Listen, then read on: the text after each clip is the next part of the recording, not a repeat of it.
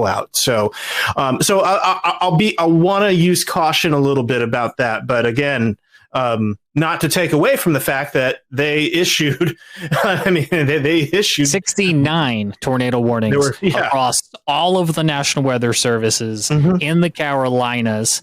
Evan Fisher's got a map up here on the screen. So that includes, that does include Peachtree City. That does include Virginia, because the National Weather Service boundaries and the state boundaries are not the same. 67 tornado warnings, flash flood warnings, 27 with flood. Is that advisories then? 23? Flood warnings. I left flood advisories out. Okay. Let's get back over to what the Weather Service was finding today. We did have down here a little bit closer to Greenville, another EF1. Now, this was a low-end EF1 in Malden, South Carolina, with a tornado that touched down near Brooks Road at Highway 276. And you can see that this one was on the ground for about a little over 2 miles or so, and minor damage to roofs and siding noted to several structures. Damage was primarily limited to multiple uprooted large hardwoods and snapped trees, not too dissimilar from the one seen in Alexander and Iredell counties. Another EF1 here to show you on the map near Fountain Inn, South Carolina, where the storm survey team found that a tornado touched down east of Pennington Road. This tornado tracking north-northeast, crossing intersections such as Highway 418. Damage, again, primarily limited to some hardwoods and snap trees, which would be expected with an EF1. One of the trees, though, did fall and damage a home on Ritchie Road. The shed there was also damaged and destroyed as a result of a fallen tree. So a direct result of that tornado, which EF0 also striking about 3 miles southeast of Fountain Inn, South Carolina. And I could have sworn, yes, there is. I was going to say, I could have sworn there was another short-lived little guy here, an EF0, that was on the ground for about 1/10 of a mile. And this one near Sandy Springs, South Carolina. And I almost missed this one as well here near 6 Mile, South Carolina, also on the ground for about 1/10 of a mile, where multiple trees were uprooted. Some of these shorter paths are not surprising, considering the tropical nature of the setup yesterday. And if you joined us for live coverage, or your local television broadcasters, they were talking a lot about these cells that were training across areas. But the nature of tornadoes associated with a tropical system like this, they spin up very quickly and they spin down very quickly.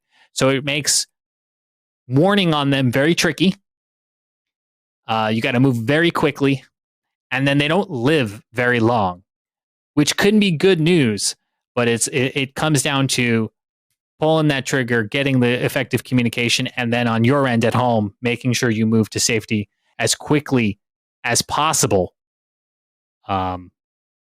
Because you're not going to have a lot of lead time that you might have with certain other tornado warnings we get here in the Carolinas. Certainly, you always want to try to move to safety as quickly as possible. Again, you can find information about how to help Western North Carolina forthcoming on our Facebook page.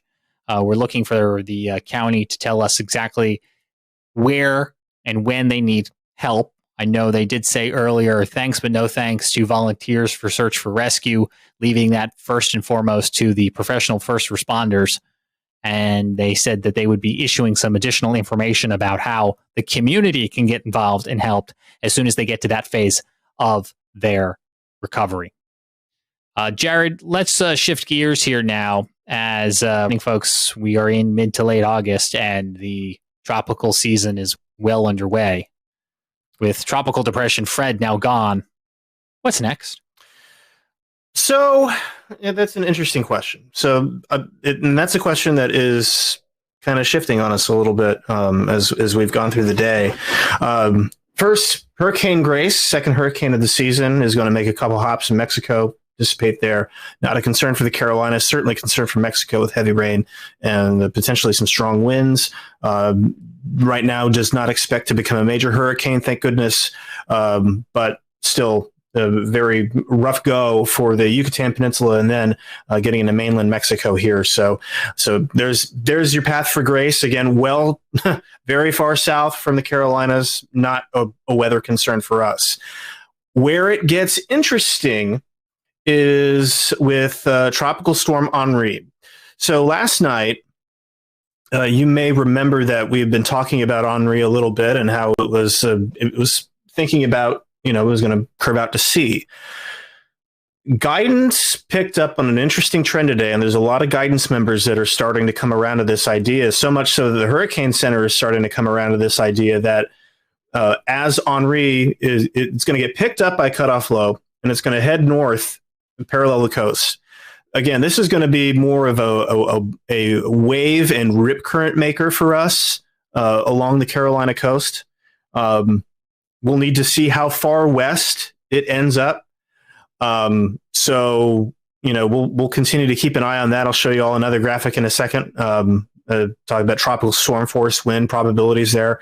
But if you notice, the key difference in the track today versus yesterday is that Henri is taking aim on New England. A ridge of high pressure is going to build just to the northeast of Henri, basically cutting off its escape route.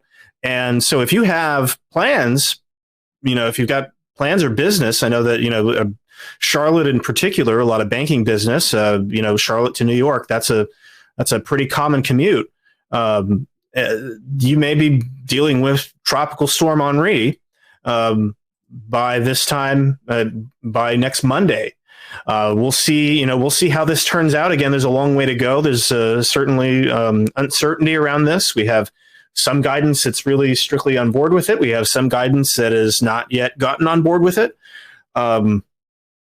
It's going to be an interesting situation for the Hurricane Center forecasters, to put it mildly. So again, and there's that reasonable arrival of tropical storm force winds. I'm going to put the probabilities up as well. So let me grab the probabilities real quick, and we'll look at this. So the tropical storm force wind speed probabilities here, taking a look at that, you've already got up to 50% along Cape Cod and out there on the coast of Massachusetts here. So certainly increasing confidence in the short term for potential tropical storm force impacts all the way there. But you will notice that there is a slight chance of tropical storm force winds possibly extending out to the Outer Banks as we get into later this weekend. So that'll be something to watch. Again, a lot is going to depend on the track. Still a lot of uncertainty as far as how west it gets. But that is, if you're on the Outer Banks, this is something that you're going to want to keep an eye on. Yeah, definitely. As we're coming into what is traditionally the peak of hurricane season, early to mid-September, we're going to be keeping a close eye on those outlooks from the National Hurricane Center to let us know what we should be expecting. So Outer Banks, we can't rule out the chance of some gusty winds and some rip currents along the Carolina coast. You're going to want to keep an eye on that. I did just get this number that I wanted to share with folks tonight. If you are in Haywood County and need assistance, the county has set up a hotline. This is for residents, business owners of Haywood County. They're not looking for you to call this number to ask about other people, but if you are in need of assistance from the county following the flooding there in Haywood County, that number, 828-356-2022. That's 828-356-2022. That's a Haywood County hotline for residents and business owners who do need assistance in that area after the flooding that we saw play out.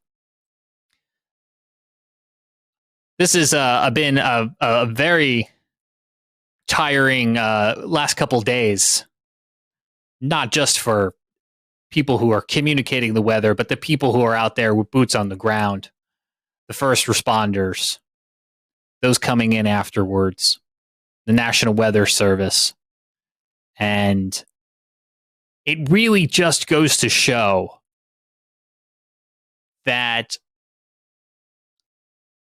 the impact from a storm cannot always be judged by its category. This was a tropical depression. And its impacts are going to be with these folks for a really long time.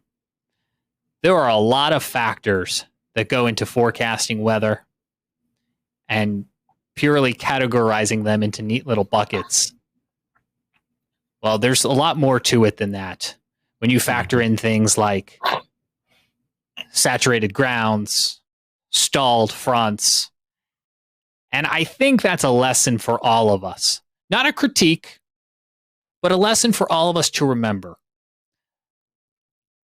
There's no such thing as just a tropical depression. Because all of the pictures and all of the stories and all the damage we told you about tonight are a culmination of factors that get triggered by a tropical depression. And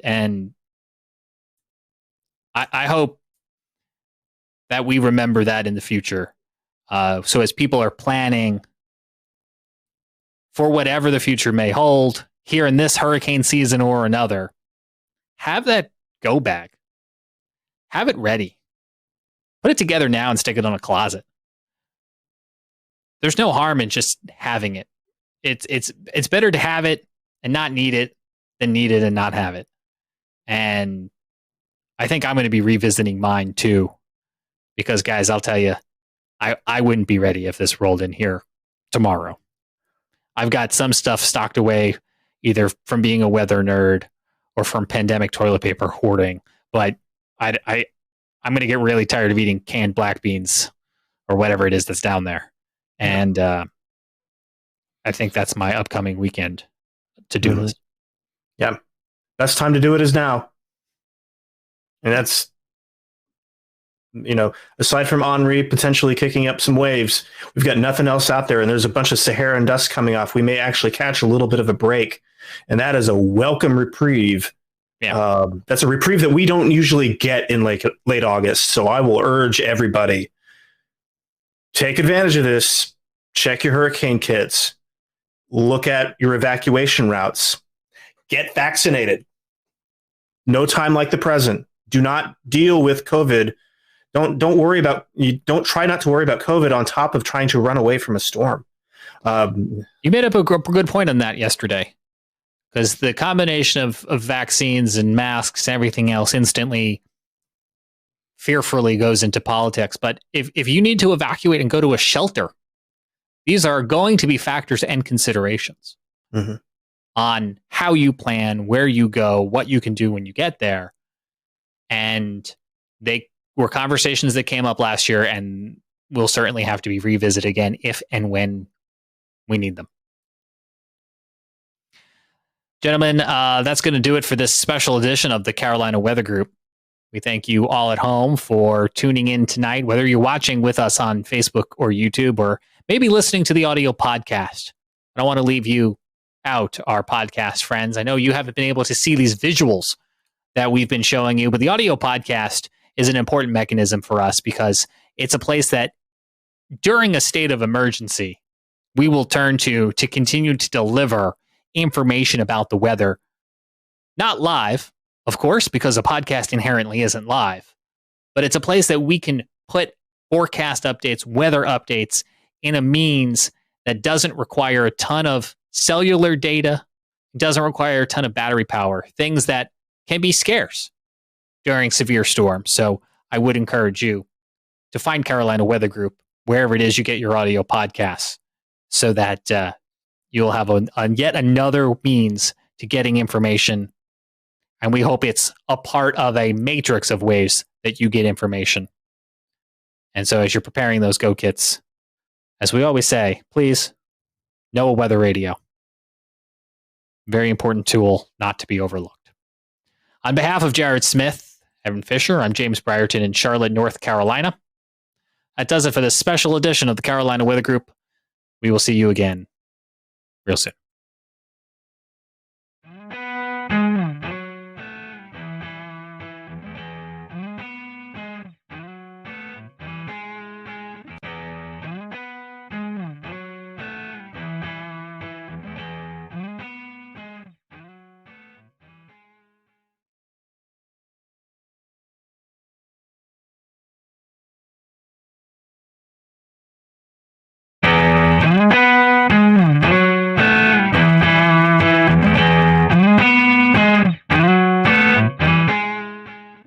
Good evening and welcome to an all-new Carolina Weather Group for this Wednesday, July 28th, 2021. I'm James Brierton here in Charlotte. We have a great show for you this week. It's a brand new episode featuring North Carolina State climatologist Dr. Kathy Dello.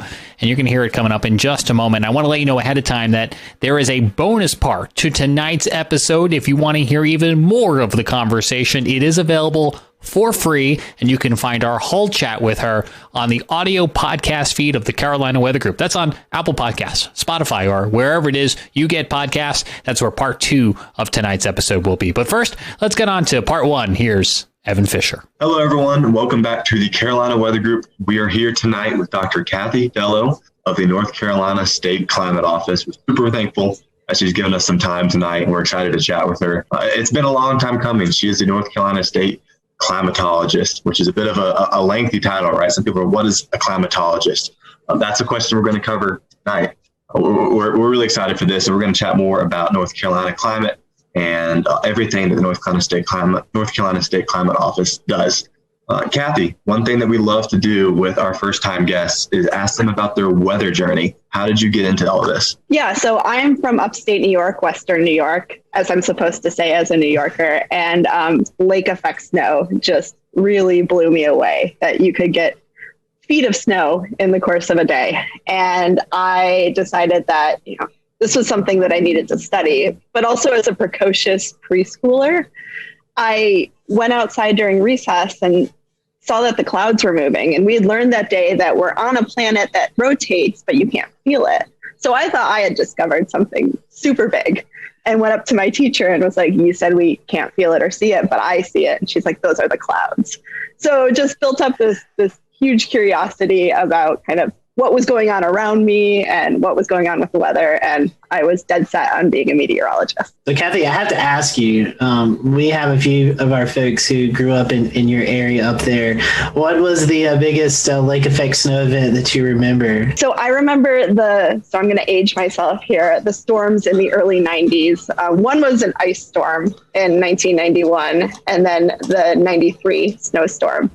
And we were out of school for about a week, which is unheard of kind of in Western New York. You get to school when it's snowing, but we were sledding and building igloos. It was fantastic. So it's the one time that New Yorkers can't doubt us Southerners about closing everything during snow. Nope. Except I'm guessing y'all had about 3 feet of snow, while it only takes about 3/4 of an inch down here. Yeah. When we were building igloos, it was basically just tunneling through like what the plow had built up. Maybe one day we'll get to experience that. Maybe just in the mountains. We won't wish that on the Piedmont. That might be too much. No. So tell us what a state climatologist does. What do you do over there at the NCSCO? Yeah, so we are the state's climate and weather kind of knowledge repository. We keep the climate data for the state. And I like to tell people the state climate offices have evolved over time. They started in the 70s, and it was truly a man in a filing cabinet who would kind of write down records and file them away. Clearly, we've evolved beyond that. I'm not putting anything in a filing cabinet these days, but what we do is we're the nerve center, the knowledge center for anybody who wants to understand North Carolina's climate and weather. So people come to us for research. People come to us for outreach and extension. We work with K-12 students. We work with North Carolina Cooperative Extension, and they're all in all 100 counties. And then we do monitoring. We run the North Carolina EcoNet, which sends 1.5 million observations a day back to Raleigh. Wow. So we are monitoring North Carolina's environment every day. Wow, that is a lot of data. Anyone who knows the podcast knows that I'm a huge fan of the EcoNet.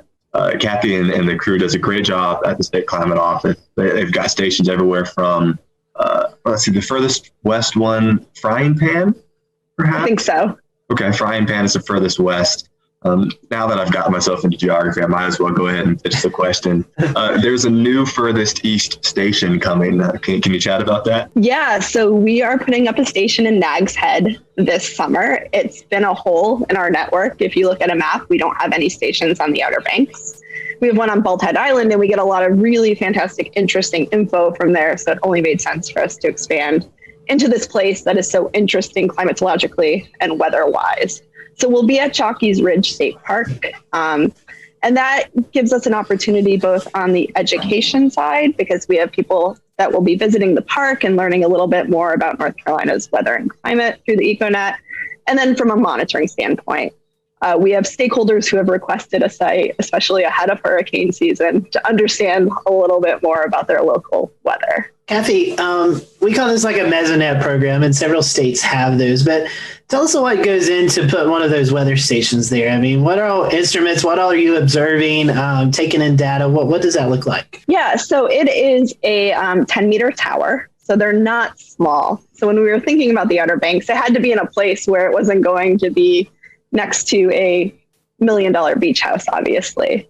And we're putting all sorts of sensors on these towers. We measure soil moisture, we measure temperature at different levels, we measure wind at different levels, which is good for understanding inversions and fire weather, which they are interested in Nag's Head as well. We're measuring solar radiation, precipitation through an impact sensor and a rain gauge. Really, we have all the bells and whistles except for cameras, which our colleagues in New York State have. Yeah, those stations are amazing. The amount of data, 1.5 million. Holy cow, I can't imagine what you guys must have to go through to sort that, QC it every day. That is a lot of algorithms, I'm sure. Yeah, and it does get QC'd every day, and it catches most of the big errors. Sometimes things slip through, and Evan, you've caught some stuff before, and folks email us, and we love that because it's always great to have another set of eyes checking your work. But it's a ton of data, and it gets ingested into the State Climate Office every 5 minutes, except for Mount Mitchell, which comes in every 15 minutes. Oh, interesting. I did not know that.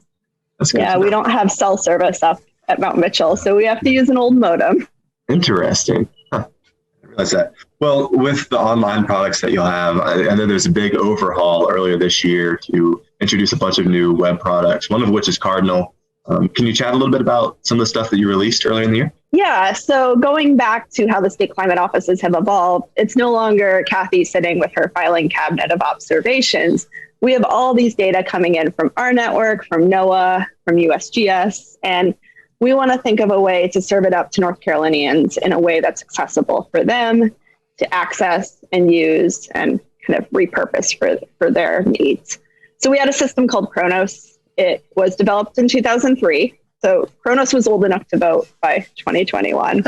And no online system needs to be around for 18 years. And if you looked into Kronos, the code started to get a little bit wacky. So we decided to start from scratch. And we went to North Carolina Cooperative Extension and said, what do you need from us? What would make your job easier when you can't always, call up the folks at the State Climate Office and get the data that you need? So they talked about some online tools that would be really helpful, a kind of three-pronged approach for getting the data. We have Station Scout, which is a way to just kind of quickly look at the data and plot some graphs. Cardinal, which is a way to get a lot of data. And then an API, which Evan, I know you've used, which is for more of our more advanced users. Yeah, I do like to pull more data than I probably should. And it's nice to be able to now. I really appreciate all the new products.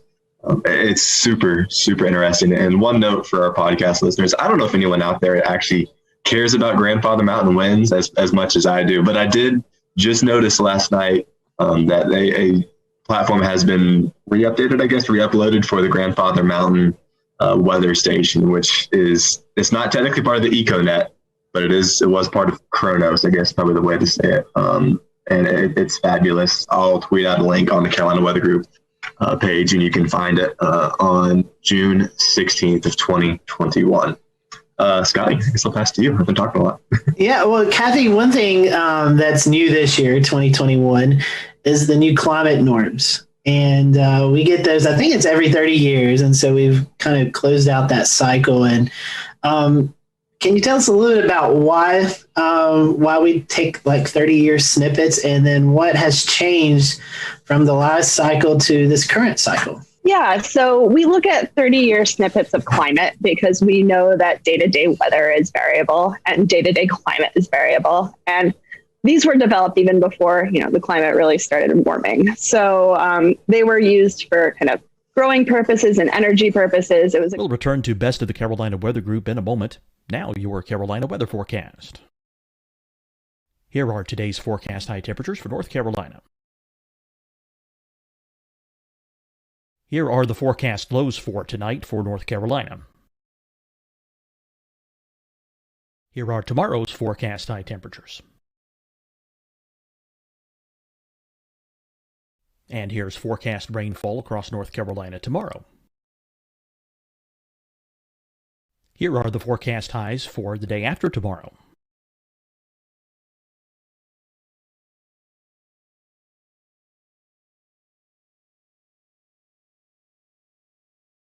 And here's the forecast rainfall across North Carolina for the day after tomorrow. This is the total rainfall forecast across North Carolina for the next 3 days. Here's the severe thunderstorm outlook for today from the Storm Prediction Center.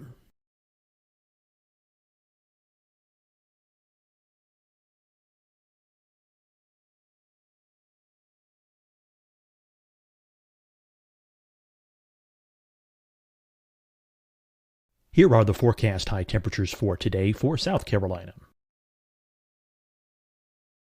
Here are the low temperatures for today for South Carolina. Here's the probability of precipitation forecast across South Carolina today.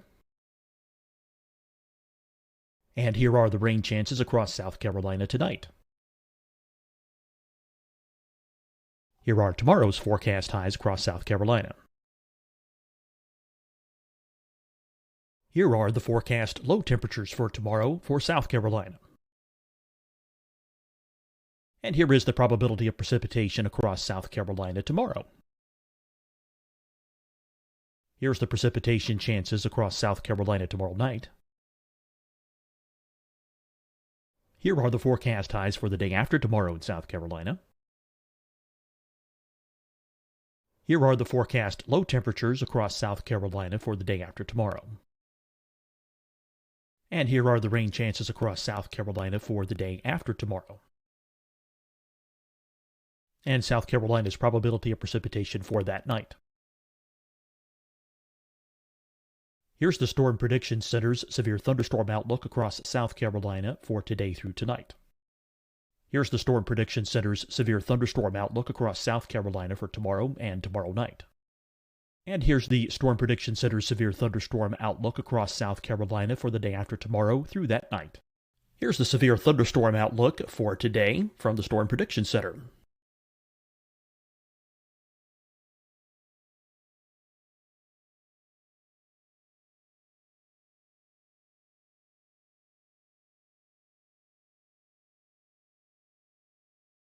And now here's a live look at weather radar across the southeast. Deciding when to wear a mask isn't about who you know or how well you know them. Just ask yourself, will I be with anyone I don't live with? If the answer is yes, get behind the mask. Help slow the spread of COVID-19. Get behind the mask. Learn more at covid19.ncdhhs.gov. Hi, everyone. I'm Dr. Mandy Cohen, Secretary of the North Carolina Department of Health and Human Services. And when you follow the 3 W's, you protect your family and your neighbors from COVID-19. When you leave your home, practice your W's. Wear a cloth face covering, wait 6 feet apart, wash your hands often. Wear, wait, wash. We're in this together. Stay strong, North Carolina. Fight the spread and take a stand against coronavirus. Wear a mask in public. Stay at least 6 feet apart from others. And get tested. Join us and fight the spread. Visit scdhec.gov/COVID-19. Getting tested for COVID-19 helps you to take the steps needed to protect yourself, your loved ones, and your community. Find a testing location at scdhec.gov/COVID-19 testing. You'll see your Carolina weather forecast at 25 and 55 past. And now back to the best of the Carolina Weather Group on the all-new Carolina Weather Net.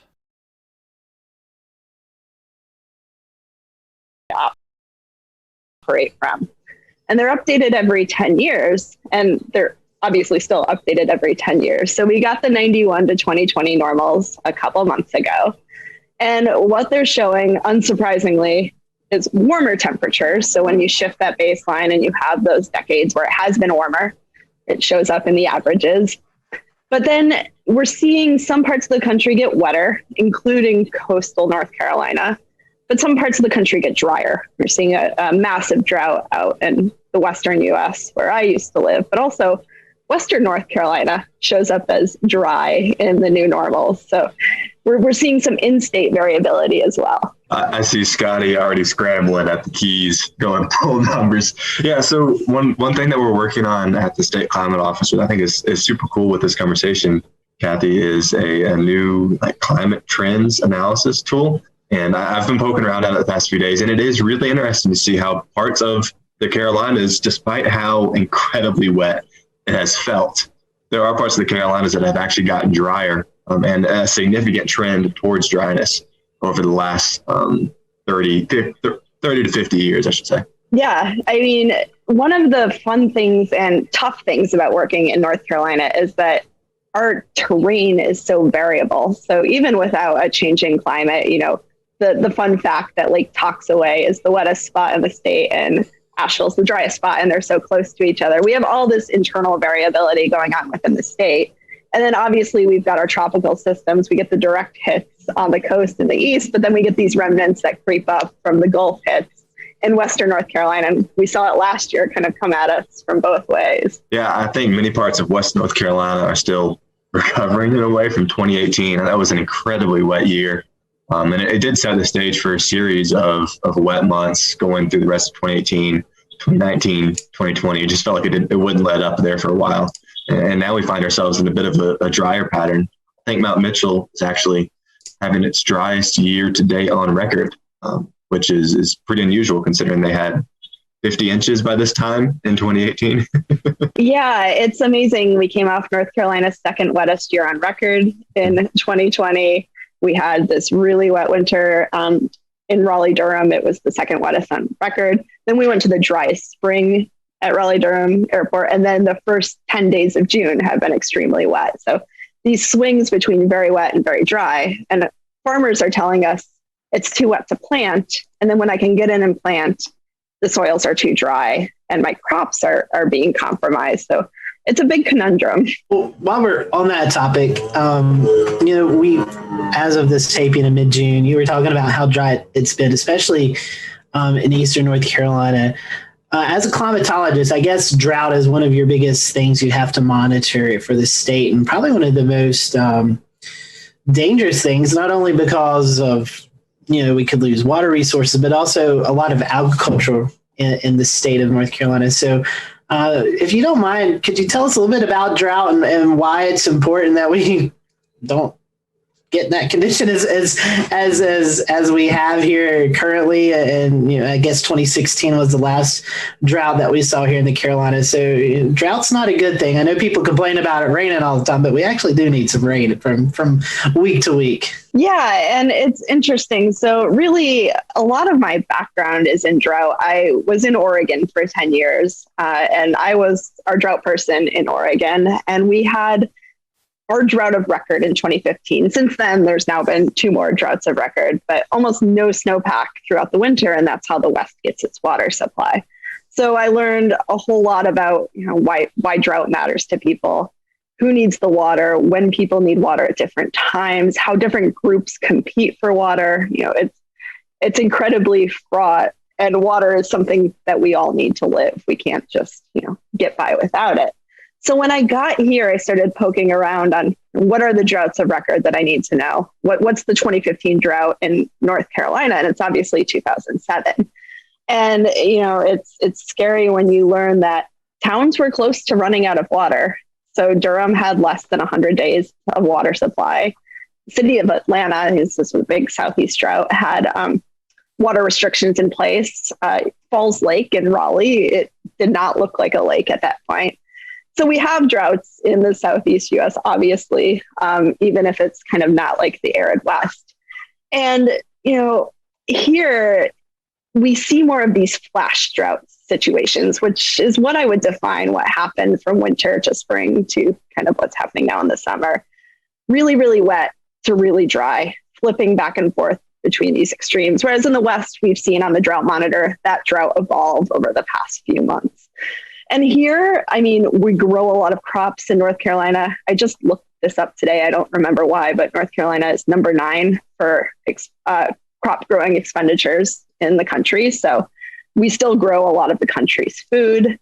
We need water, obviously, to live. And some of the towns in North Carolina in the past few weeks issued some voluntary restrictions. So they weren't required, but maybe people should start to think about saving some water. And that also kind of leads into a tool that I use a lot from your website, and that's the fire danger, which I really enjoy that product and so glad that it's available. But those drought conditions also can lead to wildfires. And thankfully, during this drought spell, I don't recall of any major events happening. So correct me if I'm wrong with that, but I think we relatively got lucky during this dry span that we've not seen big fire events. Yeah, and people ask me what are the climate and weather events that keep me up at night. 2016 fire, like what happened in Gatlinburg, keeps me up at night. I mean, people dying in a fire that kind of just exploded in a very dry year. We didn't have any fires that I know of in the past few weeks, but certainly the fire danger increases in these hot, dry periods. Yeah, it absolutely does. 2016 was a harrowing experience for those of us who live in the western part of the state, and as well as everyone who was involved in emergency management, the climatology office. It was not a good year. It was not a good fall. How about that? All right, well, that does it for part 1 of our conversation with Dr. Kathy Dello, the state climatologist from the state of North Carolina. To hear part 2, it's available for free. Find the Carolina Weather Group wherever you get audio podcasts, Apple Podcasts, Spotify, wherever that might be. We're going to talk more about wildfires. We're also going to talk about a study they're doing to understand the urban heat island effect that so many of our metropolitan areas see. That's available right now. Carolina Weather Group audio podcast, wherever you get your audio podcast. We'll see you over on those platforms. But for now, from Charlotte, I'm James Brierton. See you again in just a few moments.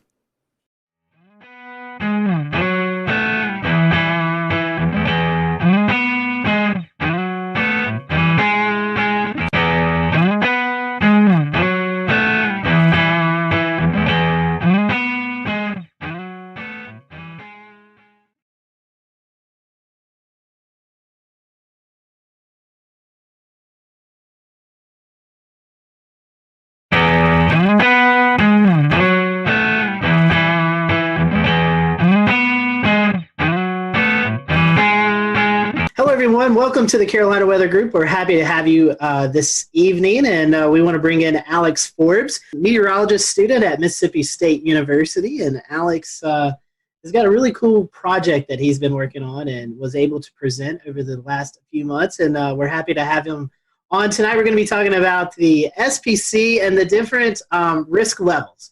Sometimes you hear us talk about marginal, slight, moderate, all that good stuff. Well, Alex was able to interview you all with some assistance from some meteorologists and kind of get a better understanding of when we mention these things, what do you actually learn from it? So tonight we're going to be talking about that and some of his findings.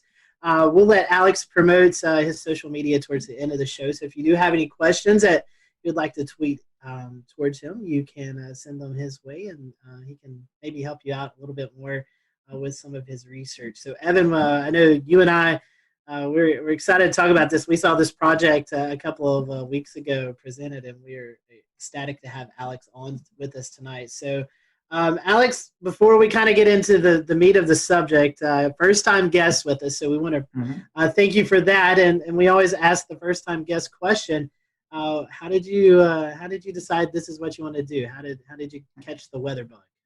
So for me, it was first grade. It was March. There was a line of severe storms that came through Metro Atlanta, and I still don't know to this day whether or not it was a tornado or straight line winds. We were never surveyed, so I don't know.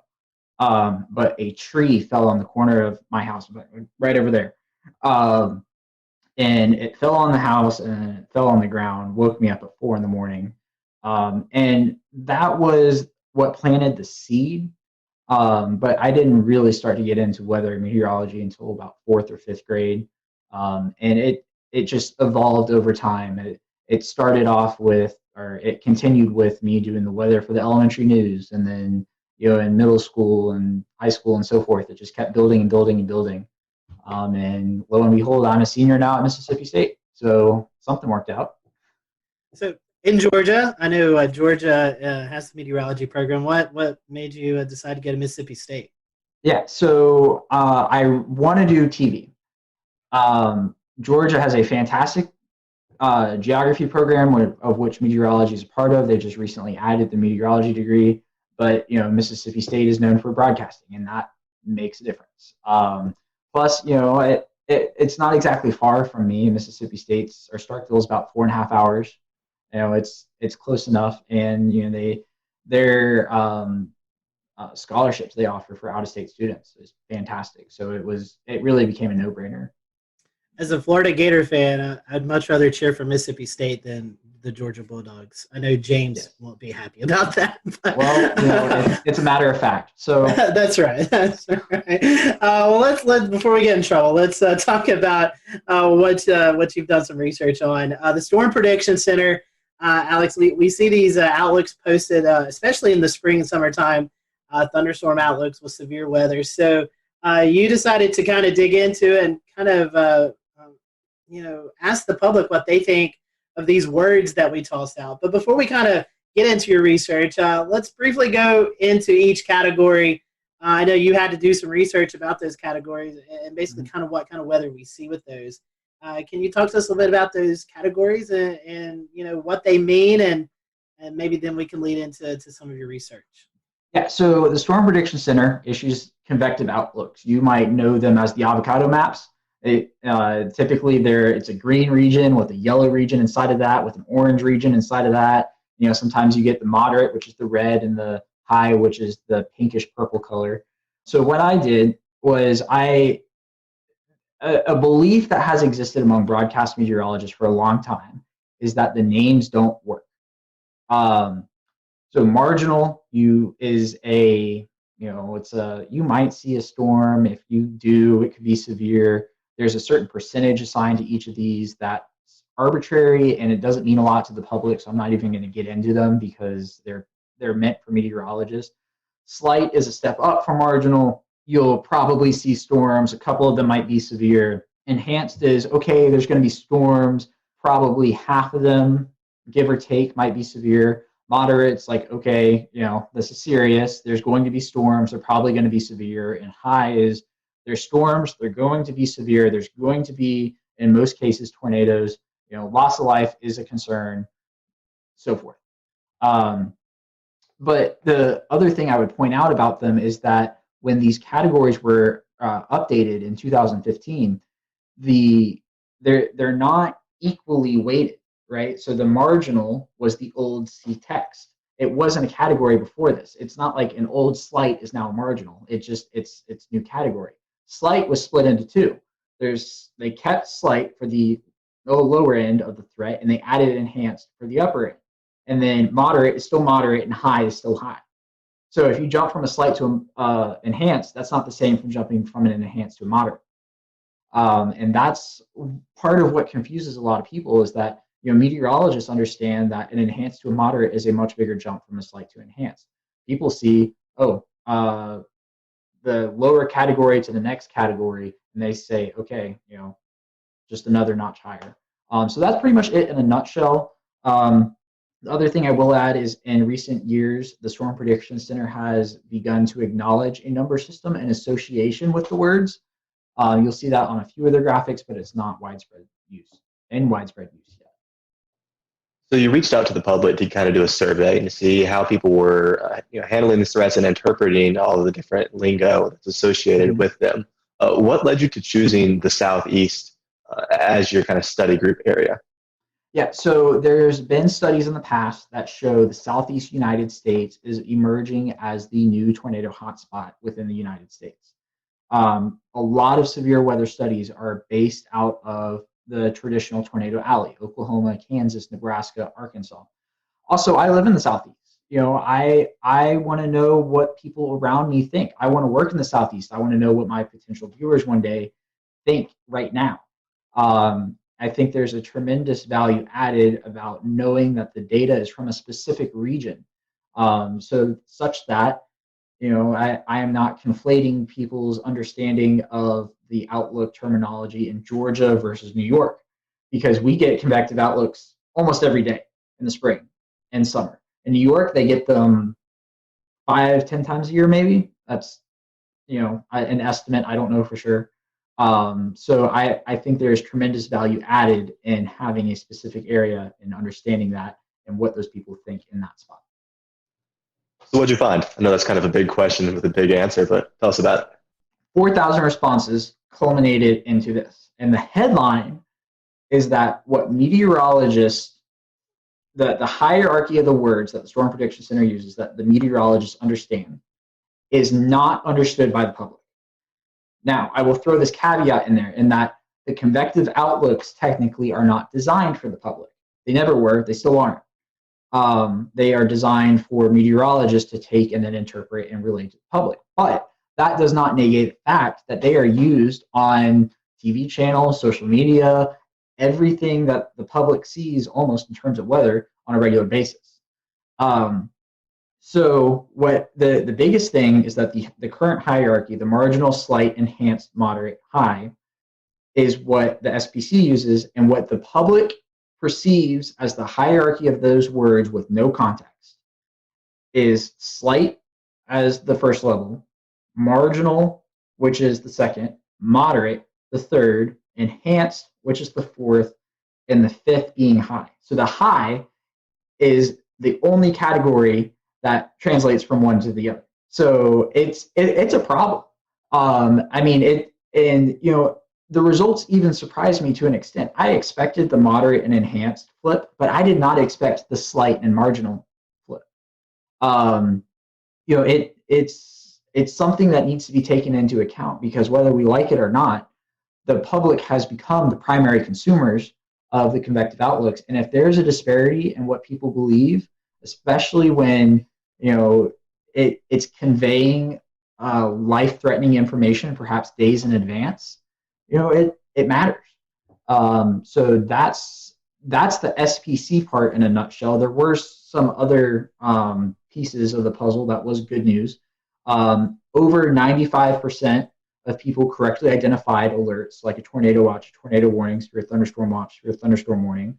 82% either agreed or strongly agreed that a severe thunderstorm, the term severe thunderstorm, means that the storm is capable of causing as much damage as a tornado. So, something's getting through to these people with those terms. So that just brings up another conclusion that I had, that people should use the term severe thunderstorm, warning watch, as opposed to thunderstorm warning or watch, which I see on occasion. It's not widespread use, but I just thought I'd throw that in there. And how people receive alerts was also measured in this. Close to 70% of people received an alert through their mobile weather app. So, that is more than 2/3 of the respondents to this survey who, keep in mind, are weather savvy, because they most likely found this on a social media channel through a meteorologist. But still, we are at 70% of people now. Now, I will include that I did not specify the wireless emergency alerts as a different option, because I don't think people know the difference. But still, 70% of people are dependent on their phones for an alert, and that's where they receive it first. And when an alert is issued, 61.8% of people say they turn to local television, which is a meaningful number. So if somebody's getting a tornado warning on their phone, they're turning on the TV to whatever meteorologist they follow and trust for information. That's an interesting point, because social media, especially weather Twitter, we're all involved in weather Twitter. And we're like, we get our weather information from Twitter a lot of the times. Yes. But the vast majority of the general people out there in the Southeast aren't on weather Twitter. They're not like us. They aren't going to see your tornado warning post, or whatever post you're doing. So it's interesting that TV really still is the primary mode for those people to get those warnings. Yeah, and the other interesting thing about TV is that even among 18 to 24-year-olds, 51% of the respondents of that age group said they still turn to local television. which is huge. Wow. Because, I honestly expected that number to be low, but not for the same reason I think that a lot of other people think. It's that, people have this mantra of people our age aren't going to watch TV. And I don't know that to be the case, because I think even now with millennials, it's not that we are never going to watch TV. It's that we aren't going to watch local news until it matters to us. And in most cases, that's not until you're in a established routine with a family, living in the suburbs, something along those lines.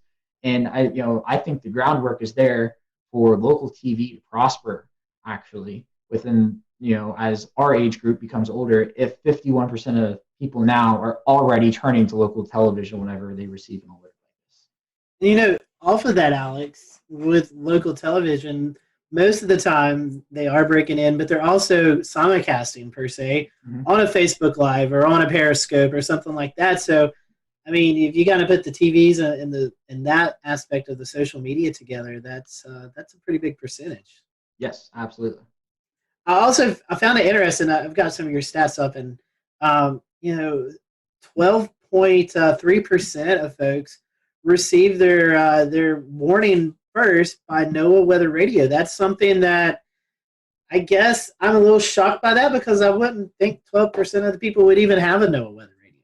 Yeah, so keep in mind the people who took the survey are weather savvy, because they probably found it through a meteorologist on social media. I would point out, though, is I don't remember exactly who did the study, what year it was. I just remember it was 10 plus years ago that the NOAA Weather Radio number was at like 60%, and it's down to 12. And I do not see a path forward for NOAA Weather Radio being the predominant way of people receiving information, simply because it's a cost barrier. Why am I going to go buy a $29 weather radio when this thing right here is going to give me the same information? So I think we're asking the wrong questions when it comes to NOAA Weather Radio. Not why aren't people buying NOAA Weather radios, but rather why is the Federal Communications Commission not just sending you alerts and you can't turn them off like they do on TV? If you are in a tornado warning and you are watching a broadcast channel, you are going to get an EAS alert. You can't turn them off. So there's precedent to do it. And I seriously think, close to 70% of people are already relying on these. Why not just make it mandatory? And have that be the de facto NOAA Weather Radio. Now, I don't think they're ever going to go away. I think there's still a use for them. What happens when your phone dies? What happens when there's a hurricane and you run out of power, your generator's out of gas, and you can crank a weather radio? That's the most extreme case, but I don't think they're going to be the main. In fact, they're already not the mainstream way of receiving alerts, and I don't think they're ever going to be again. I know you were doing some of these questions also about when they hear these warnings issued, about taking shelter or alerting friends and stuff. Can you kind of go in some of those details, what you found out? Yeah. So I asked about 4 alert types in particular: the severe thunderstorm watch, the tornado watch, severe thunderstorm warning, and tornado warning. And I asked when a blank is issued, I blank. So the other part of the blank is take shelter, alert friends and neighbors, monitor weather conditions, check social media, watch local television, and watch national television. Of those 4 questions, there's nothing I really found surprising. For each one, social media was between 80 and 90% with combined degree. For the troubling, I guess a troubling aspect is for a severe thunderstorm watch. 22% of people said that they take shelter. But keep in mind, these are the same people who accurately picked out a severe thunderstorm watch definition. 97.2% of these respondents correctly identified a severe thunderstorm watch. So, it comes down to people's interpretation of what take shelter means. We'll return to Best of the Carolina Weather Group in a moment.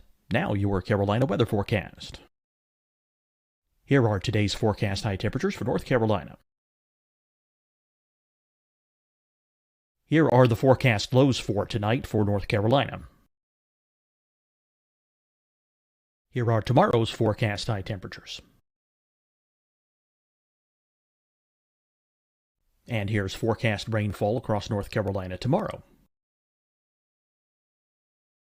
Here are the forecast highs for the day after tomorrow.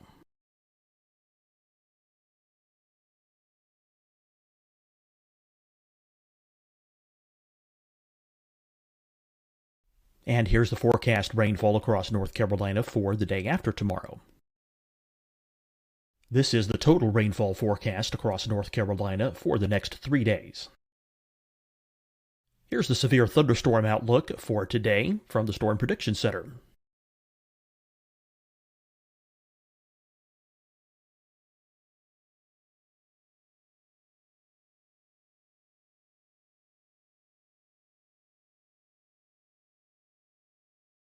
Here are the forecast high temperatures for today for South Carolina. Here are the low temperatures for today for South Carolina. Here's the probability of precipitation forecast across South Carolina today. And here are the rain chances across South Carolina tonight. Here are tomorrow's forecast highs across South Carolina. Here are the forecast low temperatures for tomorrow for South Carolina. And here is the probability of precipitation across South Carolina tomorrow. Here's the precipitation chances across South Carolina tomorrow night. Here are the forecast highs for the day after tomorrow in South Carolina. Here are the forecast low temperatures across South Carolina for the day after tomorrow. And here are the rain chances across South Carolina for the day after tomorrow. And South Carolina's probability of precipitation for that night. Here's the Storm Prediction Center's severe thunderstorm outlook across South Carolina for today through tonight. Here's the Storm Prediction Center's severe thunderstorm outlook across South Carolina for tomorrow and tomorrow night. And here's the Storm Prediction Center's severe thunderstorm outlook across South Carolina for the day after tomorrow through that night. Here's the severe thunderstorm outlook for today from the Storm Prediction Center.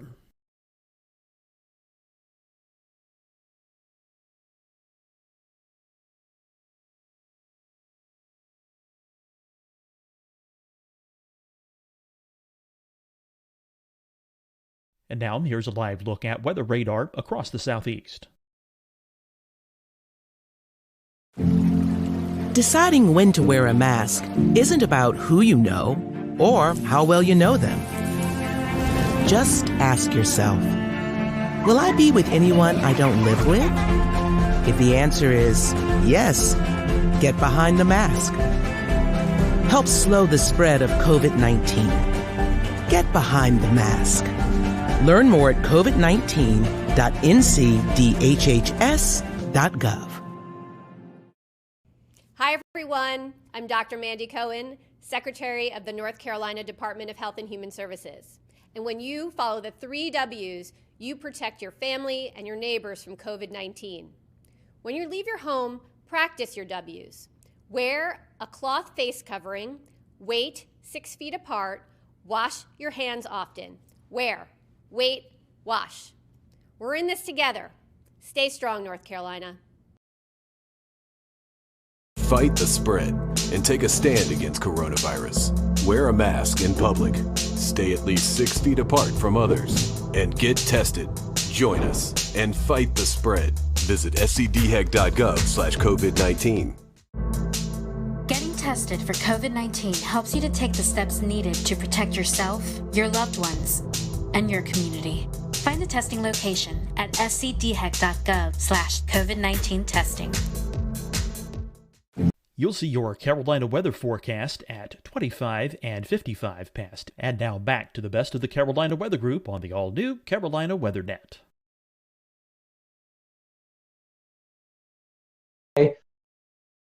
Does it mean you go to the lowest level, most interior room? I don't know. But I mean, there wasn't anything that, is a red flag in the results specifically for those 4 questions.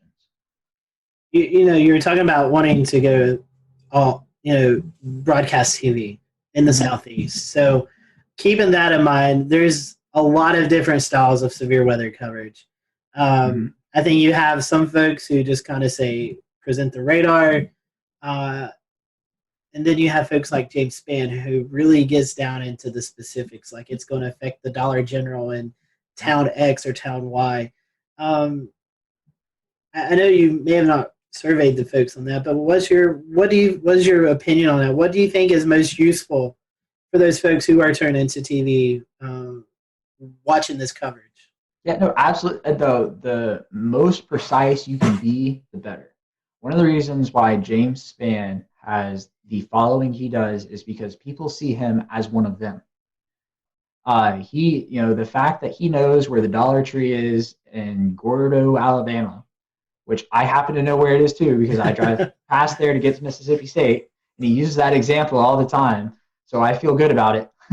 It matters because, like I said, people feel like he's one of them, but also he knows the area. It adds validity to his call to action of, okay, I know where this is and I know where it's going. And if he can tell somebody, I know where it's going and I'm telling you now in, Coleman, Alabama, if you are on Main Street, people trust him. And that's what it comes down to is who do you trust? And one of the reasons why people trust him is because they know he knows what he's doing. And the more information you can provide, the better it is. What does the future look like? Is this something that you can be able to advise the SPC on? And they're going to look at your findings. They're going to be able to maybe make some adjustments, hopefully, in the future? Yeah. So an interesting thing about my findings is that there is a similar study that is working on being completed now. I don't think it's published just yet. They're working on it out of University of Oklahoma, Sean Ernst. He found the exact same hierarchy issue with respondents out there. So the Storm Prediction Center knows about it. They can't just flip a switch and change it. Nor would I say I'm calling on them to do that, because at the end of the day, even though we all use the convective outlook, we have to remind ourselves that it is not designed for the public. It is distributed to the public because it has to be under federal law because they're a federal agency.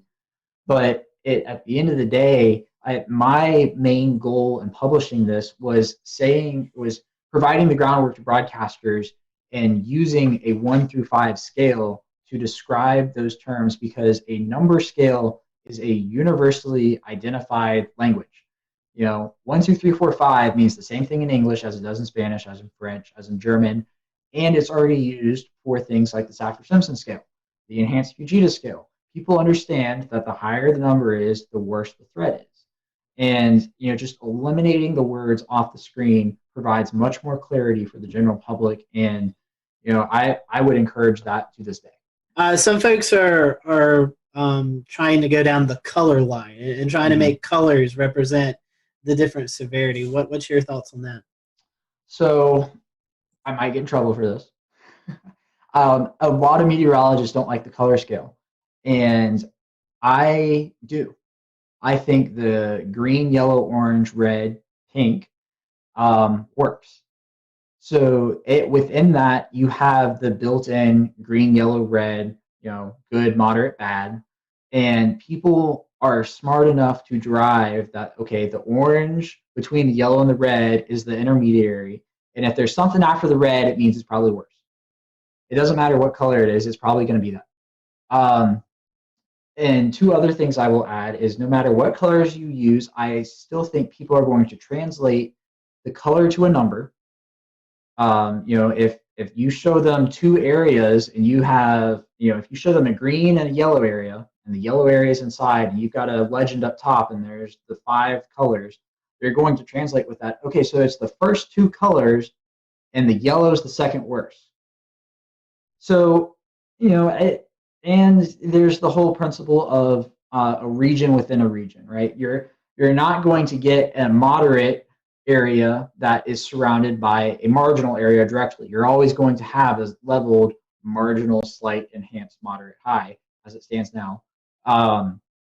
with that area. And I think people are smart enough to be able to derive that if there's a region within another region, the higher threat is in that smaller region that is entirely contained. And I'm not sure if y'all have had Castle Williams on in the past. He's from University of Georgia. He did his dissertation on something similar to this, but he focused on some of the colors and the overall communication of it. And the recommendations that ended up coming out of his project is that meteorologists should always use the same region, so you're not adjusting the SPC map, and the same colors as the SPC. You can change the wording, you can make it your own, you can give it a different feel, but as long as you keep that consistency, people are going to understand it. So, I mean, that's my 2 cents on it. I'm a senior meteorology student at Mississippi State. I am in no position to be making that type of decision whether or not to change something, but I think it works. And I think a lot of the confusion comes from the words and not the colors. So, Alex, was there anything in the research that we kind of haven't covered or that surprised you that you still want to go over before we kind of start to wind the show down? Yeah, so there's an interesting idea that was, or everybody's gut reaction to my findings was, okay, we need to change the word order. And I don't think you can do that because there is already an existing order. And if you change it, you're just going to confuse more people. Because what happens when, Sally down the road doesn't know that it changed, and all of a sudden a moderate is now at level 3 and she's freaking out because it used to be a level 4, and that's a noticeable difference. The other piece of data I would put to back that up is that, sure, even though 50.4% of people, a majority of people saw slight as number 1, 49.6% of people did not. The biggest disparity was that was the biggest disparity. That 61.9% of people saw moderate as a level 3. 38.1% of people did not see moderate as a level 3. So even if you reconfigure the words, you're still going to have a problem. And I think those numbers would go up because you would just cause more confusion with the change. So that's why I advocate for an entirely number-based scale. I think it works. Just dump the words completely. You will confuse far less people. I think it's a very interesting topic because, as you were saying, I think it's hard to change the names. But I love the idea of the numbers, and I hope, I know SPC is looking at some stuff, and hopefully, with your research and the research that's going on out of Oklahoma, hopefully we can start to incorporate these number skills, because I do believe people relate well, or maybe even more better with numbers than compared to these words, because, in my mind, enhanced and moderate automatically should be switched. That doesn't make sense to me. But I really do hope we can latch onto the number aspect, because I do think it conveys a more simple message. And when you're talking to people who are not weather savvy, they just want to know the information. Mm-hmm. And I think that helps get them the information they need to know. Yeah, and it helps them understand the threats better. Mm-hmm. You probably noticed in the beginning, I had a little trouble describing the words. And I think everybody does, because the definition of them is percentage based. It's not based off of a certain type of storm that is expected, or a certain setup, or something along those lines. It's entirely arbitrary that people aren't going to understand. I mean, think about this. People don't understand chance of rain. All they do is formulate 50% is the halfway mark, and if it's below 50%, it's not going to rain. If it's above 50%, it's going to rain. That's literally what they do. I have asked people who are not meteorologists this question, and I have gotten that answer more often than not. So that's part of the issue, in that the groundwork for this is percentage based. But I would just circle back to one other thing, is that while the SPC cannot change their outlook with the flip of a switch, a chief meteorologist at a station can, as long as their news director is on board. I will use Atlanta as an example. Even though I was an intern at Fox 5, what they do is they show the numbers and the words, which is most common for now. We're working on that. Channel 2 WSB here in Atlanta has dropped words completely. All they do is show the colors. They use a slightly different color scale. Not going to get into that, but on the screen, they literally type out level 3 risk, and then they list the threats. At NBC, the NBC station here, they do the same thing. They show the words and the numbers, and the CBS station has dropped the words. They show the colors with the 1 through 5, and they bookend it with low and high, which could also work. But it just goes to show that there should be a consistent message. I think the consistent message should be the colors, and I think everybody's on, or the numbers, not the colors. Well, I mean, yes, the colors, but for my perspective, the numbers. I think everybody's on board with it. They were just afraid to drop the names. And I am saying drop the names. Well, Alex, we definitely appreciate your time and this research that you've put in. I know it's getting some attention, and we're happy to have you on the show tonight. We want to wish you well there at Mississippi State. And for those who may want to learn more about this project or just kind of follow you throughout your career, how can they follow you? Yeah, so on Twitter, it's at @AForbesWX. On Facebook, if you just search my name, Alex Forbes, my page will pop up. And on Instagram, same as Twitter, @AForbesWX.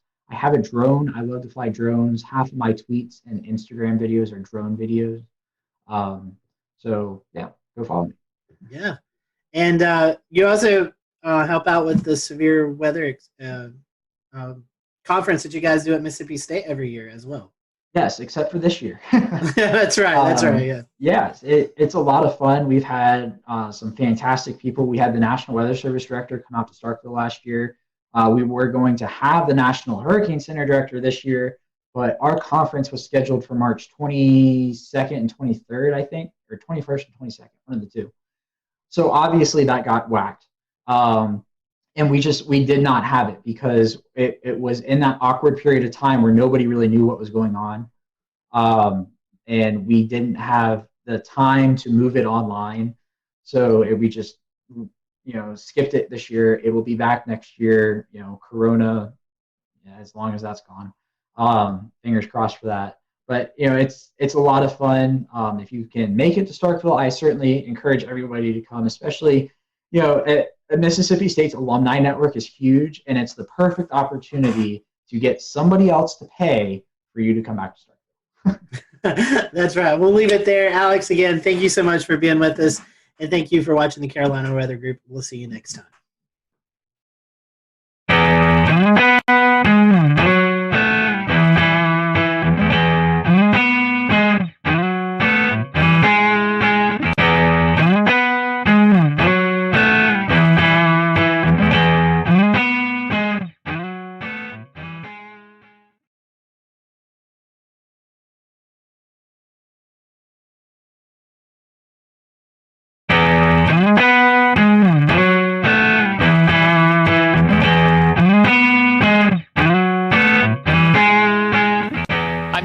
In Charlotte, a state of emergency has been declared in Allegheny County, North Carolina, after a historic 5.1 magnitude earthquake earlier this morning here on Sunday, August the 9th.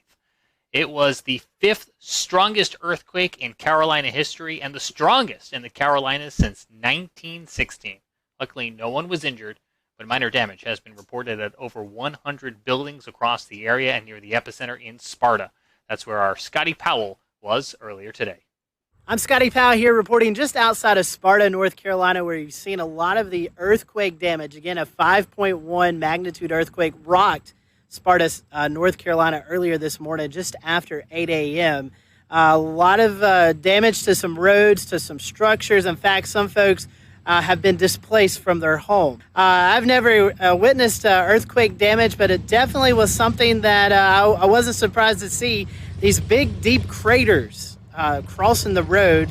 Thankfully, not a lot of those craters, but some of them on the roadways that will definitely have to be filled up. Also, some structural damage to homes, a lot of rocks and things like that have fallen off. So that's what it looks like here from Sparta. Again, a 5.1 magnitude earthquake. Again, the USGS already in town doing some surveys.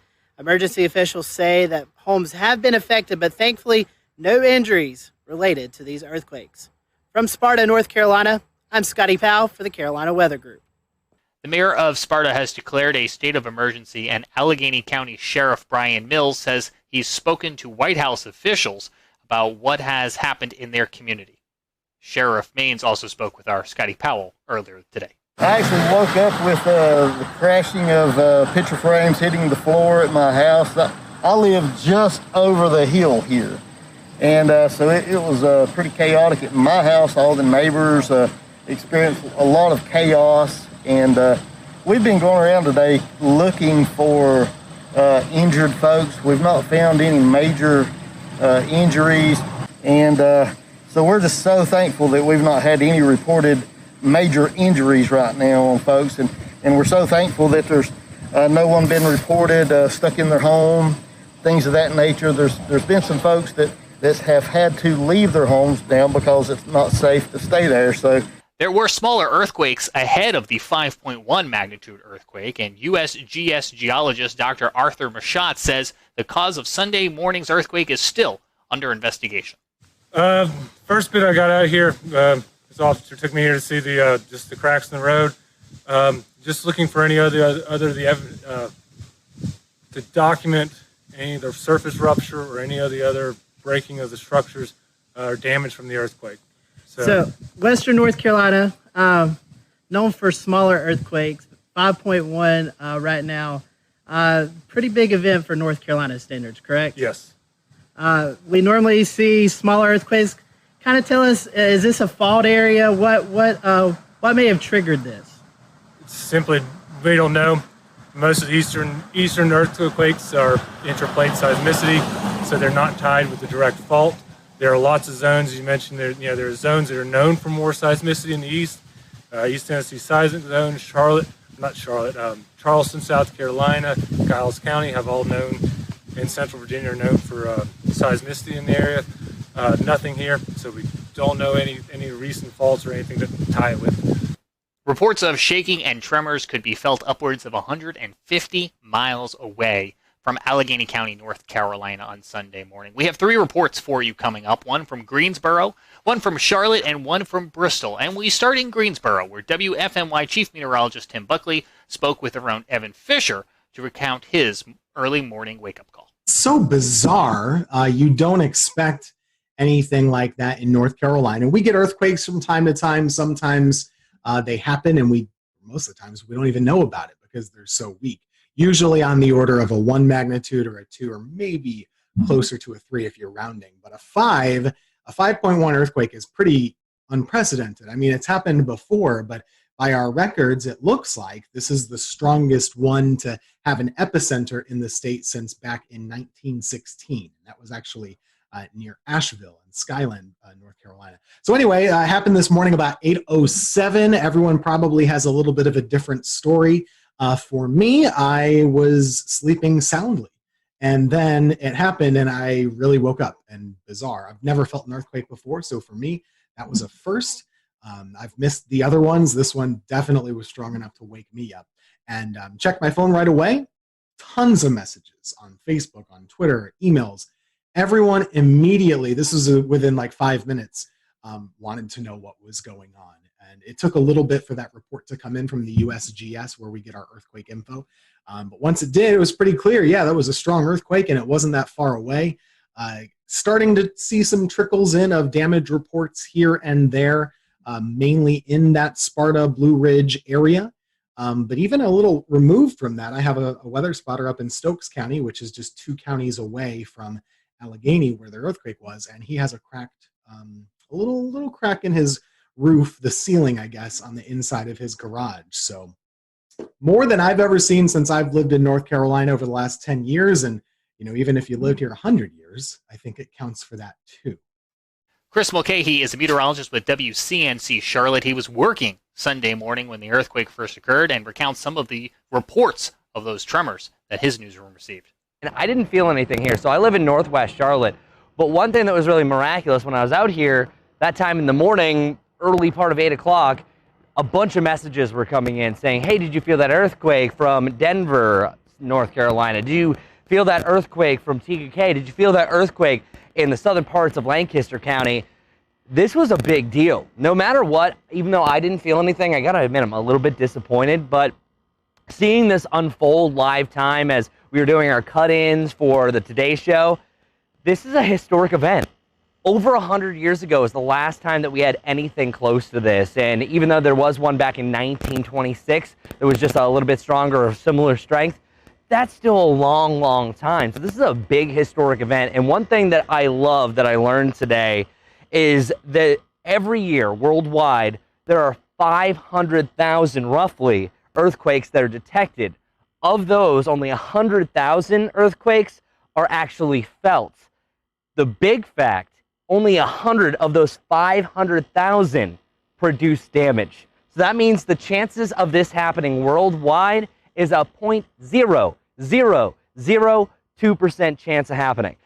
Our own Ricky Matthews works in Bristol, Tennessee, and here's what they saw in their community. Here in the Tri-Cities, where we felt the quake over the mountain chain, even though we're about 80 miles or so from where the epicenter was. If you kind of go from Kingsport, Tennessee, or kind of Johnson City, Tennessee, a lot of people in our area still reported feeling the shaking this morning. Right after 8 o'clock, started to get reports of people saying they felt something, and my Twitter feed lit up of all the reports from people saying that we felt an earthquake, or we think we felt an earthquake, and suddenly we were in a we were kind of trying to gather information, but a lot of reports of people experiencing shaking for a few seconds in our area.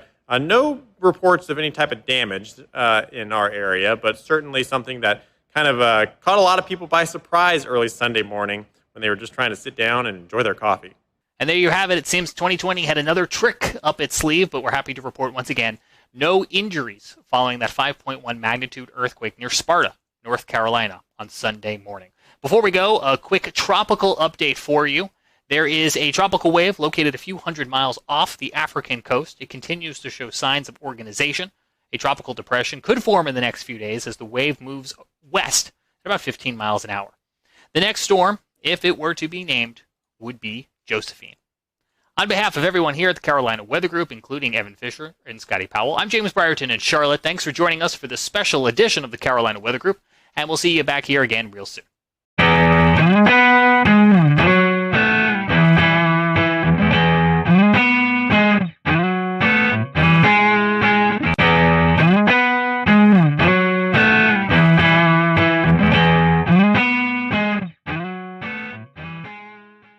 When we found ourselves doing severe weather coverage for Brunswick, Columbus counties, along the coastal areas of North Carolina, just outside the Wilmington area, what we didn't know until after the fact was that we were tracking a EF3 tornado. This is a absolute monster of a tornado that impacted that area and unfortunately did result in some deaths.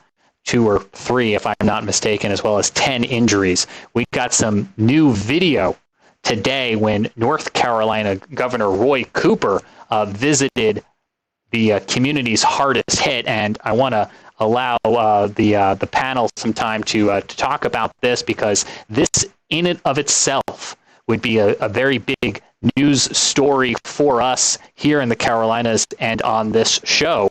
And it's just yet, unfortunately, another piece of a very busy weather week that has been playing out. But you can see here the communities still trying to clean up after this storm rolled on through. Let me pop up again for you if I can, and I'm going to ask our group to kind of weigh in on it well too. Is, we look at radar scope imagery from that night. You can see it there on the right-hand side of your screen, the velocity, the measuring of the winds in the atmosphere circling here where the tornado crosses Highway 17, where some of this video was captured just outside Ocean Isle, and then continues for about 25 miles, going 45, 50 miles an hour, at times almost trying to outrun the polygon. The Weather Service working very hard to keep this very fast-moving supercell inside that tornado-warned polygon to try to give people as much lead time as possible. Brad, let me bring you back in. I know you had just finished the 11 o'clock news, but I saw you tweeting about this. What were you thinking at 11:45 at night when you were looking at... We'll return to Best of the Carolina Weather Group in a moment.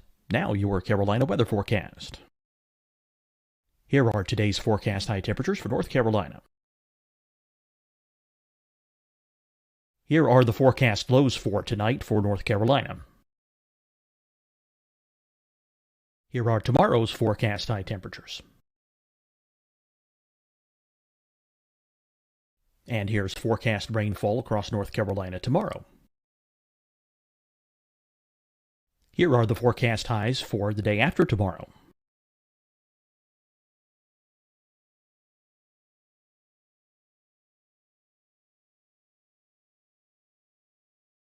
And here's the forecast rainfall across North Carolina for the day after tomorrow. This is the total rainfall forecast across North Carolina for the next 3 days. Here's the severe thunderstorm outlook for today from the Storm Prediction Center.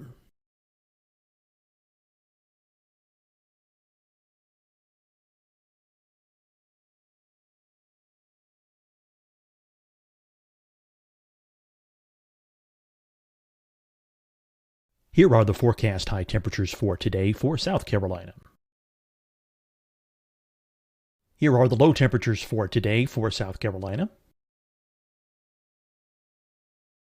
Here's the probability of precipitation forecast across South Carolina today. And here are the rain chances across South Carolina tonight. Here are tomorrow's forecast highs across South Carolina.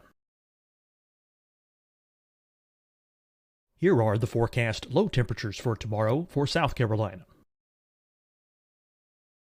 And here is the probability of precipitation across South Carolina tomorrow. Here's the precipitation chances across South Carolina tomorrow night. Here are the forecast highs for the day after tomorrow in South Carolina. Here are the forecast low temperatures across South Carolina for the day after tomorrow. And here are the rain chances across South Carolina for the day after tomorrow. And South Carolina's probability of precipitation for that night. Here's the Storm Prediction Center's severe thunderstorm outlook across South Carolina for today through tonight. Here's the Storm Prediction Center's severe thunderstorm outlook across South Carolina for tomorrow and tomorrow night. And here's the Storm Prediction Center's severe thunderstorm outlook across South Carolina for the day after tomorrow through that night. Here's the severe thunderstorm outlook for today from the Storm Prediction Center.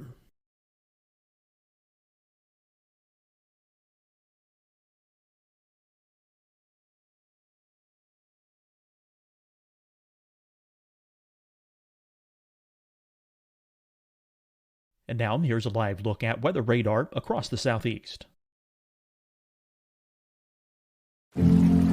Deciding when to wear a mask isn't about who you know or how well you know them.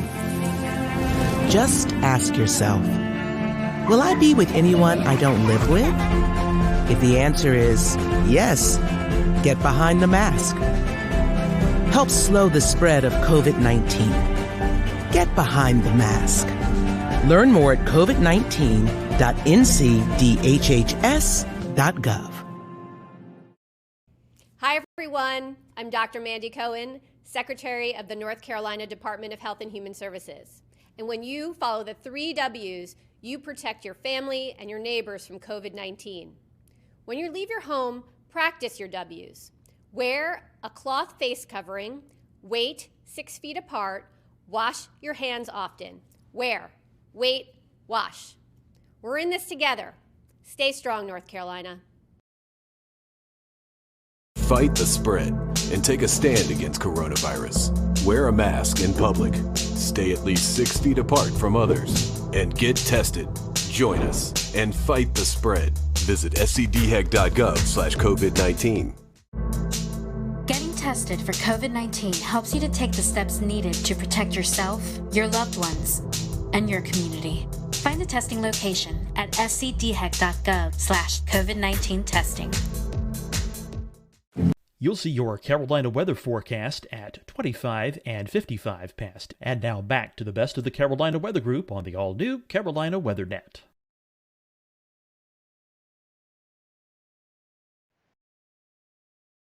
So I had seen that storm offshore in the special marine warning because I was impressed with the signature, but wasn't thinking much about it. Went on to finishing up some emails, and I have all alerts turned on for North and South Carolina. So I heard the tornado warning pop up on my computer, and I looked down, and I was like, "Holy cow!" Right away, I was like, I could see the debris signature, and I knew it was bad. And then immediately, with some of my emergency manager contacts, started getting messages about some serious damage and, requests for search and rescue crews. So I knew it was pretty bad. And when I looked quickly at the map, I knew that area quite well. I actually played that golf course several times. Tiger's Eyes right there, Ocean Isle. It's a beautiful area. So I'm very familiar with that. And I knew, hearing the damage reports, those weren't small homes. Those were well-built, I wouldn't say mansions. Those are nice houses. So for those to be leveled and destroyed, I knew it was a significant hurricane tornado. I'm thinking of hurricane because that area was hurt by Isaias as well, almost the exact same location. But what was interesting is, it was EF3. That's the only second EF3 I could find in the database in the month of February in North Carolina's history. The other one was in 1971. So EF3 tornado in the month of February is incredibly rare for North Carolina, and in that area, period, any time of the year. Brad, I have to echo. I was going to say I was asleep when this happened. When I woke up in the morning, I saw your text in our internal chat. But along with Brad, I've played golf at this golf course that actually got hit, and vacation, there a lot. And like Brad said, it's a well-built community. I mean, these homes were well-built, and to see the video of just some of these just being completely demolished just shows you the sheer size and strength of this tornado. And, it was a nocturnal tornado again, at 11:45 on a February evening, something you just don't really anticipate. So the loss of life is never good, and just our thoughts and prayers go out to those folks. But just seeing some of the damage out there, you could tell it was a pretty massive tornado. Yeah, I'm like you, Scotty. I slept through this too, and the very next morning I woke up and saw that there had been a big tornado from browsing through Twitter. And so I went and downloaded the radar scans from the archive and went to look at what the radar looked like. And when I saw that debris signature, I thought, oh my God, that had to have been a really bad tornado. Debris was lofted up to something like 22,000 feet. Is that right? 22, 25. It was up there. It got sucked right up into the updraft. It was pretty impressive. Right. Yeah. When you see debris lofted that high, you're dealing with a pretty substantial tornado, and in this case, at EF3. And that's what it looked like. It could have been just looking at the radar. Yeah. That's a tough warning scenario. The Weather Service, did the best job they could, but nocturnal February, I think that these coastal communities have it tough because I was talking to another group about this today. The special marine warnings, we're talking about water spouts and rotation. But who on the coast is looking at special marine warnings off the coast? If that was a polygon for a severe thunderstorm warning or a tornado warning to a county to your south and east, you're probably a little bit more aware. But when they're special marine warnings, you're probably not even thinking twice about it. Right. And even if there is a water spout, you think, oh, well, it's going to last 100 yards inland at most. But this is a little different. This was, I think this was supercellular in nature. And when you get that kind of situation, you get a water spout from that. It's going to keep going inland and a long way sometimes. I remember when we were streaming this, just looking at it going, this is textbook. You could see the hook echo. You could see it on velocity, 160 mile per hour winds. Christian Morgan, WFMY in Greensboro. I want to ask you for your advice for folks who hopefully never find themselves in this situation. But if you find yourself in any tornado polygon, what do you do, especially if it's midnight? Yeah, guys, I was kind of watching this all unfold, kind of like Frank said. I just happened to log on to Twitter to just kind of see what folks were saying and kind of check out some different things about our upcoming storm this week. And I noticed all of these radar scans and started to notice and realize that, we were dealing with something pretty serious down in the coastal region of North Carolina there. And what I was saying on Twitter, I wasn't an active meteorologist following it along in those areas, but I was saying, if you have family and you have friends that in this area, who cares if you got to wake them up? Call them until they wake up and let them know what is going on, that they have to find somewhere safe to get.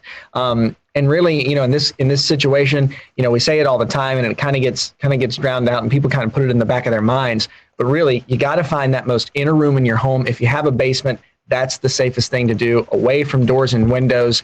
And people say, well, I'm in the next room over. Is that okay? And I'm in the closet in the bedroom that, has windows in it. No, it's not okay. Because especially in a situation like this with such a dangerous tornado, I mean, we see picture after picture after picture of whether it's branches or whether it's beams from houses flying around, they can pierce right through walls and right through doors, and they can come into those rooms and into those areas. So the most inner room in your home, away from doors and windows. If you have a basement, that's the best. And one thing that we always try to say on the air in a tornado warning situation is take shoes with you, take a helmet with you. And people think that sounds crazy at first, but if something comes through the door or something comes through the wall, if you've got a helmet on, just like riding a bike, if you fall off and you have a helmet on, you're going to be that much more protected. And shoes, people say, well, I'm in the home. Well, if you have debris in the next room over and you come out to survey that once things are over, there's no telling what you could step on. So a helmet, glasses, safety goggles, shoes, if you have those things and take them with you, you're that much more prepared and that much more ready in a situation like that. Hey, Christian, I think you guys did the story today. Wasn't there someone whose home was damaged by the ice storm and went down to their beach house because of the damage and then was impacted by the tornado? Yeah, that is a series of really bad luck. They left here, their home was damaged on Saturday with the ice. And so they went to their beach house. I think they left earlier this week to kind of get away while crews were cleaning up their yard, and then found themselves in that situation the other night. And it's like, what do you do at that point? And I think, if I remember right, I didn't watch the story in full detail yet, but if I remember right, I still think some of the family was either en route or was going to be traveling down to the beach house later. And so they had a really hard time getting in contact with those folks. And that, of course, is scary in itself when you're in one place going somewhere to be safe and your other family and your other party there knows what's happening and they can't get a hold of you. It's really, really sad. That is absolutely incredible. That story had another thing worth mentioning. Go ahead, Frank. Yeah, another thing worth mentioning with all that Christian said earlier, do these things that you can do in advance. Decide where to go when the sky's blue. Make the plans on that day. Share them with your family. Make sure everyone knows where to go, so that when the tornado warning is issued, you can just do that and not have to think about what to do. You just do what you've decided to do, and it saves you time. That way, if you don't get a lot of lead time, and sometimes you don't, then you know what to do and you can do it and get there faster, and having less lead time matters less. Yeah, that lead time is so critical, and the Weather Service does as best of a job as they can, and it's frankly a really good job, and it's improving each and every year to give people more and more lead time. But, an excellent amount of lead time is, 7, 8, 9, 10 minutes, and in this case, it might have been even less because of how fast this cell was moving. Yeah. And another thing, I'm just reviewing the radar again right now, and I just noticed why this was kind of sneaky. I understand why it is. The radar near Charlotte, it looks like it has some obstructions to the radar beam to the southwest. And that was clouding what was going on with this storm. And it made it that much more difficult for the Weather Service to warn, because it was kind of in a dead spot for radar. And it just approached from the southwest, and the thing was over Sunset Beach before they realized what was going on, I think. Yeah, I'll just do a shameless plug here. If you're interested in this, we're going to do a show with this with Gannon Medwick. He had a really good write-up today about the situation. So, a lot of weird things going on at that time. So sorry about that shameless plug, James. Back to you. No, I'm glad you actually. That's more late breaking news, because I know you had reached out to him there at WECT to find out if he would come on and talk to us. So I think those are all valid points. And Frank brought something up that I think in hindsight, more people are learning about. I think the folks in that area may have already known about it. So I think there is some hindsight review analysis going on. I will say one of the things that I think was a silver lining saving grace is that this supercell, this tornado, passed just to the side of the radar. If it had gone over the radar, we could have lost eyes on the whole cell for the rest of the night, which I think would have introduced a whole other level of an issue. Certainly. Yeah, just under 3 miles. If it had been just under 3 miles farther east. So we mentioned that Governor Roy Cooper went down to survey the damage today and to meet with folks who were impacted by this tornado firsthand. And amongst some of the video that was fed back, we have about 2 or 3 minutes here where the governor is talking to 2 homeowners who were inside of their home when this tornado approached. You're going to hear them talk about the amount of lead time they had, or what frankly was a very small amount of awareness and lead time for them by the time they realized something was wrong, and what position that left them in, and how they ultimately rode this storm out inside of their home. It's a miracle. It's miraculous. It's heartbreaking. It's inspirational. It's a whole palette of emotions. Now, because of the ongoing coronavirus pandemic, the microphones are a little bit further away than they would be ideally. And I'm letting you know that because the first rule of broadcast is always good audio. And you can hear them here, but especially if you're listening on our podcast, I want you to just stick this out with us and take a listen to the conversation the governor is having here with these homeowners. It's an incredible story. They won't invade your space here, but I thought I'd just come over and just see things. Hello, how are you? I'm doing okay. How are you guys doing? We're alive. The fact that we're alive is a big positive. I know that's something to be thankful for these days. Yep. So we're thinking about you and hope that everything can be put back together. So sorry about the loss of life here. Yeah. Tragic. That's our greatest fortune. That was not us. This is sticks and bricks. They can be replaced. So is this your house? Yes. And so were you guys home?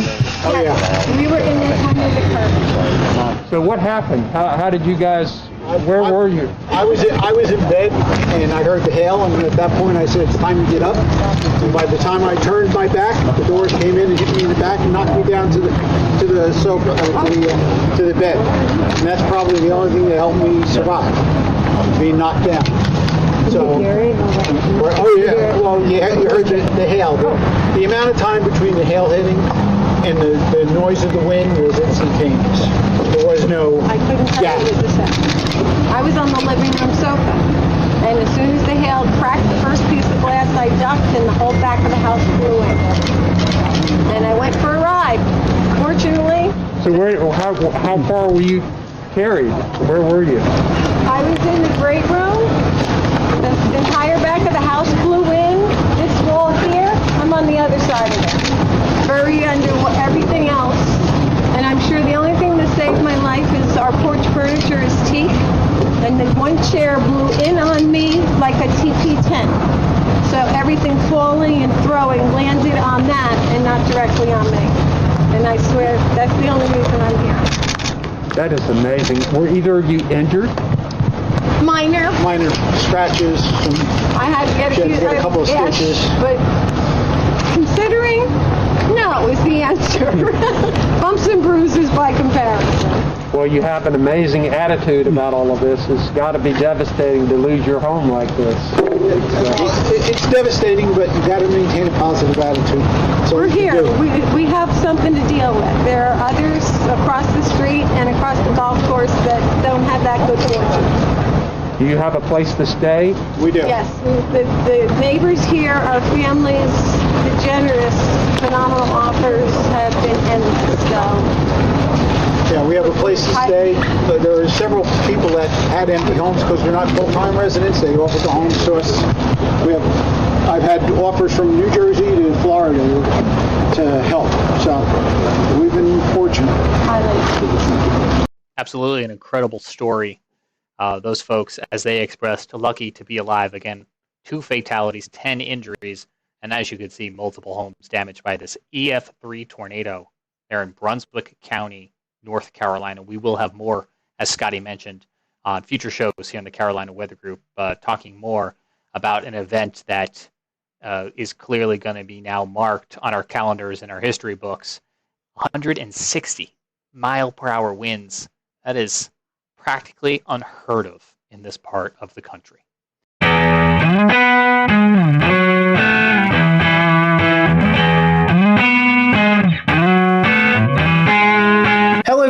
welcome to the Carolina Weather Group. We're happy to have you this evening. An exciting show to talk about emergency management and weather and how the two kind of atmospheres come together, pardon my pun there, but how they work together, the weather community and the emergency management community work together to make sure you all, either if you live in a big city or a small city, are prepared for severe weather, winter weather, whatever the case may be. Joining us tonight is a familiar face if you've been a longtime Carolina Weather Group fan, Miss Ashley Morris, Emergency Management Planner for Baltimore County in Baltimore, Maryland. So last we had Ashley on, she was in Texas, so she's moved closer to us. So that way, if we ever travel, we don't have to go out to Texas. We can just go up to Maryland. So Ashley, welcome back to the show. And we also have with us Felix Nance, who is the emergency manager for the city of Hominy, Oklahoma, just outside of Tulsa. So Felix and Ashley, welcome to the show. We're going to kind of give you Ashley, I know you've probably already answered this question a long time ago, but we'll give you the opportunity to answer again. It's a question we always start off our shows with. How did you get hooked up into this weather community, emergency management community? What kind of hooked you into wanting to choose this profession? So Ashley, I'll let you start and then we'll let Felix follow up. Sure. So I grew up being infatuated with weather, and really I got stuck in a thunderstorm when I was 6 or 7 years old and really scared. And my dad's friend who was with me, because we were outside, actually taught me how to count the seconds between the lightning and the thunder to kind of try to calm me down because I was just sitting there crying. And so after that, I remember just doing that during every single New Mexico thunderstorm that came around. And I would buy storm books, and I was just fascinated by weather. And so originally I wanted to do meteorology and do National Weather Service forecasting. And I went to Texas Tech University with that intent. So I got a bachelor's in geophysics and atmospheric science, and then got up into grad school. Have always been very passionate about kind of the warning systems and the watches and warnings part of weather. And so I kind of stumbled upon emergency management and found out that emergency management is really the field that we're able to make evacuation decisions and do a lot of that public safety stuff, which is what really fueled a lot of my passion with weather safety earlier. And so, very much an emergency manager, but very much a weather enthusiast, but also have that background too, to where I can actually do weather forecasting for my office and provide a little bit of SME on the weather side. I got into it, well, years ago when I worked for the Red Cross, first job at a high school, and I was an emergency services specialist. Of course, one of the things Red Cross is known for is responding to disasters, and that's how I got interested in the weather back in the days of the weather wire, back when weather information came in on a teletype at something like 40 words a minute. So that was back very old school stuff, and it's just stuck. I've stayed with it, been a Skywarn spotter. It's just a natural progression, actually, from that point on. Questions for both of you here. I want to ask exactly what your role is like and your day-to-day life. What is the typical day in the life of an emergency manager? So it kind of depends on your location, your position, and what you're kind of designated to do. So as emergency managers, we're in the art of doing disaster preparedness, response, recovery, and mitigation for either a city, county, state, or the federal through FEMA. So from a local emergency management perspective, I've done 4 years in city and county emergency management. And so ours is very localized and hyper-focused on neighborhoods, communities, and things like that. And so a part of my role has been a majority of my career participating in writing emergency response plans, creating a lot of partnerships with like public safety, police, fire, EMS, dispatch, public works, and all of the other agencies in our government who would help us respond to disaster. Getting everyone in a room to do disaster scenarios, exercises, things like that. And then doing a lot of community engagement, outreach, messaging, trying to get people to be aware of what our risks are and what we kind of expect of them during disaster. And then a very small amount of our time is usually doing response. Obviously, if we had severe weather coming into the area, if we had a big impactful storm, or like the past entire year where we've been responding to a pandemic or some other kind of thing, that's kind of what that looks like. So we kind of have a blue sky day and a gray sky day where we're either doing a lot of planning and just preparations, or we're actually responding, working with partners making decisions and providing resources to the public during the incident. That's very well put. It depends on the size of your community and your staff. In my case, I'm a one-man shop, so I'm doing a little bit of all of it. I'm kind of a generalist, and so it tends to keep one very busy. And as Ashley said, we've been dealt with the pandemic situation since March the 6th of last year in my shop on a daily basis, as well as all the other the disasters within the disaster within the disaster. It's been nonstop, and tends to keep one busy. Unfortunately, that does tend to limit some of your planning time. So you have to limit your planning to a lot of the special events that go on. And in a small community like ours, a special event may be something as simple, if you will, as a Christmas parade or a festival at the lake, or it may be something much more involved. But ours are generally pretty small, but they also involve a lot of our community, so it does keep us busy.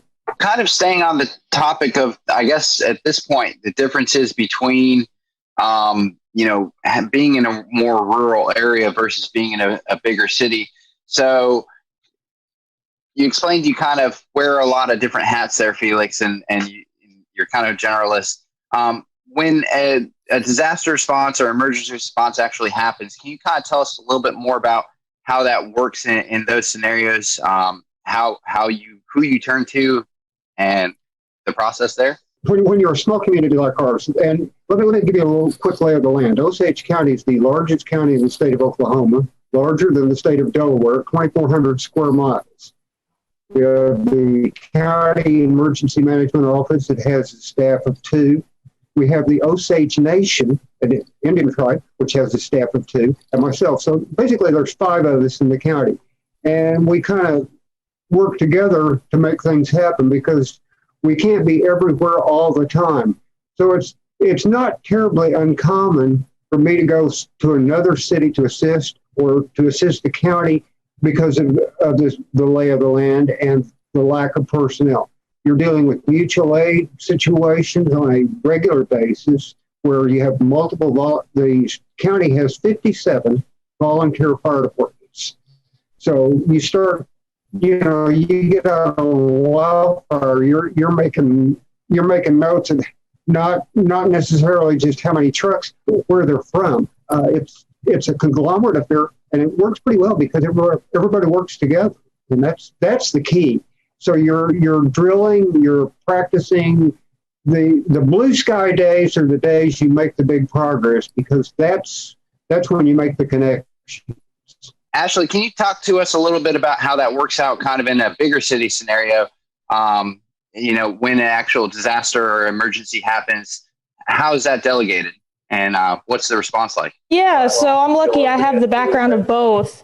So I came out of a tiny place out in Texas, and then I came over and did 9 months with Fairfax County before I just took this position. And so one of the biggest differences in kind of that would be your resources. So it was exactly what Felix was saying. Resources. Big cities, we have usually a bigger tax base. We usually have better funding, better things like that. And so when you have that, your capacity to respond is a lot bigger. You don't have as many mutual aid needs or community needs. We can usually throw money or resources or whatever we need at it. And so something interesting about Fairfax was that we would have severe weather setups where in Texas, I would be a little concerned. I'd probably kind of do like a light EOC activation, or maybe I would just sit in the EOC just in case we got severe weather. And in Fairfax, you would think you would do that because you have a huge population. But because your police, your fire, and a lot of your public safety is so massive and they have so many resources, it takes a lot for them to get tapped out.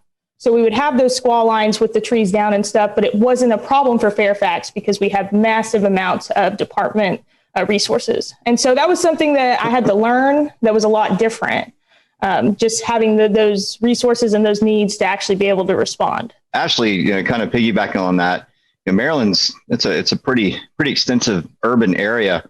Does your like territory go out to like Catonsville and Ellicott City where we see that major flooding over there, or do you handle that as well? We do from a first response perspective. So we do have like regional teams. We'll return to Best of the Carolina Weather Group in a moment. Now your Carolina weather forecast. Here are today's forecast high temperatures for North Carolina. Here are the forecast lows for tonight for North Carolina. Here are tomorrow's forecast high temperatures. And here's forecast rainfall across North Carolina tomorrow. Here are the forecast highs for the day after tomorrow.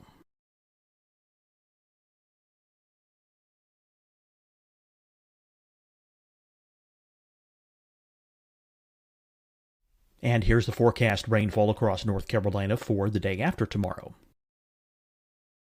This is the total rainfall forecast across North Carolina for the next 3 days. Here's the severe thunderstorm outlook for today from the Storm Prediction Center.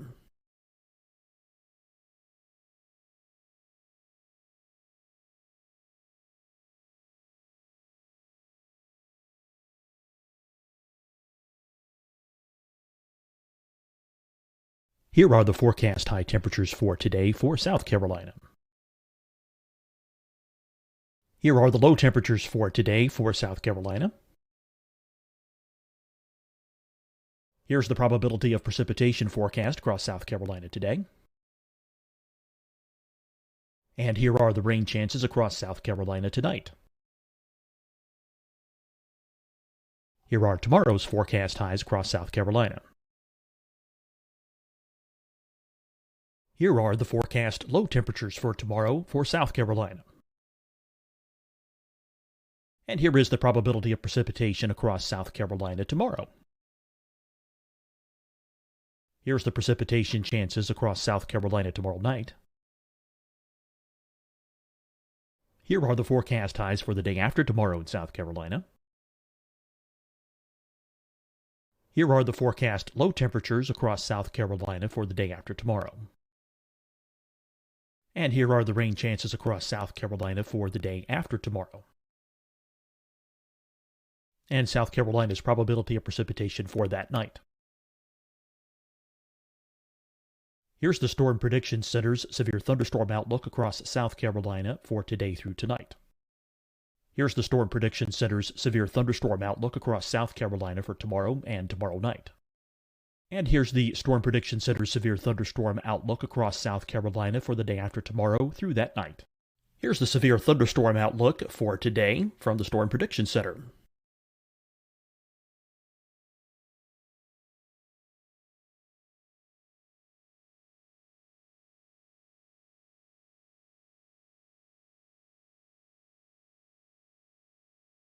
And now here's a live look at weather radar across the southeast. Deciding when to wear a mask isn't about who you know or how well you know them. Just ask yourself, will I be with anyone I don't live with? If the answer is yes, get behind the mask. Help slow the spread of COVID-19. Get behind the mask. Learn more at covid19.ncdhhs.gov. Hi, everyone. I'm Dr. Mandy Cohen, Secretary of the North Carolina Department of Health and Human Services. And when you follow the 3 W's, you protect your family and your neighbors from COVID-19. When you leave your home, practice your W's. Wear a cloth face covering, wait 6 feet apart, wash your hands often. Wear, wait, wash. We're in this together. Stay strong, North Carolina. Fight the spread and take a stand against coronavirus. Wear a mask in public. Stay at least 6 feet apart from others. And get tested. Join us and fight the spread. Visit scdhec.gov/COVID-19. Getting tested for COVID-19 helps you to take the steps needed to protect yourself, your loved ones, and your community. Find the testing location at scdhec.gov/COVID-19 testing. You'll see your Carolina weather forecast at 25 and 55 past. And now back to the best of the Carolina Weather Group on the all-new Carolina WeatherNet.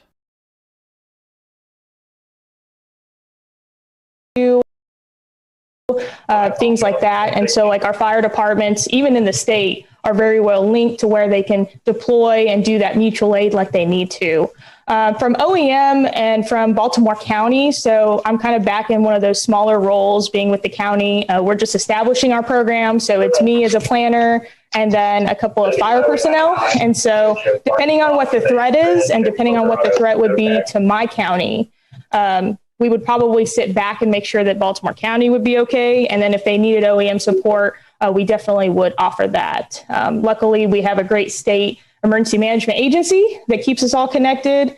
We have EMAC, which is the emergency management agency compact, where they send out a mutual aid and things like that. And so we have an ability in the state to help each other when we need to. Now enter the COVID-19, right? So we're getting the next topic here. Obviously, we're going to have to, ask about, the challenges, right? So 2020, you had a whole nother set of challenges every EMS entity across the country had to deal with. Now you've got social distancing and all kinds of things that you have to deal with. So I'll let you go first, Ashley, on what your efforts are, what in Baltimore, how you handle COVID-19, how you handle disasters with that layer of complexity. Yeah, so I'll speak again kind of on Fairfax County.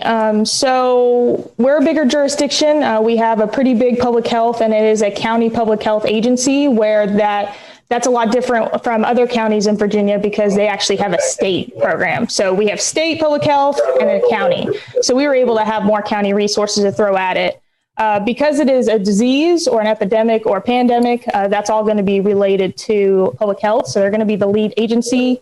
As OEM, we're just offering our support. So, we run logistics, maybe ordering PPE, maybe doing any other kind of needs. They needed a lot of testing site materials like tents, tables, and that stuff. So OEM played a really big role in setting up logistics for the EOC and actually ordering and deploying the stuff based on their needs. We would help them with planning efforts. Obviously, they are the subject matter experts, though, so they would lead a lot of what the plan would look like, but we would help kind of support that and offer them staff, offer them really whatever they needed. It was very interesting with Fairfax because, like I said, we were very big. Even our OEM was 20 people. And so we had a huge capability and a huge amount of people to where we could spread people out. We had a ton of different NGOs or nonprofits that would actually plug in and help us with food donations, mask donations, and doing a lot of the other needs that we might have for our residents. And so it really has been an all community effort from everybody responding to this. And it's really important, too, because Fairfax is 1.2 million people. And so it's a massive county. Well, it's pretty much the same as Ashley, but some of the interesting things, we had a lot of PPE come in for the schools. We've got 12 school districts in those separate school districts in Osage County. We had a 6-county area that got together at a pod, picked up all the stuff for the local Osage County, brought it back to Hominy and sorted it here, and then distributed it to the schools. So there's an awful lot of work that goes on behind the scenes that people don't see and things like that. Then one of the most interesting things, we've been working with our senior citizen center here. They cannot have in-person meals or in-person feeding in the senior citizen center. And they've had trouble getting disposable trays and other supplies that they need. They turn to emergency management, and we pull rabbits out of hats and get them the things they need to help feed our senior citizens. So there's a lot of unusual things that small towns do that the big cities may or may not do, or the people may or may not see, or they may or may not be unusual for them. I mean, picking up the phone and ordering a specific item in a big town is not unusual. In a small town, it may take some doing to get certain items. Well, it certainly is not always the best scenario in every single severe weather setup or whatever weather setup you guys may be anticipating. Sometimes the worst happens. Between Oklahoma and Maryland, you guys certainly see the full gamut of every type of severe weather and threat you need to be prepared for, short of perhaps volcanoes as a kind of geologic threat. When you guys have to make the hard decisions, which I'm sure you certainly do, what goes into that emotionally, and when you just have to make that decision, how do you do that? Ashley, I guess we'll start with you. If we're making response decisions, it's always going to be priority based, and typically we put lives as number one always. And so any kind of action that we're taking, whether or not it's even in preparedness, but even in response, we're going to try to do what we can to save as many people that we can, and then also stabilize. So it goes lives, and then property, and then economic recovery and economic stabilization. So it is really challenging. I think that there are some situations where, you might be faced with a really tough decision. Like, for instance, a dam. You might have a dam that could break, and if it breaks, it might flood 2,000 homes, or you might have to do the emergency release and it might flood a neighborhood. That's a really hard decision to make, but I think that we tend to kind of err on trying to protect as many people as possible. And usually we can kind of have that support from our community in advance. But yes, we are faced with very difficult decisions in a lot of our incident management. Felix, I'm sure that you know just about everyone in Hominy, and everyone knows you. With a 2,000 person town, it's a lot more personal than perhaps it may be with the 1.2 million, I believe it was, in Baltimore. Does that sometimes weigh on you when you see disasters unfolding in your area? It absolutely does, because the chances are, if you don't know the people personally, your kids knew them or went to school with them. So yeah, they're not strangers by any stretch of the imagination. They're your friends and neighbors. But that's also part of the strength of the community, because they are friends and neighbors, and the community bands together. A lot of what we do is, in a situation with a storm, is the pre-storm warnings and get the information out. In the response phase, we leave that to fire and EMS for the rescue part and law enforcement. But we're also out there with them, and not just the day of the event. We're out there with them for a long period of time afterwards. We had a flood in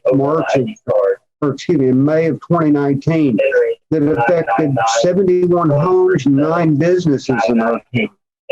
And I told the city manager, I said, "You've signed on for the long haul. We're going to be at this as well." We're still we're just now starting into the mitigation phase of that. But part of it is you were working individually with each family. And as we were doing debris removal, I told the guys, I said, "Now, break this stuff out with the backhoe out into the street, scoop it up, and put it in the truck." I said, "I want you to remember, that's someone's life you're taking away in the truck. It's not debris, it's not junk, it's not trash until you get around the corner. It's their life." And they all looked at me like, "Never thought of it that way." I said, "Yes, that's everything those people own in some cases. And it's right there in a pile in the front yard, and you're taking it away. They're starting over from zip." So it changes your perspective. And the perspective of your people. So it's important to remember that, one, when the debris is gone and the rebuilding's done, now you've got to go back to those community areas of the community and visit with those people and ascertain long-term needs, make sure that their needs are met both physically and psychologically. So it's a huge, huge job.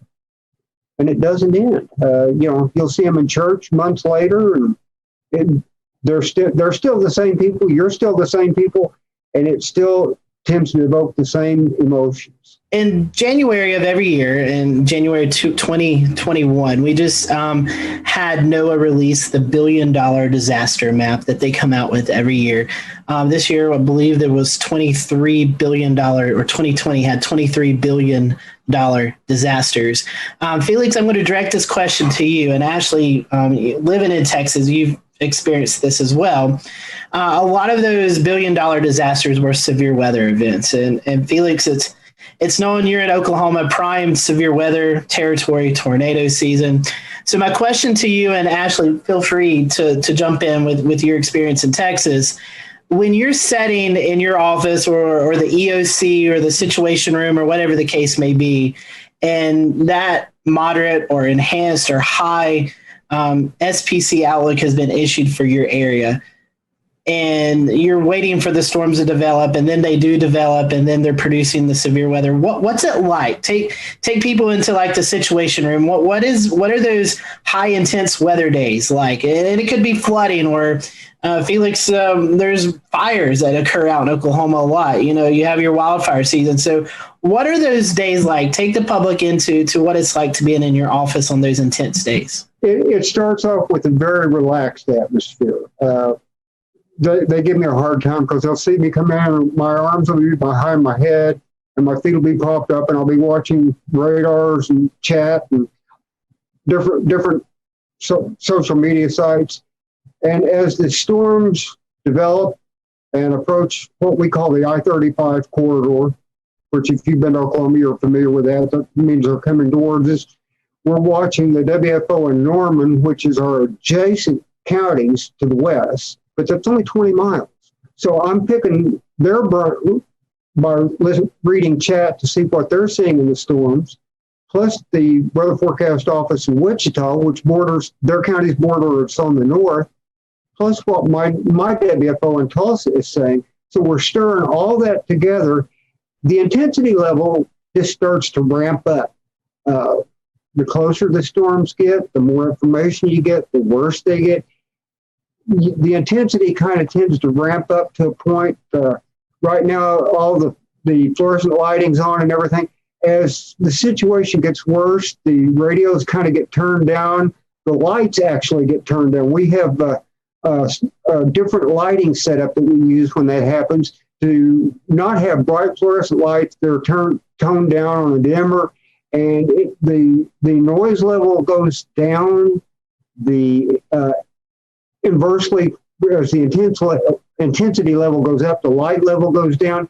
It's kind of a marked change, and it's like hard to describe, but the quieter it gets, the higher the intensity level, and it kind of just peaks at that point.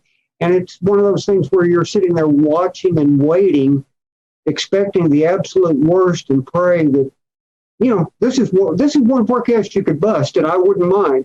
But you mentioned the high levels.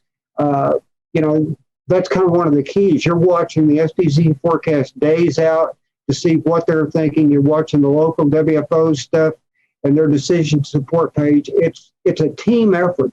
No one's sitting there making a decision on their own without a lot of base knowledge coming into them. Yeah, and I kind of agree with that too. So doing a ton of different severe weather events in Texas, but also a couple of hurricanes, Hurricane Harvey activation, though we got lucky with it. And then had some activation up here for one of the storms from last year. And so really it all kind of starts with a lot of briefings and a lot of meetings and a lot of conference calls. We're really trying to talk to our partners, our first responders and the entire county, getting people prepared and ready. Trying to get us all on the same page. So in the event that we actually do have to spring forward on a decision, we're all there on the same page. We will open up the EOC. The Emergency Operations Center is basically a giant conference room. We've got screens all over the walls. We put weather radar up on the screens. We put all the different news agencies, local news, national news, all kinds of things for situational awareness. And then it's really just a waiting game, just like he said. So kind of staying in touch with National Weather Service through chat, looking at the latest SPC products, also watches that come out, making sure that we're pushing that to the public because we're trying to get the public to take action on their own before the storms come in. And then also using social media to do a lot of that communication as well. And then once the storm comes, there's kind of that... it's like a uncertainty of what's going on. Like you're kind of lost in the dark because you're sitting in an EOC and there's a storm hitting your entire city or county or jurisdiction. And so you're trying to assess all the weather data and you're talking to your weather partners and you're trying to talk to dispatch and your first responders out there, but you still feel blind. You can't see exactly what's happening out there. And so we're kind of frantic at that point, trying to just find storm reports, trying to get on social media, trying to see if we can get any kind of hint of what kind of damage is going on at the surface. And then once we kind of have a better idea of that, we can start to make those decisions like damage assessment. But we had one storm that came in, and we were able to collect all of those storm reports. But we had the media coming up from Austin, and so we had to peg our county PIO to get them prepared for interviews and different things like that. So there is quite a bit of adrenaline that comes with that. And then also somewhat of a lack of certainty of what decisions you're going to be making a short amount of time right after the storms. One of the unusual things about it, we both talked about the physical bricks and sticks EOC. The other side of that coin is as you move into the response mode, someone once asked, where's the EOC? Like, wherever the emergency manager drops the tailgate of his pickup. Because, in fact, the EOC may, as a sticks and bricks facility, may turn out to be the tailgate of your pickup next to the incident command post. When you have limited resources and your supervisors are working supervisors dealing with the issue, it may be more beneficial to have the event run from the field for a period of time than off-site.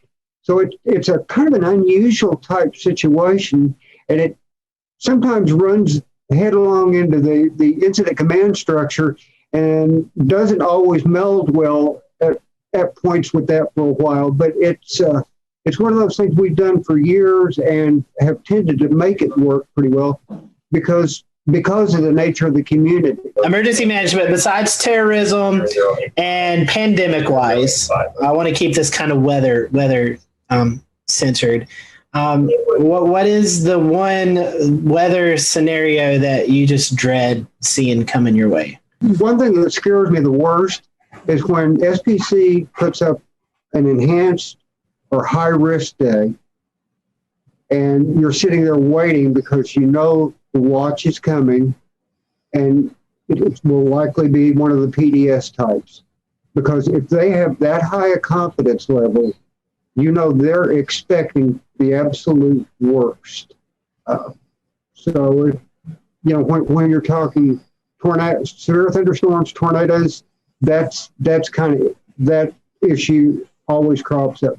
The other one that worries me are the ice storms. And we talked before the show a little bit about the Sperry Call Heights Index. That's an incredibly valuable tool because a quarter to half inch of ice on power lines can make an incredible difference. And if a rural area can lose power, and it may be out for days. The ice storm we had in October, which was much worse to our west, one small community of about 800 people, the line going to town and all the lines in the poles in town were down. They had 900 utility poles down. Now, I don't know if you know how long it takes to set a utility pole, but if you can get 4 of them set in a day, you've done real well. Wow. So you can imagine what it would take to get power restored to that town. I think they were out 32 or 33 days just in town.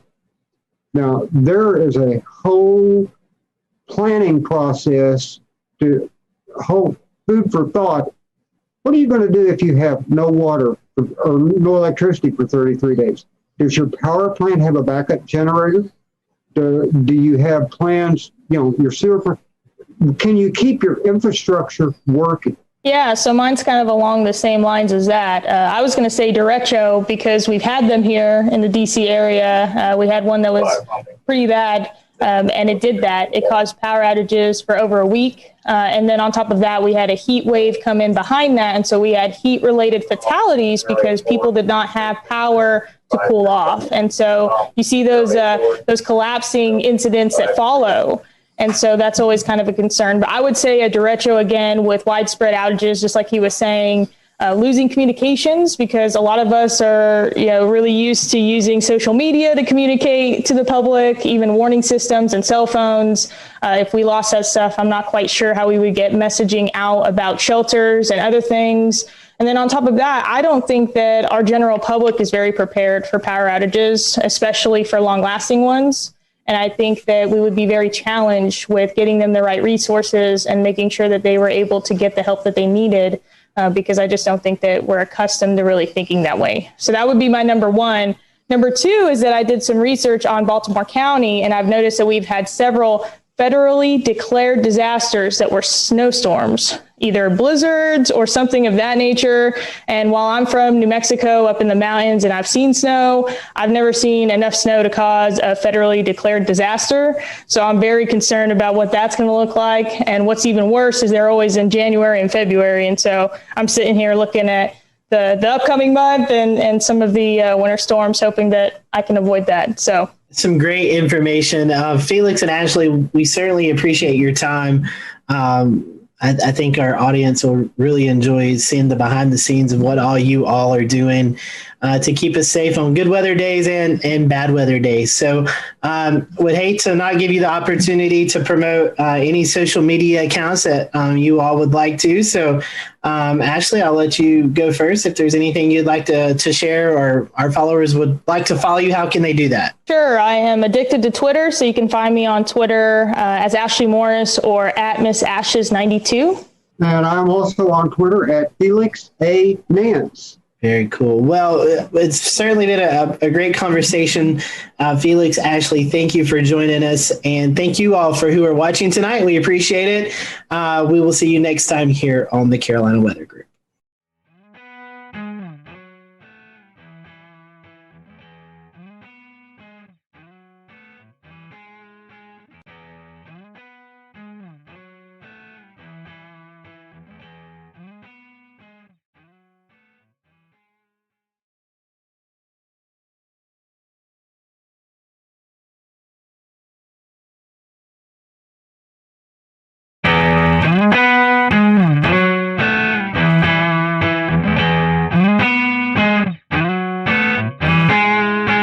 Thanks, James, and welcome everyone to the Carolina Weather Group, Quarantining with Mets. We're happy to be joined by the WMBF weather team out of Myrtle Beach, South Carolina this afternoon.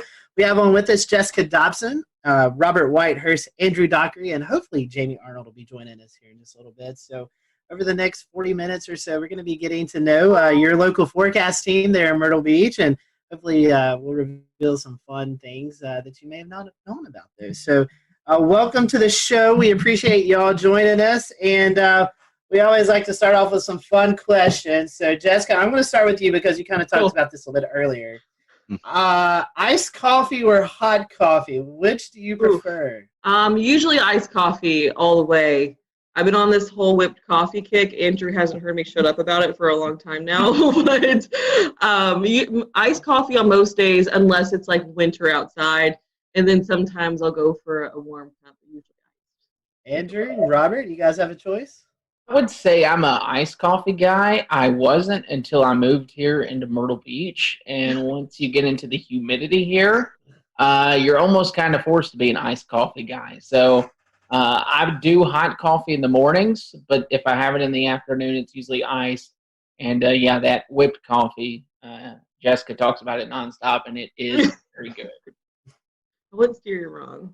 Yeah, I think it's 50-50. It depends on the season, and it depends on where you're getting the coffee from. Ooh, Dunkin', I love Dunkin's hot coffee. I'm not a big fan of Starbucks hot coffee, but I like Starbucks iced coffee and cold brew better than the iced coffee at Dunkin'. That is a well thought out answer. Yeah, I discovered this thing too. It's called a hyper chiller, and so what you can do is brew hot coffee at home.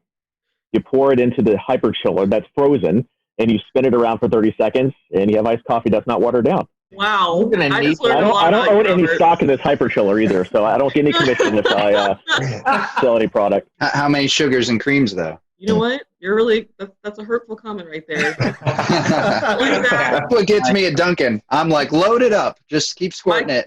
My coffee is like white, okay? What are y'all's favorite weather or disaster-themed movies? I guess we can go in the same order again. Start with Jessica. Twister is for sure. I mean, that's very typical, but that came out when I was younger. And, you know, Jessica, she had blonde hair. I have blonde hair. So it just kind of really, it stuck with me. Love that movie. And also one that I grew up watching, I feel like it was on ABC Family a lot, was Night of the Twisters. It's very corny, like 90s one, but that's another. I think for me, Twister was a big one. I'm not a big movie guy, though, if I'm being honest. Especially when it comes to weather movies, I just critique them really bad. But another one that stands out that I did watch a lot, which is even worse, is The Day After Tomorrow. Yeah. That's one that immediately pops in there with Twister. But as far as if I could quote a movie, We'll return to Best of the Carolina Weather Group in a moment. Now your Carolina weather forecast. Here are today's forecast high temperatures for North Carolina. Here are the forecast lows for tonight for North Carolina. Here are tomorrow's forecast high temperatures. And here's forecast rainfall across North Carolina tomorrow. Here are the forecast highs for the day after tomorrow.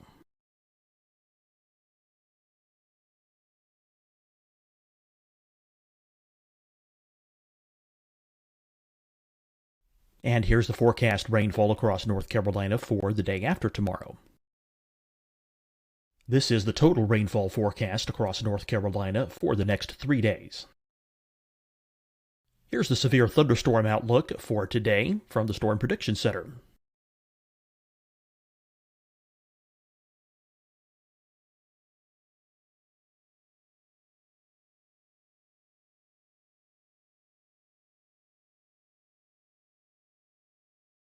Here are the forecast high temperatures for today for South Carolina. Here are the low temperatures for today for South Carolina. Here's the probability of precipitation forecast across South Carolina today. And here are the rain chances across South Carolina tonight. Here are tomorrow's forecast highs across South Carolina.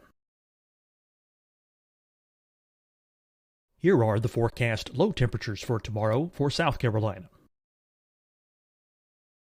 And here is the probability of precipitation across South Carolina tomorrow.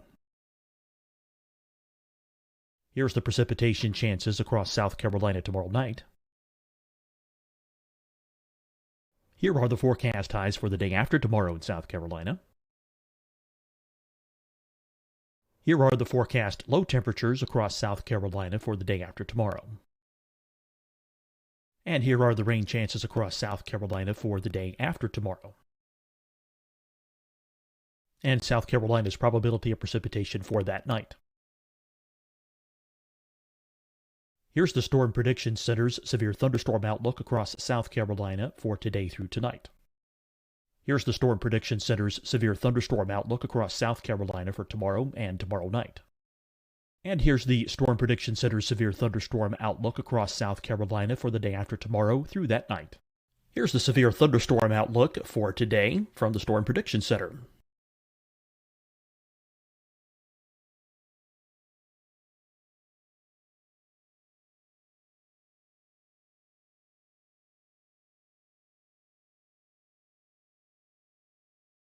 And now here's a live look at weather radar across the southeast. Deciding when to wear a mask isn't about who you know or how well you know them. Just ask yourself, will I be with anyone I don't live with? If the answer is yes, get behind the mask. Help slow the spread of COVID-19. Get behind the mask. Learn more at covid19.ncdhhs.gov. Hi, everyone. I'm Dr. Mandy Cohen, Secretary of the North Carolina Department of Health and Human Services. And when you follow the 3 W's, you protect your family and your neighbors from COVID-19.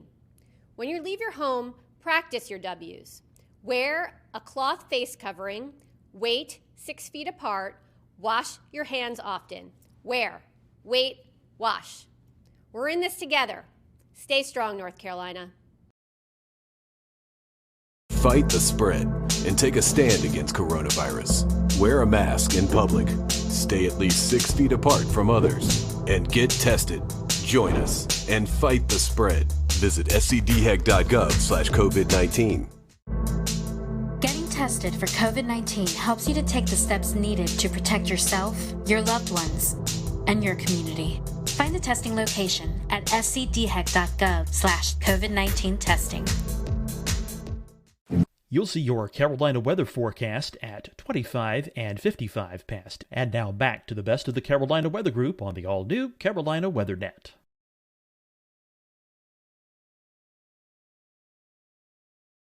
It's definitely Twister for me. Yeah, I think Twister is kind of the go-to answer, I think, for this one. I loved it growing up. I used to watch it all the time. I get a little more frustrated watching it now. Like, maybe that's not where we want to be during a tornado. I don't know. Maybe not in a shed tied to a water pipe coming out. I think it's funny that I love Jo so much, but I didn't really understand the whole backstory that she was like kind of crazy and was refusing to divorce her ex. Like that didn't really register with me until honestly I watched it like a couple of years ago and I was like, man, this is kind of like messy. So next question on our list here, and to kind of stick with the same kind of weather-related stuff, do you have like a favorite type of music just in general, or maybe it's something that helps you kind of get in the mood for doing live broadcasts or weather-related stuff when weather's happening? I'll let Andrew go first for this one because Andrew's our music buff, I feel like. I'll have opened a can of worms. We could be here. We could be here for 40 minutes on this topic, no doubt about it. Music is my passion. I'm probably behind weather, so I'm a big music junkie. With that being said, I love every type of music. Anything kind of gets me in the mood. I usually do something that's not super upbeat in the morning since we're on the morning show, but something that'll just like, all right, this is a good feel, kind of like a acoustic indie vibe maybe.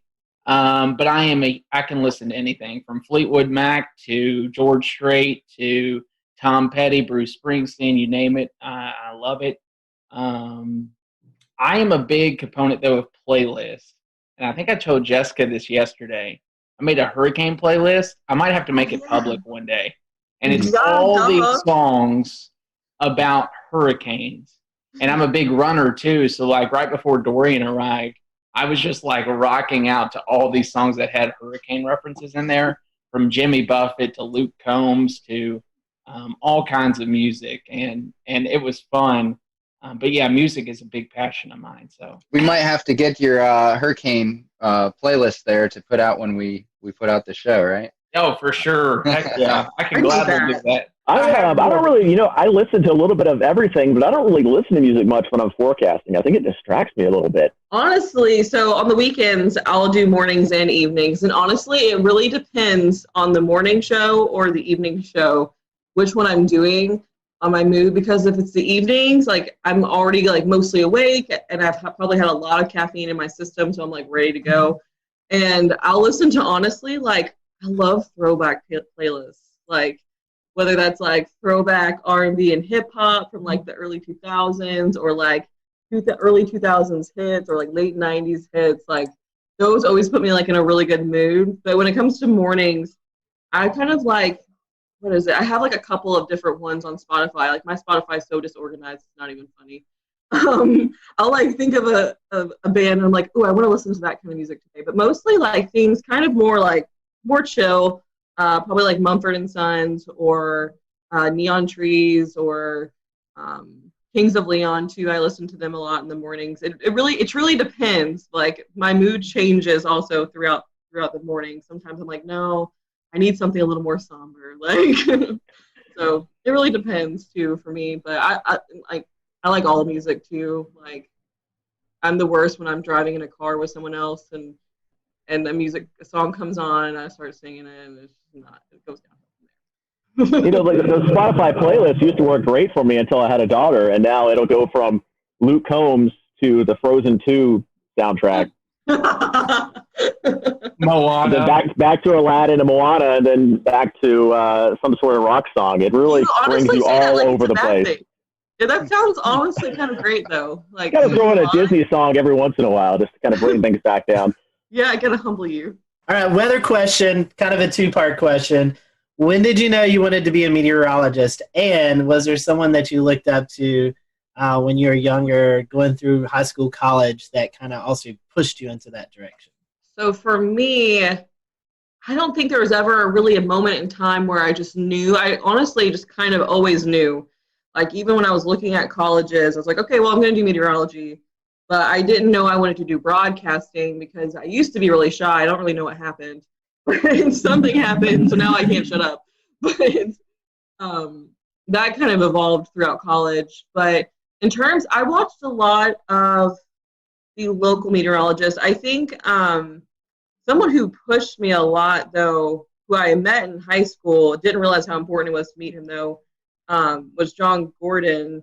He really pushed me to just kind of like take on my own personality when it came to weather. He works with, I don't know if you guys are familiar with him. He used to actually be a hurricane hunter. Now he's the MIC at the National Weather Service in Louisville. And I volunteered with him one summer, and like it totally changed everything for me. But I always grew up watching the meteorologists on air. There weren't always a lot of females, though, so it was kind of hard for me to kind of, I never really had one specific person I looked up to, because I kind of watched them all. So, yeah, long story short. I think for me, I was in 5th grade. I grew up terrified of thunderstorms. Couldn't stand them. And I turned to the people on TV to kind of guide me through the storm, as corny as that sounds. My mom was in TV her whole life. She's behind the scenes. So she is a research director. She's been doing that for years. And I kind of had a firsthand like experience into what broadcast meteorologists do. So I would go to work any chance I got with mom and shadow all these meteorologists and be like, hey, listen, I don't like storms. And that actually grew a passion more out of fear back when I was in like 5th grade to, oh my goodness, this is crazy. Like the power of the atmosphere is so amazing. So I think the big mentor for me was Kevin Harnick growing up. I met him in elementary school. I kind of went with him. He's in Louisville. Jessica and I are from the same town, same city, went to the same college. But I got to shadow him all the way from elementary school through middle school, through high school, through college. And it really paved a way for me to understand how this business works, but also to really just be amazed at, there's people that are out there that are afraid of this type of thing, but just to be amazed at the power and how the technology these days is almost like there shouldn't be a fear just because we've come so far for how we are in this industry. And I think that's a big focal point for me right now is to try to teach people, hey, if there's a warning issued, take precaution, but at the same time, there's no need to be afraid of these things. Yeah, I think my passion for weather started pretty young, and I think it was kind of a fear thing too. But my grandparents, my parents always told me that 5 or 6, I'd always watch the Weather Channel instead of the Cartoon Network or something, especially when a storm would come in. And then I would go into a closet and watch the Weather Channel because the storm scared me, but I was so interested in it. And especially my mom has kind of pushed me into weather because I was so passionate about it growing up. But we'd go storm chasing in Florida. Whenever a hurricane would go by, we'd go down to the beach. I remember Flo going up the coast, and we were down at the beach looking at the wind gusts. And whenever a storm would come by, we would do that kind of stuff. So it's something I always wanted to do. And I don't know if I really had a favorite meteorologist growing up. I watched a lot of the Weather Channel and local.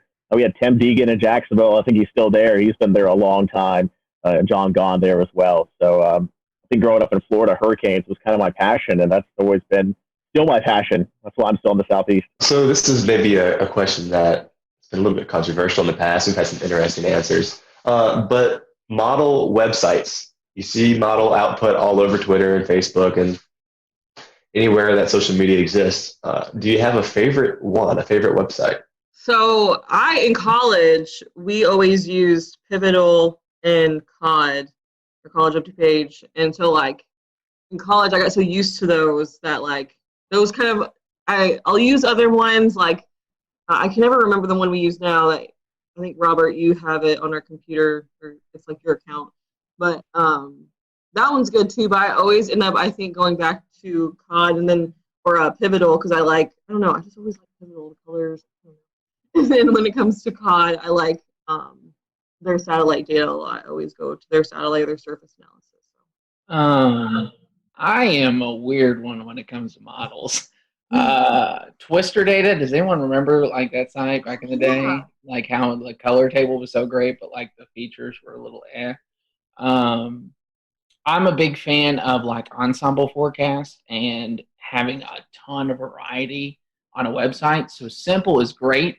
Otherwise, I get distracted. So I try to do COD throughout like a 48-hour window, and then I transfer over to weather models, which Robert and the team use, and then WeatherBell. I love WeatherBell. I love weather models, and those two are like, I would say, my 1 and 2.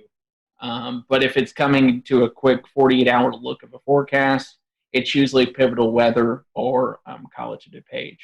If I need to get something out quick. Otherwise, I'll spend way too much time on the other two. Yeah, I think a lot of them, each have their strengths. Yeah. Like Pivotal Weather with the clickable soundings for the Euro and the UK Met and all the extra data now. That's great. You can't really find, I don't know where else you can find that kind of stuff right now. Obviously, you could break down the levels yourself on WeatherBell or weather models, but to have those clickable soundings for the Euro and the UK Met's great. We were big into WeatherBell, and then when Ryan went over to weather models, we kind of gave that a try, and I think they're both great. The navigation certainly gotten a lot better on both of them. I think when they first started, it was like, there's all this stuff, but I don't know how to get to it. You'll find it once. You're like, I really want to save that. You come back, and you couldn't find it. But I think they've kind of improved with those. So we use all three. We're kind of lucky that we have an account for all three. Yeah. I don't know if many people know about this one, but the FSU cyclone phase, that's good. That's good stuff there. You can see it kind of gives you an idea if it's going to be a shallow warm core, if it's more cold core. What would be your most embarrassing on-air moment that you can recall? I feel like I embarrass myself on a regular basis. So, I don't know. I mean, I have made it before on one of those like viral YouTube like blooper things over something so stupid. I like just stumbled over my words and then I couldn't stop laughing afterwards, and it was just 20 seconds of me like doing the whole where you don't breathe or say sounds, you just like sitting there laughing without making any noises. I did that. That was probably up there with one of the most embarrassing. I don't really, and this, I mean, you can ask Jessica and Robert, they know. I don't get embarrassed often. That's true, yeah. So, like, I think back to, like, my job at Eastern Kentucky when I was the chief at WIMT. I would go out and do face paintings right before main weather and dance with people to learn, like, a jig or whatever it was. So I've done probably a lot of embarrassing stuff, but to me, I was just doing it just because it was interactive. But something I did not plan that happened was I did a whole main weather and Twitter blew up. This was back at Bowling Green, and it was obvious that my flag was down the entire time. So that was the only thing I can think of. I will never remember or forget that day. But other than that, everything else it takes a lot to embarrass me, but that day certainly did. This isn't a bad one, but we have a Hurricane Expo we do every year. And I went to a little girl who was with her dad in a live interview. And I asked her, hey, are you having a great time here? And she looked at me and said, no. And I had no idea what to say. I was like, oh, well, there's some fun stuff over there. Back to you. You didn't respond with, I like turtles, right? And this is the thing with kids. They'll tell you the truth. They're not going to sugarcoat it. Storm chasing. I know Western Kentucky goes out in the storm chasing every year. Have you guys been storm chasing? Any memorable events from that? Oh my gosh. Storm chasing. I went twice. And best 2 weeks of my life, both times. Like, hands down. Like, second time, they were both great for different reasons. The first time I was in 2016, in May of 2016, which I don't know if you guys remember or not, but that was the whole Dodge City event that unfolded, which was the craziest day of my whole life.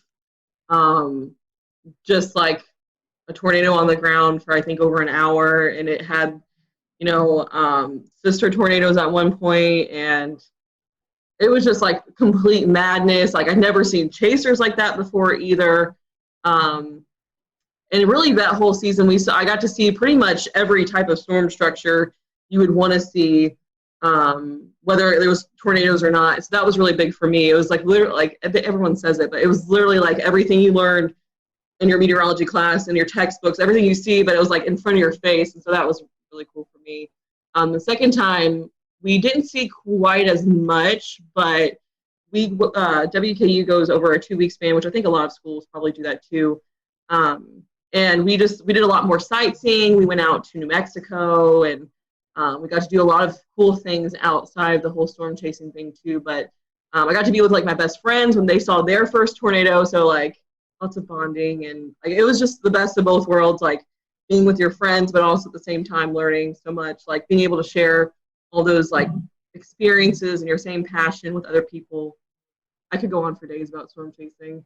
Very near and dear to my heart. I wish I could go back and relive those days.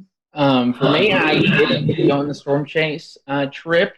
I worked 2 years in college while doing school, so I did 19 hours of classes in a 40-hour work week in Bowling Green, which was crazy. The first year I couldn't because of a job. We just lost someone, so I couldn't take off. The second year I just accepted a job in Hazard, so I was already moving out when it was going up. I've storm chased on my own. I've never seen a tornado with my eyes. I've been around storms that produced a tornado at night and knew that, hey, this had a good chance of a tornado. I've seen damage firsthand from a tornado. I think the most powerful experience, though, would have been when we signed up for something that's not even storm chasing. We remember March 2nd, 2012 was a big time event in Kentucky.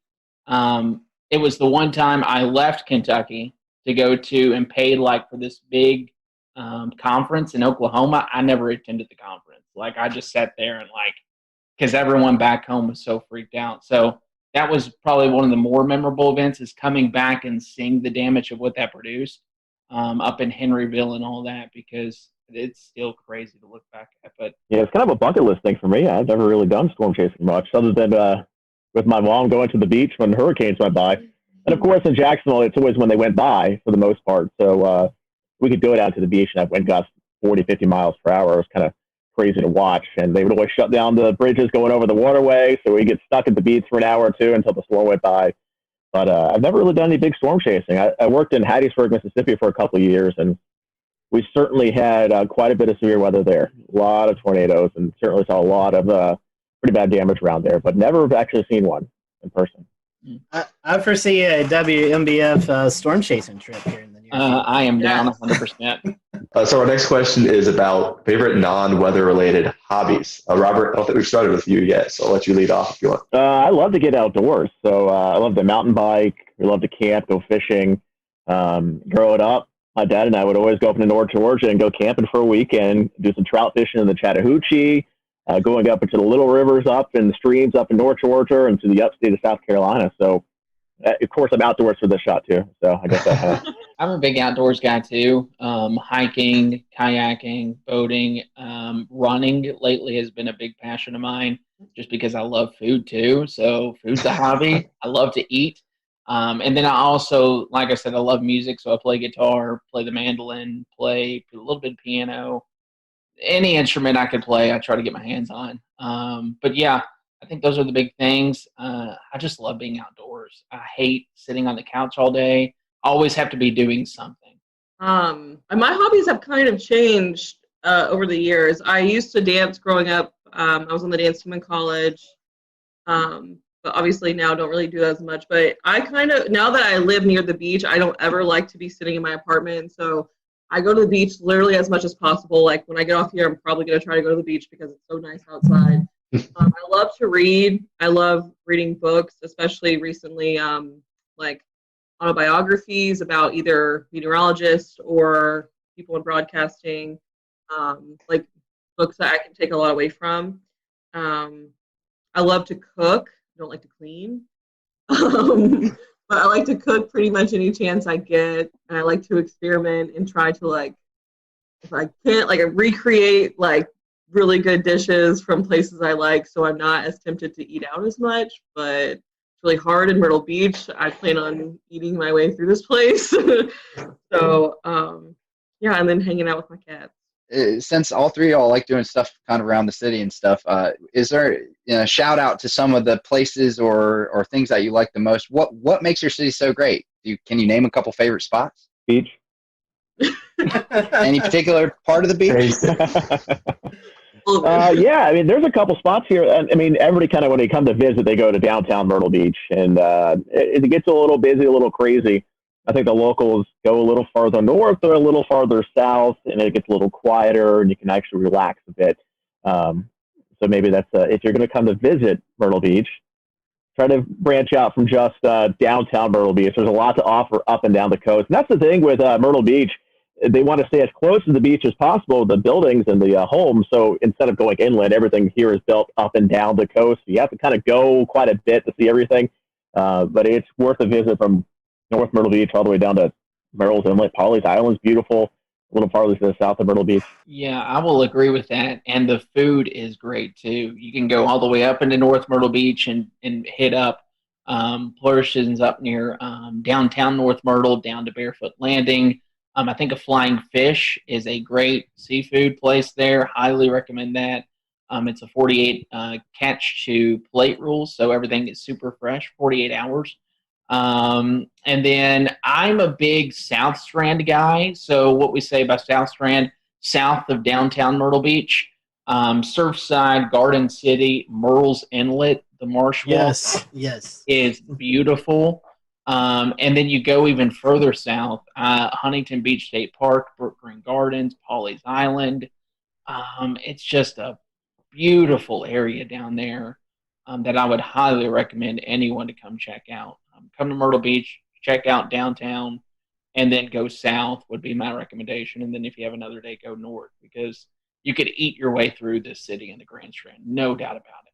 I have not had the chance to really explore that much. I'm just now starting to be able to with all the Corona stuff going on. But I will say I have not been to a single place that I have not loved so far. All the beaches I've been to, as far south as, I recently went to Surfside the other day, and that was really nice. And there, every little spot I feel like has a different feel to it. It has different character to it. And so I really like that so far. Honestly, have not really even had the chance to eat at any local restaurants except the Boathouse. That was really good. Andrew and I ate there after work or during work one day. And then I went to a local Mexican restaurant the other day, Soli Luna, which was freaking amazing. Where do you see the future of meteorology being? We're seeing a lot more non-traditional wise media with social media, websites, blogs. You still have your TV, your National Weather Service stuff. Where do you think the future of meteorology takes us in the next 10, 15 years? I think that's kind of the magic question that everybody's looking to the answer for. I mean, you think back 15 years ago, how different it was, and then you look 15 years or 10 years in advance and just how different it's going to be again. Obviously, a lot of focus is on digital now. Everybody's on their phones. Most stations have a weather app at this point, but I think we invest a lot of time into our weather app, and we've seen quite a bit of growth of that here in the last few years. And even on social media, I think when I started in 2013, we had 3,000 or 4,000 likes on our weather page. I think we're up to almost 40,000 now. And you can see that kind of growth on our digital team as well. I did a presentation a couple of years ago about digital growth, website growth, and it was something like 200% growth since we launched the station. We're a relatively new station. We've only been around for a little over 10 years. But you start to see the TV side go down a bit, but the digital side is kind of taking over from there. And we started to put some work into OTT, things like Roku, so you can get your news kind of on demand. We're setting up a new system now at the station where basically an anchor or weather anchor can go on air or onto digital by themselves, has his own mixer board, audio board, cameras built in. They can punch up any sort of audio source, video source. And so we don't have to wait for that traditional 4 p.m., 5 p.m., 6 p.m. People don't want to wait until 4 p.m. to get the forecast or 4 p.m. to get some information. So it's tougher now to tease things. Like, hey, we got this really big story. Tune in at 4 p.m. for the details. And people don't, everybody wants the information now. So instead of doing that typical thing, if it's breaking news, we can get on air, we can get on the digital, get on the Facebook with it, onto the website, and people can go there and get the information right away. Otherwise, they're going to go somewhere else to find it. What's your favorite social media platform? Twitter, Facebook, TikTok, Snapchat? Where's your go-to? Well, I still have my MySpace active, I think, somewhere. So make sure you give me I'll put you in my top 6. But really, I think Facebook is still probably the king when it comes to weather information with the general public. I think it's probably starting to skew a little bit older with the population. I don't think the younger you go, I think you get the less people on Facebook now. And where we go from there, I'm not sure. We've kind of dabbled. We'll return to Best of the Carolina Weather Group in a moment. Now your Carolina weather forecast. Here are today's forecast high temperatures for North Carolina. Here are the forecast lows for tonight for North Carolina. Here are tomorrow's forecast high temperatures. And here's forecast rainfall across North Carolina tomorrow.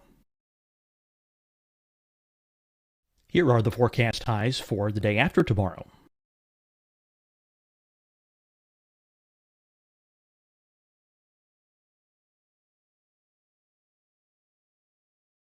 And here's the forecast rainfall across North Carolina for the day after tomorrow.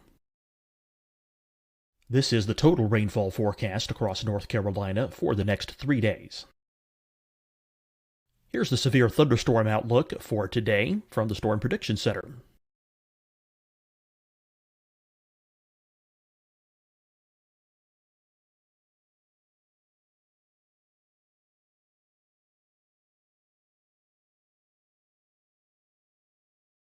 Here are the forecast high temperatures for today for South Carolina.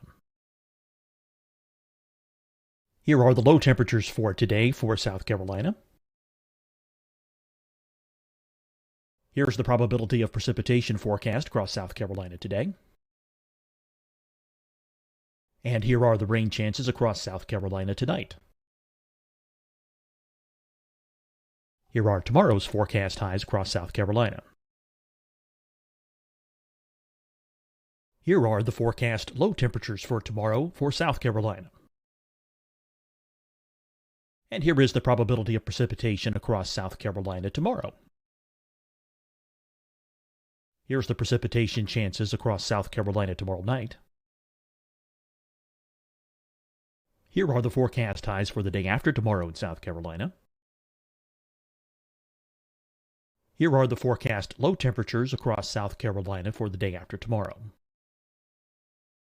And here are the rain chances across South Carolina for the day after tomorrow. And South Carolina's probability of precipitation for that night. Here's the Storm Prediction Center's severe thunderstorm outlook across South Carolina for today through tonight. Here's the Storm Prediction Center's severe thunderstorm outlook across South Carolina for tomorrow and tomorrow night. And here's the Storm Prediction Center's severe thunderstorm outlook across South Carolina for the day after tomorrow through that night. Here's the severe thunderstorm outlook for today from the Storm Prediction Center.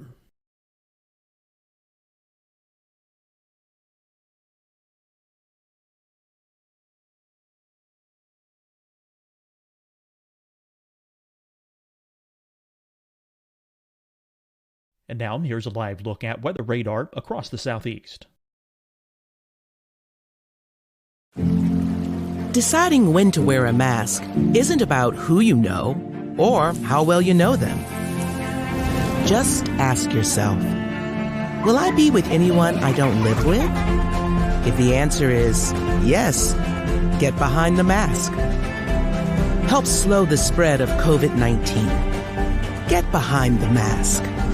Learn more at covid19.ncdhhs.gov. Hi, everyone. I'm Dr. Mandy Cohen, Secretary of the North Carolina Department of Health and Human Services. And when you follow the 3 W's, you protect your family and your neighbors from COVID-19. When you leave your home, practice your W's. Wear a cloth face covering, wait 6 feet apart, wash your hands often. Wear, wait, wash. We're in this together. Stay strong, North Carolina. Fight the spread and take a stand against coronavirus. Wear a mask in public. Stay at least 6 feet apart from others. And get tested. Join us and fight the spread. Visit scdhec.gov/COVID-19. Getting tested tested for COVID-19 helps you to take the steps needed to protect yourself, your loved ones, and your community. Find the testing location at scdhec.gov/COVID-19 testing. You'll see your Carolina weather forecast at 25 and 55 past. And now back to the best of the Carolina Weather Group on the all-new Carolina WeatherNet.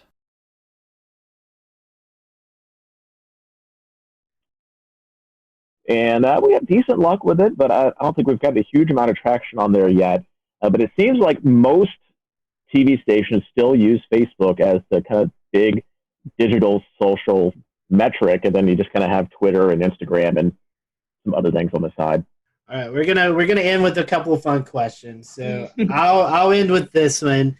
You're ordered a pizza. You're only allowed one topping. What is that topping? Pepperoni? Sausage, but this puts out a Barstool Sports one bite. Everybody knows the rules. Is what I thought of as soon as you said that. It's hard for me to pick one. My original thought was pepperoni, but I love banana pepper pizza. Interesting. Nobody said pineapple, so that's good. I was waiting for the pineapple. Yeah, I don't think pineapple's on a pizza. All right, then I will close this out tonight. This is a question that we briefly talked about before the show and had you all stow away your answer. So this could be controversial. There's only one right answer. Toilet paper, over or under? I had to think. It's over. No. It's over. Okay, one for over. I saw a terrifying image once, and I'll explain it after Jessica answers. It's over. Okay. And it's because of the image. Okay, yeah, I would say over, and I think of a meme, and I hope it's not what Andrew's thinking. It's like, I don't know, I can't even remember the meme. Something about a mullet, like, it had to do with a mullet. I've seen that one. You know what I'm talking about? I know what you're talking about. The one I saw had a spider underneath, and like you reached underneath the toilet paper to get it on the underside, and when you do that, you're like touching the spot. Ever since then, it's over. No. All right, we have definitely enjoyed having you for this. We appreciate it. I would hate to give up this opportunity, or would love to give you this opportunity to promote your social media accounts. So if anyone who's watching or listening, head down to Myrtle Beach. They know where to get the weather information at, and maybe some of the best places to hang out. So I'll let you guys give out some social media information before we close off. Robert, I'll start with you. No, you could. I'm big on Facebook, so if you just search for meteorologist Robert Whitehurst, it should pop up on there. And of course, our main Facebook page is kind of the one where we put a lot of our time into more forecasting, and that's going to be the WMBF First Alert Weather Facebook page. Yeah, I think we're all pretty generic in our handles. I'm meteorologist Andrew Dockery on Facebook. And then you can find me on Twitter at AndrewWMBF. We have a great team that loves social media. We would love to just even chat with you all about weather sometime. Yeah, mine's the same pretty much. It's meteorologist Jessica Dobson on Facebook, and then at Jessica Dobson WX on Twitter. You can also follow me on Instagram. I can't even think of my handle right now, so whatever. You can also follow me on Pinterest. You can also find Jamie Arnold at Jamie Arnold WMBF on Twitter. So look up Jamie. We hate that he wasn't able to join today, but certainly appreciate having you all around. And if you're in Myrtle Beach, be sure to check out the WMBF First Alert Weather Team. For everyone here at the Carolina Weather Group, thanks for watching, and we'll see you next time.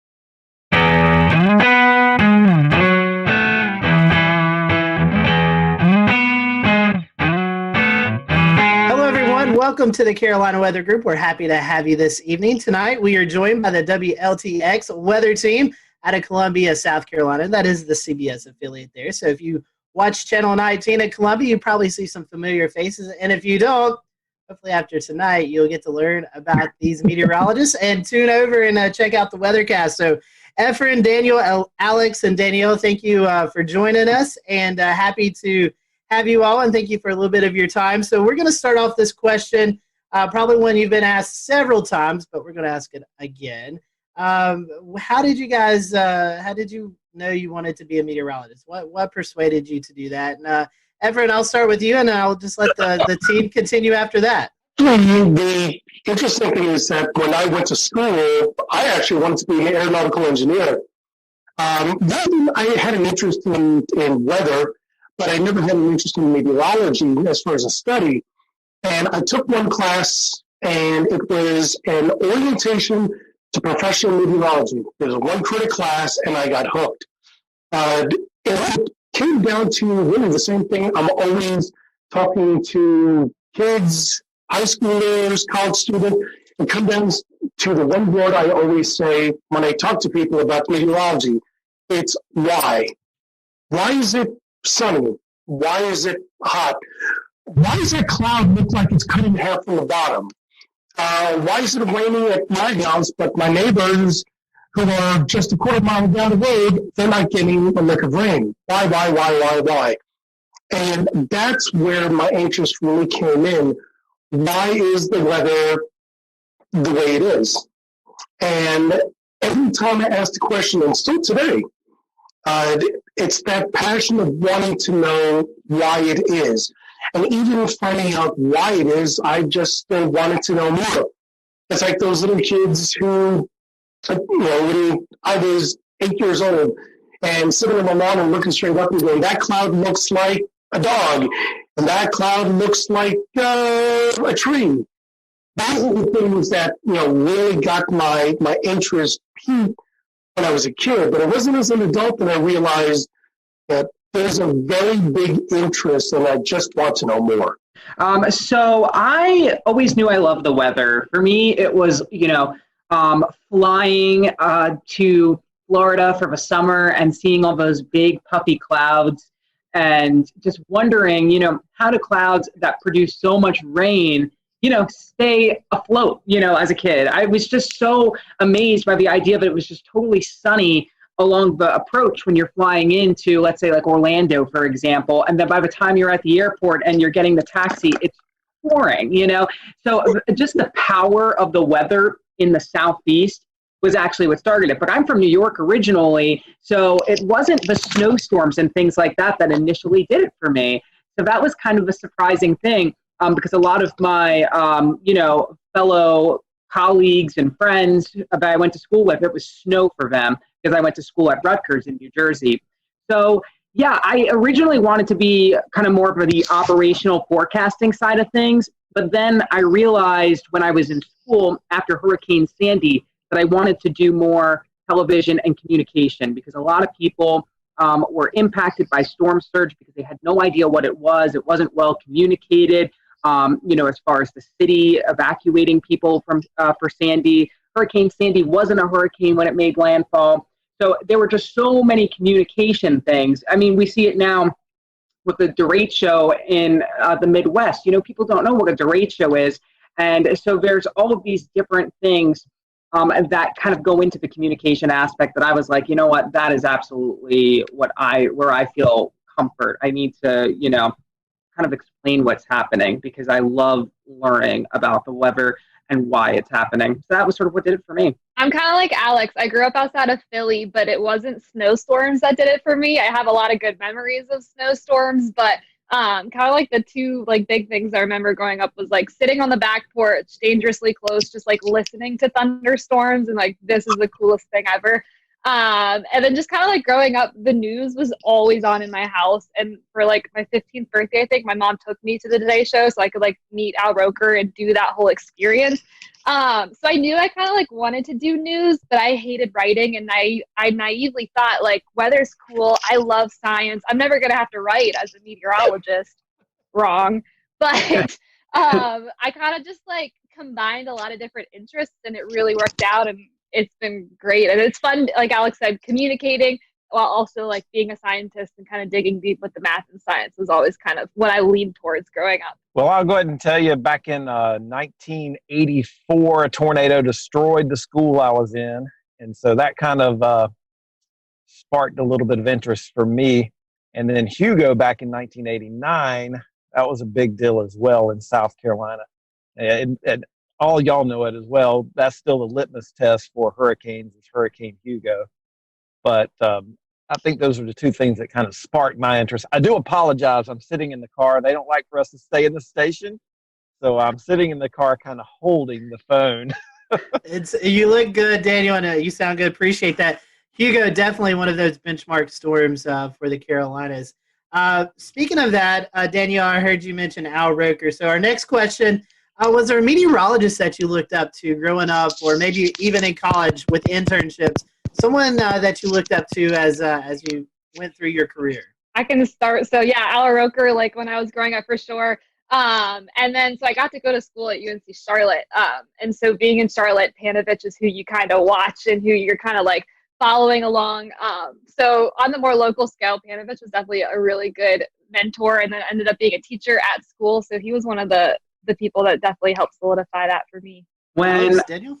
When I was a kid, I watched a lot of Weather Channel. Anytime I was sick at home, I was so excited that I could just watch that all day long and, just hear the forecast around the country. So honestly, growing up, seeing a lot of those meteorologists, all of them, I was just totally attached to and interested in because I felt that they were very knowledgeable and that they dug in deep to the weather. So I appreciated that always.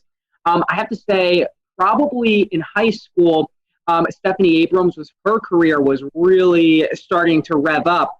And I probably looked up to her the most because she was just so, her personality was just what it was. She wasn't really afraid to hide it on air. And I was always, in high school, the kind of person who just said whatever came to mind. So I felt like I could kind of relate to her. And she also, was big on the science and on the math. She was from Florida. I loved Florida weather, so there was like that connection I always felt with her whenever I would watch her on TV because she was really into the science, but she also had like this personality where she was like unapologetically herself, And so I think Stephanie Abrams was definitely a person during my formidable years that I looked up to. Well, I'll jump in. Crazy enough, since I live where I work where I grew up watching Jim Gandy. So that was kind of a guy that I always enjoyed watching. And crazy enough, he came to my school when I was in third grade. That was like seeing a rock star. And then luckily I was able to work with him for, I don't know, almost 14 years. So that was kind of cool. Kind of dating myself because the Weather Channel was not necessarily huge when I was coming along. So I do remember watching Cantore, and I met him a few years ago, and he seemed to be a pretty nice guy as well. Something that you guys have dealt with already this year, severe weather in the Columbia area. So our question is, which one do you find more challenging forecasting, severe weather or winter weather, which we get a little bit of in the Carolinas? Alex, I'll let you start. That is a great question. So for me, I mean, obviously the tornado outbreak the day after Easter was something that I hadn't anticipated, prior to seeing that, synoptic setup could even happen in South Carolina, just because it's so rare to have tornado outbreaks like that. A lot of times, our tornado outbreaks come from our tropical weather, where we're on the dirty side of the storm. And so those are a little bit easier to sort of convey, whereas, a morning tornado outbreak where we had, I believe, like 3 or 4 EF3, big tornadoes in the Midlands in the, 5, 6 o'clock hour of the morning, that was definitely, I think, a big challenge. But, winter weather here, we're going on now, our 7th year without any significant snow. So I think as the years go on, there's a whole generation of people that aren't used to snow, either because they didn't live here at the time or because, they weren't grown up yet at the time. So I really think now, and as the years continue to go on, that we go without snow, I really feel that winter weather is perhaps one of the trickiest because severe weather, a lot of times it's isolated, the impacts, but if it snows, everybody's feeling that. I'll jump in. Winter weather. I've been around I've been doing weather in Columbia since 2007 at this point, and winter weather is always the big thing. And I remember in 2013 we forecasted 1 to 3 inches of snow in Columbia, and we missed by 50 miles. The city was shut down, and it was blue skies outside. And even now, it's become even a bigger deal because of social media and all the bad information out there. So in my opinion, for a snow or ice event in South Carolina, that's the bigger challenge. Maybe not from a forecasting standpoint, but from the standpoint of social media and people getting the wrong information out there and calling us names because we're not buying into the hype sometimes. Good point. Danielle, I want to bring you in. You graduated from UNC Charlotte. You didn't prepare for doing weather from home, I'm assuming, and class there. So what are your thoughts? No, I barely made it 9 months into my career for say that I had to like transfer to my 500 square foot apartment. So I definitely was not equipped like other meteorologists have their green screens, blah, blah, blah. I didn't even have this map here. The station was like, we're going to throw something on your wall for you. So I was not prepared whatsoever, but I think I really do like what it has offered. Now that we're going back to the station, it showed like how much flexibility we could potentially have in our job. Like we can work and build our graphics and do everything at home on a quiet weather day. And I live across the street from the station. I can pop over, do my show, and come on back. So that's kind of been nice. And with like Alex's setup, it has been so cool to see him like, just like, that'll be great if he could stay home on a nice weather day and say, check out my plants, check out the beautiful sunshine. It's fantastic. So I didn't really prepare. Thankfully, it had been kind of smooth. There hasn't been a ton of hiccups with it. My dog has only barked on air once. So like that has all been positives. But I don't think we're going to stay like this. But I think it does show that we could have more flexibility in our jobs that we didn't really think we had beforehand when it comes from like working from home. Yeah, just beyond this window is my porch, and I have hundreds of plants out there. So it's been really fun to show off, the different plants and how they're growing. Like my banana tree is growing a new leaf every single week because of how hot and humid it's been. And so there is this opportunity to tell the forecast in a different way. Sometimes during the morning show, the wind will actually shift from behind me, which is my south, to in front of me, which is my north. So I can talk about the reason why there is maybe some fog because, the temperature has now reached the dew point because of this northerly breeze that's coming in.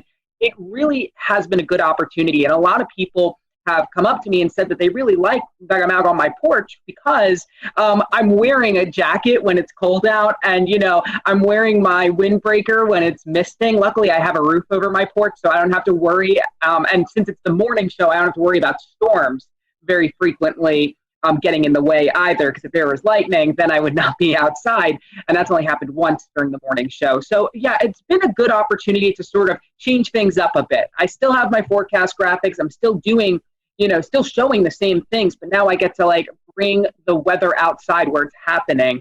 And I feel that it's kind of made me a little bit more intuitive, like to see the sunrise earlier in the morning. I see hummingbirds flying at 7 a.m. It's just made me so much more in tune with nature, which is really needed when you're not around people. You need something to hold on to. Let's switch it up a little bit. Let's get some fun questions here. These are just some questions to get to know you guys a little bit better. So beach or mountains? Which one do you guys prefer, beach or mountains? Beach. Beach, all right. Easy. I'm beach. I'm with Danielle. That's good. We're all beach. I love the beach too. Favorite food? Anything pasta for me with cheese. That's my anything Italian food is great. Pizza and everything pizza. I really like just a good like baguette and some nice cheeses, a little charcuterie spread. That's what I'm gonna say. Everyone's talking about pizza, so we had a few questions about pizza here. A, does pineapple deserve to be on pizza? And B, if you only had one topping besides cheese, what would it be on pizza? Pineapple does not belong on pizza. I actually, surprisingly, do like pineapple on pizza. I didn't first have it until after I left New York because that's just not something you tend to see up there. But I love the sweet, salty. So, and I'm like not afraid of, some odd and unusual kind of toppings. So on the topic of toppings, I think the one that I would really like to keep is basil. I know it's simple, but I just love that little herby kind of feel that it gives. I think pineapple can stay on pizza. I'm okay with that. We can leave it there. My topping would be black olives. Like growing up, my sisters and I would have like extra double black olive pizzas, and that was it. So I'll keep the black olives with the pineapple. Favorite type of music? What do you listen to while you're preparing your forecast, or just kind of out every day? What's your favorite type of music? Oh, I go through all the decades personally. And I do listen to music in the morning. A lot of times I'll listen to our other sister stations to see what they were talking about, because we have sister stations across the country. But when I'm not doing that, I'll listen. I think this morning I was listening to Fleetwood Mac. I was listening to the Supremes last week. It's just like all over the place. I love it. But generally my favorite music is kind of like that alternative rock kind of thing. Like I still listen to like the Foo Fighters and the Killers, like all those bands that were popular in the 90s and 2000s. They're still releasing pretty good music, so I like them. I'm country all the way. And then whatever Spotify will like say is popular, I'll like shuffle, because I don't think I'm a good playlist maker. But if I have to pick, it's going to be country. Favorite disaster or weather-themed movie? I agree with Twister. We actually did a senior project about all of the things that were wrong with Twister. That was our final assignment in mesoscale meteorology, and that was a lot of fun because, I mean, you got to watch Twister and, you know, kind of pick it apart with the things you learned. It was really fun. I'm going to go Twister, too, just because I know I've seen it. I don't like disaster movies. They stress me out. I feel like I heard a couple of weeks ago there may be a Twister 2 coming out soon. So we may all have to get together and kind of do what you did, Alex, and kind of point out the inaccuracies of the movie. I'm down. That sounds so fun. All right, we have one more controversial fun question, and then we'll kind of start to wrap up. This is one that we've done with all of our specials here, and it goes back to food. Is a hot dog a sandwich or not?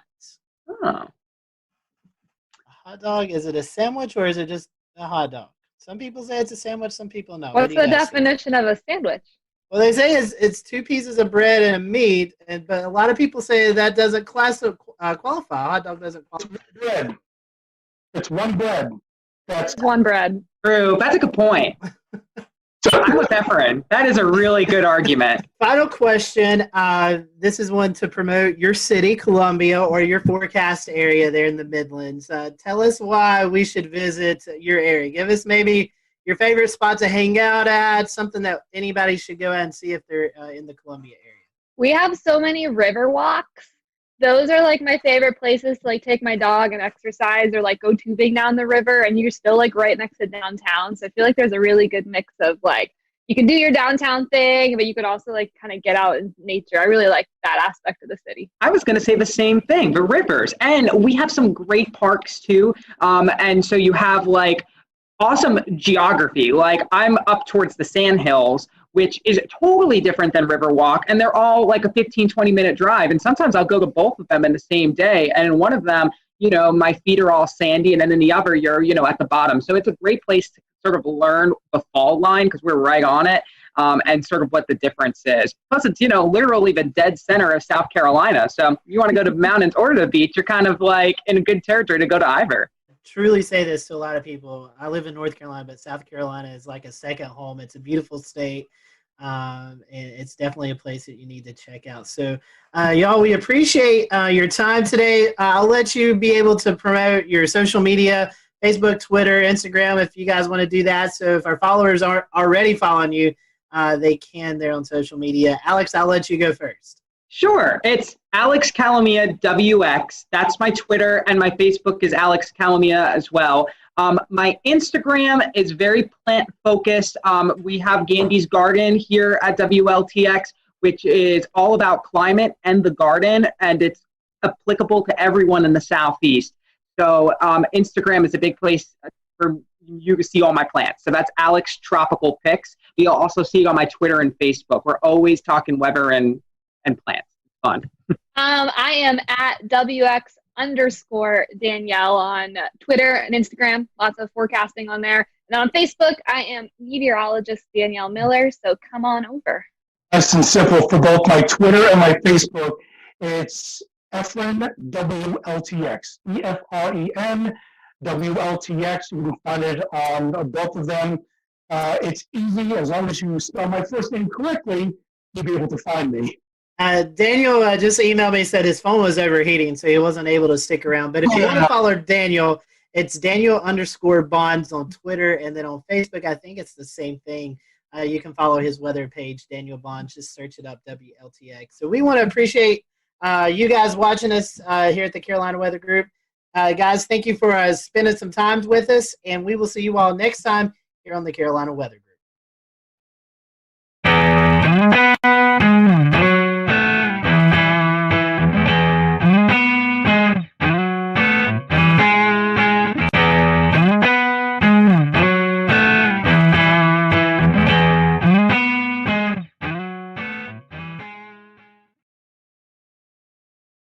We'll return to Best of the Carolina Weather Group in a moment. Now your Carolina weather forecast. Here are today's forecast high temperatures for North Carolina. Here are the forecast lows for tonight for North Carolina. Here are tomorrow's forecast high temperatures. And here's forecast rainfall across North Carolina tomorrow. Here are the forecast highs for the day after tomorrow.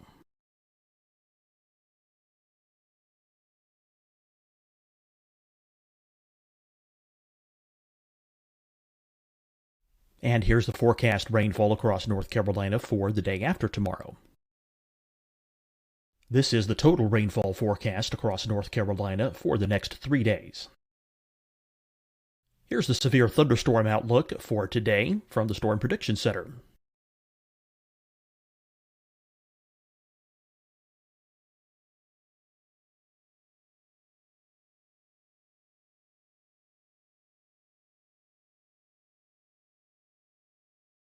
Here are the forecast high temperatures for today for South Carolina. Here are the low temperatures for today for South Carolina. Here's the probability of precipitation forecast across South Carolina today. And here are the rain chances across South Carolina tonight. Here are tomorrow's forecast highs across South Carolina. Here are the forecast low temperatures for tomorrow for South Carolina. And here is the probability of precipitation across South Carolina tomorrow. Here's the precipitation chances across South Carolina tomorrow night. Here are the forecast highs for the day after tomorrow in South Carolina. Here are the forecast low temperatures across South Carolina for the day after tomorrow. And here are the rain chances across South Carolina for the day after tomorrow. And South Carolina's probability of precipitation for that night. Here's the Storm Prediction Center's severe thunderstorm outlook across South Carolina for today through tonight. Here's the Storm Prediction Center's severe thunderstorm outlook across South Carolina for tomorrow and tomorrow night. And here's the Storm Prediction Center's severe thunderstorm outlook across South Carolina for the day after tomorrow through that night. Here's the severe thunderstorm outlook for today from the Storm Prediction Center.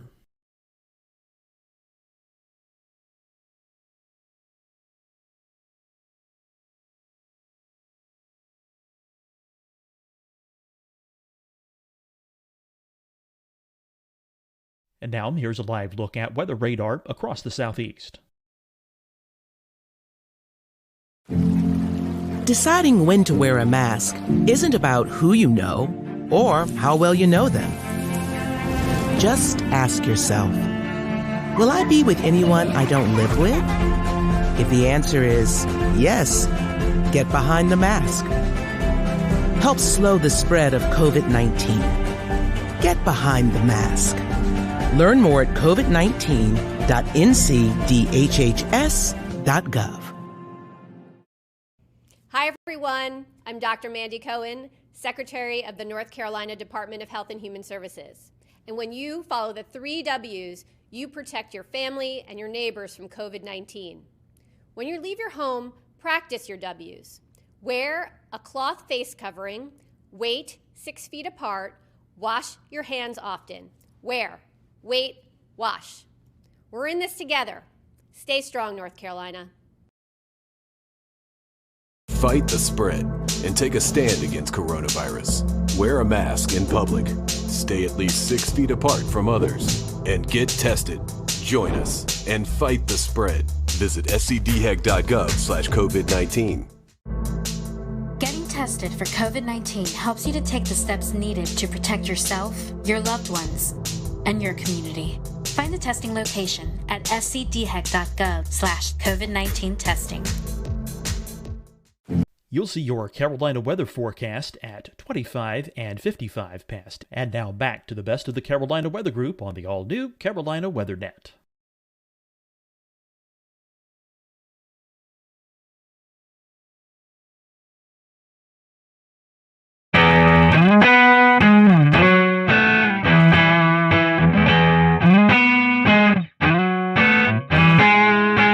Good evening, everyone. Welcome to the Carolina Weather Group. This is the April 15th, 2020 edition of the Carolina Weather Group Get Together.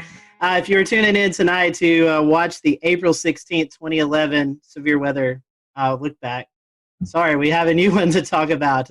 As many of you know, we experienced quite a bit of a severe weather event over the Carolinas on Sunday night into Monday. So tonight, we are going to turn our attention to that. We have a whole host of guests on tonight. We have Rob Fowler on from Charleston, Ed Piotrowski on from Myrtle Beach, Shane Hilton on from New Bern, Brad Panovich on from Charlotte, Tim Buckley in Greensboro, Efren Afonte in Columbia, Kendra Kent in Greenville, South Carolina, and Brendan Goldner, a reporter at WCNC Charlotte. So we really want to say our thank you to them publicly because we put this together at the last minute. So we're very happy for everyone to kind of donate a little bit of time tonight to talk about this. We are live streaming, so if you have any questions or comments, we'd love to hear about you if you had experienced any of this storm throughout the past couple of days. So I'm going to toss it over to Brandon Goldner. Brandon, you've been out in the field reporting kind of the aftermath of the tornadoes, and something we've been talking about here on the Carolina Weather Group is the COVID-19 pandemic. And so we've talked about storm chasing and doing severe weather coverage from home. I know that you ran a little spot about the recovery efforts in COVID-19. I think we're going to dial that up, and then we'll toss it to Brandon and let him kind of give us a few of his remarks from his story. Brian Morris. You want to carry that one side? Is an essential worker. Go out that way. Let's take it to the van. He's cleaning up this Gastonia sunroom after a tree slammed into it, one of 5 emergencies his company, Custom US, had to go to. It was kind of unique in that they were all very large trees, and that doesn't happen as much. Well, it also doesn't happen as much cleaning up during a pandemic. Morris and his co-workers have to wear masks when going into people's homes. They also have to ask clients if they've been around anyone who's sick. We've been keeping the pace. Utility crews are also trying to keep the pace and restore power to nearly 39,000 customers. North Carolina Emergency Management Director Mike Sprayberry says the largest outages are in Mecklenburg, Anson, and Richmond counties. For families uprooted from their homes, the Red Cross's Robbie Sofoli says volunteers are helping them virtually, using platforms like FaceTime and Zoom to interview clients. We are an organization that really relies on interpersonal connections with our clients and really trying to provide compassion and care. And it's a little difficult to do that right now, but we're adapting and using some of those different digital platforms. Family and friends helped Robbie Clark's parents clean up a tree that crashed through their Kannapolis home, all while following social distancing rules. I'm just hoping that everything gets sorted out pretty quick. All right, so that was a report from Brendan Goldner. Brendan, I'm going to bring you in. This is something we've been talking about, COVID-19 and how it's affected the weather enterprise. As you was out reporting, talking to the folks, what was it like kind of in this new time that we're all experiencing? It reminds you, we're all talking all the time about reporting during the coronavirus, and yet, Mother Nature, the weather, doesn't care about pandemic. It's going to do its thing. And so, obviously there's the challenges with us as a crew. It was me and photojournalist Kevin Wardlaw. We have the 6-foot stick with the microphone at the end that we have to use to interview everyone, and we have to keep that social distance. But what was really fascinating was talking to some of the disaster recovery crew members, Duke Energy, the Red Cross, how a lot of them have had to change up a lot of what they're doing when it comes to cleaning up during the coronavirus. Duke Energy, they've been trying to do the social distancing, keeping the 6 feet distance, but when they're trying to repair power poles, a lot of times they have to be in close proximity. It's the same way with these disaster recovery people that was said in the beginning of the story. They're wearing the masks. They have to ask everyone before they go into a house whether they or interacting with anyone with coronavirus. And it's the combination of all of the weather damage with having to deal with the coronavirus. So it's been really a double whammy for a lot of people. And so, after disasters, we've seen it with the Nashville tornado, Jonesboro, Arkansas tornado a couple weeks ago. The community really comes together. How do you think that? How is the community interacting with their neighbor helping neighbor? Did you see any of that? Even though we're in the midst. It's actually a good point. We didn't see nearly as many people outside as normally. Especially there was Monday. We were at there was a fire at a house caused by a tree that snapped power lines and then it went into a house, caused a fire. Thankfully, no injuries. But normally you'd see a lot of people out and about, milling around, asking for help. But really, there weren't a lot of people out. A lot of people were just standing on their porches. A couple people wandering up, but keeping that 6 foot distance. But it's a good point. You really didn't see those huge crowds of people like we normally do, and probably likely due to COVID-19. Brendan, we appreciate that. We appreciate you joining us tonight, giving us that perspective. Hang around if you want to.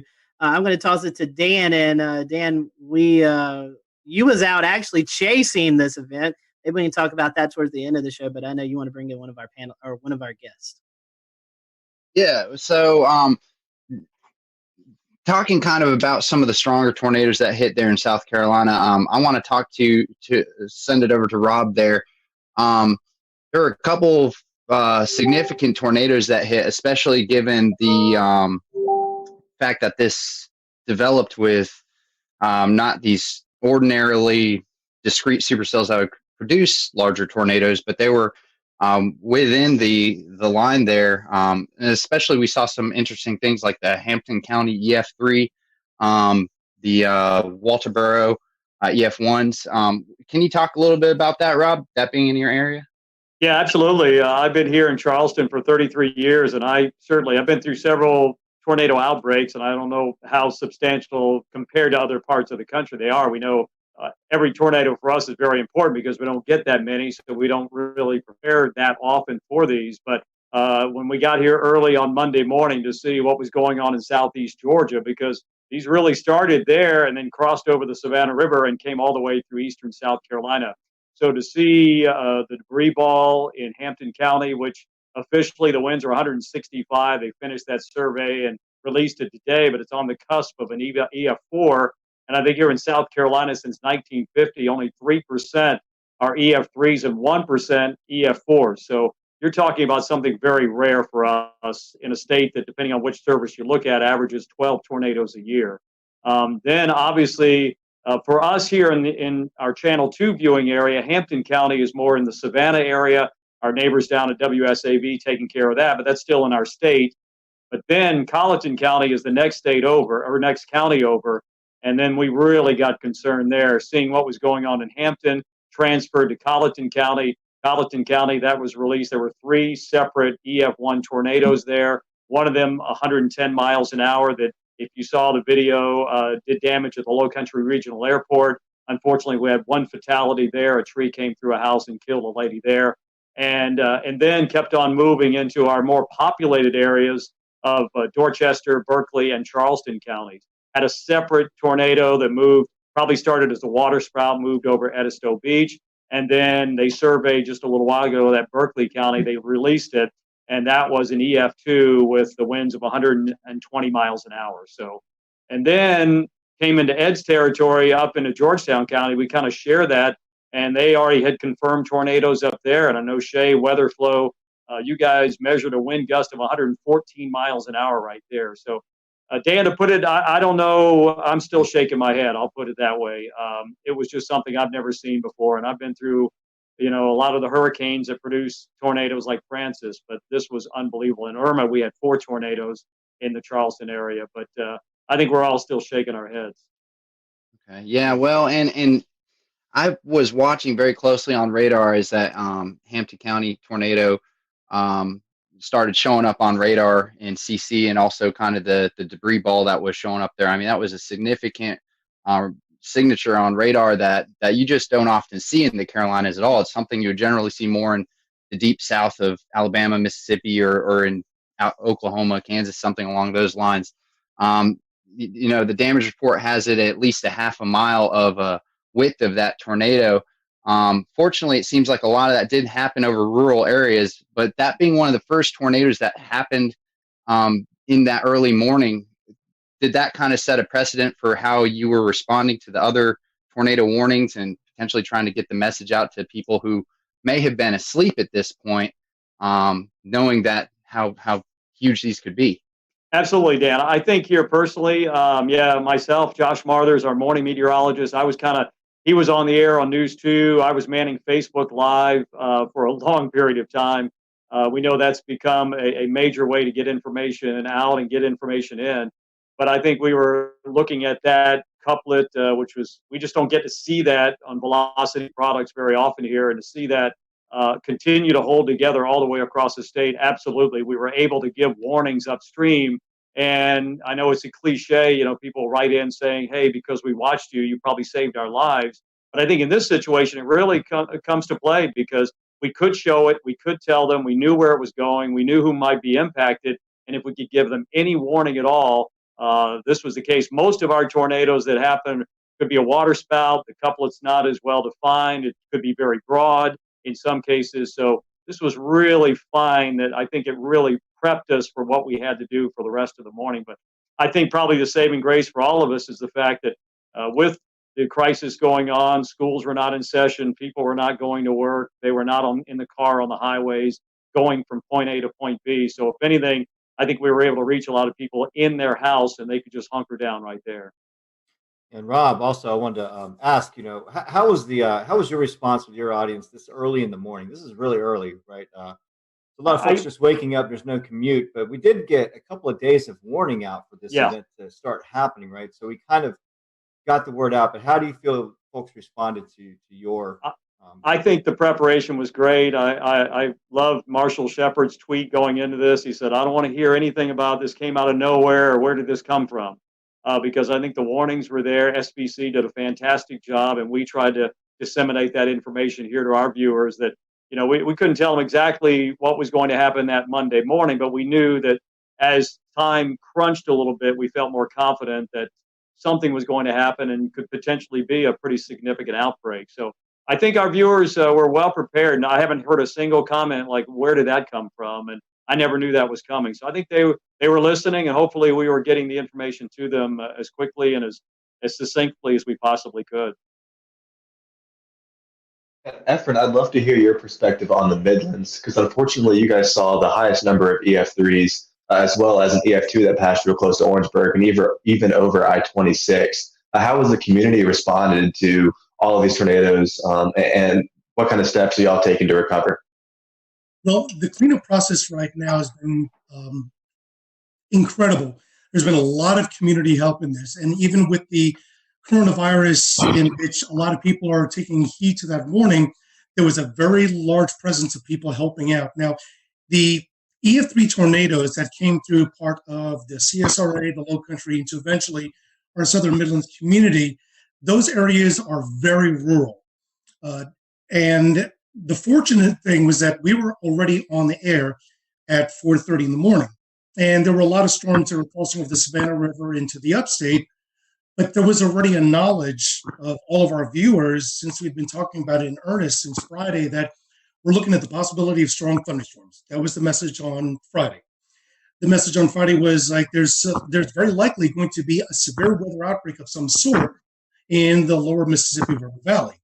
That message usually is taken with a grain of salt because it's not us. It's not even near us. And as we got into Saturday, our morning meteorologist, Danielle Miller, started emphasizing that we're looking at the possibility of strong to severe storms in South Carolina. Half of the models from Storm Prediction Center and their risk included the northwest half of South Carolina, and then on Tuesday, the eastern half.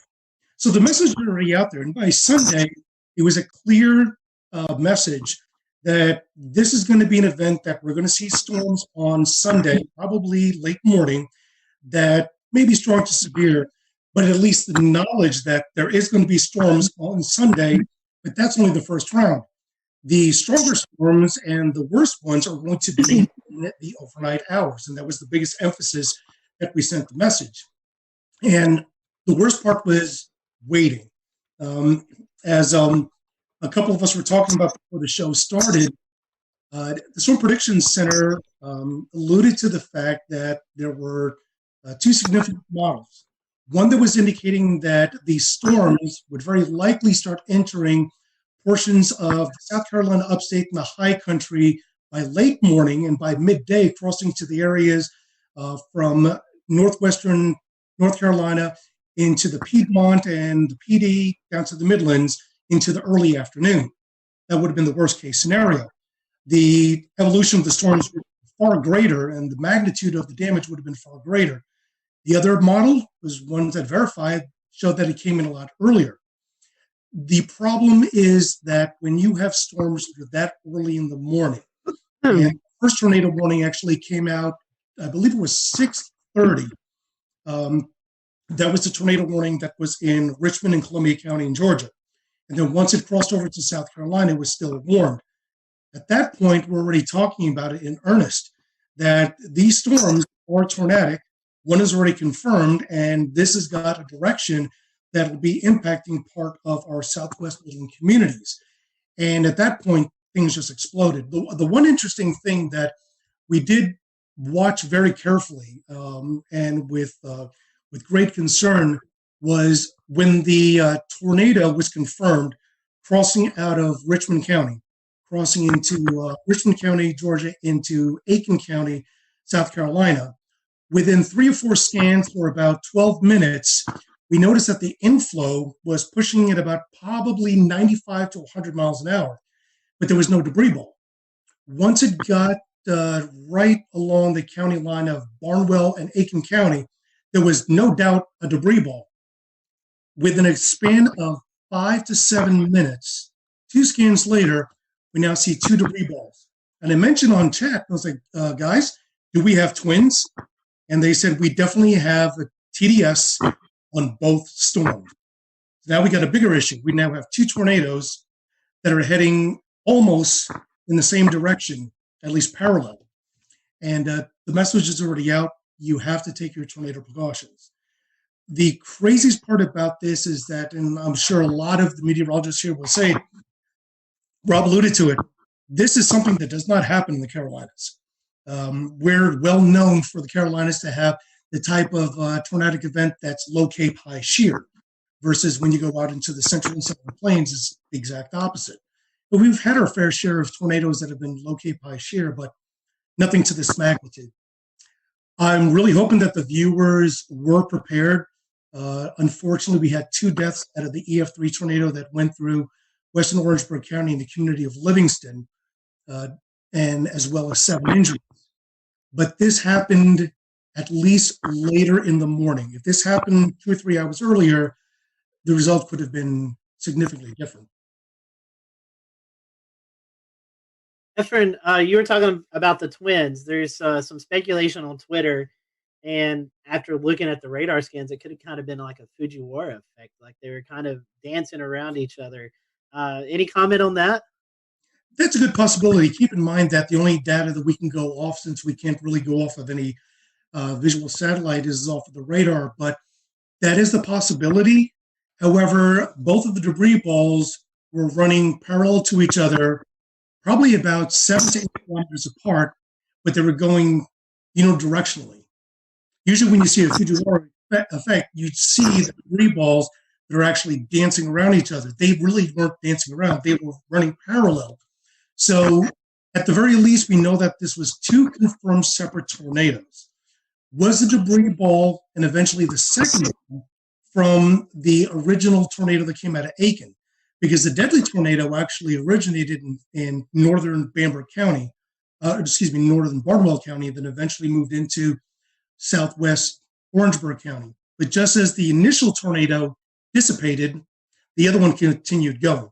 So I don't believe, in my best experience, that was the Fujiwara effect. It could have been, but I didn't see enough motion between the two TDSs to facilitate that idea. Yeah, definitely a busy morning for you guys. I want to bring in Kendra Kent. This is kind of where as the storm system moved in, it kind of hit her area first. Kendra, first of all, we hope we can see you or hear you. Sorry, Scotty.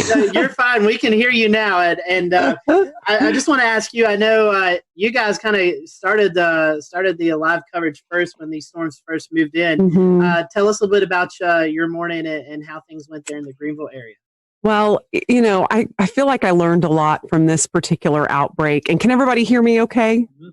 Yes. Okay, good. Sorry you can't see me. I hooked up to a computer that doesn't have a camera, apparently. Anyway, no, we started the coverage a little after midnight. We had a rogue warning. It was essentially a shower that just started rotating. You could tell how much dynamically was going on in the atmosphere. I mean, it was just things were beginning to blow up. So I think I knew from about 12:30 in the morning that we were going to have a very, very long night. We ended up with an EF3 tornado, and as we were talking about earlier, that's incredibly rare in South Carolina, especially in the upstate. I feel like we get wedged in so much with cool air. It's so rare we can have all of this come together to produce such an event. And this was the biggest in the upstate, the strongest since 1994. It hit Seneca. We were on air with the storm as it moved into Stevens County, Georgia. And I had a unique experience with it because my parents live in Seneca. And that was probably the first time I had to cover a storm while I was slightly emotionally distraught. And I had Isaac Williams, who's also on here. You just can't, he's also without a video. But he was pointing out the TDS. And as soon as I saw that, I got that panicked feeling. I started breathing a little heavy. I thought, oh my gosh, how am I going to get through this? But we did. And luckily my parents were fine. But I'm sure many of you have been through that because we've all, many of us have lived in these areas for a long time and you get personally impacted by these storms. But what I learned the most is not to underestimate the timing of something. I feel like I didn't write this event off, but I wasn't necessarily expecting anything like this given the time it was coming in. 3 to 6 a.m. I mean, who expects an EF3 tornado to rip through the heart of your area at 3:30 in the morning? And mostly we get these QLCS lines that produce these brief EF0, EF1 tornadoes. That's what we're used to. And seeing something like that and tracking something like that was a true first for me. And, it was just a million different emotions all at once. That's for sure. Kendra, since you said Isaac's there, I'll pose this to both of you guys, both of y'all. You had this coming through the rogue cell, and then like the heart of this event was when people were actually asleep, 12, 1, 2 o'clock in the morning. Talk about how you guys were able to message before the event. And, with this being this late, talk about your schedule too, because I know I was watching the coverage in Chattanooga and hearing of the major damage that happened there. And I'm like, man, I've got to get a little bit of sleep before this comes into our area. So kind of talk about that, because I know a lot of us were watching beforehand to just see what was coming our way. Let's see. Is Isaac's mic up? I think it's muted, but we can. Okay, it's unmuted. It's unmuted. He's good now. Okay. You go ahead, Isaac. Okay. Thanks for having me briefly. I'm one of the morning people, so I'm like almost up past my bedtime here. But so just to kind of with the messaging and any rest. Unfortunately for me, I have plenty of interest in Mississippi and Alabama. That's where I'm from, and for whatever reason, a lot of people still ask me about the weather there, and they depend on me, and that's great. So I didn't actually sleep going into this event. So that's not uncommon for me because I am a severe weather nut. But that being the case, in terms of messaging, we started talking about it, I think, on Wednesday, just kind of highlighting the threat for storms. That gave people about 5.5 days. And of course, we started ramping up, the wording a little bit more once we got to, Friday and Saturday. And, Kendra always, mentioned, like, when I first was hired here, we do get a lot of wedge events, and we started that day in the 50s. And I'm like, back in my head, I thought, what if the wedge holds and, we're going to be seen as like hype people. And, that's not what we want, but we don't want severe weather either. I think our message was pretty stern by Sunday morning when we got up and saw they had pulled that enhanced risk over a little bit into the upstate, which, I've been here 3 years, not nearly as long as Kendra, but I think that's only my personal third enhanced risk here. So, I knew that. We'll return to Best of the Carolina Weather Group in a moment. Now your Carolina weather forecast. Here are today's forecast high temperatures for North Carolina. Here are the forecast lows for tonight for North Carolina. Here are tomorrow's forecast high temperatures. And here's forecast rainfall across North Carolina tomorrow. Here are the forecast highs for the day after tomorrow.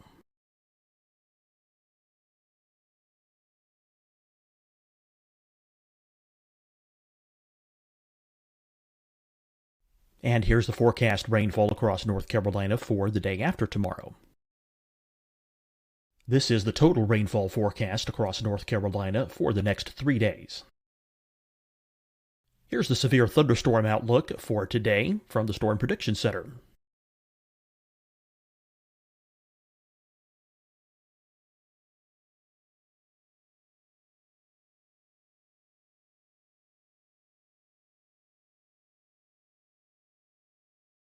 Here are the forecast high temperatures for today for South Carolina.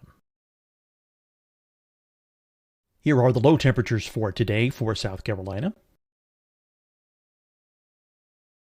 Here's the probability of precipitation forecast across South Carolina today.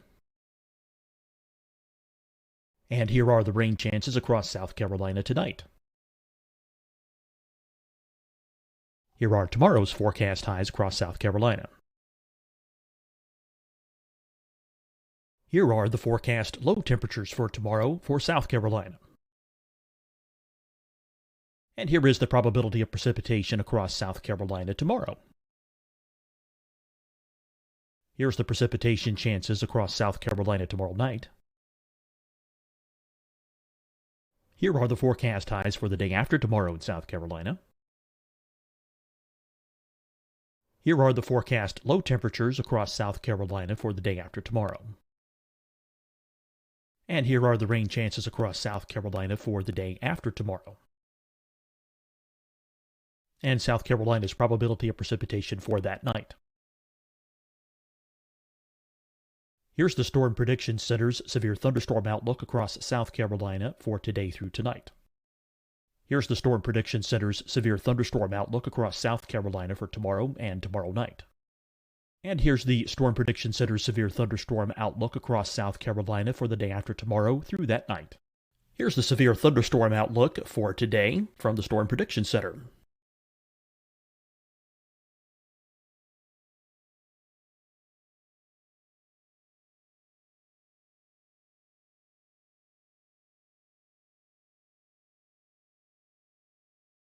And now here's a live look at weather radar across the southeast. Deciding when to wear a mask isn't about who you know or how well you know them. Just ask yourself, will I be with anyone I don't live with? If the answer is yes, get behind the mask. Help slow the spread of COVID-19. Get behind the mask. Learn more at covid19.ncdhhs.gov. Hi, everyone. I'm Dr. Mandy Cohen, Secretary of the North Carolina Department of Health and Human Services. And when you follow the 3 W's, you protect your family and your neighbors from COVID-19. When you leave your home, practice your W's. Wear a cloth face covering, wait 6 feet apart, wash your hands often. Wear, wait, wash. We're in this together. Stay strong, North Carolina. Fight the spread and take a stand against coronavirus. Wear a mask in public. Stay at least 6 feet apart from others. And get tested. Join us and fight the spread. Visit scdhec.gov/COVID-19. Getting tested for COVID-19 helps you to take the steps needed to protect yourself, your loved ones, and your community. Find the testing location at scdhec.gov/COVID-19 testing. You'll see your Carolina weather forecast at 25 and 55 past. And now back to the best of the Carolina Weather Group on the all-new Carolina WeatherNet. And parameters mean nothing unless you have a storm in them, but I knew with those parameters that we had the potential to have something, fairly unusual happen, but I wouldn't have had I don't work weekends, so I don't even know if I would have said something about a strong tornado even the night before, just because it's just so rare to get them here. Yeah, and I think just given how late it was at night, and we knew this was likely going to be taking at least some linear form. Yeah, I wasn't expecting that either, and it really it caught us off guard. But to see a TDS like that move through our area, and I know the rest of you all saw that too as South Carolina meteorologists. I mean, just something you don't see every day, and it kind of takes your breath away. They're used to that in Alabama and Mississippi. We just don't get that stuff here. Yeah, and then right after that, right after the Seneca one had briefly lifted right over Clemson, we had the EF2, what ended up being an EF2, another TDS outside of Slater, which that's almost in the 3,000 feet elevation, in the extreme northern part of Greenville County. That debunks the whole tornadoes can't happen in the mountains thing, Definitely. So we were watching that, Evan and I, because Evan doesn't live too far from the line there. One last question, and we'll come back to you guys later on in the show. But at the time, we didn't know how long the tornadoes were on the ground. But I think one of the tornadoes there in the Greenville, Pickens County area was on the ground for around 8 miles. So this were not also big tornadoes, but they're also long track tornadoes, something that we're not too accustomed to as well. Yeah, again, that was a huge shocker. But when you saw the signatures on radar, there was no doubt that was going to be a large tornado. And they even put that in the wording of the warning, which I was very happy about. I feel like that really brought people's attention up. And the thing you mentioned earlier, too, these were happening at 3:30 in the morning, probably the worst time a tornado could hit. I mean, when people are in their deepest sleep, and all you can do as a broadcaster is beg people to wake up their kids, get their dog, whatever they need to do, get to their lowest level. And so I feel like this was one of the scariest nights for our viewers, hands down, and no less scary for the rest of the state, of course, but at least it was more toward daybreak for some of you guys. But yeah, for us, it was just the dead of night, and we were just hoping that people were heeding the warnings. Right. And for sure, with that, with the Seneca one, we were in a situation where the TDS was so strong, so fast. Like I don't want to say it came out of nowhere, but like that TDS appeared and it was like violent looking, like on the first scan that I saw. And we were dealing with the situation, like once it went past Clemson, I think we had debris fallout on CC. So we weren't positive that it actually wasn't still down because it still looked like, something could be there. You thought it was like debris being fanned out or whatever, but you weren't sure, even though the circulation looked a little weaker. But I'm like, we're not going to take any chances with it. Obviously the tornado warning was still in effect. And, that was another little unique challenge, is that I've never actually dealt with debris fallout before, where we said, okay, well, this signature is debris, and yet something similar was happening down the line. And we're like, well, this may be actually debris that's still being lofted, but the tornado's not still down. So it was a very unique situation. And again, Kendra keeps bringing this up. It was in the middle of the night at 3:30 in the morning, but I feel like people were wide awake and they were watching and they were prepared, which is good. All through the days, we were like, Kendra made a graphic, I think on Thursday, that said, what do you need to do? It was just like a simple little headline graphic, but it was like so informative about charging your batteries, keeping your phone on not silent if you sleep with it on do not disturb. I remember saying Friday morning, you know what you can do? You can, sleep with it on loud for one night, because it can help save your life.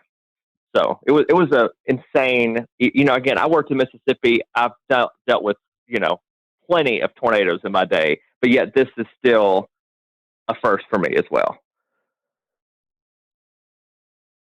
All right, and I'm going to go ahead and bring Ed Petrowski from WPDE in Myrtle Beach. And Ed, we saw what looked like the tail end of this Hampton County tornado pop out all the way over at Murrells Inlet. Brad Panovich was nice enough to share a link with us. I'm going to pull it up here and share my screen. Let's see if we can get it to work here. And the tornado that you're seeing here in Hampton County, there's some debate of whether or not it started over on the Georgia side of the Savannah River. But if we look at the start of the track and draw it all the way over to where it exited the South Carolina coast here, then we're looking at about 144 to 158 miles, somewhere in that vicinity. And so, we know this continued on, maybe up even into the Oak Island area of North Carolina, but it's just impressive to see the length and track of that storm. It did pop out in Myrtle Beach, where one of our weather sensors for weather flow got a reading of 114 miles an hour. We had a pressure drop of 7 millibars within a 1 minute time span. So that reading went up within 2 to 3 minutes, from 46 to 76 miles an hour to 114. And so talk about that area and how it affected your viewing portion of that area of Myrtle Beach. But for us, considering what happened across the rest of South Carolina, we were relatively unscathed. We had no injuries and no deaths. There was never really any really tight circulation anywhere in our viewing area. We were, of course, watching the ones that were over Orangeburg County and also down near Hampton County in the morning while we were on the air with our regular morning show at 5 o'clock in the morning. And those were the two big storms, the two supercells that we were watching very carefully, knowing that they were heading generally in our direction. The one in Orangeburg County faded away before it ever got to our viewing area. But the one in Hampton County that eventually went over Monk's Corner, eventually got into Georgetown County, and they warned for that one where there was EF1 damage done in Sandpit and Graves. And then you hit a really populated area on the south end of the Grand Strand where Litchfield Beach is located and Pawleys Island as well. And they both took a hit on EF0, EF1 tornado. There was substantial damage done to trees and even some homes in Litchfield Beach and also in Willbrook. In fact, one of the things about a lot of people being home is a lot of people took video. So we were able to get pretty good video of at least damage and high wind knocking over trees, but not necessarily a tornado touching down. And then, of course, it went out over the ocean, became a water spout, and that's when it rolled over the Murrells Inlet jetties with the recording of 114 mile per hour winds. And, I look back in that and I think, my goodness, if that was just a couple of miles west of there, we would have had substantial damage on the south end of the Grand Strand. And if it had paralleled the Grand Strand coast, it could have buzzsawed the entire Grand Strand, nearly 60 miles with extensive damage. So we were very fortunate that it actually went out over the ocean. And that was really the only set of tornadoes from that particular supercell that we had in our viewing area. Although I will say in Marlborough County, which is just to the east of Chesterfield County in the northern part of the state, we had a massive microburst of 110 mile per hour winds that did substantial damage in Wallace. And of course, everybody, when they get that kind of wind, thinks it was a tornado. But in reality, it was a microburst. Although on radar, it did have some rotation. It wasn't very tight there either. But Steve Paff, who works with the National Weather Service in Wilmington, those guys do a phenomenal job. They went out and did the survey yesterday and were able to pinpoint where they had 80 to 110 mile per hour winds. And, typically for us, in the summertime, we get those pulse thunderstorms where we'll get 60, 70, maybe 80 mile per hour winds with a collapsing thunderstorm. But in all the years I've been here, I can't recall one time where we've had a microburst that caused 110 mile per hour winds. But you hear it all the time. They're just as damaging sometimes as tornadoes. Wow, that's pretty impressive. Yeah, looking at that, the one in Litchfield, they classified as an EF2. Do you think the Waccamaw River Basin had something to do with reforming of that, or do you think the mechanical features right when it came to land? maybe help with strengthening or re-intensifying that system? Yeah, there's a lot of, I don't know if you want to call it debate, but there's a lot of speculation out there that there could have been some sort of a influence of the ocean, the wind coming in off the ocean at that time, perhaps creating some sort of a boundary to help intensify the storm itself. But yeah, it was an EF0 over Litchfield Beach, and then it blew up to an EF2 when it went over the Merles and the jetty. So it got pretty strong fairly quickly. And again, we were lucky that that was over the ocean. Literally, the jetties are only a couple of 100 yards away from very populated areas of Garden City. And we had two different people that have homes there who have their home weather units, and they both registered 71 and 72 mile per hour winds respectively. So literally within a couple of 100 yards of where your unit is, we had those measurements. So you can see how tight the wind gradient was between Garden City and the actual jetties themselves. Hey, Ed, there was something, you always try to find something that'll make you laugh in these sad times. And unfortunately, we had some sad times in the Carolinas, but there was a tweet going around of you doing your broadcast. I don't know. I've asked James about it if we can play it. But, Here it comes. all right, I'm going to let it play, and then I want you to talk about it. Your rain is located, and we'll zoom that out just a bit. And whoa! Oh! That was a close lightning strike. I don't know if you heard that at home. I feel like I need to change a short. All right, I'm pulling the audio back down, but Scotty and Ed, the viewers at home heard it, even though we didn't hear it in our headsets. Ed, what's going through your head there? Well, we were in a sense just about ready to wind down. We were getting through this thing for the most part relatively unscathed. Our last severe thunderstorm warning was still in effect, but the storm was moving out of Horry County. And then there must have been a lightning strike within a couple of 100 yards of the station, because it was this loud explosion that you knew what it was, but you're a human being. It freaked me out. And as you saw, I kind of ducked thinking something was going on, and then just used one of my classic lines, I need to change the shorts. Just one of those things. And that kind of went around the viewers. A lot of them had recorded it and were sending it to me, letting me know that they thought it was kind of funny. And it's something that, that they needed after a morning like that, being so stressed, and of course being stressed with COVID-19. It was a little light moment toward the end of the severe weather when we knew we didn't have any injuries, which was a good thing. And of course, nobody was killed. Always good to have a funny moment there. So I want to bring it up to Shane. Shane lives just north of the Myrtle Beach, Wilmington area. Shane, you guys kind of got in on the tail end as well, as the sun was already up. Talk to us about the Newbern, Greenville, North Carolina area and what you guys experienced.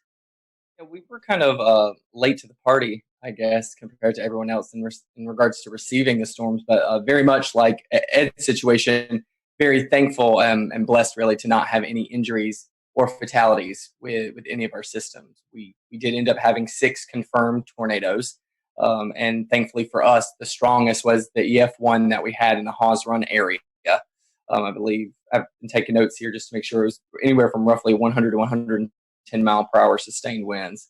So for us, it was basically like that waiting game where you see the line coming. I was actually filling in for our morning meteorologist.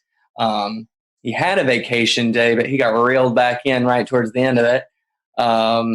So I was basically tracking it all the way since it was in the mountains, and just waiting, just holding our breath. Our morning broadcast finished up.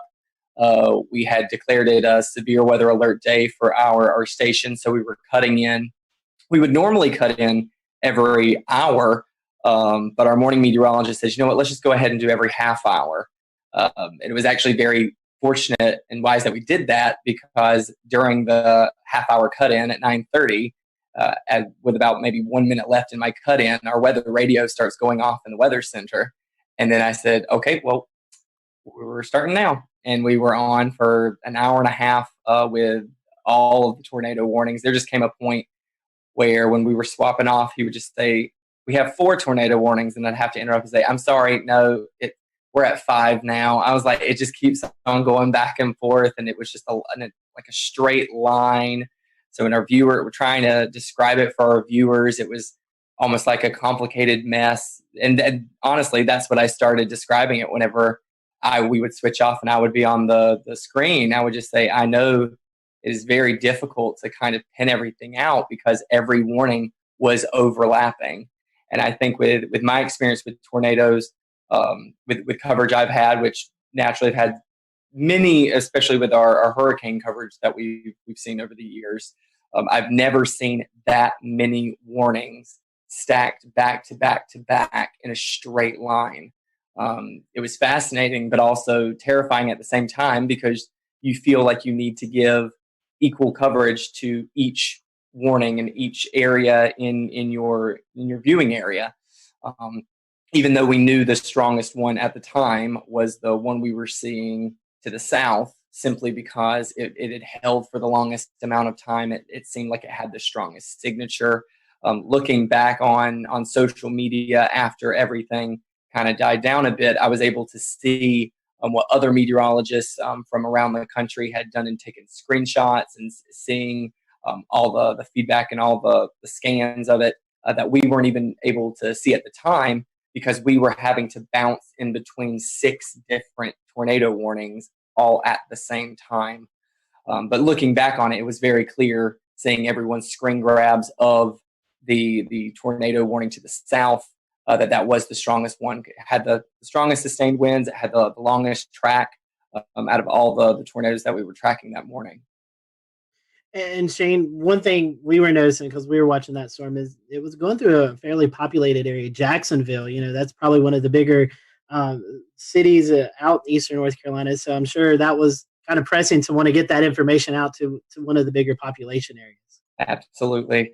What was really interesting, something I've never been able to do before while we are doing severe weather coverage, is to be able to pick up anything too crazy on our web cameras.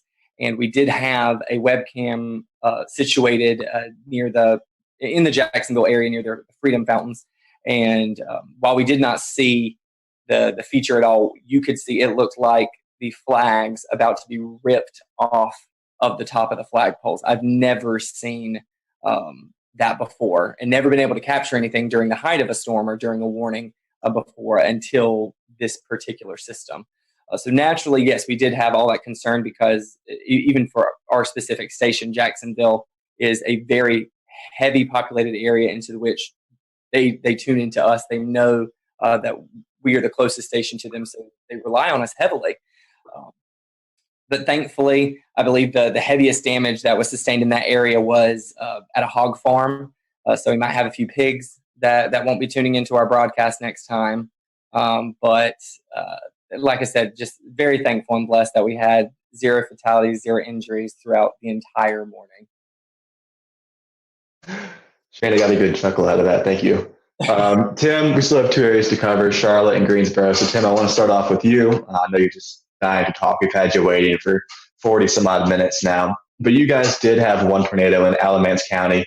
Can you kind of tell us a little bit about that, and maybe some of the relief that you felt that there was only one and things weren't quite as bad as they could have been? Yeah, sure. Thanks, guys. So, this kind of thing that we were tracking for days, all of us were tracking it for days.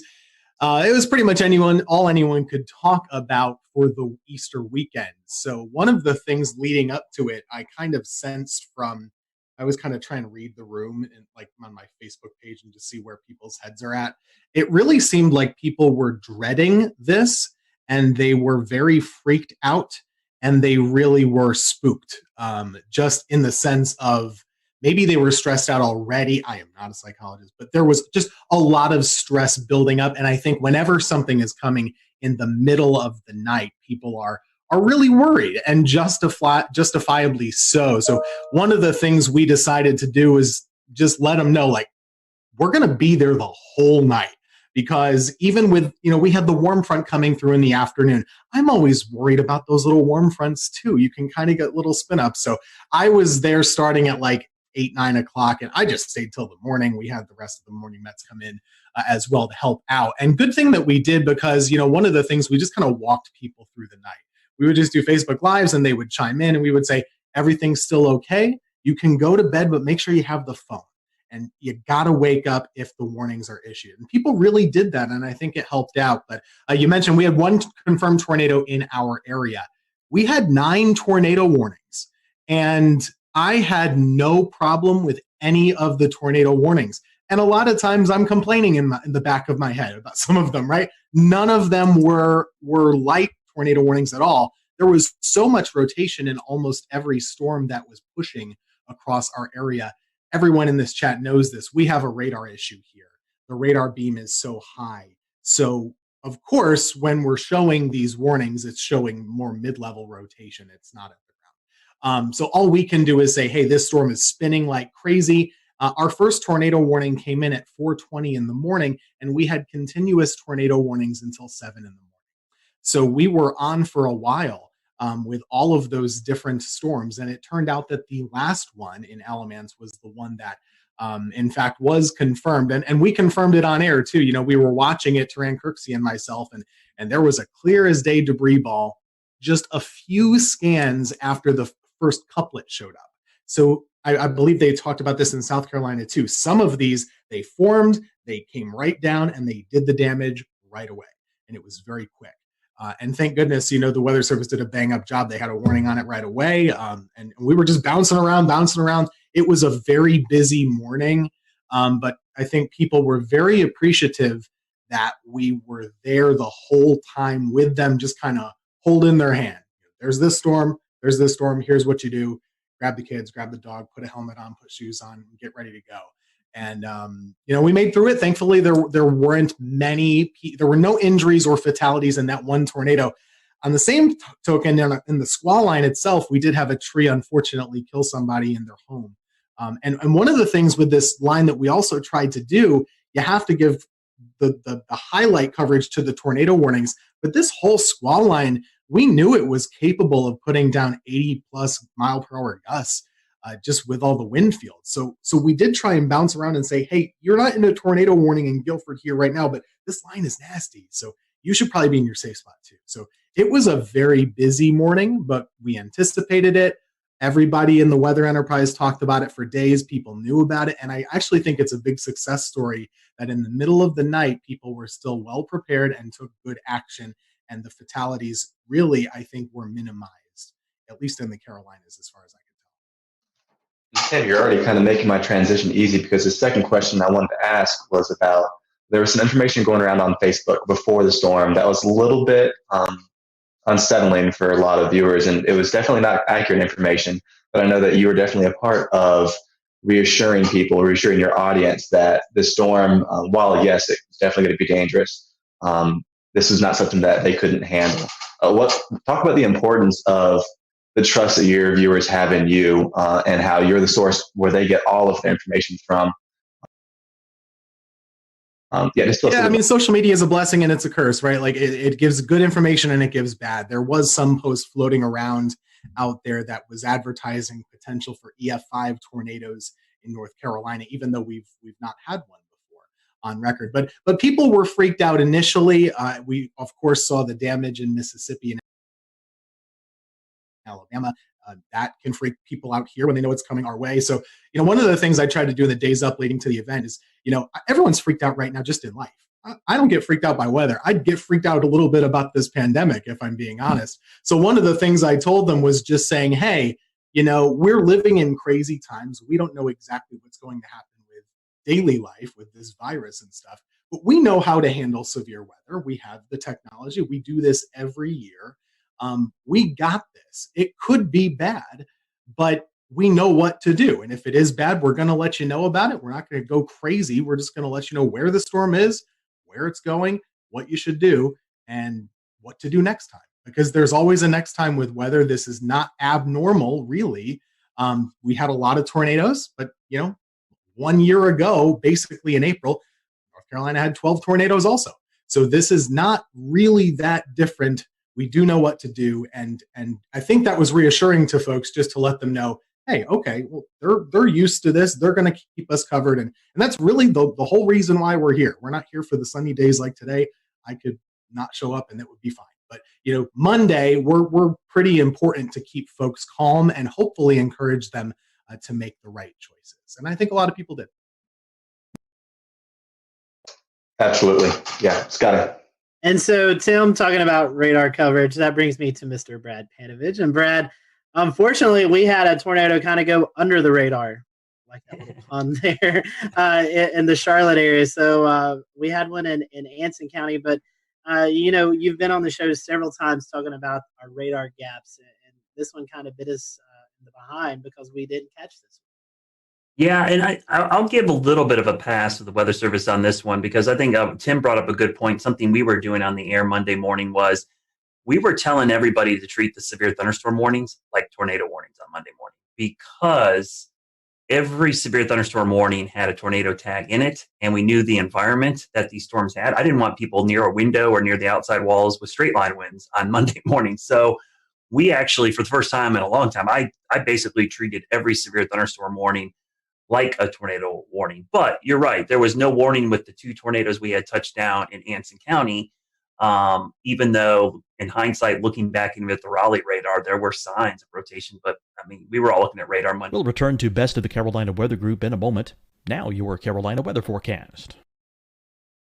Here are today's forecast high temperatures for North Carolina. Here are the forecast lows for tonight for North Carolina. Here are tomorrow's forecast high temperatures.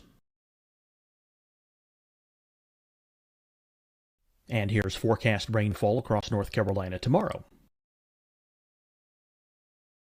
Here are the forecast highs for the day after tomorrow.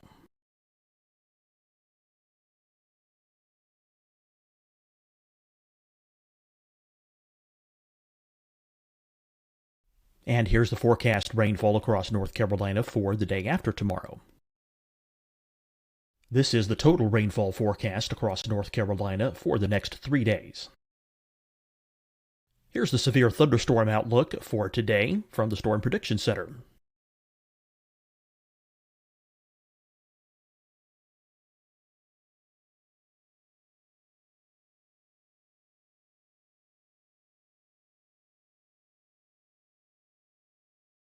Here are the forecast high temperatures for today for South Carolina.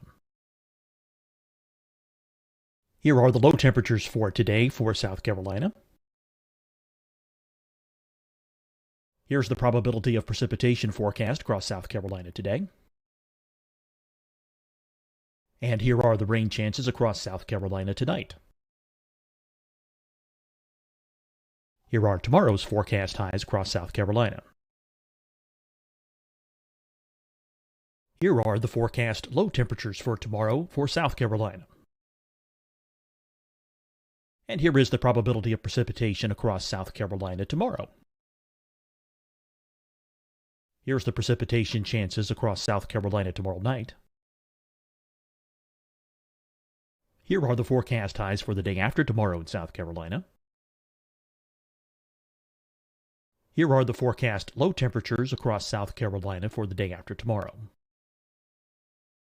And here are the rain chances across South Carolina for the day after tomorrow. And South Carolina's probability of precipitation for that night. Here's the Storm Prediction Center's severe thunderstorm outlook across South Carolina for today through tonight. Here's the Storm Prediction Center's severe thunderstorm outlook across South Carolina for tomorrow and tomorrow night. And here's the Storm Prediction Center's severe thunderstorm outlook across South Carolina for the day after tomorrow through that night. Here's the severe thunderstorm outlook for today from the Storm Prediction Center.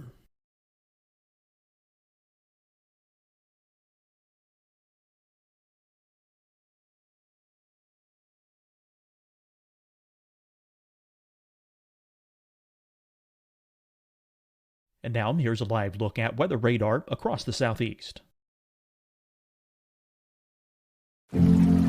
Deciding when to wear a mask isn't about who you know or how well you know them. Just ask yourself, will I be with anyone I don't live with? If the answer is yes, get behind the mask. Help slow the spread of COVID-19. Get behind the mask. Learn more at covid19.ncdhhs.gov. Hi, everyone. I'm Dr. Mandy Cohen, Secretary of the North Carolina Department of Health and Human Services. And when you follow the 3 W's, you protect your family and your neighbors from COVID-19. When you leave your home, practice your W's. Wear a cloth face covering, wait 6 feet apart, Wash your hands often. Wear, wait, wash. We're in this together. Stay strong, North Carolina. Fight the spread and take a stand against coronavirus. Wear a mask in public. Stay at least 6 feet apart from others. And get tested. Join us and fight the spread. Visit scdhec.gov/COVID-19. Getting tested for COVID-19 helps you to take the steps needed to protect yourself, your loved ones, and your community. Find the testing location at scdhec.gov/COVID-19 testing. You'll see your Carolina weather forecast at 25 and 55 past. And now back to the best of the Carolina Weather Group on the all-new Carolina Weather Net.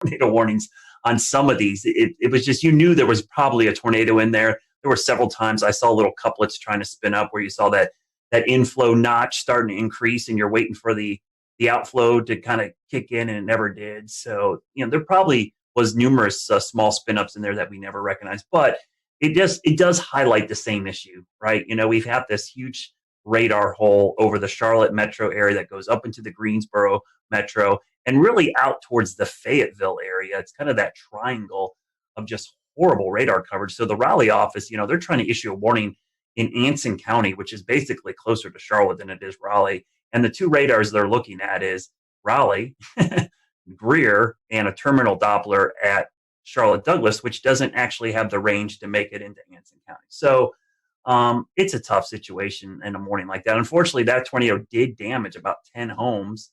It was an EF2, and we had several farms damaged. So it did quite a bit of damage, actually picked up a couple mobile homes. But it does highlight the issue. I just hope that at some point, I think this COVID-19 thing has kind of set back our North Carolina radar project to do some private-public partnerships.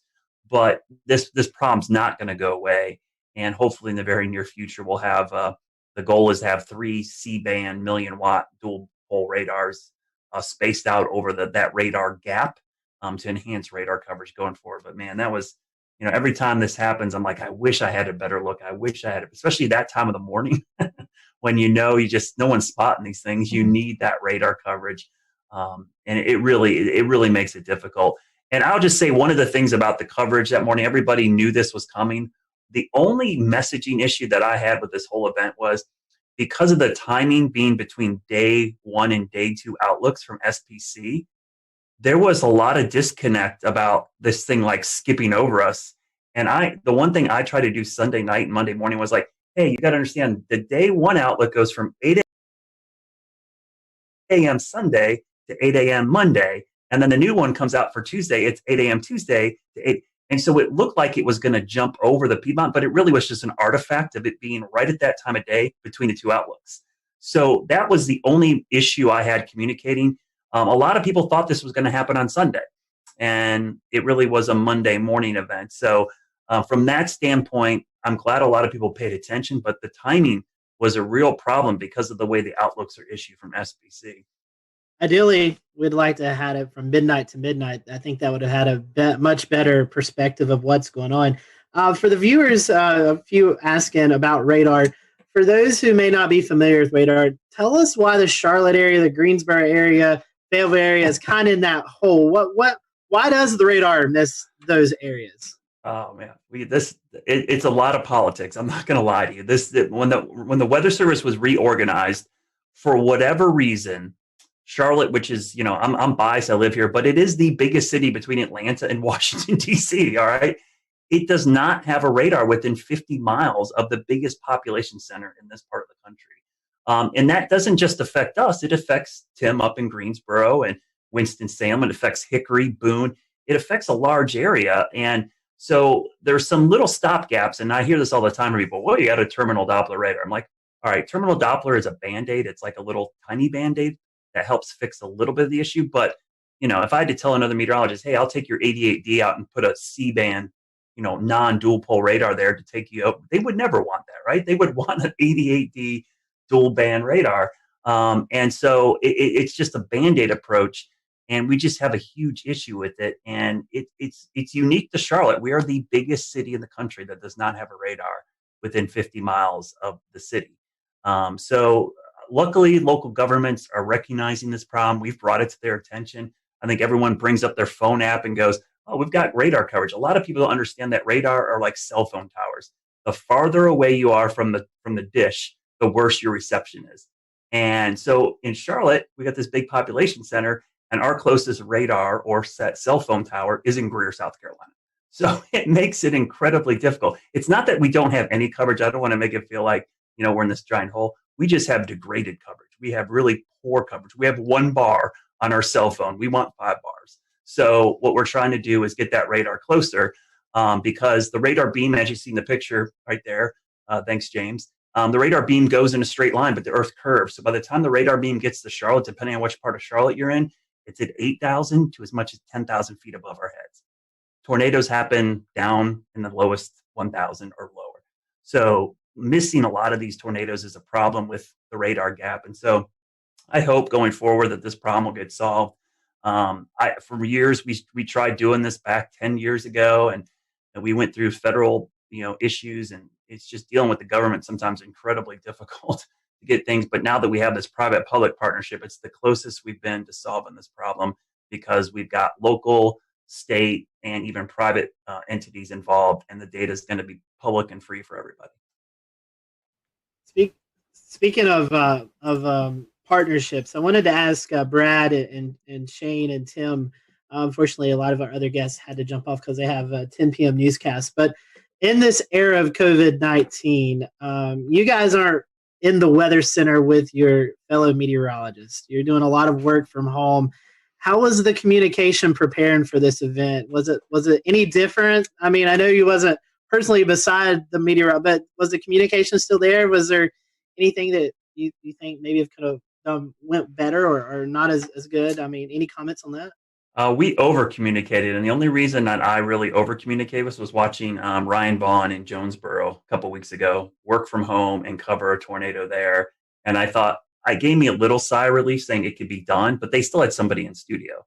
So we talked a lot over the weekend. We had probably 2 or 3 Zoom calls over the weekend talking about coverage. And I said, if this was not COVID-19, I would be in the studio right now. And luckily, my general manager and news director said, you know what, we want you in the studio too.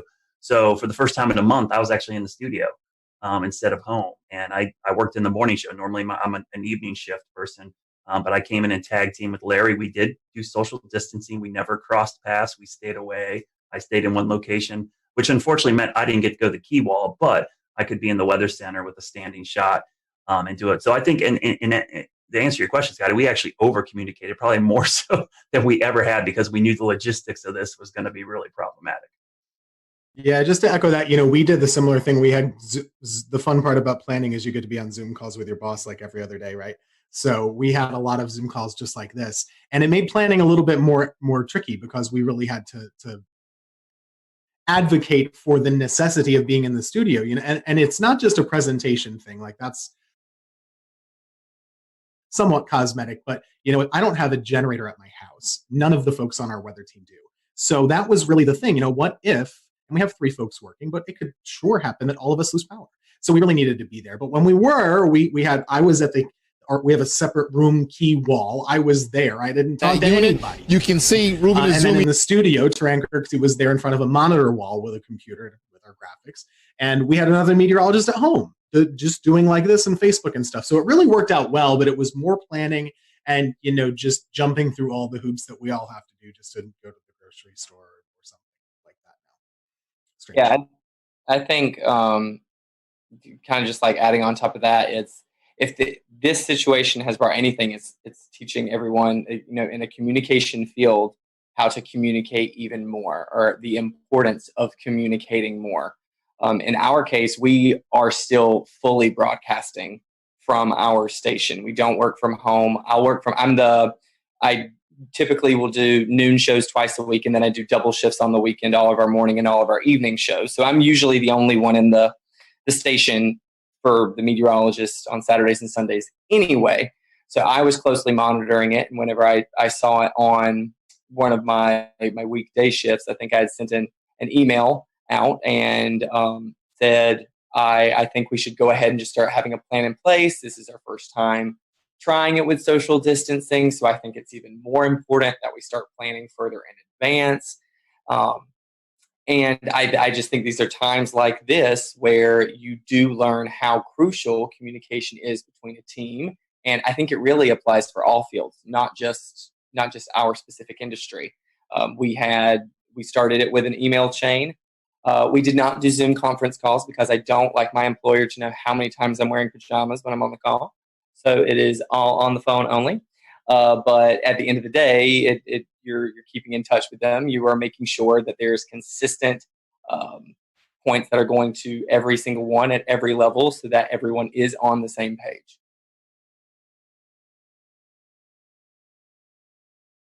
Yeah, I was gonna say real quick, Tim, we had that same issue. That was our biggest concern, was the generator issue. You know, I have a great setup here. I'm great, but man, if I lose power, out of luck. And, you know, I have backup for my router, but I don't have backup power to my computer or backup power to any of the lights. So that was a big concern. And I thought for sure with just the wind field that we were going to have trees and power lines down all over the place, so we would lose power. So yeah, that was an easy call for us. And honestly, it was kind of nice to be in the station. Not that I wanted to be covering severe weather at 2:00 in the morning, but man, it wasn't nice. That's the first time I saw my morning meteorologist in a month. So it was really cool to be in there. One weather thing, actually, you know, the surprising part, we talk about how many tornadoes there were. We kind of expected a lot of tornadoes. The fact that the wind field didn't materialize as much in regular severe thunderstorms, I thought was surprising. There wasn't a lot of widespread damage in the squall line. There was a lot, but not as much as I thought there maybe could have. Yeah, I agree. Only thing I'll say is that, and I'll give a shout out to Shay and Weatherflow because I have 2 Weatherflow stations on my roof. I had 30 minutes of continuous gust over 50, which was the highest sustained gust above 50 since probably Hurricane Michael came through here. I've had those things for 2 hurricanes passing overhead, or at least the remnants, and that was by far the highest.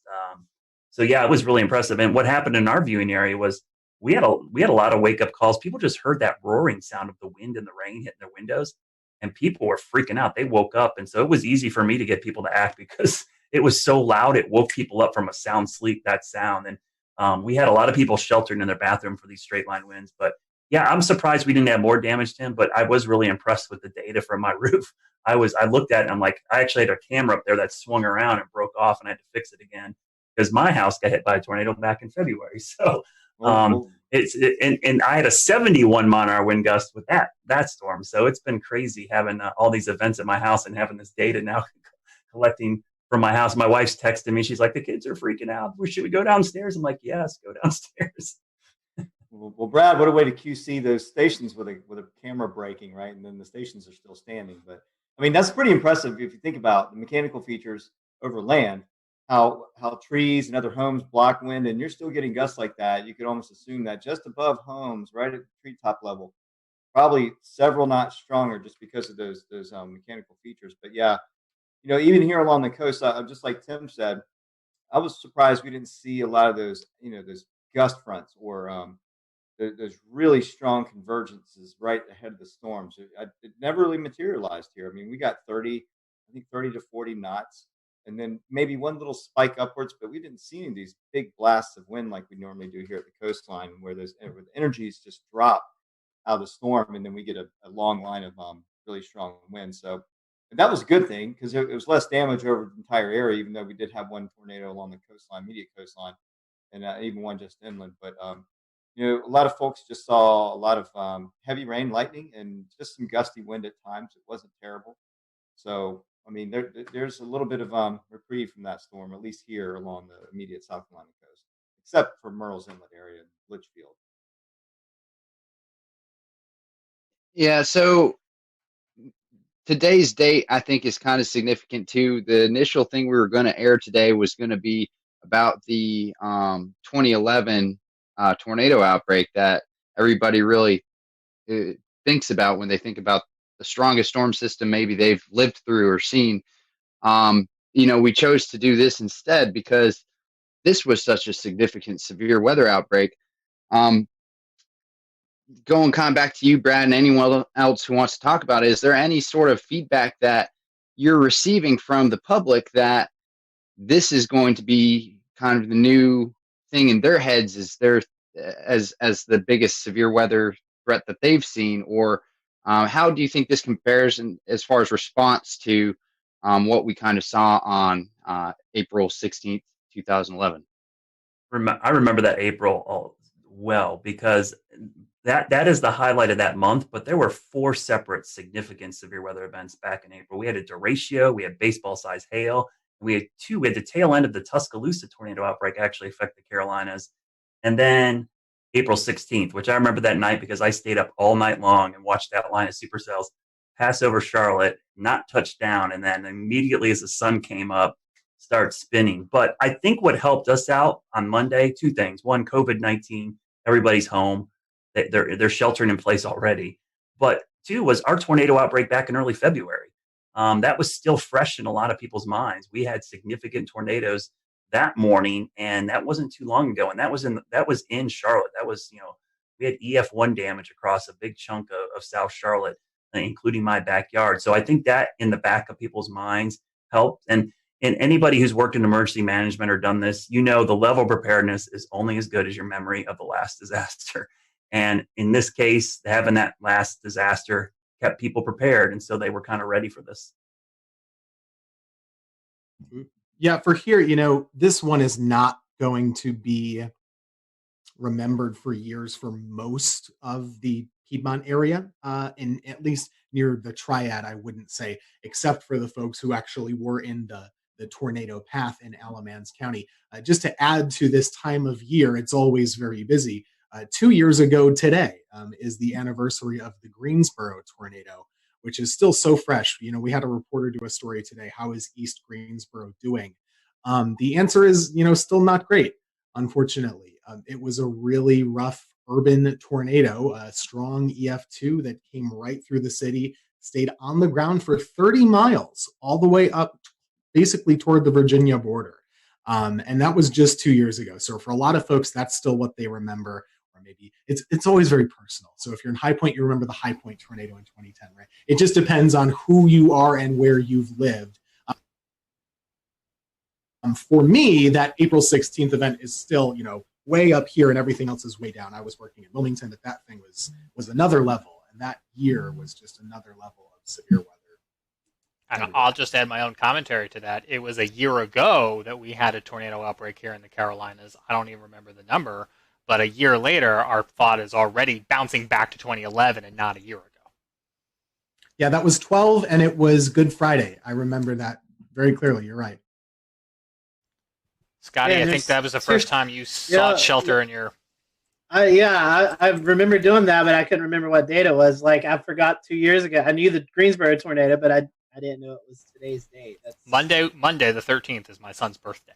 And I remember on his first birthday, we were doing severe weather coverage. On his second birthday, we were doing severe weather coverage. Yeah, I was in the basement live on this show when that happened. So, yeah, crazy times. But anyways, guys, thank you so much for coming on. As Tim was talking about, I'll go ahead and kind of let the secret out of the bag. We pre-recorded the April 16, 2011 look back. So next week we're going to be airing that. So you'll see Tim back next week on our show. He'll be with us with a lot of other great meteorologists who kind of look back over that event. So we just hope all those, especially who are affected by this tornado outbreak, our thoughts and prayers are with you guys, and hopefully you'll recover quickly. And like Tim and Brad has said, this is the peak season for severe weather in the Carolinas. So we'll continue to monitor the weather for the rest of the month, and even into May is really kind of a high peak for severe weather. So we appreciate you joining us tonight. Big thank you to all of our guests tonight. This was a last minute show, and we got coverage from every market except the Raleigh market, but I don't really think there was much going on in severe weather-wise with tornadoes in that market. So we appreciate everyone coming on tonight, and we will see you back here next Wednesday night for another edition of the Carolina Weather Group, and we hope you have a safe and happy weekend.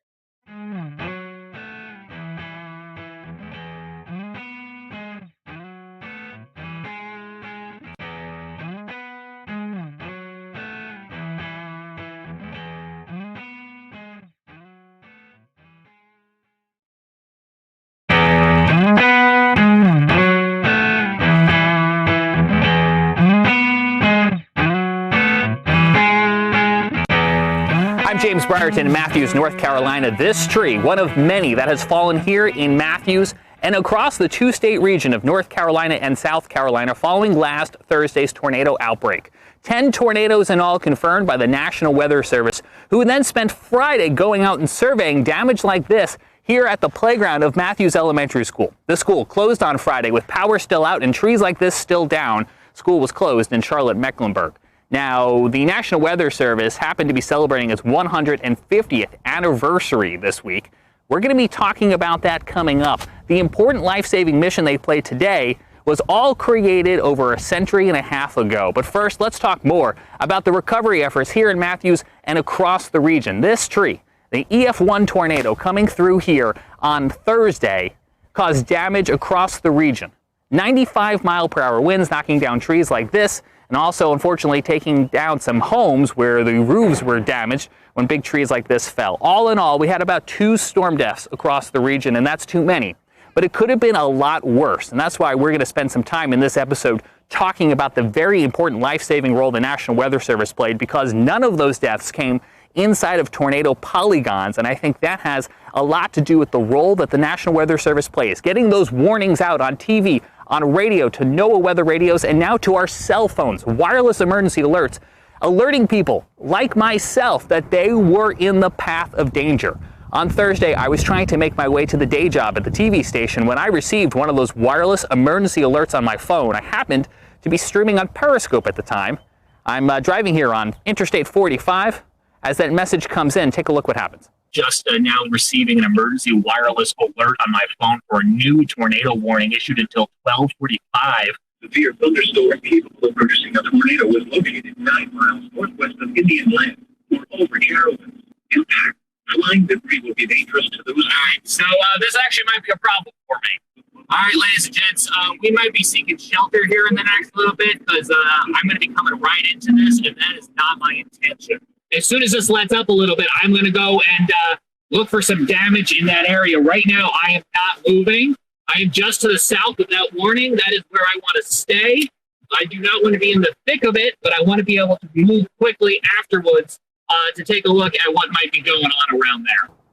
Because of that alert sent by the National Weather Service and relayed to my phone, I was able to safely pull off the road, get out of the way, let that storm pass, and then I turned north, directly into where the storm had just been, continuing towards Park Road, where the storm had crossed through a neighborhood called Park Crossing.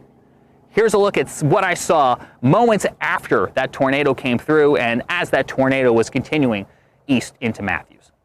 You can see we've got numerous trees down. This one, as it fell, took down a fence. We see several instances of this as we make our way through this Park Crossing neighborhood. Now, all of this damage occurred during the midday hour when a tornado-warned cell came through the neighborhood and it brought down several large pines, just like the one you're seeing right here behind me. To give you a sense of what the aftermath of storm damage smells like, it smells very heavily of pine and also sounds like chainsaws. We have another tree down here. This one just barely missing this brick home as it did kind of fall here and then continue to land, if you take another look, right across their front yard. So a very close call here for the family that lives right at the entrance of Chatham Oaks. This is inside, again, that Park Crossing Drive neighborhood. Now, we are just to the west of Park Road. I was onto the east side of Park Road where the Cameron Woods neighborhood was not too long ago. Whatever came through here then immediately went through there, brought down several trees as well too. Neighbors out there trying to clear the way with chainsaws. About 10 minutes before the trees started falling, so I was able to be here to help out. How many trees are down besides what's behind us?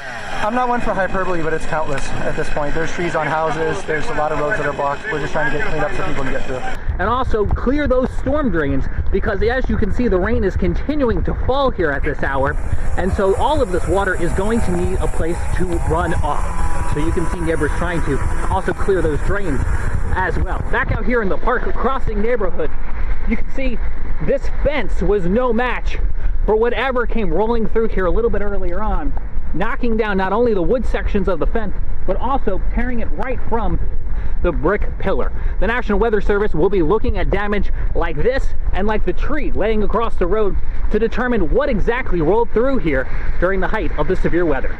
The EF1 tornado that came through Mecklenburg County, not even the strongest of the storms we saw. This EF2 tornado caused damage in Gaston County near Kings Mountain, where it toppled 4 of those huge metal transmission towers that Duke Energy runs to bring power into the region. It took 150 workers this past weekend to get all of that cleaned up and back up and running. And when they twisted and laid on the ground, I mean, it just, the structures were twisted. If you're going to look at the footing of that, you'll see where it was a twist. It wasn't a break, it wasn't a bend, it just twisted the structures and they came down together. So it was a very... We'll return to Best of the Carolina Weather Group in a moment. Now your Carolina weather forecast. Here are today's forecast high temperatures for North Carolina. Here are the forecast lows for tonight for North Carolina. Here are tomorrow's forecast high temperatures. And here's forecast rainfall across North Carolina tomorrow.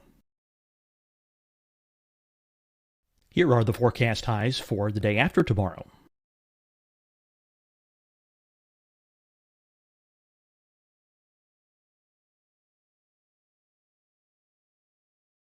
And here's the forecast rainfall across North Carolina for the day after tomorrow. This is the total rainfall forecast across North Carolina for the next 3 days. Here's the severe thunderstorm outlook for today from the Storm Prediction Center.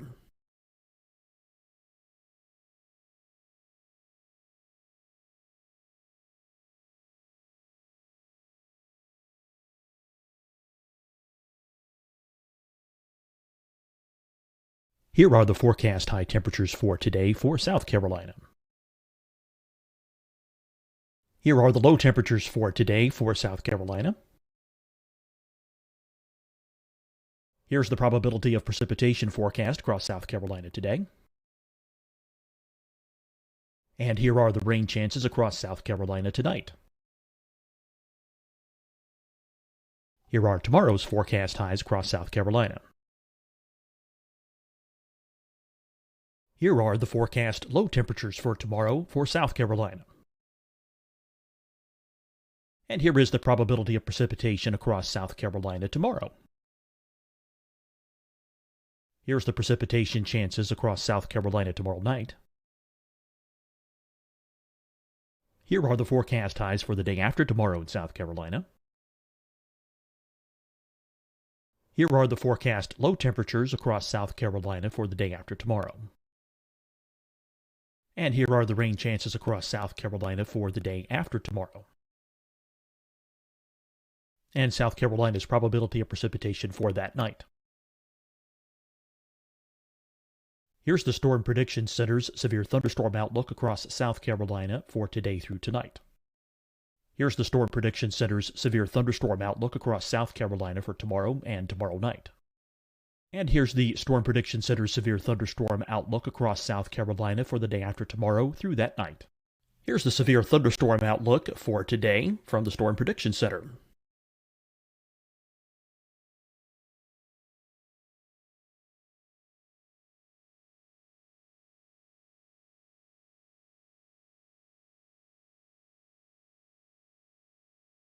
And now here's a live look at weather radar across the southeast.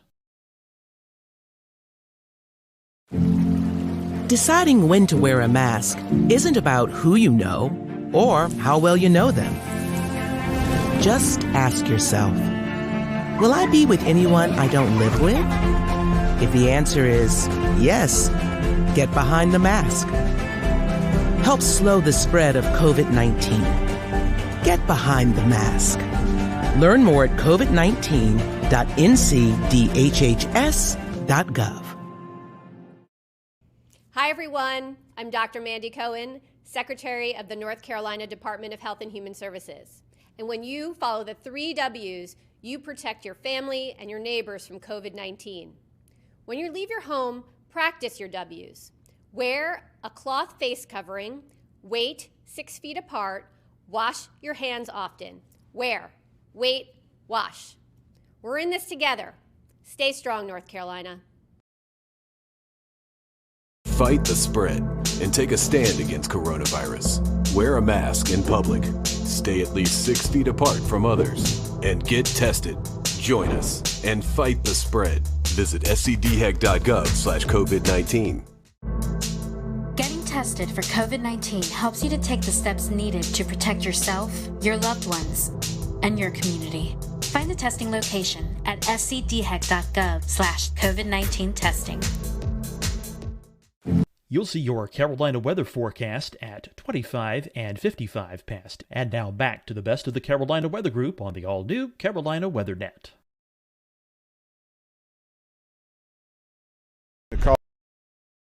Dig structures. From Gaston County to back here in Mecklenburg County, those were just two of the tornado warnings that were issued here for the greater Charlotte area. Numerous storms across the region, a lot of them in that greater Charlotte area. Joining us now from his home in Morganton, North Carolina, is Scotty Powell with a look at some of the other storms. Scotty. One of the first tornado warnings to be issued was for Cleveland and Lincoln County. The National Weather Service was able to confirm an EF1 tornado touchdown 1 mile west of Lawndale in northern Cleveland County. The end location was 3 miles northeast of Fallston, right near the Cleveland and Lincoln County line. One of the stronger tornadoes that we saw occur on Thursday was an EF2 tornado that occurred just outside of the city of Kannapolis, North Carolina, in Cabarrus County.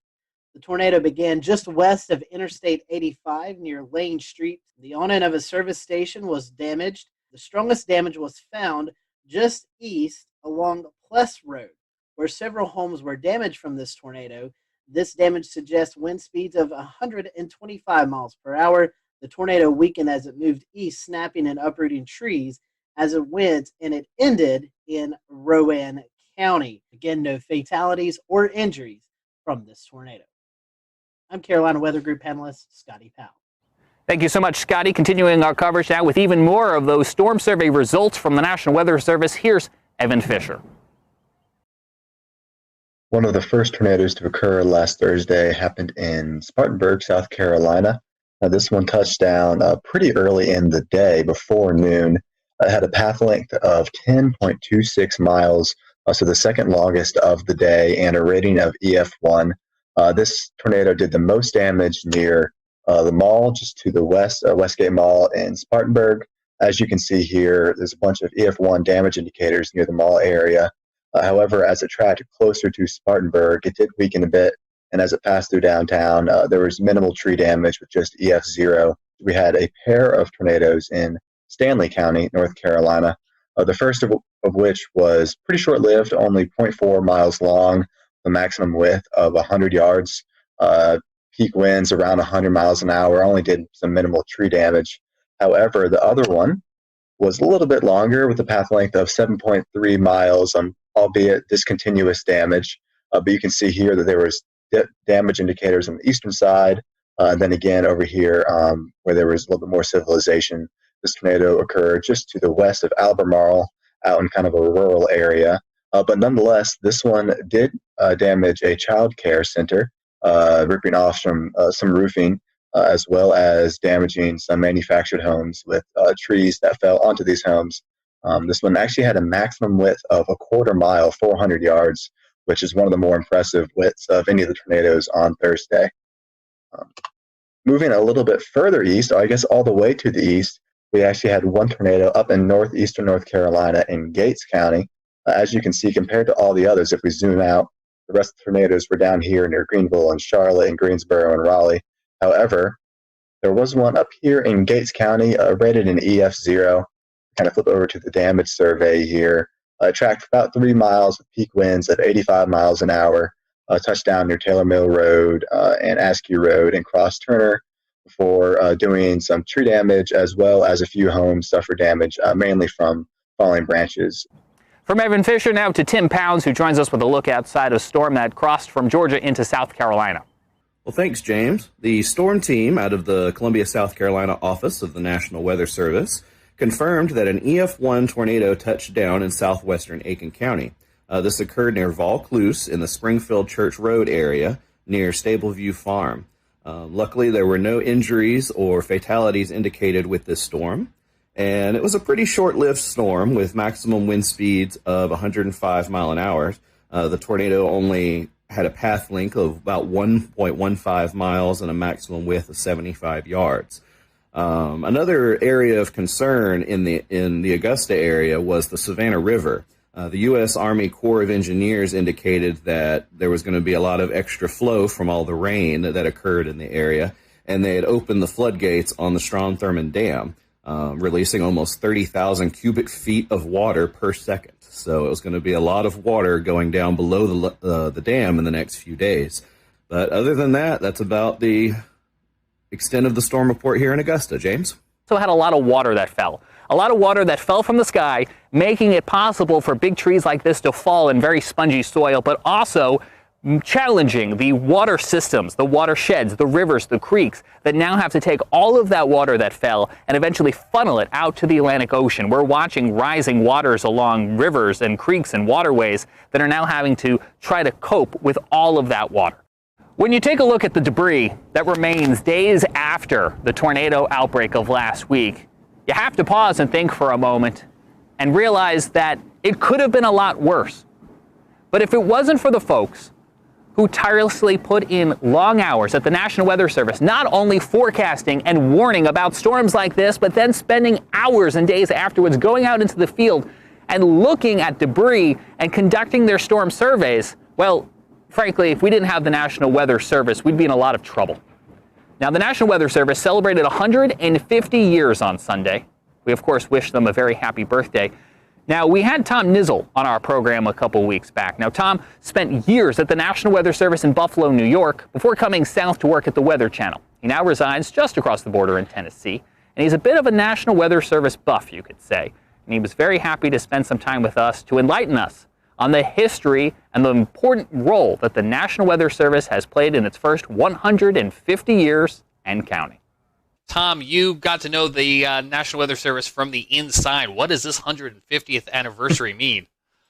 Well, I'm old. I'm not quite that old, but man, I look back. I have 32 years in the National Weather Service. They're celebrating their 150th anniversary. So do the math, man. I've been there for 1/5 of their entire history. I am old. But I'll tell you, I love going back and look at the history of a National Weather Service for the United States. And a lot of it has its roots back to my hometown, Buffalo, New York, which was one of the original 24 forecast offices in the U.S. when the National Weather Service, under a different name, began back in 1870. It's amazing when you think about the United States and think about the roots of weather and weather observations. My gosh, when our forefathers came here to the U.S., think about the fact that everything they did in their lives had some connection to the weather. I mean, they spent most of their time outside. It was an agrarian society. So two of our most famous weather observers and our most famous original weather people in the United States were two of my favorites, a guy by the name of Ben Franklin and Thomas Jefferson, right? Franklin was amazing. He was one of these Renaissance men that was interested in everything, and he was a great scientist.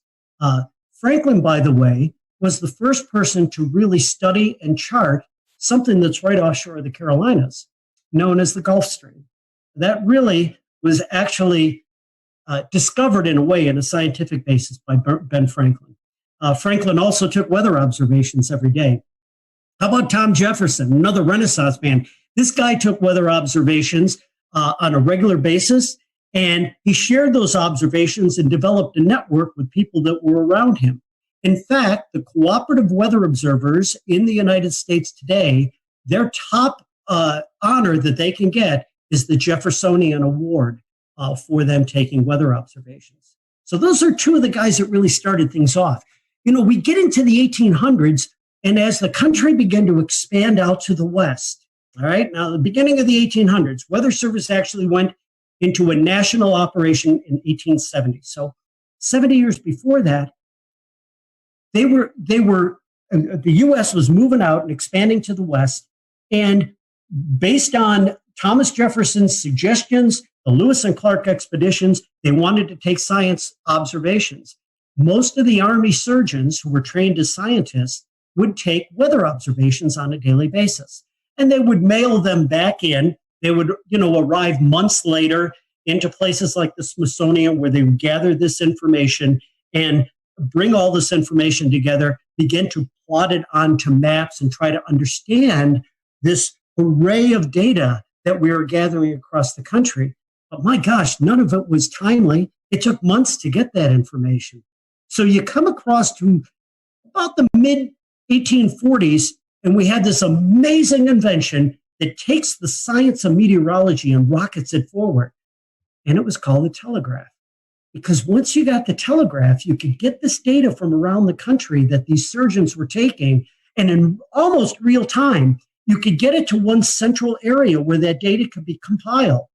You'd have the data quickly, you could analyze it, and then understand what was going on a more real-time basis. And this was all done at a place called the Smithsonian Institution. And Joseph Priestley was the guy that was there, that was gathering all this information and beginning to plot weather maps. Well, we get into the Civil War, and that kind of detoured in some way the expansion of science as far as weather was concerned. But boy, the Civil War brought a lot of technical expertise and other inventions that would then help propel all of this technology and science forward. So let's get into the late 1860s now. And we're a couple of years beyond the Civil War. And the railroad transportation really wasn't coming into its own at that point. So a lot of the transportation that occurred between the inland parts of the country and getting out to the coast in the northern half of the United States occurred on the Great Lakes. There was a tremendous amount of shipping that occurred on the Great Lakes and moving not only goods and materials, but moving people and passengers around.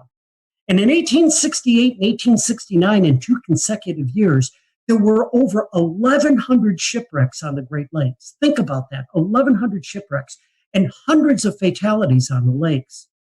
Well, now I go into 4 cogs in the wheel that I think were most important people that were responsible for the development of a national weather service. Because of all the fatalities that were occurring on the Great Lakes, due to weather, by the way, due to severe weather, there was an amazing guy by the name of Increase Lapham, Lapham. This guy was, again, another Renaissance man. He was a geologist, and he was, at that point in Wisconsin, very interested in the weather. Again, a scientist by many, many means. He plotted weather maps, and he sent a lot of news clippings to his congressional representative about all these fatalities that were occurring on the Great Lakes. And there has to be something done to develop some type of weather warning system for these bad storms that were coming across the Great Lakes. So in 1869, I believe it was, Increase Lapham sent this letter out to his congressional representative, another second cog in the wheel by the name of Halbert Payne. And Payne took this information and introduced a resolution under Ulysses S. Grant to the United States Congress. And on February 9th of 1870, the resolution was passed to then bring into service a national weather service for the United States. And it was under the direction of the U.S. Army Signal Corps at that point. Why the Signal Corps? Well, it now brings in our third character. Our third guy that was in big responsibility and a big part of developing a national weather service was a guy who was in charge at one point for the Signal Corps in the U.S. His name was General Albert Meyer, and Meyer has a connection to my hometown of Buffalo, New York. But Meyer actually developed a signaling system during the Civil War of using flags to send signals between military installations. And this signaling system, or wigwag system, was in play, and it was in place during all of the Civil War. Meyer was an amazing character because he had a great military background.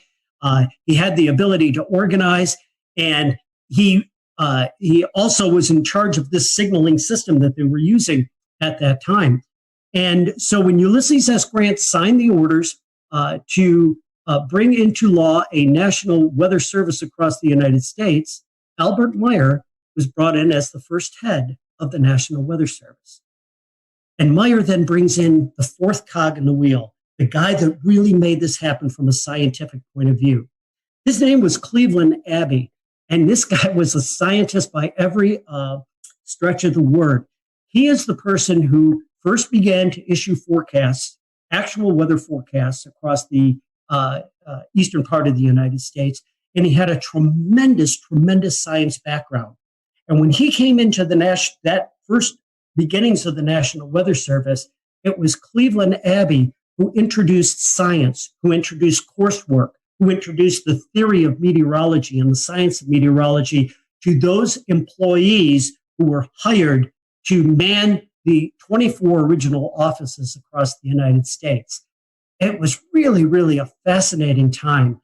And from there, the ability to bring in weather data and weather observations led very, very quickly to production of weather forecasts. Within a couple of years of the formation of the Weather Service, these daily forecasts were something that everybody asked for. People understanding that they might not be all that accurate all of the time, they weren't able to do the kind of detailed forecasting that we can do these days, but they had an understanding of the basic concept, in most cases, of weather moving from the west to the east across the United States. With the ability to plot these maps, the early forecasters were able to trace storms.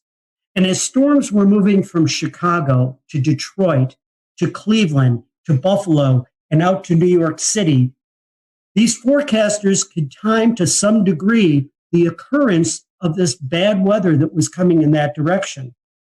And as they would do that, they would put these signal flags outside of places like post offices and other places where the public would frequent within these towns and cities.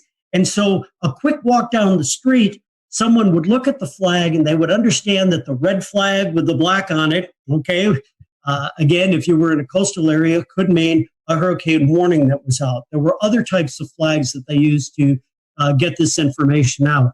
But it was amazing how quickly the science grew and how quickly the Weather Service expanded as we went through that time frame right after the Civil War.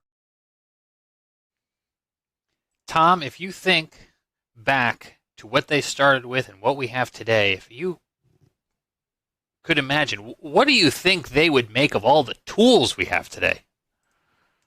But it'd be like being on a different planet. I mean, you think about the fact that, yeah, they were getting weather observations, but there was no such thing as a satellite to monitor the weather from space, a radar to look at precipitation, even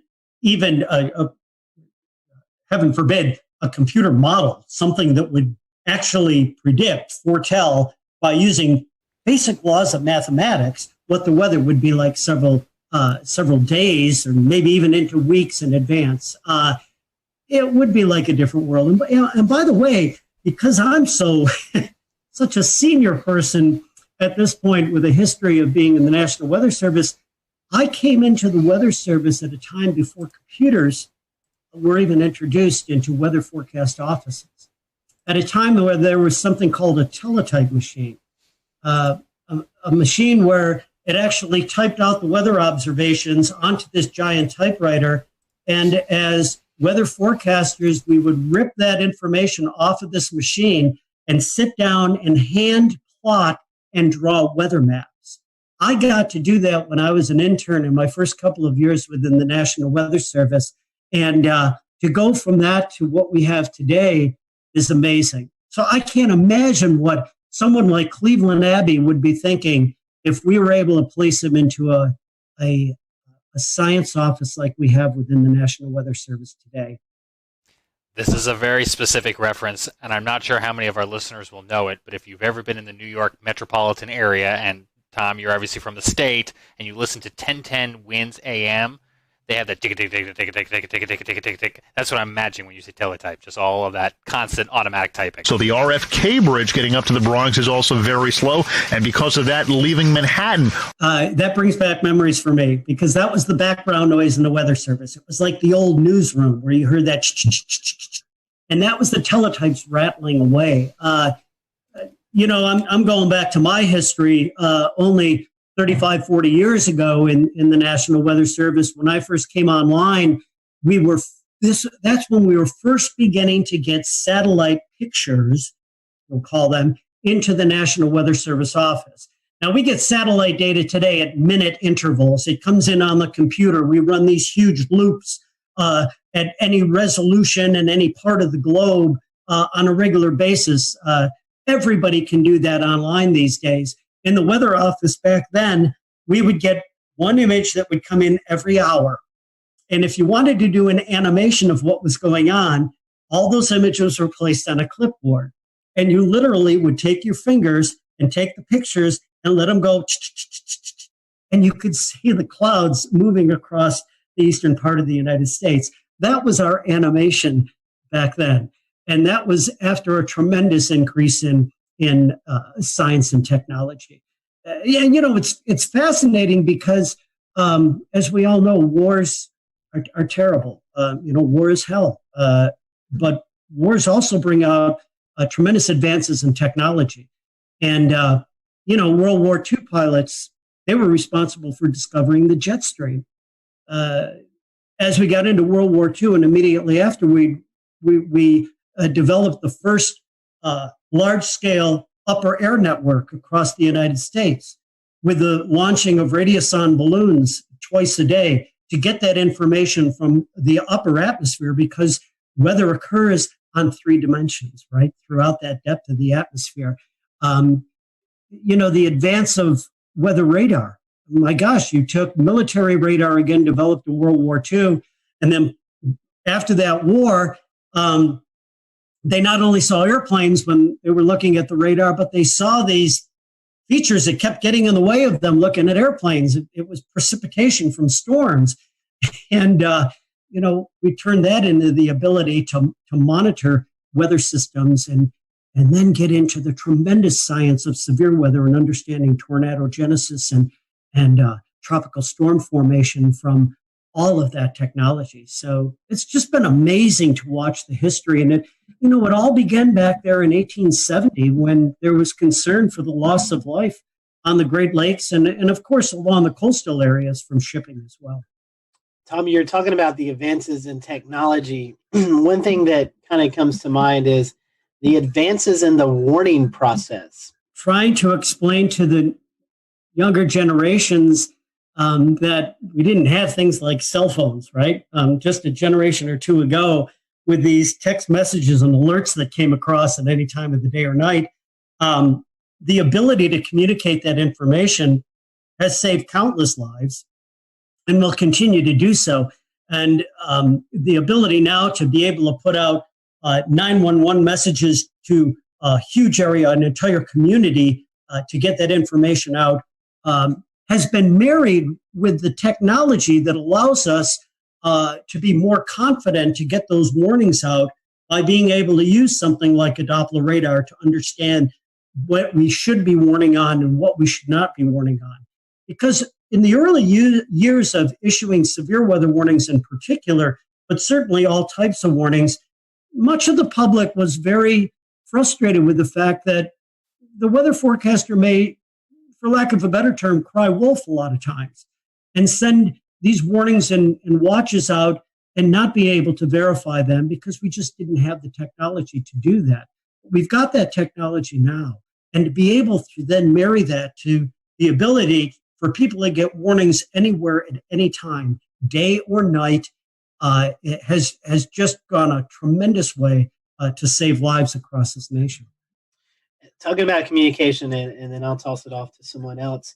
One of the biggest tools that I think we all in this chat utilize is NWS chat, and the ability for the forecasters and the weather office to communicate with TV, radio, storm spotters out in the field. I mean, just the instant communication that we have, I think, is pretty cool, and it's cool to see the advances in the National Weather Service with that.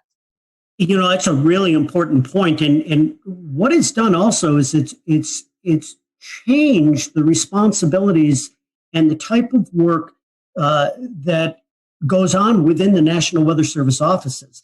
a decade, now I should say more than that, a generation ago, the main job of the National Weather Service forecaster, the meteorologist, was to issue the forecast. And now we have many, many tools that allow that process to be very, very fast, very efficient, and very smooth. But what the forecasters do now, where they really, really make a difference, is what we refer to as decision support or decision support services. That ability to get that information and get it out and let our special customers know exactly what is happening, when it is happening, contacting emergency managers and working with the emergency management community to have their resources ready to go, to be ready to respond when the weather is coming through. And also, you mentioned this tool that is used on computers called NWS Chat. It's the ability... We'll return to Best of the Carolina Weather Group in a moment. Now your Carolina weather forecast. Here are today's forecast high temperatures for North Carolina. Here are the forecast lows for tonight for North Carolina. Here are tomorrow's forecast high temperatures. And here's forecast rainfall across North Carolina tomorrow. Here are the forecast highs for the day after tomorrow.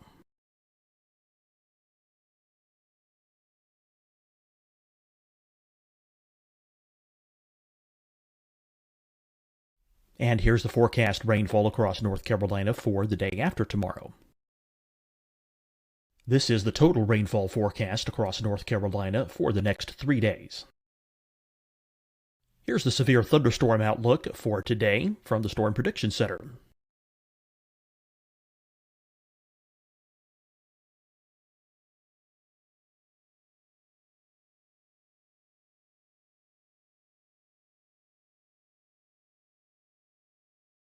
Here are the forecast high temperatures for today for South Carolina. Here are the low temperatures for today for South Carolina. Here's the probability of precipitation forecast across South Carolina today. And here are the rain chances across South Carolina tonight.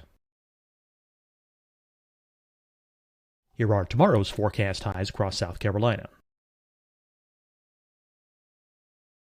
Here are the forecast low temperatures for tomorrow for South Carolina. And here is the probability of precipitation across South Carolina tomorrow. Here's the precipitation chances across South Carolina tomorrow night. Here are the forecast highs for the day after tomorrow in South Carolina. Here are the forecast low temperatures across South Carolina for the day after tomorrow. And here are the rain chances across South Carolina for the day after tomorrow. And South Carolina's probability of precipitation for that night. Here's the Storm Prediction Center's severe thunderstorm outlook across South Carolina for today through tonight. Here's the Storm Prediction Center's severe thunderstorm outlook across South Carolina for tomorrow and tomorrow night. And here's the Storm Prediction Center's severe thunderstorm outlook across South Carolina for the day after tomorrow through that night. Here's the severe thunderstorm outlook for today from the Storm Prediction Center.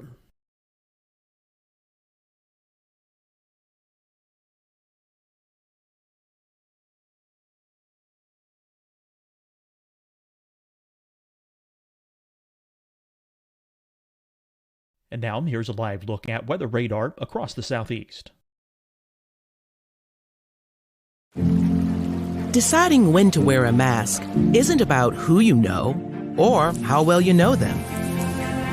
Just ask yourself, will I be with anyone I don't live with? If the answer is yes, get behind the mask. Help slow the spread of COVID-19. Get behind the mask.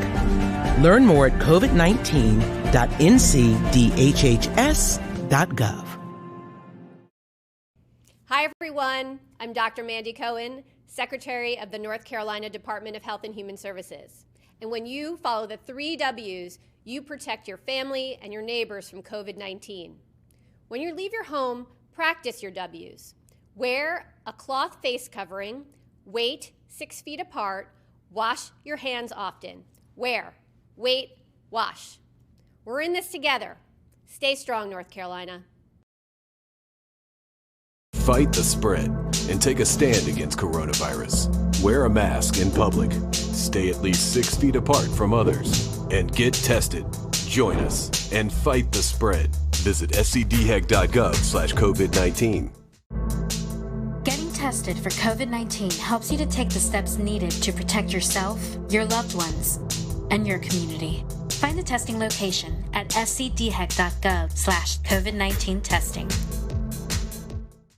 You'll see your Carolina weather forecast at 25 and 55 past. And now back to the best of the Carolina Weather Group on the all-new Carolina WeatherNet.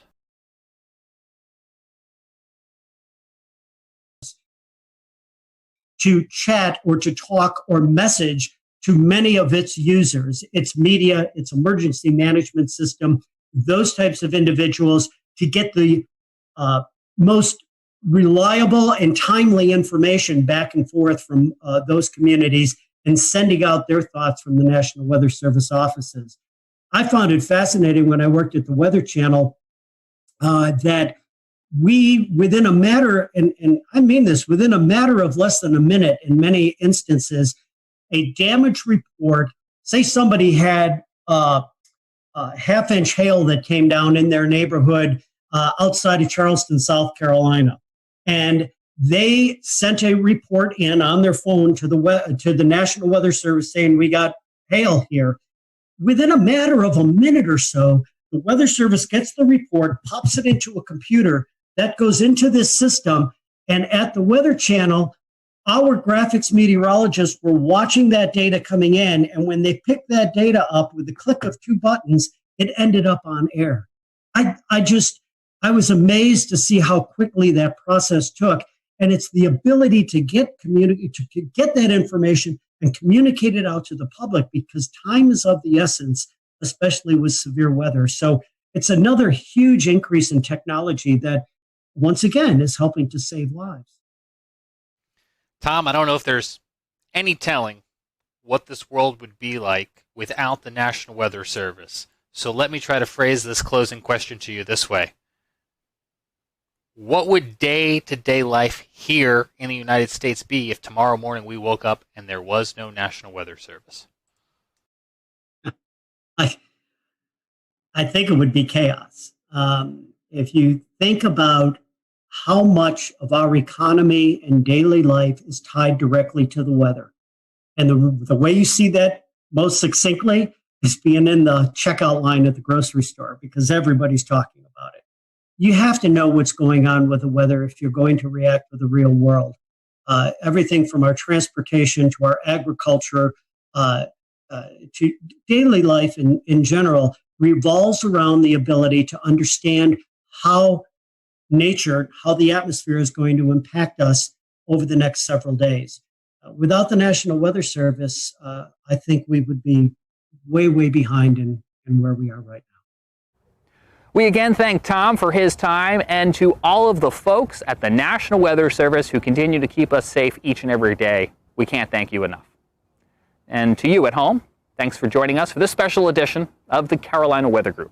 For all of us, I'm James Brierton in Matthews, North Carolina. We'll see you again real soon.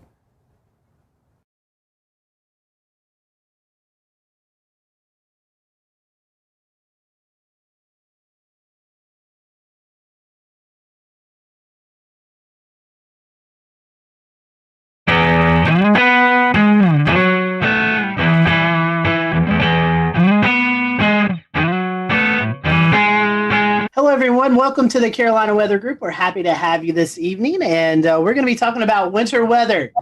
It's getting cold outside, and eventually we're going to be talking about some of those wintry precipitation events that likes to kind of rear its head here in the southeast, here, especially in the Carolinas in the wintertime. So with us tonight is Trish Palmer. She is the coordinating meteorologist at the National Weather Service in Greenville, Spartanburg. And if you've watched our show you probably remember Trish, but if you haven't, Trish, welcome back. I know recently you got a promotion there in the office to the WCM. So before we kind of get into winter weather, tell us about that position. It's I know it's kind of different from going from the forecast desk to doing a lot of more things, kind of juggling in the air with the new job promotion. Sure, and thank you guys for having me on again. Yeah, as the warning coordination meteorologist, my job is that I'm now the primary liaison with our external partners, and that means the TV meteorologists, emergency managers, you guys out there in the other parts of media world. I'm also in charge of all of our outreach and preparedness programs. So when you hear about Severe Weather Awareness Week or Winter Weather Preparedness Week or whatever it might be, I'm the one that has to coordinate all of those different issues. And I work very closely with our surrounding offices. As part of the transition, I'm no longer actually in the shift rotation, but I still cover shifts because I'm still a meteorologist, and I have not lost my love for the geeky part of meteorology. I absolutely love it. That's why I got into this. But now with the promotion and my title as the warning coordination meteorologist, getting to work with the partners and establish those relationships and working with the media and helping to bridge the gap between what we do in the Weather Service and what you guys and the TV meteorologists do in taking the message to the public. It's the whole weather enterprise needs to work together really well in order to effect the proper response from the public. And I really enjoy being that liaison and working with all these different facets of the weather enterprise. Forecasting is a big deal, but communicating is another big deal. And you about put half and half now these days with the various ways that we can communicate. And one of those ways that we really want to communicate is winter weather. And it's one that we don't get a lot of storms here in the Carolinas, but when we do, they're pretty impactful. So Trish, talking about the winter weather products, we kind of start with a winter storm watch, and then it kind of builds from there. Talk to us about these different products and what each product, the criteria is for each of those. Okay, so for a watch, just like any other watch that we might issue, a severe thunderstorm watch, a tornado watch, tropical storm watch is what we had this year as well. A watch means that conditions are favorable for these hazardous weather types to occur, and you need to have a plan in place. You need to be thinking about what you would do or where you would go if that weather event were to impact you. So a watch is basically, we're keeping an eye at the sky, we're watching the weather. Again, have a plan, make sure you're prepared for whatever happens. So in the case of winter weather, we like to issue a watch anywhere from 36 to 48 hours in advance of the onset of wintry precipitation. And the watch timing with that, we're really looking at about a 50% confidence level, that we're 50% confident that this hazardous weather will occur. As we get closer to the event, we can transition the watch to a warning or an advisory. And the difference there is that with the warning, we're looking at 80% confidence that hazardous winter weather will occur. And with an advisory, it's still 80% confidence, but it's more like nuisance winter weather. So the difference would be if you consider snow.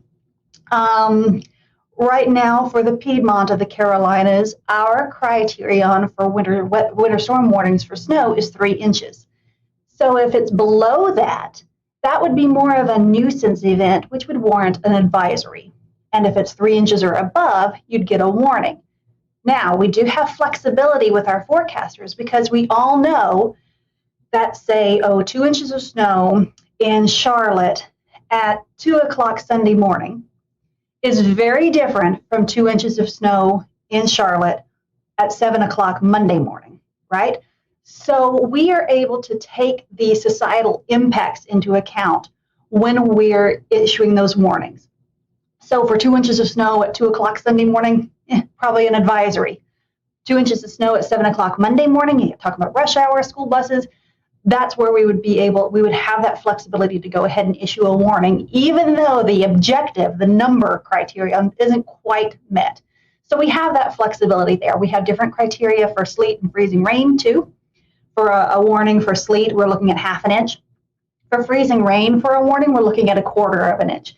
But again, there's a little bit of flexibility there depending on the impacts that we might be experiencing. And so, Trish, one thing is an advisory really isn't a step down. It's still impactful.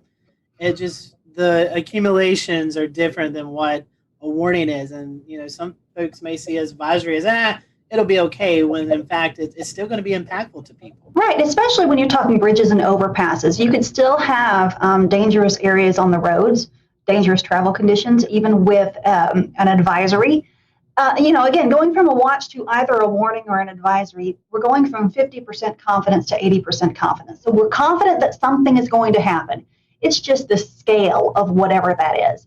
So we don't want people to just take advisories lightly. You still have to be prepared, and you still have to take precautions.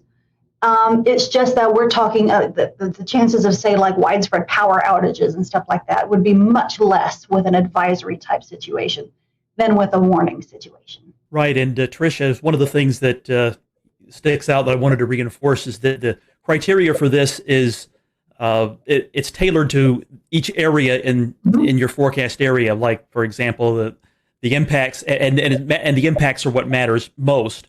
So, what would be most impactful for Asheville is different than what would be impactful for Charlotte and Greer. So obviously you're going to have different criteria for those areas, that's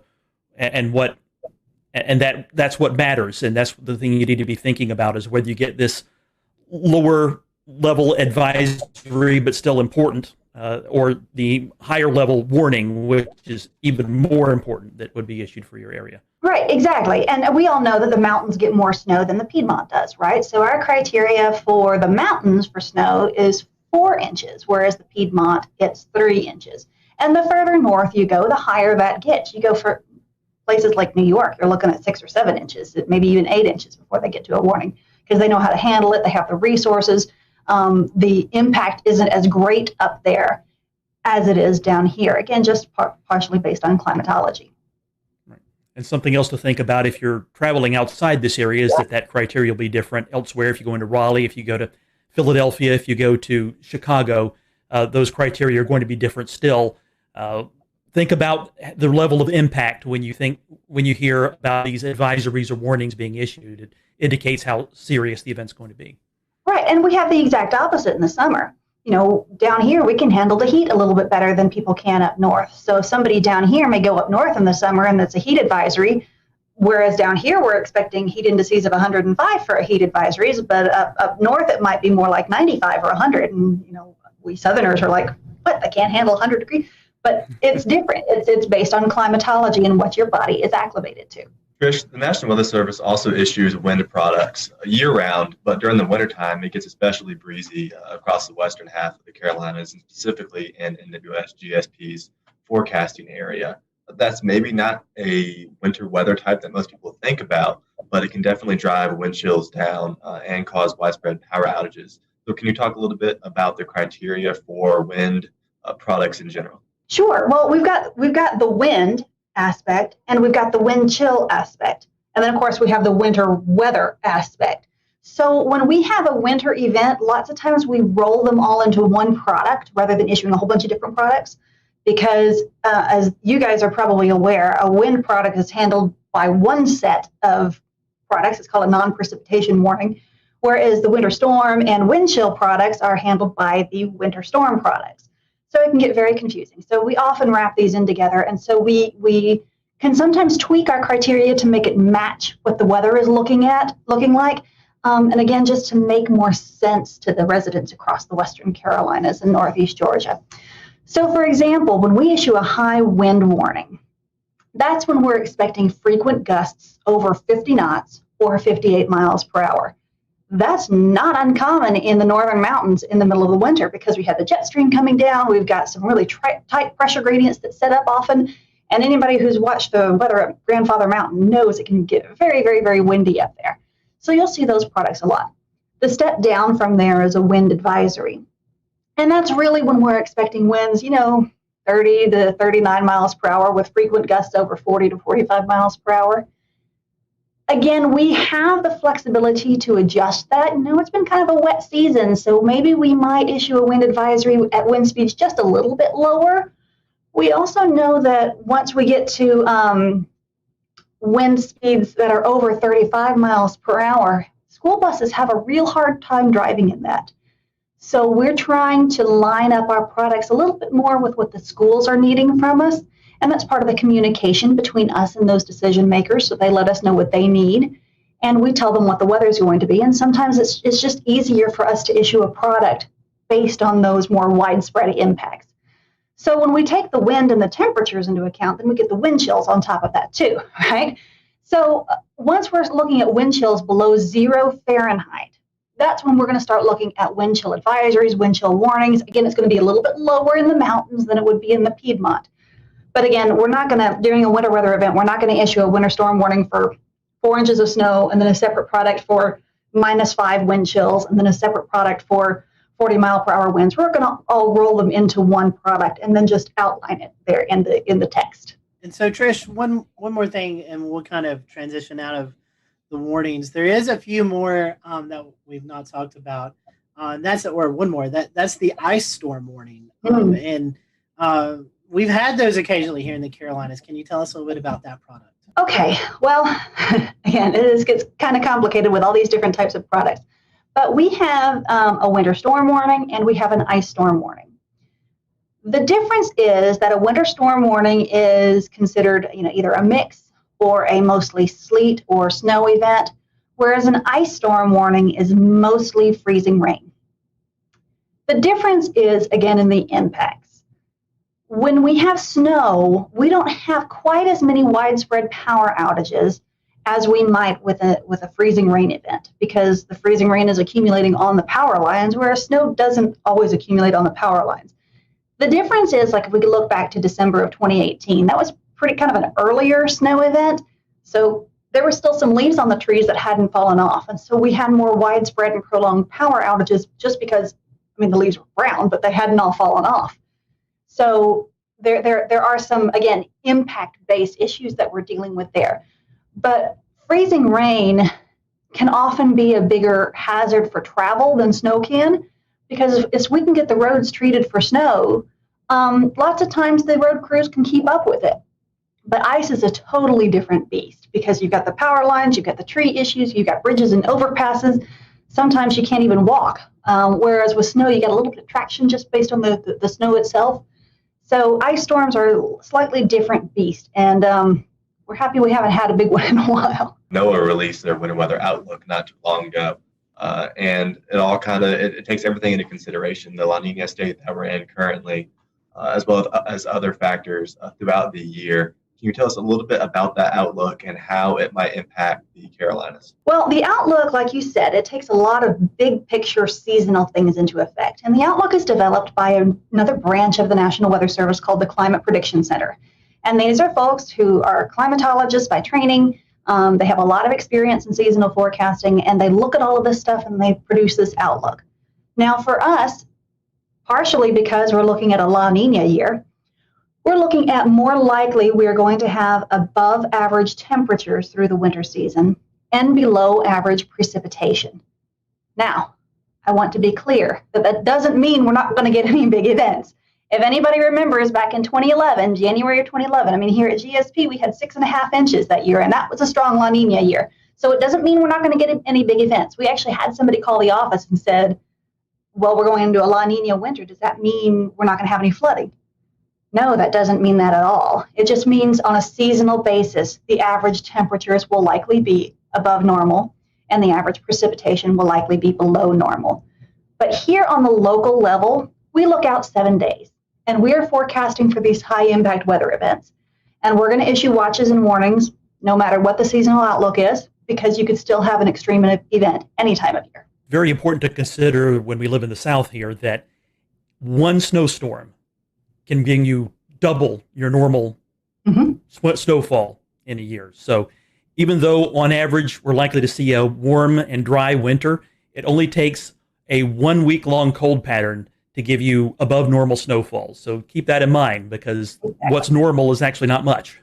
So you can actually get a lot well above normal snowfall for a year just because you got one big snowstorm. Yep. And it's really important for your viewers, your listeners, to understand that they need to be prepared for all types of high impact weather. Don't take a seasonal outlook of above normal temperatures, below normal precipitation, and say, I can let my guard down. No. You always need to have an emergency kit ready. You always need to be prepared. And so, Trish, talking about that, the forecast, it seems like, with tropics, we get a little sector of that. But with winter weather, we get a bigger sector of seeing these fantasy weathercasts that go out 10, 15 days in advance and kind of show these big monster winter storms developing. But honestly, tell us how hard it is to forecast winter weather here and how those Fantasyland storms that some people like to post, hardly ever verify. You can find a model run that'll say basically anything you want it to say. And what's the saying that even a broken clock is right twice a day, or even a blind squirrel catches a nut every now and then. So there may be some extreme forecasts out there, and maybe somebody gets lucky and it gets right. But the important thing is for people to rely on trusted sources of weather information. So don't just look at one social media post from Joe Blow out there. Talk to your, you guys have a huge Twitter following, and you guys have reliable sources that you tweet and retweet, whether it's your local favorite TV meteorologist or us here at the National Weather Service. It's really important that people rely on trusted sources of information. And in the end, when it comes to watches and warnings, we in the National Weather Service are congressionally mandated to issue those products. And then we rely on you guys on the media side of things, whether it's TV media or internet media or whatever, to get the word out there to the public. I mean, some people will get it through our website. But our interface is more working with the media and emergency managers. So we really rely on you guys to be the go-between between us and the public. So again, we're the ones that are issuing the watches and warnings, but often it's you guys in the media that are communicating that to the public.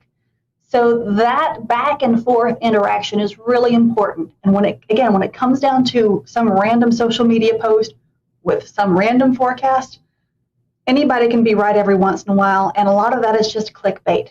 They want people to click on them to get likes or followers or whatever.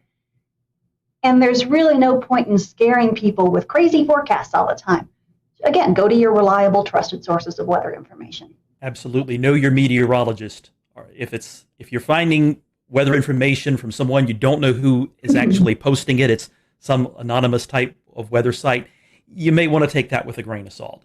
Exactly. If it's the National Weather Service, a company like the Weather Channel or AccuWeather, or a local meteorologist, those are ones you can trust, especially if you're hearing the same or similar message from all of them. Trish, we were talking about that. Obviously, winter weather gets everyone excited. But there's also some aspects here in the Southeast where we could see severe weather in the wintertime. We have seen, severe weather aspects. And even when you mention La Nina, you in the back of your mind, late winter, early spring, you think of potential of an active fire season. So there's other things that we're looking at in the wintertime besides snow, sleet, freezing rain, and high winds. Yes. We live in a very active portion of the country. We don't really get a break here. There's not really much of a down season. Sometimes October, early November can be kind of quiet. It's actually kind of quiet out there this week. But certainly recently it hasn't been. We've had a lot of rain and some big flooding events. So there's always something that could be happening. So like you said, winter, we're going into winter weather. That doesn't mean that there's not going to be tornadoes at some point. February 6th of last year, we had a pretty big event back then. This past year, we had tornadoes back in January of 2020. So tornadoes can happen any time of year.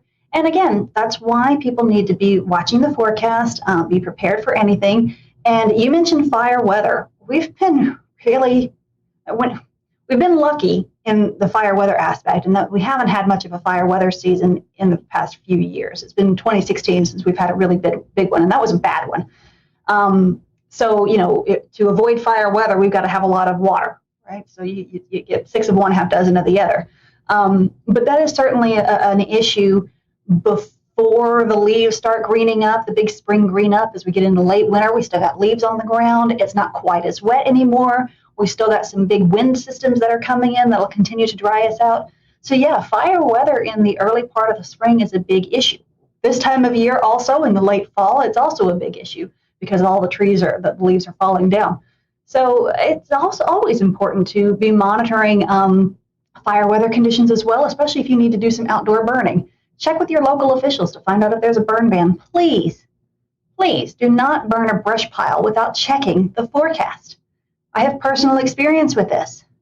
A few years ago, our neighbors did not check the forecast and went to burn a brush pile. And they left, there was one guy there with a tractor to watch it, and it got out of control. And we noticed more and more smoke. We all happened to be home that day. There was more and more smoke coming by our windows. Our baby girl was up taking a nap. And so my husband goes, he looks, and there's a fire in our yard. So we actually had to call 911, and there were 2 different units that had to come out. We had a 2-alarm brush fire around our house. And then they're first concentrating on a propane tank. And, you know, in the heat of the moment, you don't think about it. But looking back, if I had realized that if I had put the 2 and 2 together, fire, propane tank, I would have completely panicked. In that case, we'll return to Best of the Carolina Weather Group in a moment. Now your Carolina weather forecast. Here are today's forecast high temperatures for North Carolina. Here are the forecast lows for tonight for North Carolina. Here are tomorrow's forecast high temperatures. And here's forecast rainfall across North Carolina tomorrow. Here are the forecast highs for the day after tomorrow.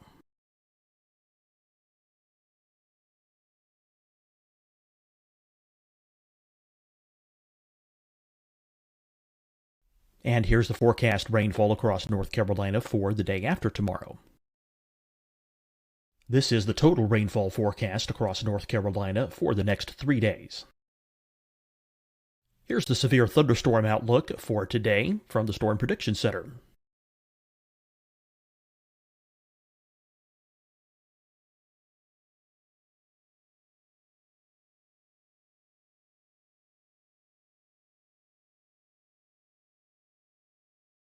Here are the forecast high temperatures for today for South Carolina. Here are the low temperatures for today for South Carolina.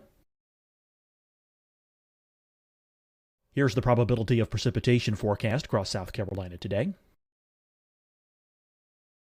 And here are the rain chances across South Carolina tonight. Here are tomorrow's forecast highs across South Carolina. Here are the forecast low temperatures for tomorrow for South Carolina. And here is the probability of precipitation across South Carolina tomorrow. Here's the precipitation chances across South Carolina tomorrow night. Here are the forecast highs for the day after tomorrow in South Carolina. Here are the forecast low temperatures across South Carolina for the day after tomorrow. And here are the rain chances across South Carolina for the day after tomorrow. And South Carolina's probability of precipitation for that night.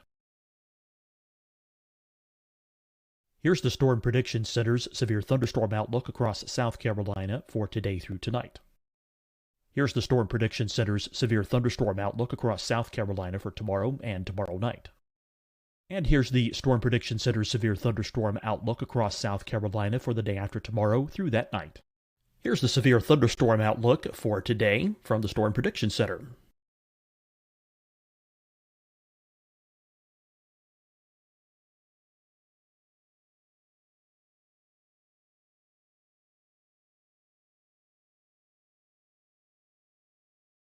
And now here's a live look at weather radar across the southeast. Deciding when to wear a mask isn't about who you know or how well you know them. Just ask yourself, will I be with anyone I don't live with? If the answer is yes, get behind the mask. Help slow the spread of COVID-19. Get behind the mask. Learn more at covid19.ncdhhs.gov. Hi, everyone. I'm Dr. Mandy Cohen, Secretary of the North Carolina Department of Health and Human Services. And when you follow the 3 W's, you protect your family and your neighbors from COVID-19. When you leave your home, practice your W's. Wear a cloth face covering, wait 6 feet apart, wash your hands often. Wear, wait, wash. We're in this together. Stay strong, North Carolina.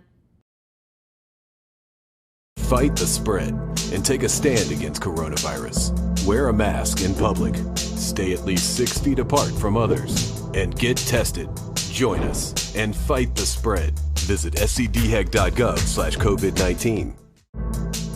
Getting tested for COVID-19 helps you to take the steps needed to protect yourself, your loved ones, and your community. Find the testing location at scdhec.gov/COVID-19 testing. You'll see your Carolina weather forecast at 25 and 55 past. And now back to the best of the Carolina Weather Group on the all-new Carolina WeatherNet.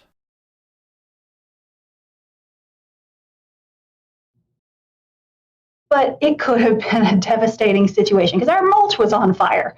It was very scary. Our little boy was terrified. Little baby slept through it all. But you've just got to be careful. You've got to watch what you're doing and pay attention to the forecast.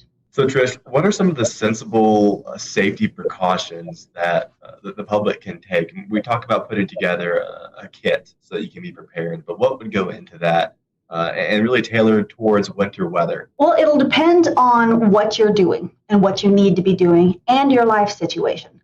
So if you're at home and we have a winter storm warning and you don't need to be anywhere, and hopefully not, you're going to want to have your standard a gallon of water per person per day in case you lose power and can't get water, especially if you're on a well. You're going to want to have any medications. You're going to want to have non-perishable foods, and make sure you have a manual can opener for any cans that you have. You're going to want to have extra blankets and stuff nearby. If you're using something like a kerosene heater or something, or propane gas fireplace or something like that, you need to be aware of carbon monoxide issues.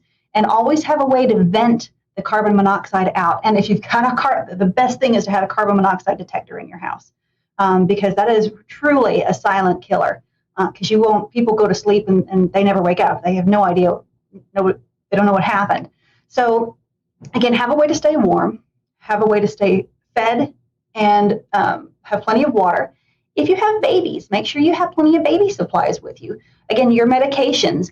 If you need oxygen or something like that, maybe you need to have some extra supplies with you there. If you have pets, that's another thing. You need to have a way for your pets to have water and food, and maybe bring them inside. Or if you have like farm pets, make sure that they're taken care of. If you need to be out on the road for any reason, if you must be out on the road, we've got a lot of first responders that have to be out on the road. Make sure you have a bag of kitty litter or ice melt or something like that in your vehicle. Make sure you have an ice scraper. Make sure you have a blanket in case you get stuck. Make sure you have some food and some water. Make sure you have a snow shovel, maybe even. So there's a lot of different things that you can have with you to help you should the worst case situation arise. And it's important to do that in advance. Yes.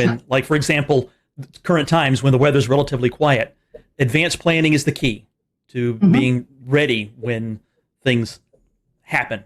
Be them a weather disaster or something else. Get ready in advance. That way, for one thing, you can actually secure the supplies. They might be in short supply when we're close to an event and something bad's going to happen, a big snowstorm or whatever. Be ready in advance. And ready.gov is a good place to go and look for other tips for not just weather emergencies, but also other kinds of disasters too, earthquakes and so forth. Exactly. And always have your phones charged up. Always have these charged. Even if the cell phone networks get clogged up, often text will still work. So if something were to happen and you get stranded, maybe you don't have a cell phone signal, you might be able to still send a text to a family member or something like that and ask them to ask for help for you. But always have your phones charged up. That's a big one too. Especially going into a big event, just keep it plugged in overnight and just have it there. There are lots of manual battery chargers that you can get. You can get crank chargers, crank radios, and stuff like that. So there's lots of different options out there. Well, Trish, speaking of winter weather, we'll kind of close with this. For those folks who live in Western North Carolina, upstate South Carolina, and far northeast Georgia. How can they follow you guys? What's the best way for our followers and listeners to get information from the Weather Service there with winter weather coming up? I know your website, you've got social media. What's the different outlets they can check out? Well, like you said, our website, weather.gov/GSP for Greenville, Spartanburg, weather.gov/GSP. That's going to have all of our latest information, the most official information. We do have Facebook and Twitter at NWSGSP. Facebook and Twitter, social media is not an official source of warning information, okay? Because sometimes that can go down. Sometimes our meteorologists get overwhelmed, and we can't always keep some of that updated. A lot of that auto posts. The other thing is that Facebook algorithms sometimes don't always show you the most recent posts. So we have stopped posting warning information on Facebook because we've had a lot of complaints from people getting old warning information instead of new warning information. So we'll use Facebook more to post precautionary and preparedness activities and actions. And we might use Twitter more for the actual warnings and advisories, those kinds of real-time, what's going on right now situations. We love to get reports from people. We don't know what's happening basically anywhere except outside our office. And we have these little bitty windows. We can't see very far. So it's really important for people to tell us what's going on out there. And that's not just winter. That's all year round. If you see a tree that comes down, let us know. If there's a thunderstorm out there and it's causing, there's flooding on your road, let us know, because we don't always know what's going on at the ground. So get out there with a ruler, take a picture of the ruler. Those are the best. If you can take a picture of the ruler in the snow and then tweet it to us at NWSGSP, or if you go to our website, there are places that you can report your weather there. We really, really, really appreciate that information, because that helps us to understand what's going on out there so that we can then adjust our thresholds. That's all good information. Trish, we certainly appreciate you joining us, and fingers crossed. I know I like winter weather. I believe you like winter weather. I know Evan loves winter weather. Frank, I know you've had your winter weather in Pennsylvania, so you might want a little bit of a break. But yeah, I'll take this La Nina winter. Hopefully it's at least 60 degrees every day for now through March. I'll be fine with that. But for the rest of us who are wanting winter weather, we hope that we'll get some. And Trish, we thank you and your crew down at GSP for all you do. I know it's been a very busy year, and maybe we can get one or two winter weather events and then let you guys get a little bit of a break. Maybe we can. And we really appreciate you guys, because like I said earlier, we really rely on you guys in the media, whatever type of media it is, whether it's television or social media or podcasts and videocasts and all of this stuff. Again, we rely on you guys to be the go-between between us and the public. And we appreciate the efforts that you guys make to help in that regard. We're honored to do it and honored to help you all out any way we can. And we thank you guys, our followers. Give us a like on this podcast. Let us know if you found this information valuable to you. And be sure to follow GSP on Facebook and Twitter, and let them know what you are seeing this winter season. So for everyone here at the Carolina Weather Group, hope you have a great evening, and we will talk to you soon.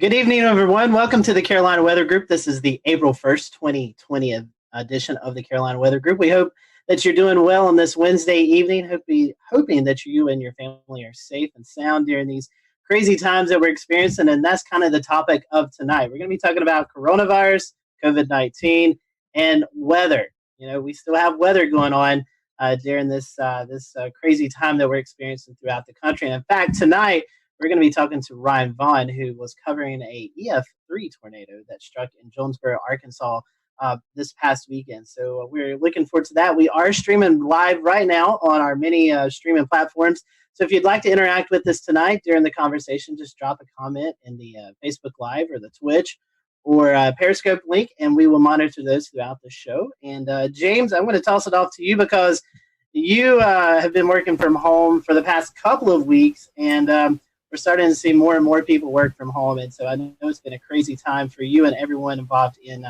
TV media.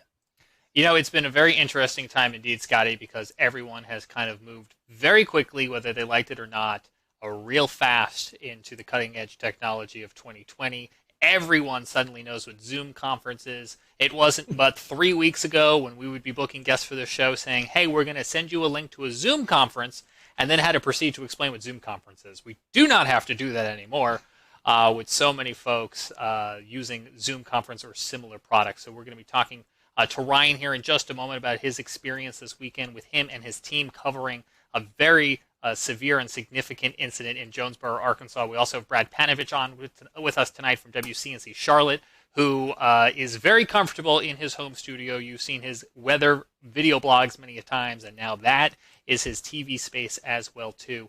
And we're also going to be talking with somebody here in Mecklenburg County who does some paramedic work about what this means, the coronavirus means for their line of work, too, because, as Scotty mentioned, the weather is still continuing to happen. We had a line of storms roll through South Carolina yesterday, prompted numerous severe thunderstorm warnings down in the Charleston area. Luckily, we didn't have any tornado warnings to account of, despite having a tornado watch, but it was a much different story this past weekend in Arkansas. Let's bring in Ryan.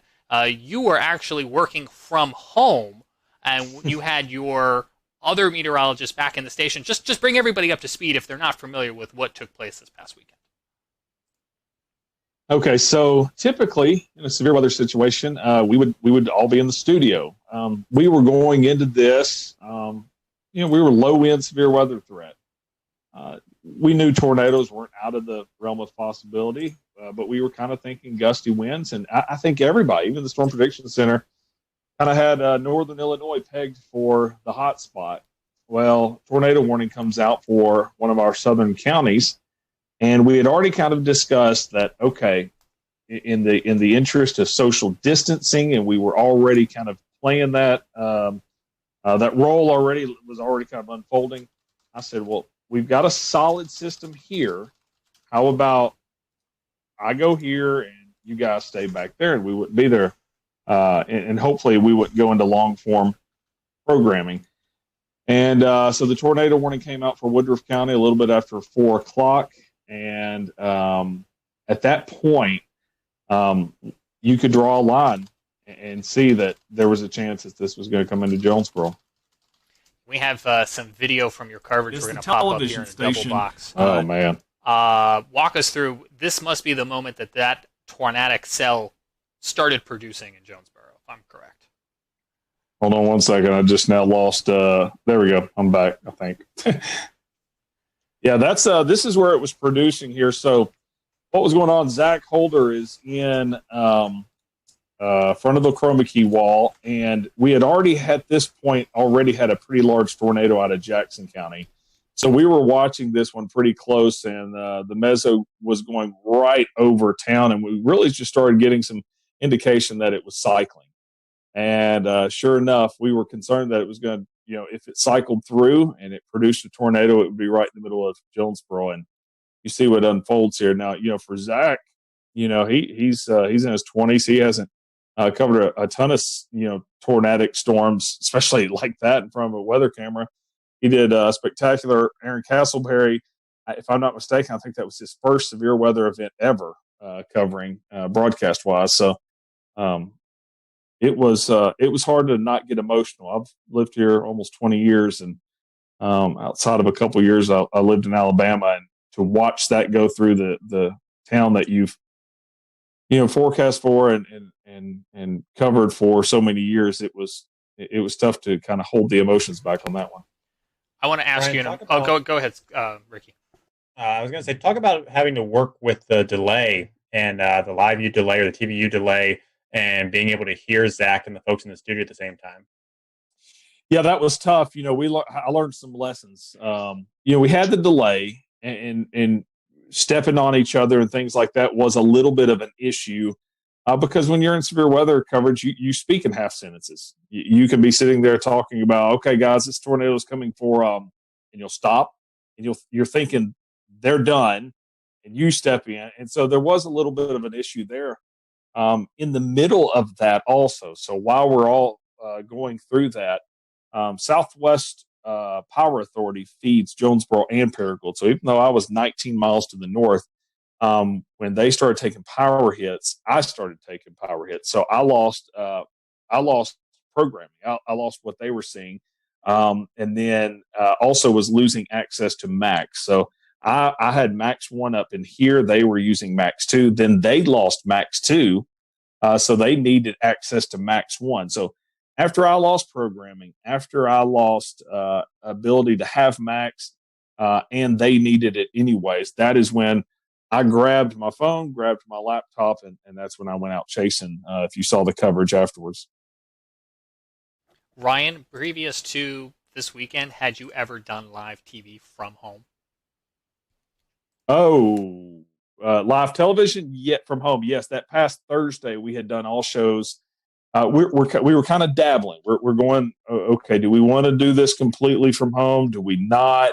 And so Thursday was a beautiful day. Zach was back at the studio, and so we did that. I went live from my backyard, and it went great. Everything went great, and so that's kind of where we were going into this, going, okay, this could work. I will say there was another time about 2 years ago. We had a just random tornado warning. No watch. I'm not even sure if we were in an outlook. Random tornado warning. Didn't produce a tornado, but it was about 2:00 in the morning, and master control calls. And of course, my weather radio and everything's going off. And I told them, I said, I don't have time to make it to the station. So I pulled Max up in my office, and I said, hot up the phone. I'm controlling Max. I'll talk over it. And we did it then. So, I had done that one other time, and no one really even knew then that I was at home. I just talked over it, went through about 30 minutes of a tornado warning, and that was done. Hey, Ryan, looking at the weather outlook from last week, it looked like the severe weather was going to be maybe in Illinois area.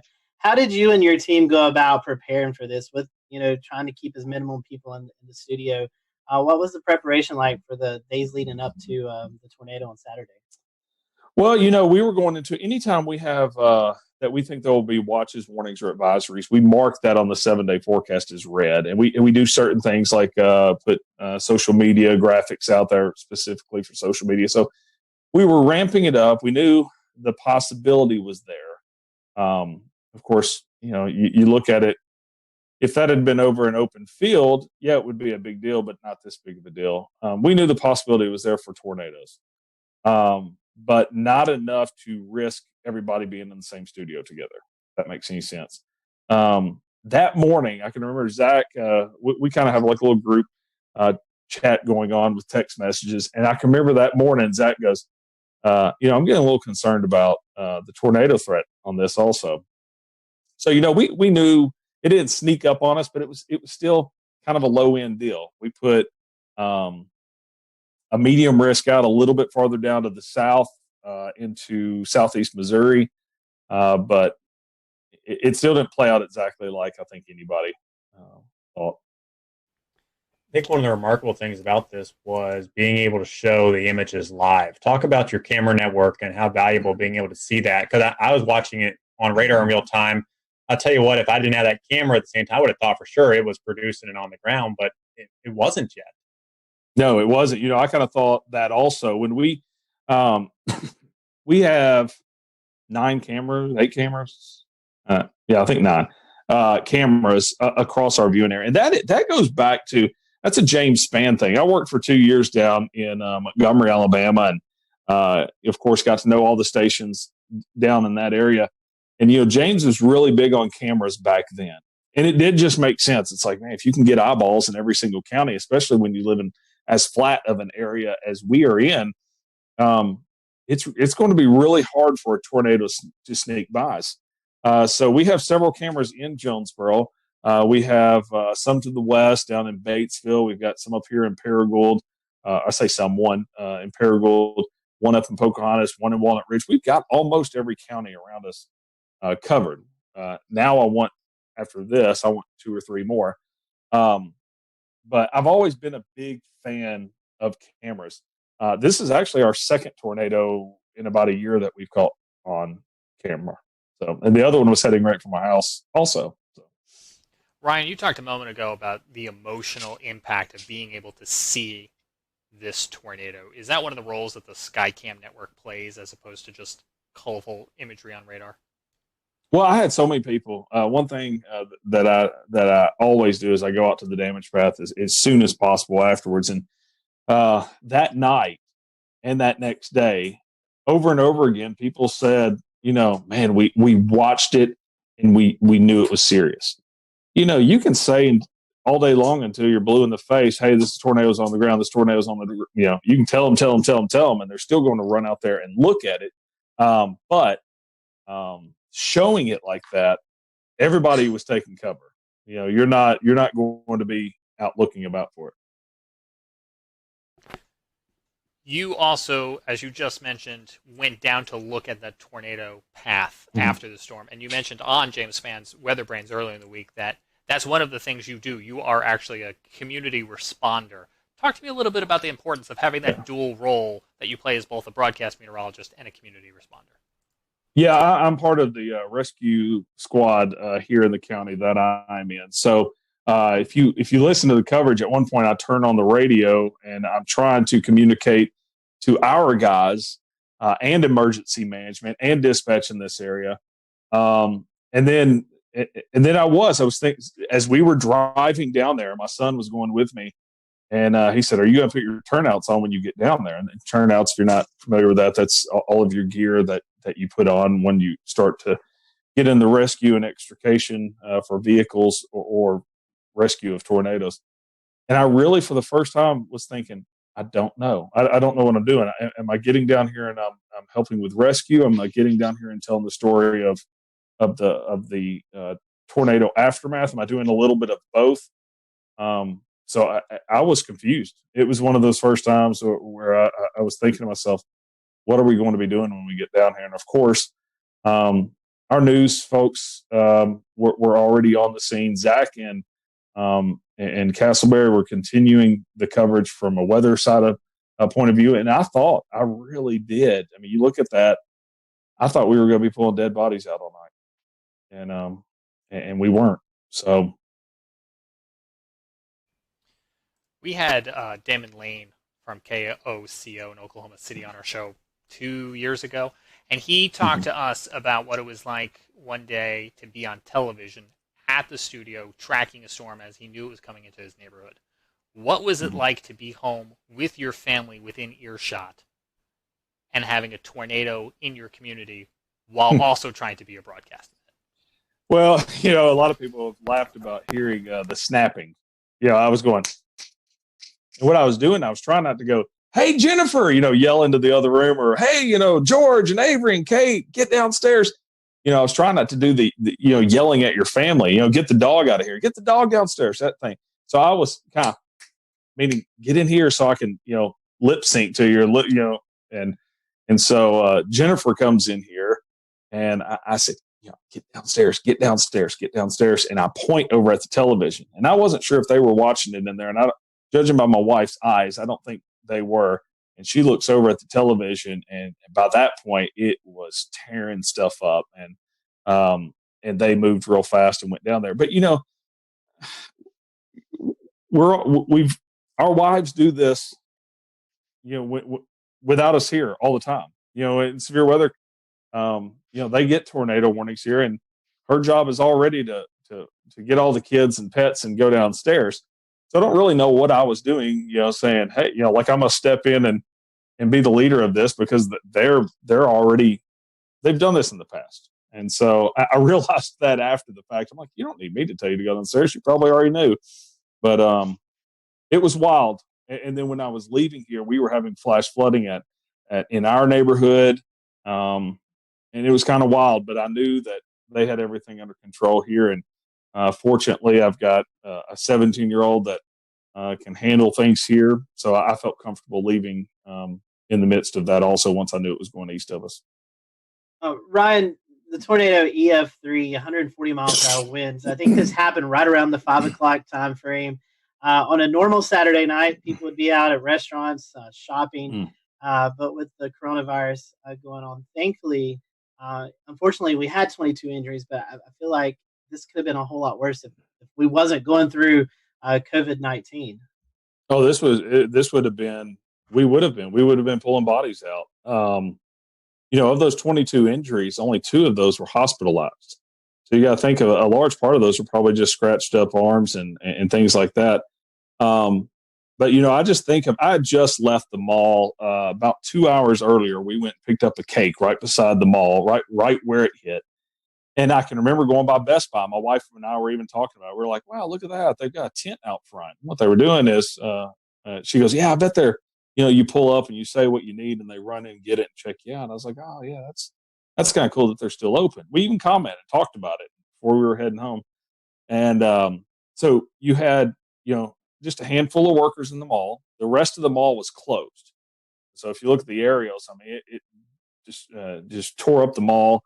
JCPenney, the roof completely ripped off, and you really can't tell until you look at the aerials how messed up JCPenney was. And Dillard's ripped out. A Saturday at 5 o'clock, all those places would have been busy. You think of Cheddar's. I think that's a national chain that you got. We'll return to Best of the Carolina Weather Group in a moment. Now your Carolina weather forecast. Here are today's forecast high temperatures for North Carolina. Here are the forecast lows for tonight for North Carolina. Here are tomorrow's forecast high temperatures. And here's forecast rainfall across North Carolina tomorrow. Here are the forecast highs for the day after tomorrow.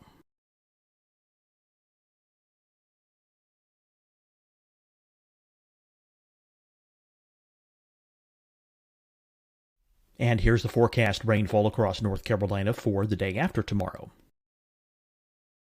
This is the total rainfall forecast across North Carolina for the next 3 days.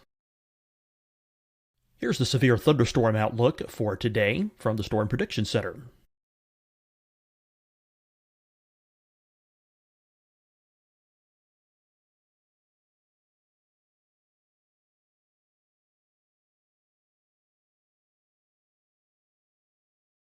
Here are the forecast high temperatures for today for South Carolina. Here are the low temperatures for today for South Carolina.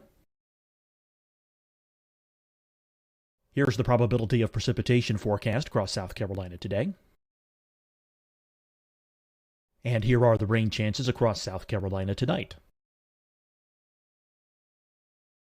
Here are tomorrow's forecast highs across South Carolina. Here are the forecast low temperatures for tomorrow for South Carolina. And here is the probability of precipitation across South Carolina tomorrow. Here's the precipitation chances across South Carolina tomorrow night.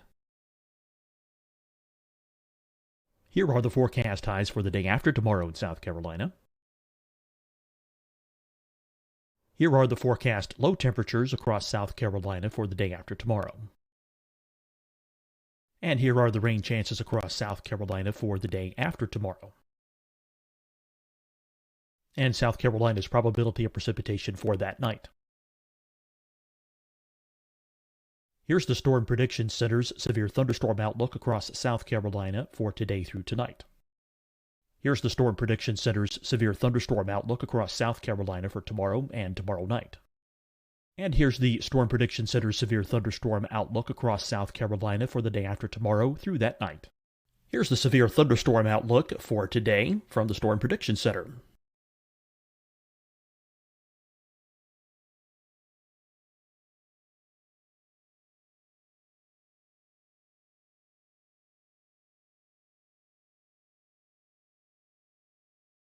And now here's a live look at weather radar across the southeast.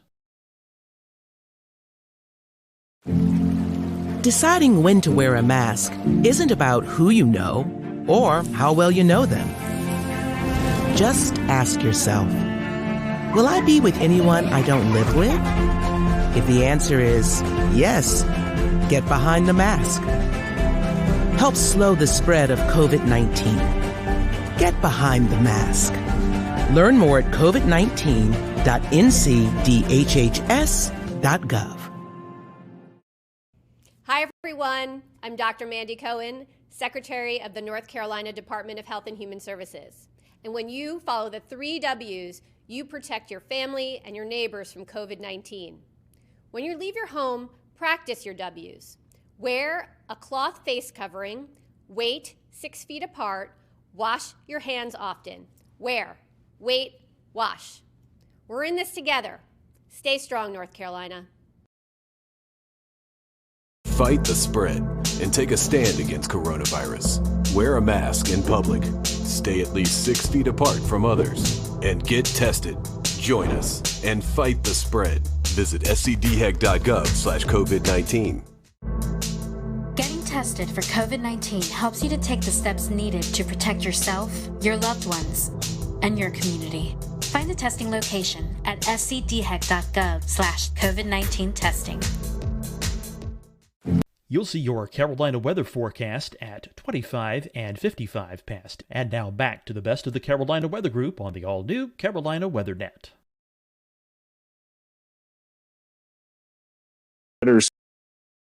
Is a restaurant that would have been completely packed with probably about an hour wait with people sitting all around it on a normal Saturday at 5 o'clock. Instead, they had a couple of workers that were cooking to-go orders. You had Academy Sports. You had several restaurants through there. And it also went through, and I'm going to check the numbers on this, but I venture to say the busiest intersection in Jonesboro, Arkansas, if not the top 3. I mean, definitely. So you just had an extremely populated area that if this had hit on a normal Saturday night where people aren't staying inside, it would have been very bad. You know, Ryan, you've had a crack at this before with, back in the day when you had that other situation where you were home and you had to broadcast real quick. And you've prepared some and everyone's prepared, but last weekend was something no one has ever experienced before. And certainly to a greater degree than the last tornado that you covered from home. What did you all learn from that? Well, I learned, the power hits. For one thing, I learned that we need an UPS system even here at the house if we're going to do that. I learned also that I want an over-the-air antenna, which I've already gotten now. But more than likely, even doing all of that, there's going to come a time where we just all need to be in, things like that. The scary part of it is, and it's really part of the reason why I decided that I need to start broadcasting from home, is that everybody forgot about it. So Saturday night, we're sitting there handing off microphones to each other. We're 6 inches away from the mayor talking to him and the police chief, and we're just helping people. It was like there was no virus. Late that night, we start thinking about it a little bit, and start thinking of, okay, we need to stay a little farther apart. We need, things like that. And then the next day, you get out and you get into the damage. You start helping people and you start talking to people, and everybody's just hugging each other and just happy that everybody's alive. And I had one lady come up and just give me a hug, and it was like, well, I'm not going to sit there and say, no, coronavirus.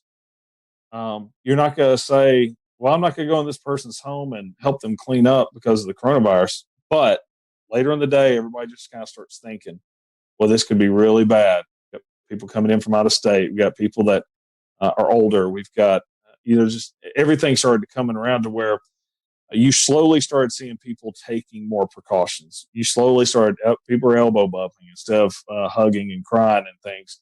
I did notice, in fact, Tim Marshall, I met up with him at the tire store, and that's the first time that I saw they were separating out the cleanup and rescue into groups of 10. They were telling all of them to stay 6 feet apart. So it took a while, but for a period, everyone forgot it. As I said, I'm on the rescue squad, and we 3 weeks back were handed masks, and we were supposed to be wearing masks and responding. Well, I wasn't rescuing people at that point, so I was just like, oh, I'm not doing that. So I don't have to follow any rules because I'm not doing that side of it, and I'm back on the media side of it. But I look back and I'm like, man, I hope 10 or 14 days from now we're not looking at this going, we all got a little too close. So, and that's it'll be very interesting to see how that goes. And you're right, it is weird. I mean, even me personally forecasting on a day-to-day basis, I've kind of had to tell myself, hey, this is still important, but it feels less important on a day-to-day basis with everything going on. So I want to bring in Corbin here real quick to kind of talk about maybe something that you guys experienced too, Ryan. And it was trying to shelter people during severe weather and with the whole coronavirus situation going around. And Corbin, you kind of work in the emergency management field a little bit. Talk about what scenarios would play out and what problems play out with sheltering people during severe weather events while this virus is going around. So obviously that's one of the things that we really want to look into. Is sheltering in general is never a good situation per se, especially in severe weather events. And we're all very aware that, life goes on even though the coronavirus is our main focus right now. So one of the main things obviously is social distancing. There are some guidelines out from FEMA as well as DHS or DHHS that say, basically each person needs anywhere from about 50 to 80 square feet. So that's going to limit how many people we can put in a building and create shelter for. And especially if we're looking, 6 feet apart, so we don't, sneeze and cough on each other to limit the coronavirus spread at this point. So that's some of the things we're thinking about and we're actively working through in the Emergency Operations Center.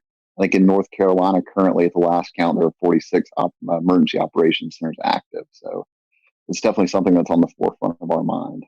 What about masks and stuff like that? Has that been given any thought? I know CDC's been reconsidering some of their thoughts, and Los Angeles tonight recommended their citizens wear masks when going out and about. Is there any benefit to that? Is there any downside to that? So that's obviously another one of the hot topics from the CDC. It's one of those things that's changing every 12 hours. For emergency responders, the protocols in North Carolina just changed to where we were only wearing masks on suspected COVID-19 patients. Now we're wearing masks on every patient encounter. And now, you're starting to see some direction from the CDC and from Pence's, from Vice President Pence's coronavirus task force that may say different. So there's conflicting stuff out there right now, but just for the everyday person, wearing a mask all day long doesn't seem to have an effect yet. But we'll see what the data shows as the days come. Corbin, we learned today that a paramedic with medic tested positive for coronavirus. You mentioned a minute ago that more people might be wearing masks as they go out and tend to emergency responses. Did that decision to have everyone wearing masks as they're responding to calls come as a result of that positive coronavirus case, or more in line with the CDC updated guidelines? So just to clarify one thing, I'm a paramedic relief supervisor in Cabarrus County, but I did see the news about medic's case in Mecklenburg County as well. And that was actually put out yesterday by the North Carolina Office of OEMS prior to, I'm assuming, that case testing positive. But you got to remember, so an N95 is to protect the provider. A surgical mask also protects the provider, but it's better to kind of put on the patient because it's going to prevent them from spreading their germs, just like a surgeon in surgery. Patty, I think you had something. Yeah, I was wanting to ask Corbin. I'll ask you and Ryan both. Ryan, you live in Tornado Alley per se, the Arkansas area, kind of prone to tornadoes, especially this time of the year. As the CDC and as we hear about the doctors, we're talking about we're going to continue to kind of see that spike happen over the next 2, 3, 4 weeks. Do you think this will become more of a concern, Ryan, when you're talking to your folks? I know I'm not sure about your particular area, but I know places like Kansas and Oklahoma, they have these public storm shelters. How do you think I don't want to say you guys have fear of tornadoes because you're more used to them than we are here in the Carolinas, but how do you think preparing for severe weather days as well as dealing with the coronavirus, how do you think the psyche is going to play on people out in your area, Ryan? That's a great question because we have had some of the public shelters closed. And because a lot of them are, some of them are in basements of hospitals and stuff. And you say we're used to them. Saturday night has scared a lot of people, and the storm anxiety is going to be really, really high. And I don't really know how that's going to go. As far as public shelters, even some that are open, it'll be interesting to see. Or even, there's a lot of places where, like our house, we have a basement here. Not everyone around us has basements. So we've always just, hey, come on over, take shelter. Will we all continue to do that? I think in a tornadic situation, I think you throw it out. I know that may not be the right answer, and I'm sure my doctor friends may say, I don't know, but I don't know. Corbin, to you guys are dealing with the COVID-19. We're getting into the Carolina severe weather season where maybe not as many tornadoes, but we still have this threat of severe storms. And you're trying to message the threat of severe weather, but also trying to communicate about the COVID-19. So how are you guys in the emergency management spectrum are dealing with the preparation of severe weather and dealing with the ongoing virus? So one of the things we have set up in Mecklenburg County, the Emergency Operations Center there, is we have a decision support services line set up with the National Weather Service, which we set up in all of our special events and things like that. We do have the ability to have the National Weather Service in the EOC with us, just a phone call away, a request away. But it's something that our Joint Information Center that deals with all the public information is looking at as well as we progress into our summer season, our storm season per se. We're going to start messaging, obviously, coronavirus, COVID-19, but also our severe weather messages as well. Before the coronavirus hit, we did participate in the nationwide tornado drill day at fire headquarters and everything like that. So we're still trying to do our normal stuff as well as focus on COVID.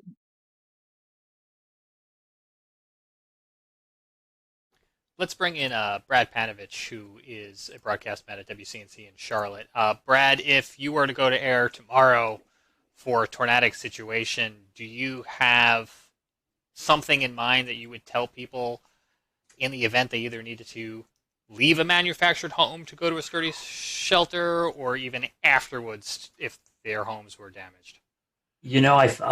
I found it was interesting. I read the press release that I think the governor of Kansas sent out. I think it was yesterday or today, basically saying, you got to prioritize the threat. So if a tornado is coming, that's your most immediate threat.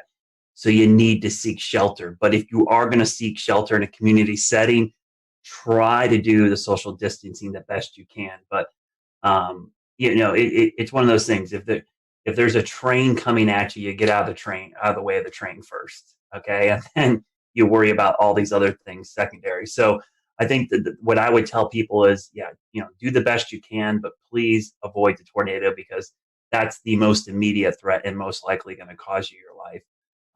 But I was glad to see Ryan's work, which was spectacular because it kind of gave me a little relief that, hey, we could do this remotely from a broadcast standpoint as well.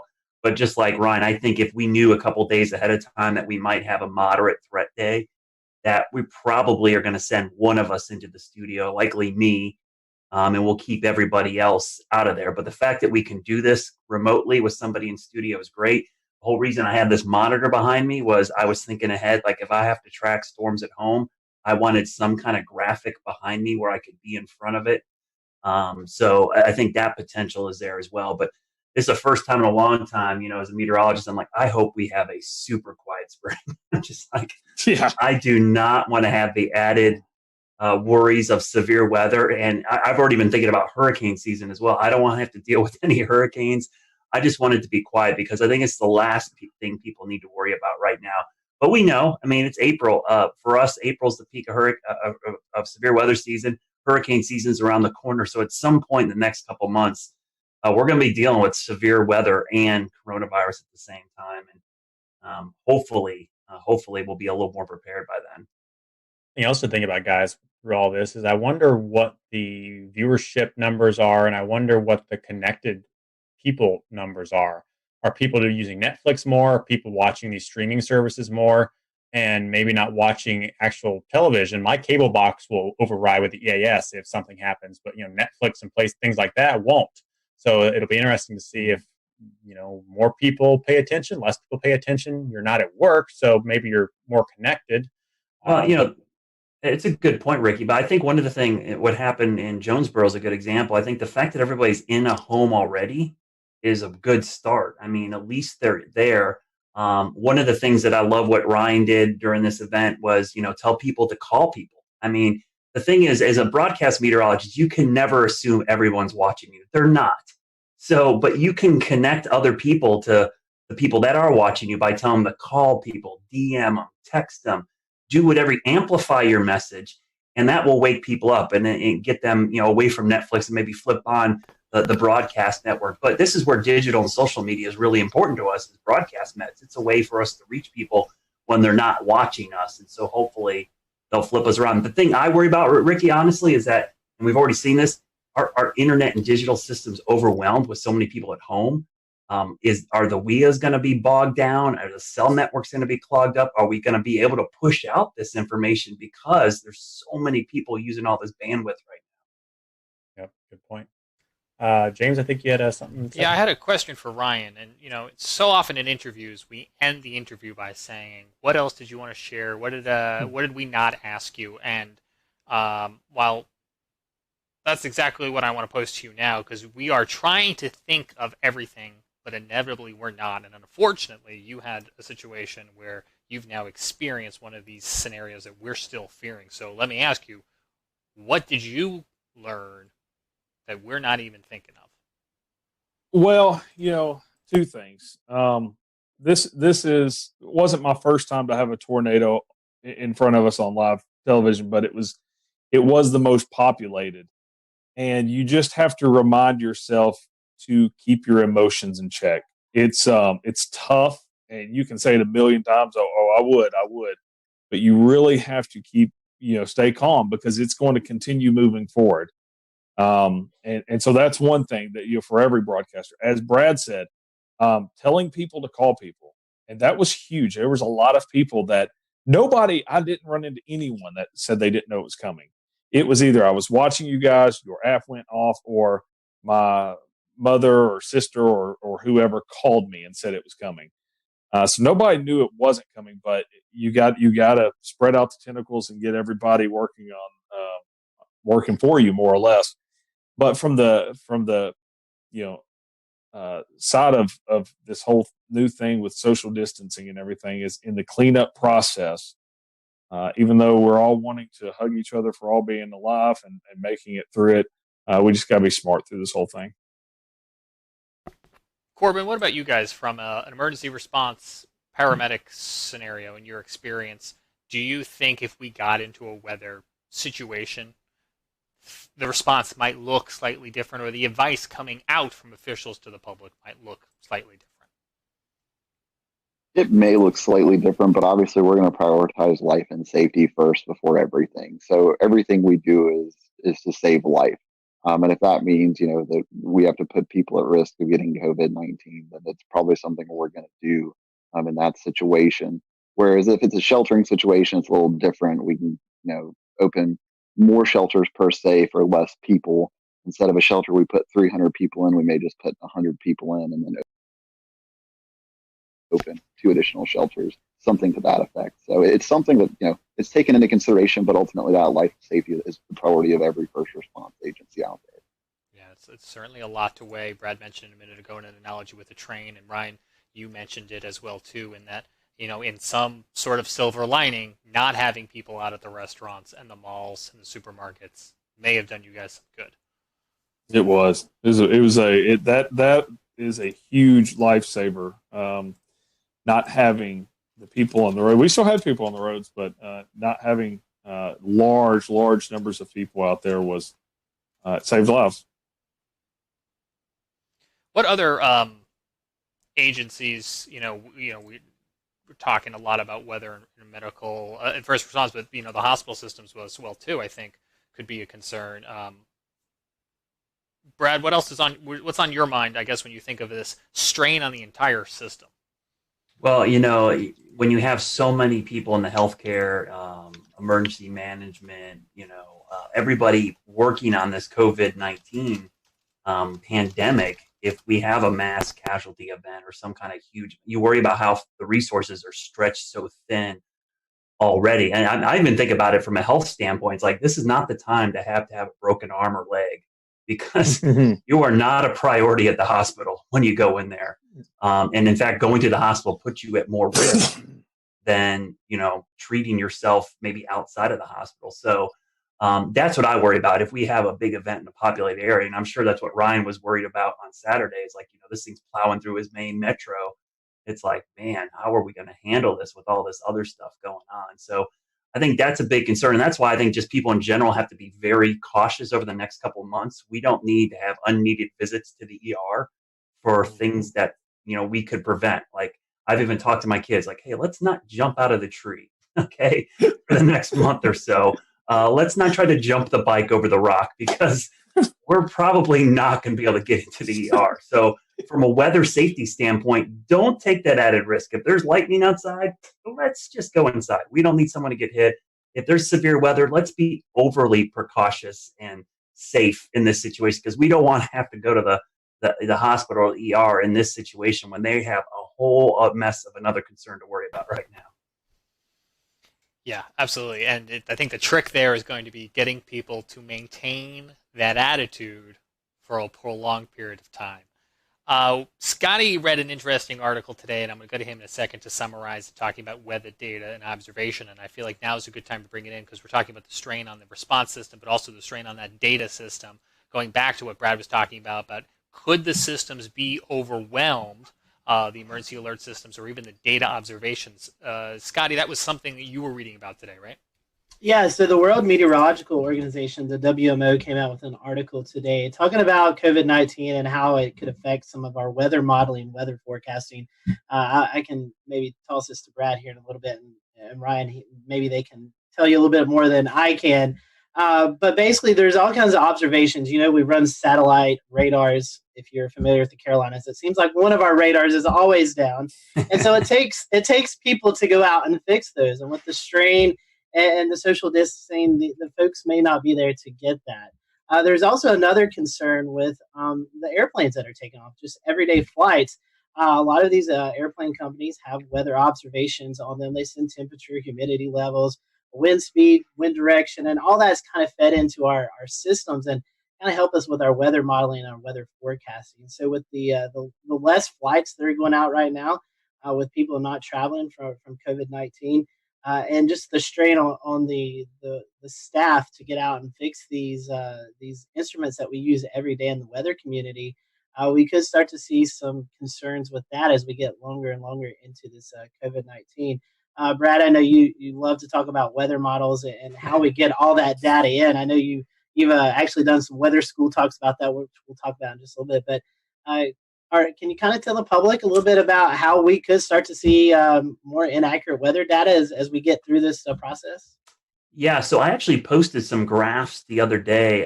This is called what we refer to as AMDARB data. It's basically aircraft data. And I'm going to try to share my screen here. I don't know if this is going to work, but we'll try to do this.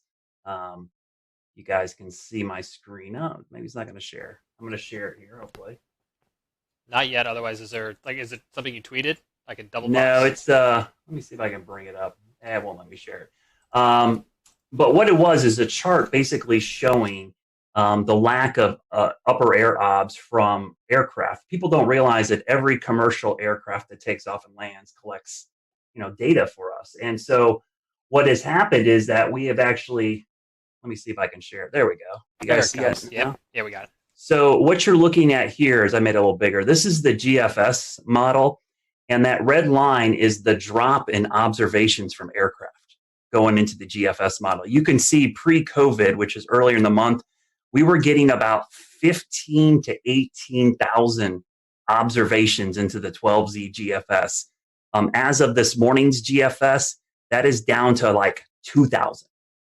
I mean, that is just a tremendous drop. And the best way I can explain this to people that have seen hurricane coverage, you may have seen me talk about how we often like to get the plane out in the system so that we can get better data for the models. Well, this is what these planes are doing. When we have that lack of upper air data, some of the accuracy and the guidance can drop by 20% or so. And it's just not the US, that's just US data. That doesn't include European data, Asian data. I mean, and that article you're referring to, Scotty, all those aircraft, I was amazed how much some of the European airlines added to this. It was crazy, the drop in upper air observation. So this is going to be a real task that we're going to have to watch and see how much this impacts severe weather. Day-to-day weather, it might not have an immediate impact on us, but I think for high impact events like severe weather outbreaks, tornadoes, flooding, this might have a pretty significant impact, because the difference between something being 20% more intense or less intense is pretty significant in the weather world. Brad, do you think it would impact? We'll return to Best of the Carolina Weather Group in a moment. Now your Carolina weather forecast. Here are today's forecast high temperatures for North Carolina. Here are the forecast lows for tonight for North Carolina. Here are tomorrow's forecast high temperatures. And here's forecast rainfall across North Carolina tomorrow. Here are the forecast highs for the day after tomorrow.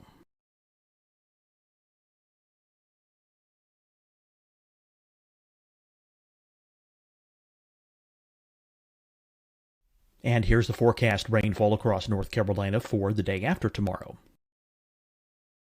This is the total rainfall forecast across North Carolina for the next 3 days.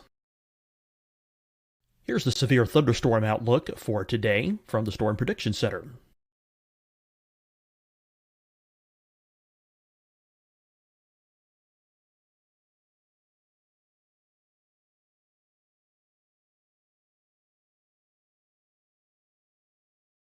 Here are the forecast high temperatures for today for South Carolina. Here are the low temperatures for today for South Carolina. Here's the probability of precipitation forecast across South Carolina today. And here are the rain chances across South Carolina tonight.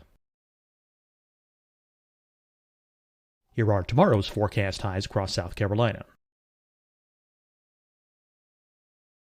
Here are the forecast low temperatures for tomorrow for South Carolina. And here is the probability of precipitation across South Carolina tomorrow. Here's the precipitation chances across South Carolina tomorrow night. Here are the forecast highs for the day after tomorrow in South Carolina. Here are the forecast low temperatures across South Carolina for the day after tomorrow. And here are the rain chances across South Carolina for the day after tomorrow. And South Carolina's probability of precipitation for that night.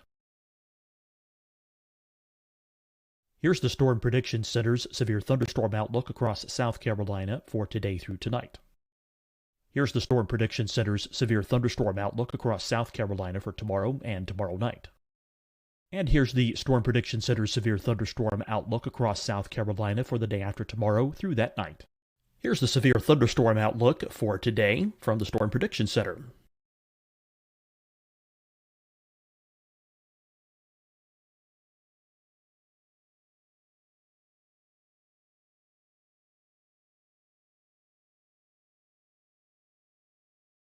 And now here's a live look at weather radar across the southeast. Deciding when to wear a mask isn't about who you know or how well you know them. Just ask yourself, will I be with anyone I don't live with?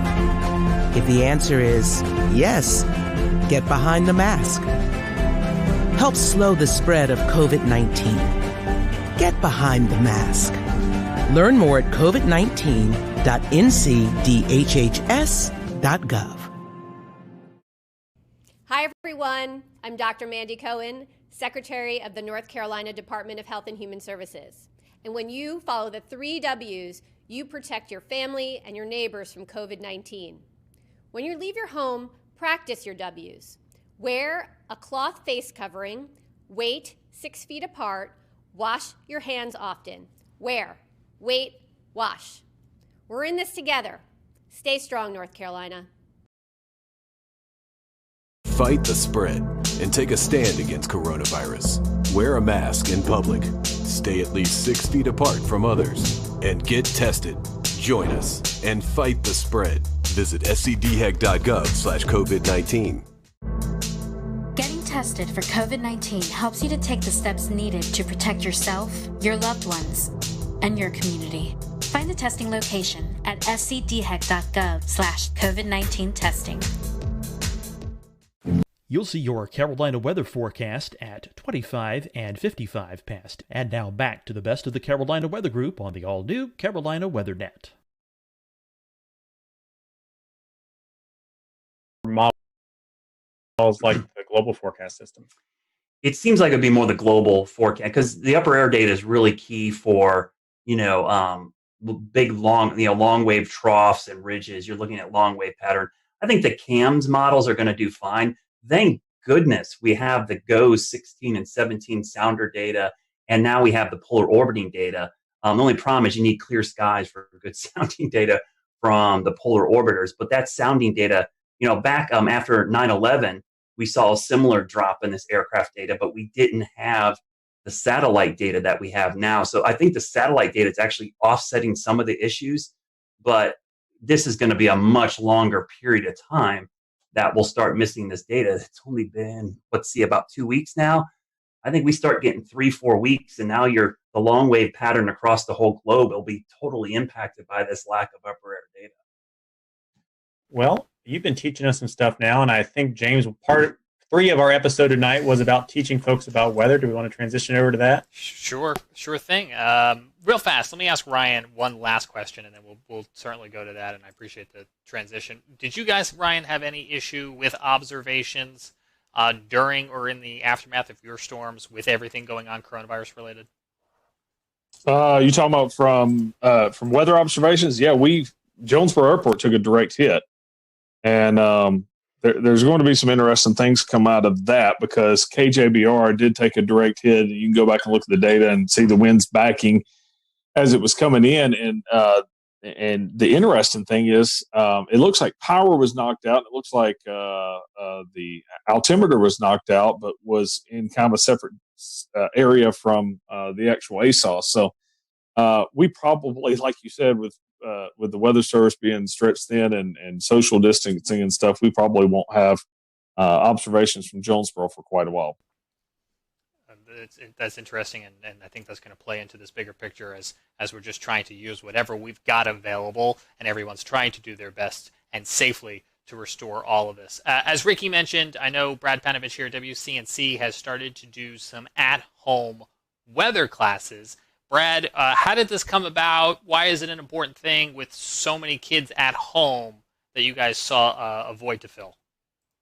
Well, yeah, Ryan could speak to this as well. We do a ton of school talks throughout the year. I think last year I added up, and I thought I did a lot last year. I did 76 last year. I know some folks, like our good friend Ed Piotrowski down in Myrtle Beach, I think he does like 200 a year. I mean, this crazy amount. And so initially when this happened and all the kids were stuck at home, I thought, man, I had to cancel a bunch of my school talks. I do a 1-hour presentation where I go out, and I had a ton scheduled in the spring for 2nd and 5th graders here in North Carolina, which is weather is part of the curriculum in those courses. And so what I did the first couple days we were out, I decided, you know what, I'm just going to do my 1-hour presentation at home, and I'm going to stream it. And I did it with my kids, and it did pretty well. And then my general manager in the station said, hey, let's do this every day at 1 o'clock. I'm like, every day? I was like, an hour? Like, no, we're going to do small, one topic at a time. Let's break that hour thing down to one topic, and we'll do it every single day. And so I got the rest of my weather team involved. And it's put another thing on my plate, but I enjoy it. I mean, I produce the thing from home completely. I do it all out of this computer right now that's in front of me.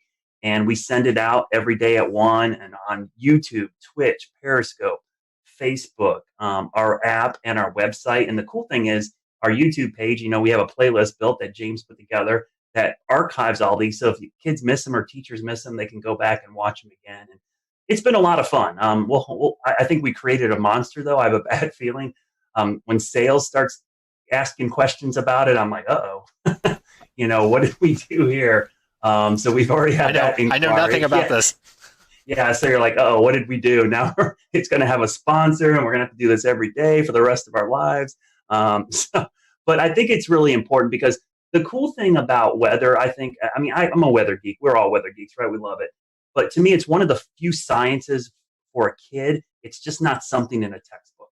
You can teach it to them, and they can immediately go outside and apply the principles of atmospheric science to what they actually see every day. So for a lot of kids, this is their first real science that they see, because a lot of times, physics and chemistry just looks like something in a book, but atmospheric science is actually something they can see, touch, and feel. So I think it has a real big impact on them. And in these tough times, it's actually been kind of a nice thing to be able to do and have the kids like tweet pictures at me of them in front of their TV watching it on YouTube or watching it. The funny thing I'll say, the Twitch stuff has been great. I've had so many kids on Twitch reach out to me who, don't normally watch the weather, like, hey, this is pretty cool. What games do you play? So it's like, everyone wants to wants me to game with them online, and maybe me and my son will team up and we'll get in there and get a server going, and we'll start playing some games with some people online. But last week we played one of the virtual storm chasing games on our Twitch. Exactly. Yeah, I'm really. I think that'd be fun. I would like to play like NBA 2K with like some other anchors at the other stations. I think that'd be cool to have a little like tournament in the market. Broadcast Met iRacing. What's that? Broadcast Met iRacing. Yeah, or something. I think that would be cool. I think viewers would eat that up. We could stream it online. It would be great. You're giving those sales folks some more ideas. We'll get our sports guys to do commentary. It would be awesome. Corbett, I have one question for you before we kind of wrap up. As Brad was talking about, he does a lot of hands-on things with students. You guys in emergency management, you guys do the same thing. So has this kind of affected you all with your outreach to the public? Yes, it's affected our outreach substantially. We're not really doing much face-to-face right now. You'll notice if you go to like the Charmec EM, Instagram, Facebook, Twitter account, you start seeing some videos pop up from the Emergency Operations Center in areas like that, where we're trying to do some education, but just obviously not face-to-face like we normally do. I think last year we did anywhere between 30 and 50 face-to-face talks with everywhere from school-age kids to older adults to talk about emergency preparedness. So it's definitely affected that, and we're seeing that effect, I think, just across about every industry at this point. That's interesting. I hadn't thought about that in terms of fire prevention and first aid trainings, and that would be school-age kids. But you guys also, would you normally be doing office visits? Is that something that is done too, for like professionals in office parks? So we have a public information officer, and she goes out and does a lot of talks. One of the most recent age groups has been like older folks in not retirement communities, but maybe apartment complexes over the age of 50 to talk about emergency preparedness and what they can do just in a general emergency, a weather event, having 72 hours worth of supplies on hand, just general things like that. Let's not even talk about supplies, because we know those are scarce right now. But James, one thing I want to do before we close out, I do want to bring on Dan Whitaker. You guys may have seen him pop up from time to time on our show tonight. Dan is our newest panelist here for the Carolina Weather Group. So Dan, for those who are watching tonight, why don't you introduce yourself to everyone? Hey, thanks, Scotty. So I have been involved with weather as a kind of weather geek and weather follower since 2008, and have really I'm strong on the storm observation, visual storm aspects, storm spotting, storm chasing. I'm kind of in the field, in the storm type of guy. So nice to be able to kind of join everybody and represent that angle when I can. And it's definitely great listening to all the different kind of pieces to the conversation tonight. Honestly, I have kind of one thought, that kind of reaches out to a lot of the different things that were being talked about from tonight, which is, as a person who enjoys the spectacle of nature and following everything from nice day cumulus clouds to supercells in the Midwest. For those who want to experience more outdoor weather during this time when we want to travel less and we want to do more staying at home, short of tuning into Brad Panovich's weather lessons to get some real world observation, is there a way that anyone wants to kind of speak to that would be a good way for people to do that right now? Definitely so, Dan. And we are happy to have you on the team and can't wait. Maybe we can't wait till hurricane season, but we can't wait to see your footage out there. Evan, I wanted to bring you. I know you had something you want to mention, but you also did a little chasing of yourself today, but not storm chasing. Yeah, I do my little cheesy snow chasing. It's really not nearly as complex as the stuff that Dan does. But as long as you drive high enough up on a mountain, you'll eventually run into snow. So I did. I went up to Craggy Gardens today. Parkway was closed at about 4,900 feet, but I ended up running the rest of the way up to Craggy Pinnacle at 5,900. And it was beautiful. About 3 inches of snow up there, real windy. I'll share a picture since I can see James yearning and trying to share a webcam. I was trying. Yeah, so then that's what it looked like up on Craggy, right near the Craggy Pinnacle Tunnel. It was real pretty. But you're right, Scotty. The one other thing I wanted to mention tonight before we close is that we've talked about a lot of the challenges that have been presented to us over the last couple of weeks as we suddenly get thrown into this new coronavirus situation. But there are some opportunities and some good things. If Melissa Griffin were here from the South Carolina Climate Office, she would be talking about CocoRoss. I know we just finished up March Madness, but this is an excellent opportunity for people to be joining CocoRoss and submitting precipitation reports every day because everyone's got to stay at home, right? So why not get up at 8 a.m. for work or school and check the rain gauge? So she would want us to mention that. And just because it's not March doesn't mean we can't do it. But go join CocoRoss. We'll tweet out a link later tonight. That sounds good. That's a great point, Evan. We definitely, I think I read a tweet, North Carolina second in CocoRoss reporters. So that's pretty cool. And I know South Carolina is up there as well. So the Carolinas representing really well. So anybody have anything else before we kind of close up shop tonight? All right. So I appreciate you guys watching tonight. We hope that you stay safe out there. Continue to practice those best practices of social distancing and kind of just staying inside. Eventually, hopefully sooner rather than later, we'll get back to normalcy and be able to enjoy what we've not been able to enjoy for the last 3 weeks. So we're thinking about everyone. We hope that you stay safe out there. We appreciate you watching the Carolina Weather Group tonight. Be sure to follow Ryan and his folks if you're ever out in the Arkansas area. Ryan, once again, great coverage this weekend for you and your team out there. Spectacular. And we hope that everyone in your community get back to normalcy with the cleanup from the tornado. And we extend our thoughts and prayers to your folks out there as well. So we hope you all have a great week, and we'll see you back here next week for another episode of the Carolina Weather Group.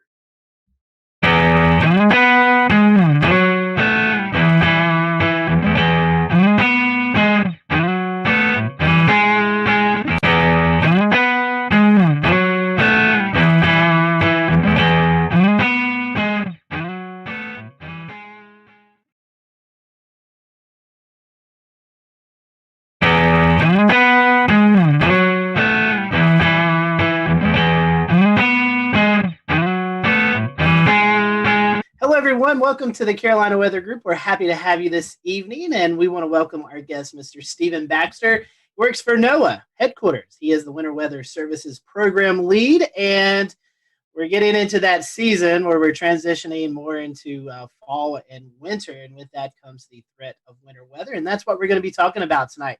It's going to be kind of twofold. NOAA just recently released the winter outlook for the 2020-21 winter season.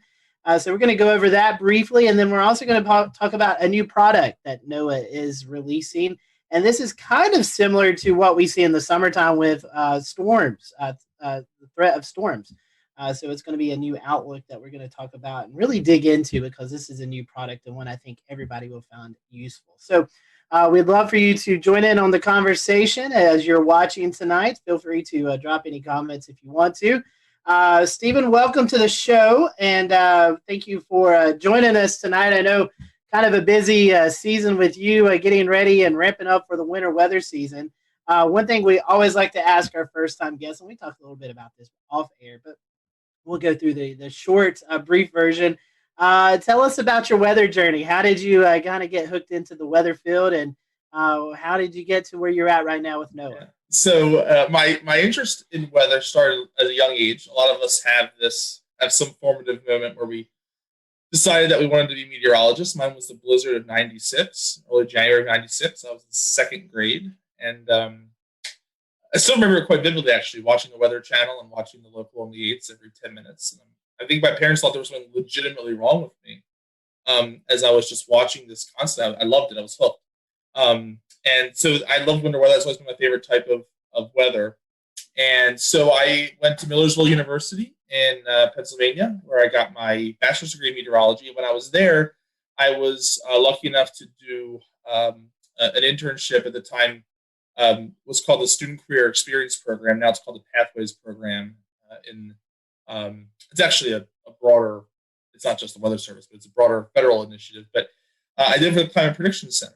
And I worked there, including that time, for 10 years, about 10 and a half years before I went to headquarters. So I worked in a couple different positions in the Climate Prediction Center, but I did a lot of research to operations of applied research in climate variability, subseasonal, seasonal climate variability. And as part of a rotational assignment last winter, I worked over in headquarters in the winter program, and then I took that position permanently during this summer.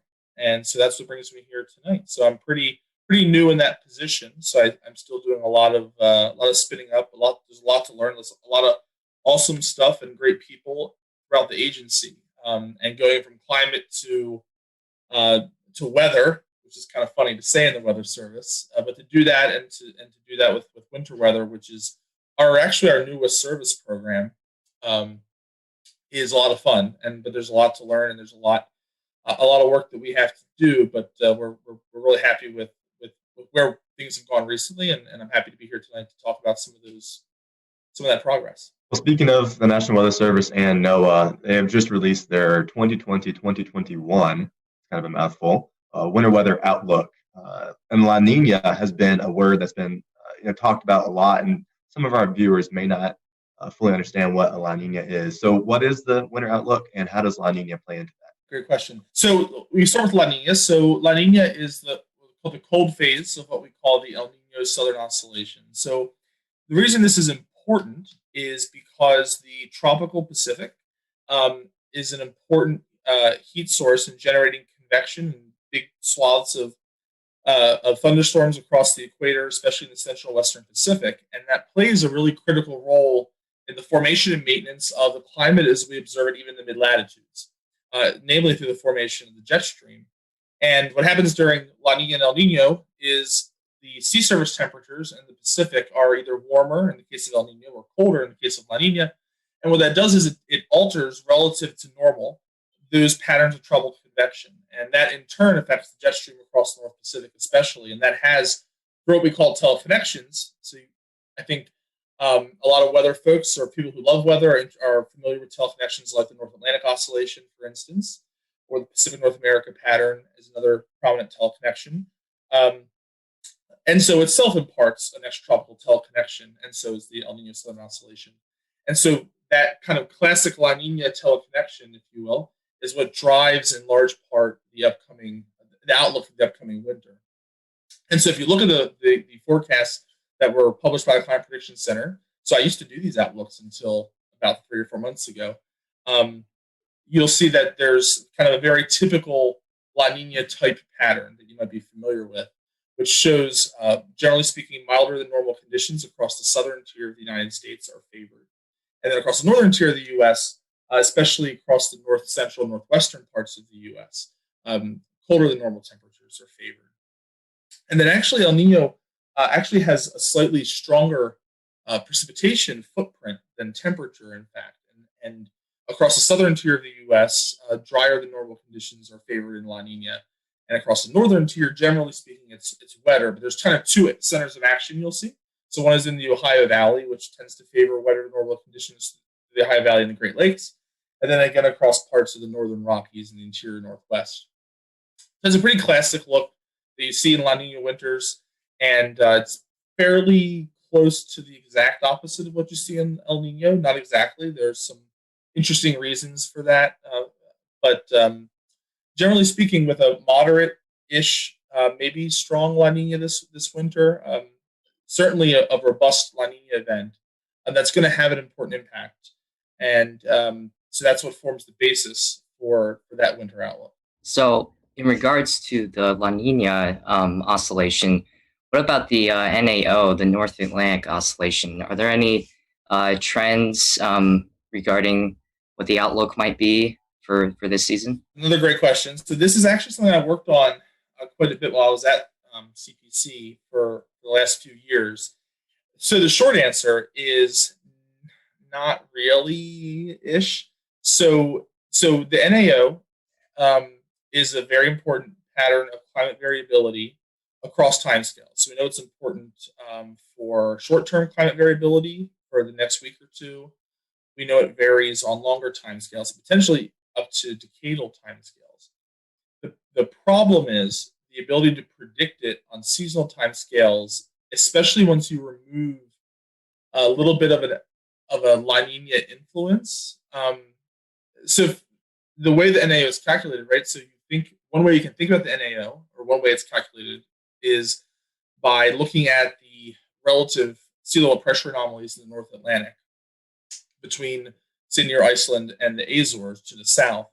Well, if you just take El Nino or La Nina and you look at this wave pattern that comes out of the tropics, and you look at the teleconnection that's imparted from El Nino and La Nina, it will have a non-zero effect in the North Atlantic. It's small, but non-zero in a way that can appear to affect the NAO. And so there's some literature that in our academic literature that looks at the relationship between El Nino and NAO. And such as it is, you might favor a positive NAO during La Nina winters, but that's not, as a causal mechanism, is a little flimsy. The example I just gave, quite famously, the 95-96 winter was such a winter where you had a La Nina, but you also actually had a predominance of the negative phase of NAO, and hence one of the snowier winters on record across much of the eastern U.S., including my part of the Mid-Atlantic. But there are some interesting areas of research related to identifying sources of prediction skill for the NAO, and so it's something that we don't have right now. But I'm hopeful that in coming years, we'll be able to talk more explicitly about the seasonal tendencies of the NAO, or sometimes it's couched in its kind of its sister oscillation called the Arctic oscillation, the AO, which is kind of more of a hemispheric look. They're just kind of derived slightly differently, but capture the same, in essence, the same phenomenon. So I'm hopeful that in future years we'll be able to say something more specific about these patterns of mid-latitude variability.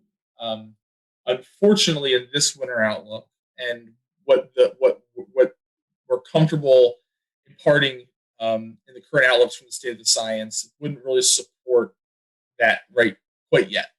It's a good question. It's something that we think a lot about. If I was approaching from the general public and I wanted to take a look at the 4 different colors that were available that represented the outlook, can you tell me a little bit about what those colors mean and how are they decided? In the case of the winter storm outlook, there's a few different. We added an 80% this year, so there's a less than 10% chance, which won't show up as any color.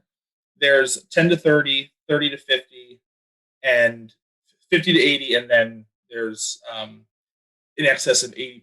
And so that's the probability of exceeding that local watch warning criteria. Now, how do we come up with this? And so in that sense, those are meant to just kind of fairly easily communicate what the relevant risks are. We can think of 50% as kind of being, roughly speaking, the criteria for a watch. So if it's more likely than not, that would favor a watch. Now, also, it's important to mention that this doesn't take the place of or totally inform watches, because as we're moving towards consistent forecasts across the agency, the other aspect that we're working with is to also improve the impacts-based nature of watches and warnings. So while the probability of exceeding a certain snowfall threshold might say only be 30 or 40%, the local office could still issue a winter storm watch because they're expecting the impacts from that storm to be such that it warrants a watch or a warning. So cases where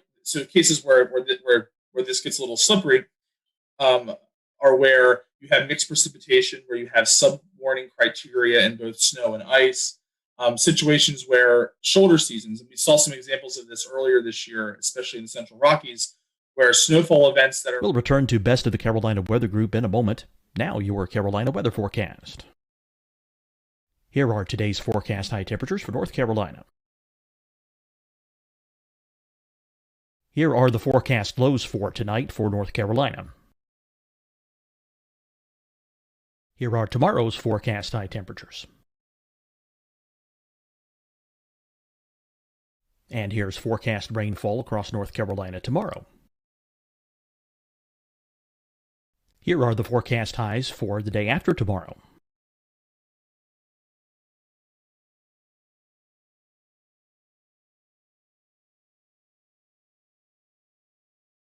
And here's the forecast rainfall across North Carolina for the day after tomorrow. This is the total rainfall forecast across North Carolina for the next 3 days. Here's the severe thunderstorm outlook for today from the Storm Prediction Center.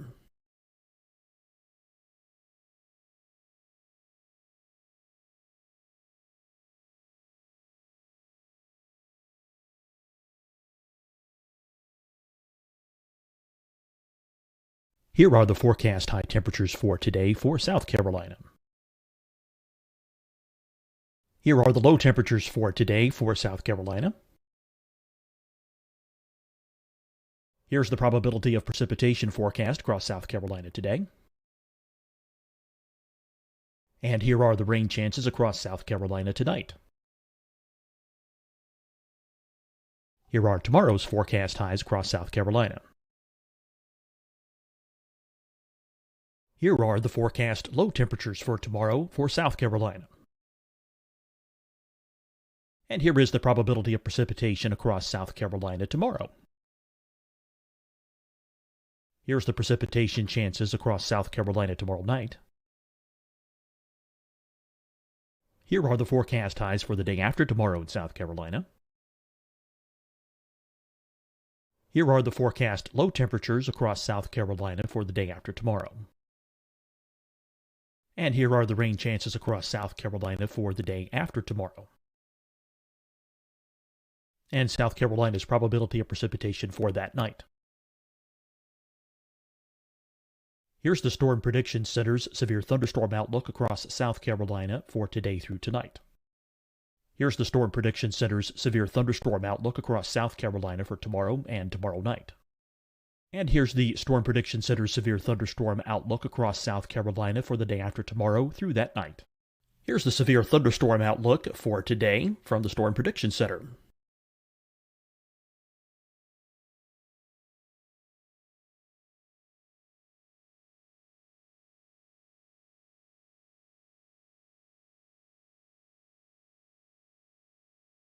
And now, here's a live look at weather radar across the southeast.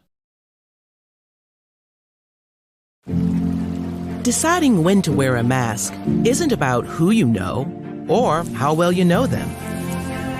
Just ask yourself, will I be with anyone I don't live with? If the answer is yes, get behind the mask. Help slow the spread of COVID-19. Get behind the mask. Learn more at covid19.ncdhhs.gov. Everyone, I'm Dr. Mandy Cohen, Secretary of the North Carolina Department of Health and Human Services. And when you follow the 3 W's, you protect your family and your neighbors from COVID-19. When you leave your home, practice your W's. Wear a cloth face covering, wait 6 feet apart, wash your hands often. Wear, wait, wash. We're in this together. Stay strong, North Carolina. Fight the spread and take a stand against coronavirus. Wear a mask in public. Stay at least 6 feet apart from others. And get tested. Join us and fight the spread. Visit scdhec.gov/COVID-19. Getting tested for COVID-19 helps you to take the steps needed to protect yourself, your loved ones, and your community. Find the testing location at scdhec.gov/COVID-19 testing. You'll see your Carolina weather forecast at 25 and 55 past. And now back to the best of the Carolina Weather Group on the all-new Carolina WeatherNet. The trees, and so snow load and power outages are more of a concern. You might issue watches and warnings for lower snow accumulation criteria because of the increased impacts. And a classic example here in the east is timing is very important. So heavy snow during rush hour, for instance, is more impactful than heavy snow during the middle of the night on a weekend or something like that. So those are local impacts that local offices can take into account. So it's not a one-to-one correspondence yet, but that's kind of loosely speaking, 50% is where all things being equal, you would start to think about, you would issue the watch, because that's where we're saying it's based on the reliable probabilistic guidance. It's more likely than not, so it's worth issuing the watch. But that can be modified by the local office's take on the expected impacts of the storm. I know impacts is a big deal, and I know each forecast office has different criterias. But, first thing that pops into my mind would be the Atlanta snow jam in 2014, where, we had maybe an inch of snow, but the temperatures were so cold. So it seems like this product that you guys are releasing is really more based on impacts and how it impacts the general public, emergency management, and things like that, than it is maybe about this set range of you're going to get this much snowfall. That's right. So there's another product that is a very nice complement to this that's been operationally implemented this year, which is the Winter Storm Severity Index. And so what that does is it has criteria, but it's a much more complex and dynamic criteria to better account for some of these impacts. And so in that framework, where you have, and so what it's doing is it's screening the official forecasts from the National Digital Forecast Database. So the local offices are submitting their official forecasts. It's using those forecasts, applying climatology, applying different algorithms to assess different impacts, including snow amount, snow load, ice accumulation, ice impacts, among other things. And it's doing that to get an idea for those impacts, including things like flash freeze, blowing snow. And so using those two together, and as in fact, the vision of the program is kind of an eventual merger of those two products along the lines of what you were saying. So right now, the winter storm outlook is grounded in the very objective kind of criteria-driven realm. The winter storm severity index is still deterministic. So we're not using probability information yet. It's just using the deterministic forecast from the local offices, but it's applying it in an impacts-based context. So our long-term goal is to get to a place where we have a probabilistic winter storm severity index that will in turn inform the winter storm outlook, so that the winter storm outlook today, being just the probability of exceeding a fixed snow or ice accumulation threshold, will eventually be the probability of exceeding moderate or severe impacts. Impacts being defined, being kind of regionally varying and defined in a much more nuanced fashion. And so it's those two products right now that are a nice complement that we eventually want to see kind of come together and form the basis of these kind of consistent, collaborated, and probabilistic products across the agency. I think a lot of people hear outlooks and they are thinking of the Storm Prediction Center outlooks for severe weather that they might be familiar with. How might these new experimental outlooks compare to those? So they might be, they they are potentially similar in that they're probabilistic. They're giving a probability of a certain event occurring in a daily cadence. So we have day 1, day 2, day 3, day 4, and then the maximum probability across days 1 to 4. That will be different. The Storm Prediction Center doesn't have that component. So they're very similar in that they're trying to give advanced lead time and a heads up, right, in terms of hazardous weather. So the Storm Prediction Center, as you might know, issues severe thunderstorm watches and tornado watches for the CONUS. And as you might imagine, their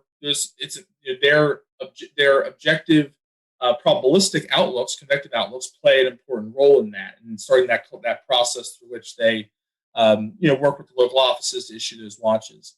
And so that's actually one of the we're leaning in on that paradigm a bit in the winter program. Not to say that WPC is going to take over watches entirely, a la kind of the SPC model, but to say that we're moving in a direction where those watches are going to be more closely collaborated in an explicit and defined fashion and process between the local offices and WPC. And so, yeah, I think there is a lot of, you can draw a pretty close parallel between those two. And in a lot of ways, the winter program is trying to lean in on the probabilistic element. I think it's recognized how important that is in severe weather because it's, we kind of, I think it's intuitive, right, that the odds of a tornado, for instance, and at an exact grid point at any time is very, very small.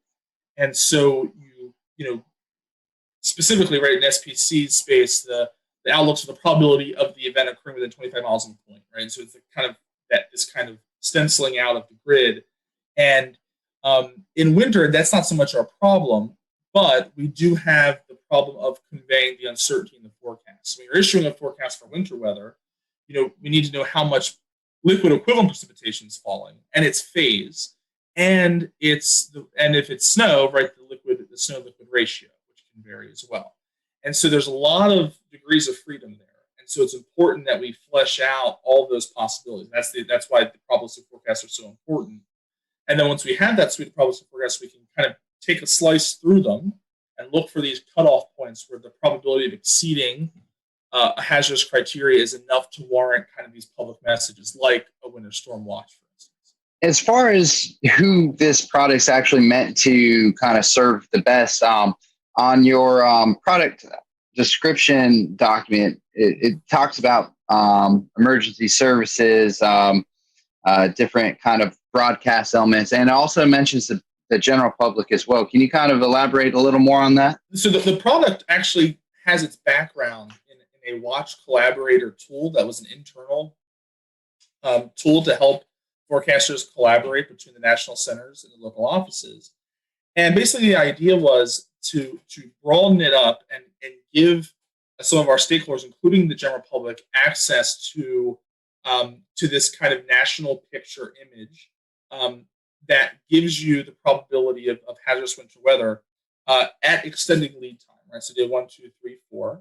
And in a way that, again, just kind of improves the situational awareness for stakeholders in the general public, as well as the ones you mentioned, like emergency managers and kind of those other stakeholders that work closely with the local offices. And to give them, I know, Scotty, you had mentioned, talking with a meteorologist at GSP, kind of another tool in the toolbox, right?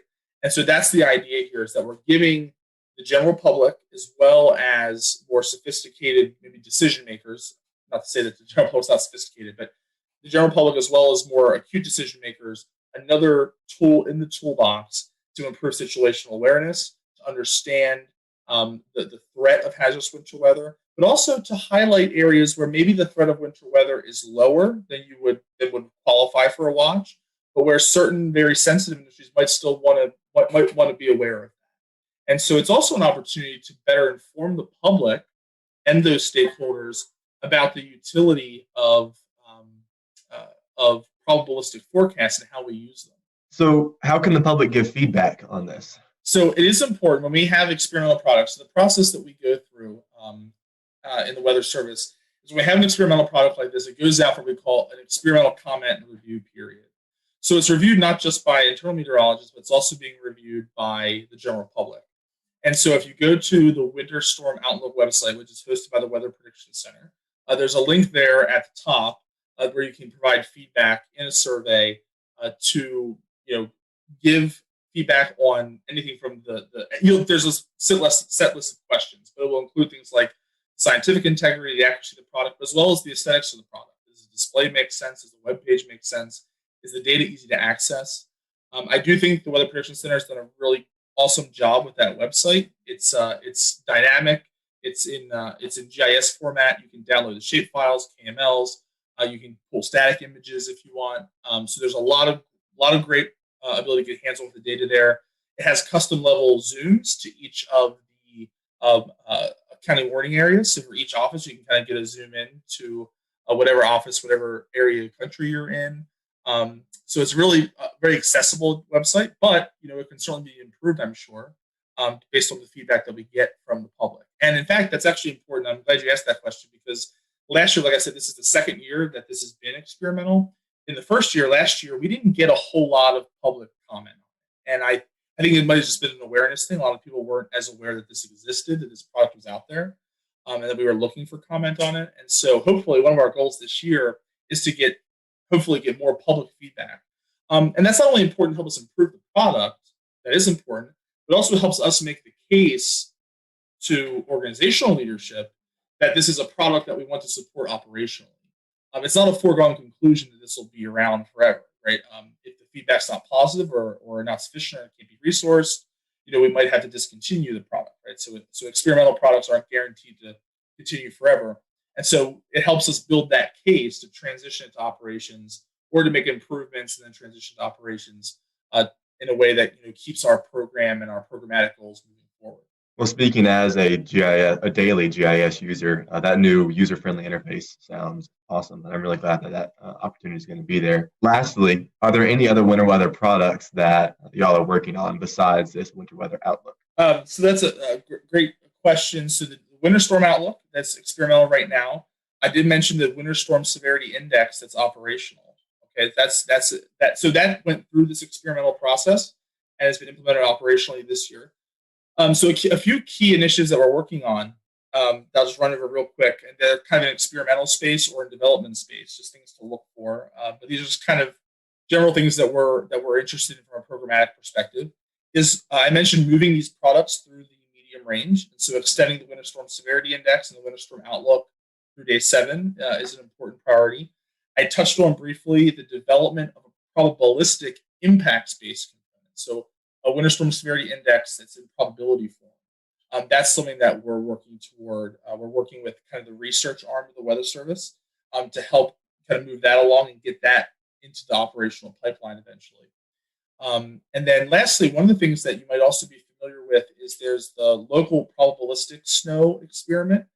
So at the local level, if you go to your weather.gov/3 digits like GSP, although I'm not certain that GSP is participating in the experiment, but supposing it is, if you do /winter, right, you get the main winter page, and one of them is the probabilistic snow forecast. So it shows the expected value and then the high end and low end amounts. And so those are the 10th and 90th percentiles respectively. And what we're working on there is that's been experimental for some time, and we're trying to get that on a path to operations and including probabilistic ice forecasts with that. That might be especially relevant in your part of the country where one of the parts of the country where you get a lot of interesting icing events. And so that's a complicated issue organizationally that we're working through. And, it's something that we're trying to make some progress on, but we're looking forward to there being some experimental changes and then getting that on a path to operations. And so as we kind of tying the kind of, what I kind of say like the synoptic scale evolution of the winter program is looking at a future in a few years where you have a probabilistic impacts-based guidance informing the winter storm outlook that's supporting consistent and collaborated winter storm watches around the country. And all of that is being undergirded by a consistent national to local suite of probabilistic snow and ice forecasts, and potentially extended all the way through day 7 across the board. And with that kind of, and that's kind of that, like I said, synoptic scale. And then longer term, one of the things that we know is important is being able to improve the storm scale side of winter weather forecasting. Heavy snow bands, snowfall rates, hourly snowfall rates, for instance. Those are things that are really important for impacts. We're talking about impacts. Looking at a 6-hour accumulation, 6 hour, 3 inches of snow in 6 hours. That's nice. If that 3 inches occurs in 1 hour, that's very impactful. If it's a half inch an hour for 6 hours, that's less impactful in an acute sense, right? So those kinds of storm scale, micro mesos type scale storm impacts is something that we're also working on as well. And so that's a little farther out in our planning process, but something that we're really aware of as being an important issue that we need to tackle to keep making progress on all the kind of important aspects of winter weather. And for our Carolina viewers, I was just checking as Stephen explained that, and there, NWS GSP, along with potentially other offices across the Carolinas, do offer that winter weather experimental product to see the 10% and 90th percentile. So that's weather.gov /GSP /winter. Winter. It is there. Yeah. And you'll see it. It'll probabilistic snow. Yeah. Yeah. There's 70, I believe it's 76 offices around the country offer it. So it's not in every office. It's not even in every office that theoretically can have winter weather. As you might imagine, offices in parts of the Deep South or Southwest and the West Coast aren't participating in the experiment. But I'm glad to hear that those parts of the Carolinas are. So that's something to definitely check out at your local office as you go through this winter season. And another opportunity to provide feedback as well. As we're going through this season, because that's an experimental product, if you go to that website that Evan just mentioned, you can also click, there's a feedback link there that'll take you to another one of those surveys to provide that feedback to us. Well, Stephen, we appreciate your time tonight. I'm going to, since you're the program lead, this is your time to let everyone know again how they can find out about all this information. I know you guys are hoping for a lot of feedback. So where should our folks go to find the outlooks and the severity index? And again, remind us how we can provide that feedback for you all. The easiest place to go to get started on this is to go to the Weather Prediction Center's website. That's wpc.nsep.noaa.gov. There might be some shortcut versions of that also. And under their winter weather tab, on the options panel on the left, you can select the experimental winter storm outlook or the winter storm severity index. I think the WSSI might actually be linked at the top of their homepage. And then for the winter storm outlook, that's the experimental product for which they can give a lot of input. For more information on the winter outlook itself, I would recommend going to the Climate Prediction Center homepage, and they'll have a link to the latest press release from NOAA that was put together, and that whole forecast put together by my former colleagues at the Climate Prediction Center, and you can read more about that there. Awesome. Well, thank you, Stephen, and thank you guys for watching us tonight. If you're a big winter weather lover, hopefully you'll be able to use these products. I know last year was kind of a bust for much of the Carolinas winter weather-wise, so maybe this year we'll be able to use these products, and definitely recommend that you give some feedback. Full disclosure, right? In La Nina winter, it doesn't look good. It doesn't. You're right. It only takes one. And these are all probabilistic forecasts, so you can get lucky, and you can pull a rabbit out of the hat here and get some winter. So I'll certainly be rooting for it. But La Nina winters are not typically our winters here in the eastern part of the U.S., especially the southeastern part of the U.S. Unfortunately, that's it. But you never know. You never know. It's like we talk about the hurricane season. It only takes one. So hopefully, if we do get that one storm, you'll be able to use these products and definitely provide some feedback. I personally think it's a great product, and hopefully it'll get out of the experimental stage and into operational stage. So, Stephen, thank you again for watching.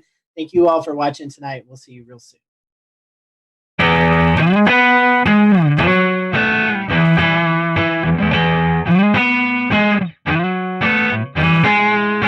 Hello, everyone. Welcome to the Carolina Weather Group. I'm Scotty Powell. We're happy to have you this evening. We have with us Stephen Path. He is the warning coordinator meteorologist at the National Weather Service in Wilmington, North Carolina. And tonight we're going to be talking about ocean hazards.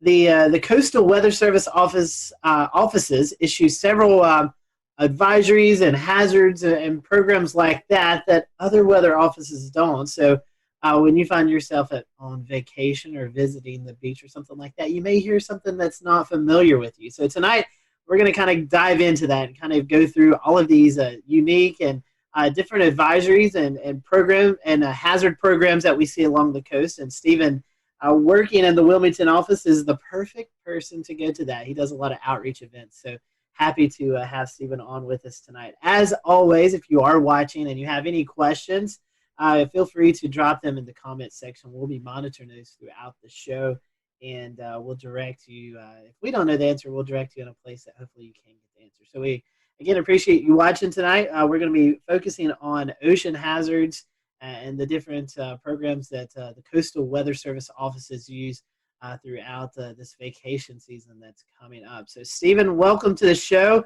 It's been a long time since we've seen you, so I hope that you've been doing well. First question I want to ask to you before we kind of get into the meat of the interview tonight is, when I say warning coordinating meteorologist, for those who may not be familiar with the Weather Service terms, what is exactly your job there at the National Weather Service in Wilmington? Yeah, great question to start off with. We love these long titles, but good evening, and I appreciate the opportunity to talk with the group, and some of these hazards that we're going to be talking about, mean a lot to me, and you never know with the information that we share who we can impact with our lives. We might be able to save someone's life based on the information we share tonight. So thanks, but thanks for having me. But warning coordination meteorologist, I am like the public liaison. I'll work with civic groups. I'll work with the academic community. I'll work with emergency managers and also internal operations too, making sure our warning program has the resources that we need and the information needed, provide training. So it's absolutely amazing to me, because one day I can be working with a group of second graders. The next day I can be giving a stand-up briefing at an annual hurricane exercise, to working with the power squadron, working with the nuclear industry. It's absolutely amazing how many people that are impacted by weather in unique and specific ways and have unique needs that we can learn about and be able to help them as best we can. And I guess I'll go ahead and start off with our topics tonight. We look at ocean hazards, ocean and coastal hazards for what you do, and so we start breaking down into different categories. As what is relayed to the public as far as warnings go, as far as safety concerns, and usually one of the things that sticks out the most is rip currents, because that one claims sort of the most lives on the beaches every year with rip currents and drowning. So I guess we'll start out with rip currents. Give us a little bit of explanation about what those are and what to look for. Yeah, what a great one to start out with, because when you look at the data and look at all the weather-related fatalities in the Carolinas, rip currents lead the way for us. We have a lot of coastline. We have a lot of people that visit our beaches that aren't taught anything about rip currents, and the first day they go to the beach, they might get caught in one. So that's a challenge in itself. And in addition to that public awareness type of thing that we have to do, forecasting them is often a challenge too. So, rip currents, again, more than tornado fatalities, more than lightning fatalities, more than flooding fatalities, that's the number one weather issue for us, not to discount any of the other ones. Another interesting stat too, nationally, people often, when you ask them what is the biggest weather-related hazard, they miss it because you can't see it. You can feel it. It's heat. And now we're heading into summertime too, and the beach season, and we need to be mindful of the heat issues as well. But rip currents, can be quite frightening to people, and they don't understand the process. I guess the analogy would be is, an electrician works with electricity, which is dangerous, but they know what they're dealing with. They've had the training. They know what to do and what pitfalls to look out for. Someone coming to the beach, like a lifeguard, knows where to find the rips, knows how to use the rips and how to keep people away from them. But the average person has no clue, and some of the statistics that we have are quite frightening. Right. I understand the lifeguards sometimes they have a direct line to NOAA service accounts across the WFOs around the coast of the United States. So they call in a lot of times when they see rip current just to verify that it's happened. But that's very sporadic. It depends on where parks are and where some of these swim zones are. So where can the public get this information? Yeah, the best way to get the information, of course, all of our media partners have access and share that as well, but we have Rip Current threat graphics on our web pages. All the weather offices up and down the coast have them, but social media has been a great way for us to push information out as well about them. And we saw a case last year though, because we feel there's deficiencies. Last year we had Hurricane Lorenzo. The closest approach to the United States was 2,200 miles. Yet that hurricane led to more hurricane deaths compared to the other storms that year on the East Coast, and it was 2,200 miles away. So we're thinking we need to start treating these big rip current outbreaks, these huge events, maybe like we do with severe weather outbreaks. Tell us a little bit about the risk levels that are involved with rip current forecasting. Yeah, when we look at the forecast and we're looking at wave data, we're looking at the synoptic pattern as well. But anything that can pile water up into the beaches is one of the big keys. So it could be persistent onshore flow, like that southerly flow wrapping around the Bermuda High that goes right into our south-facing beaches, where you have mass moving into the beach. You have to have it stay in balance, so it's going to try and flow back out to stay in a state of equilibrium. So if you have a lot of mass moving in, we'll return to Best of the Carolina Weather Group in a moment. Now your Carolina weather forecast. Here are today's forecast high temperatures for North Carolina. Here are the forecast lows for tonight for North Carolina. Here are tomorrow's forecast high temperatures. And here's forecast rainfall across North Carolina tomorrow. Here are the forecast highs for the day after tomorrow.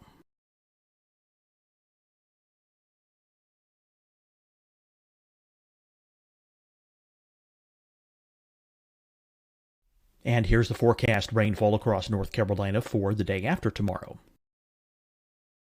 This is the total rainfall forecast across North Carolina for the next 3 days. Here's the severe thunderstorm outlook for today from the Storm Prediction Center.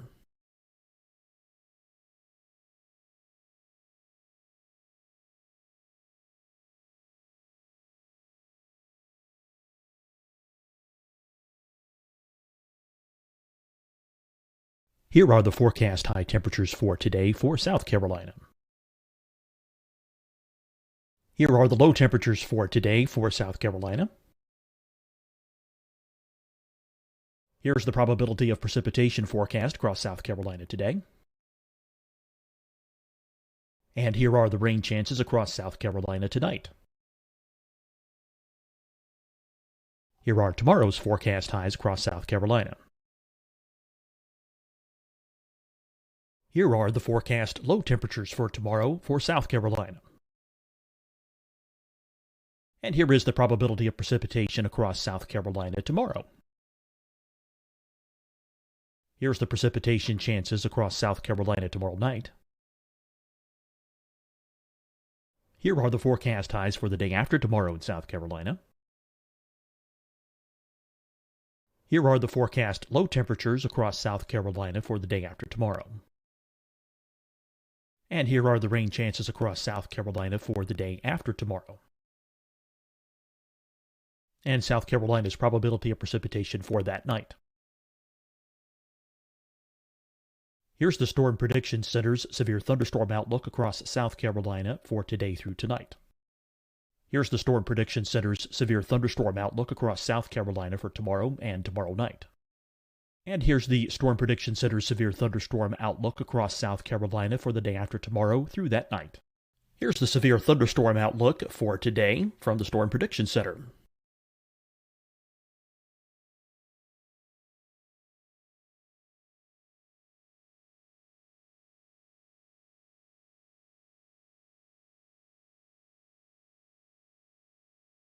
And now here's a live look at weather radar across the southeast. Deciding when to wear a mask isn't about who you know or how well you know them. Just ask yourself, will I be with anyone I don't live with? If the answer is yes, get behind the mask. Help slow the spread of COVID-19. Get behind the mask. Learn more at covid19.ncdhhs.gov. Hi, everyone. I'm Dr. Mandy Cohen, Secretary of the North Carolina Department of Health and Human Services. And when you follow the 3 W's, you protect your family and your neighbors from COVID-19. When you leave your home, practice your W's. Wear a cloth face covering, wait 6 feet apart, wash your hands often. Wear, wait, wash. We're in this together. Stay strong, North Carolina. Fight the spread and take a stand against coronavirus. Wear a mask in public. Stay at least 6 feet apart from others. And get tested. Join us and fight the spread. Visit scdhec.gov/COVID-19. Getting tested for COVID-19 helps you to take the steps needed to protect yourself, your loved ones, and your community. Find the testing location at scdhec.gov/COVID-19 testing. You'll see your Carolina weather forecast at 25 and 55 past. And now back to the best of the Carolina Weather Group on the all-new Carolina Weather Net. Transported out via rip current, so mass in, mass out. So days where we've got decent surf coming on, especially the long period waves from a hurricane swell, that really are the signals that we look for. And when you think about the longer the wave period, the farther offshore that wave is feeling bottom. So in particular, hurricane swell is very dangerous because now your surf zone, instead of maybe being 20 yards, these longer period waves are feeling the bottom 40, 50 yards out. So if a rip current forms in that surf, it's going to be, it could be as long as a football field, the rip current length. So there's a lot of things that we have to consider when we deal with these events. What about the stats? What do the stats tell us on, like, say, demographically? Where might these occur more around and the again, United States? The Weather Service maintains statistics like you wouldn't believe about tornadoes and the EF rating and microbursts and all sorts of different things because it's so important what you can learn from them. And with rip currents in the Carolinas, we've kept statistics since 2000. So we've got a pretty healthy database, unfortunately, a healthy database. And we've had, since that time, 143 people drown from rip currents in the Carolinas. And when we start breaking the data down a little bit more, what's really interesting is that 25% of the drownings are people that are bystander trying to be the good Samaritan. They see someone in trouble with a rip current, have no training whatsoever, go rushing in, and they end up drowning in that. So, a lot of times, a classic call to action information that we've given has been about the person in the rip current, and we need to do a better job of messaging that risk to someone who's on a beach watching someone in a rip current. The other interesting statistics that we see are the demographics that are hardest hit are males between 31 and 50 years old. And, I'm in that demographic now, and mentally I might think I'm a little more physically capable than I am, but the reality is that I'm not. And 31 to 50-year-old males have kids, some have grandkids, so there's a better chance they're going to be at the beach with a kid who gets into trouble and has to go and make a rescue too. Females, it's a little bit younger. It's 31 to 40 is the biggest group there, and if I break down the males, it's really 41 to 50, but that big group there. But males are 5 times more likely to drown based on our statistics. And when you look at where people are coming from, about 84% of the drownings are people from inland areas. That's exactly right. A lot of folks come here, they have no idea that there's several factors in play. In fact, another topic to bring up is longshore currents. We know that we have tidal swings here in the Carolinas up to 6 feet for South Carolina, even 8 feet down into Jekyll Island, Georgia. So that's about the highest tidal swing on the southeast coast. But it makes for some pretty nasty currents along the beaches, along with waves and the potential for the riptides. We talk about currents, right, and how strong these currents are. Yeah. And how does that factor into what your forecast goes? That's a great point, too, because every year, it seems, especially when there's more of a lunar influence, the higher high tides, lower low tides, a lot of our inlets, you can walk across them during low tide during these lunar astronomical ranges. So you got people walk across to an island and they're having a great time, not paying attention. The tide's coming in; it's going to come in quick in that type of situation, and then they can't swim back, or even if they can swim, they get caught up in that tidal current and become a victim that way. I mean, I've been at the Wilmington office 20 years, and I'd say there's been at least 20 of them that easily 20 of them where it's a function of the tidal current in inlets where water is being forced through narrow areas and catching people off guard. Couple more topics for me, and I'll pass it on to Dan. And we talk about some of the other factors on beaches, like sneaker waves or even meteor tsunamis from release of energy from storms that would cause some tidal event, right? So start with sneaker waves. That's usually like more northwestern United States specific to the Oregon or Puget Sound area. We do get them. We have records of them, and even video of some sneaker waves. I think when Hurricane Irene, with off Daytona Beach with the pier getting swamped. The phasing of different wave energy or the spectral distribution of waves, and when they have constructive interference, if you can get a couple of them where they phase up just right, you might get an anomalously higher wave, the 1 in 1,000 wave, based on wave distribution versus what your average wave that's out there. And if the timing of these sneaker waves is just right, you might, if it happens on 4th of July versus December, the impacts are, it doesn't matter. It's like the F5 tornado going through open field versus an F0 going through a city. You have different results, even though it's the same impact but different magnitude. But we've had fatalities from sneaker waves. In Myrtle, I think it was Myrtle Beach several years ago. Guy caught off guard. Wave knocked him down and actually gave him a spinal injury as he was hit by that. It was just very powerful, sudden wave. But yes, I mean they're mainly West Coast. I mean, you think about the West Coast, just the distribution of waves is phenomenal compared to what we see in the Atlantic Ocean. There's so many different wave swell systems that are out there, and you have a better chance for having that interference come into play. And you hear stories people fishing out like on a ledge on the West Coast on a rocky shoreline, and you look over at them again a little bit later, and they're swept away and they're never found again. So it certainly is more of an issue there. The meteor tsunamis, we've had record of them, especially mid-Atlantic. Northward, you hear of some. You hear of the one down in Daytona, I think in 1992, associated with the collapse of a tropical squall line. But I guess the best analogy I can say with the meteor tsunamis is if you're ever in the pool and you have a raft, you have it out in front of you, and you're pushing up and down on that raft, and how long does it take before you start feeling wave energy throughout the pool?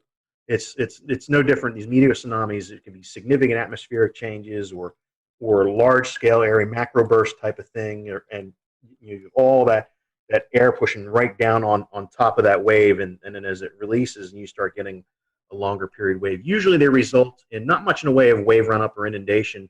Usually get rough currents.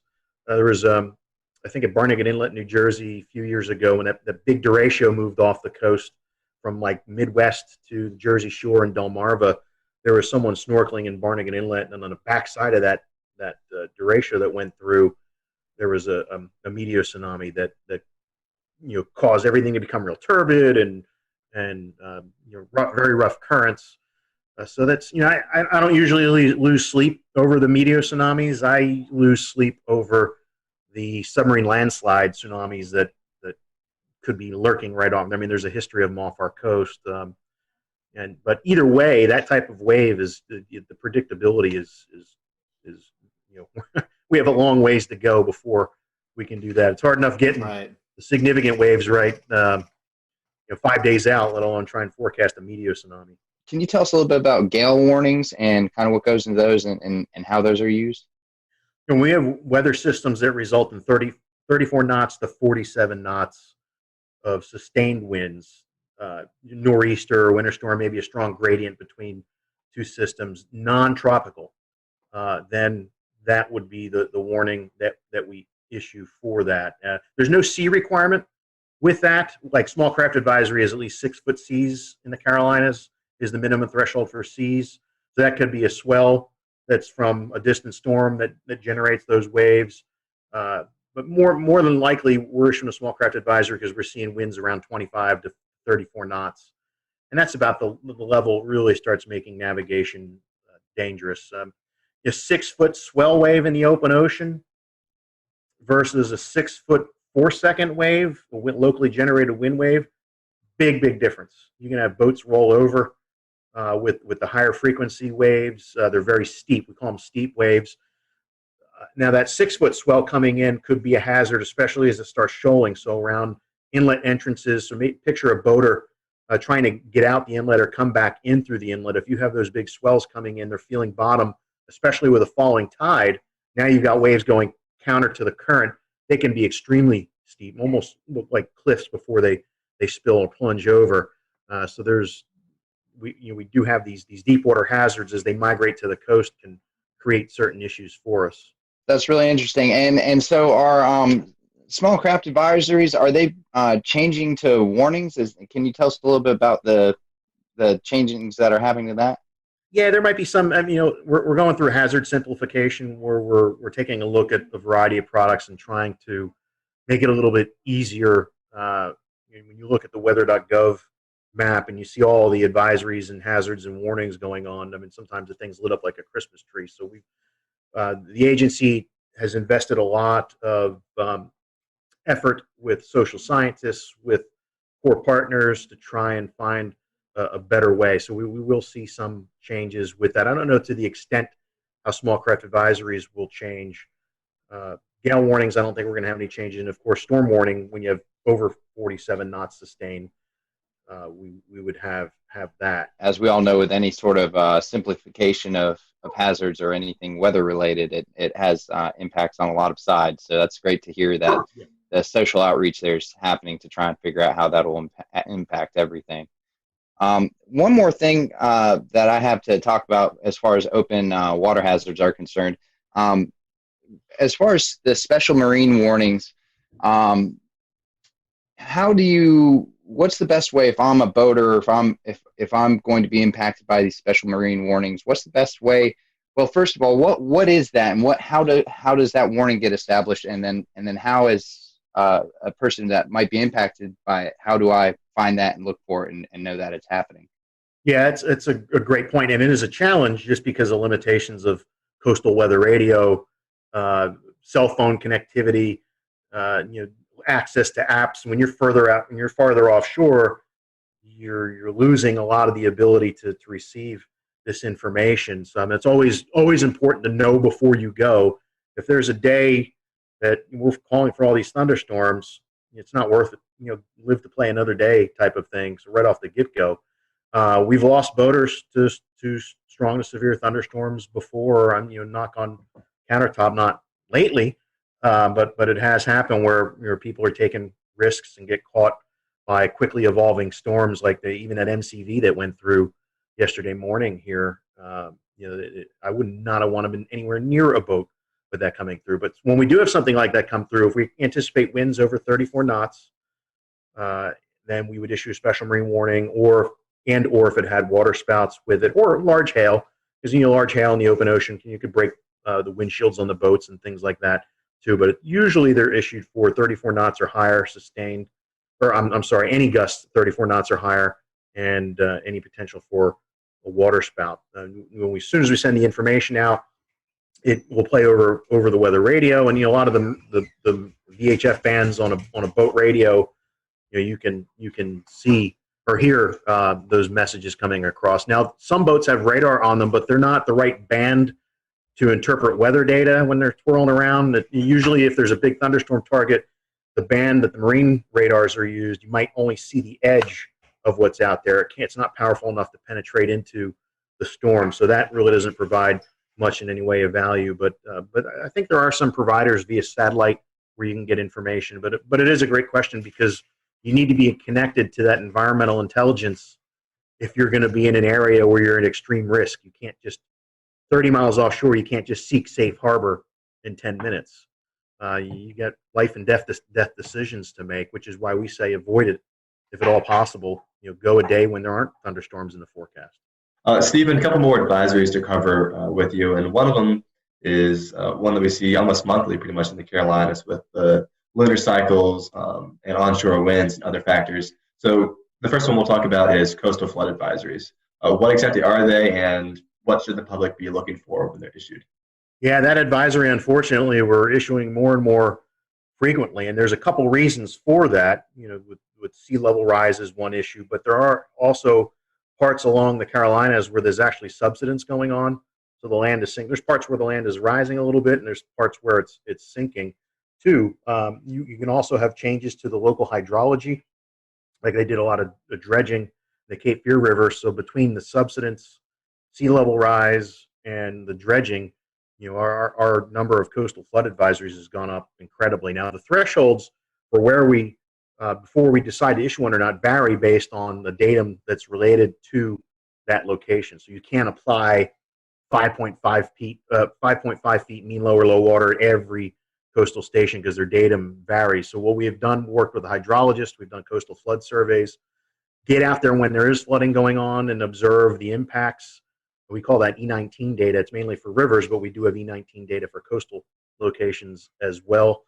And once we know what the level is and what the impacts are, now we have a good database and we can put good information into a coastal flood advisory based on the levels that are predicted to occur. So moving on to the next advisory, and I think our last advisory for the night, high surf advisory. I think this is one that sometimes, especially for beach visitors, not necessarily residents, but someone who's coming from inland areas, it's easy to underestimate a big surf. 4 feet may not sound that big, but all of a sudden you get out in the water and 4 feet is a heavy wave. So tell us a little bit about how to be safe during the high surf advisory. Yeah, and that, you mentioned the heavy wave, the heavy. You can feel the power on those days where it's really moving like a washing machine out there, and unless you really know what you're doing, that's something that should be avoided. Just between the plunging breakers, potential for spinal injuries, those sorts of things, and it makes you hard to see too. So you get into trouble, and you're in this rough surf or high surf, you might be hard to spot. Or even hard to get someone's attention if you're in the perspective of being in the water. But some of the thresholds we use, I think, are about 6 to 8 feet breakers we get, depending on how clean the ocean is, depending on the wind. Surfers get excited when we do high surf advisory, especially if you get a light offshore wind and it cleans it up a little bit. It doesn't look like a washing machine, but it's still powerful and dangerous if you don't know what you're doing. The thresholds vary up and down the East Coast, but our wave climatology, it's not like Cape Hatteras, like Wrightsville Beach is we get decent waves there, but typically not like you see it at the Outer Banks. And then you get in the Long Bay, Myrtle Beach, you got to get the wave energy coming in the right direction for us to issue a high surf advisory. The Frying Pan Shoals block a lot of that easterly swell, where Wrightsville Beach might get it, but Myrtle Beach won't.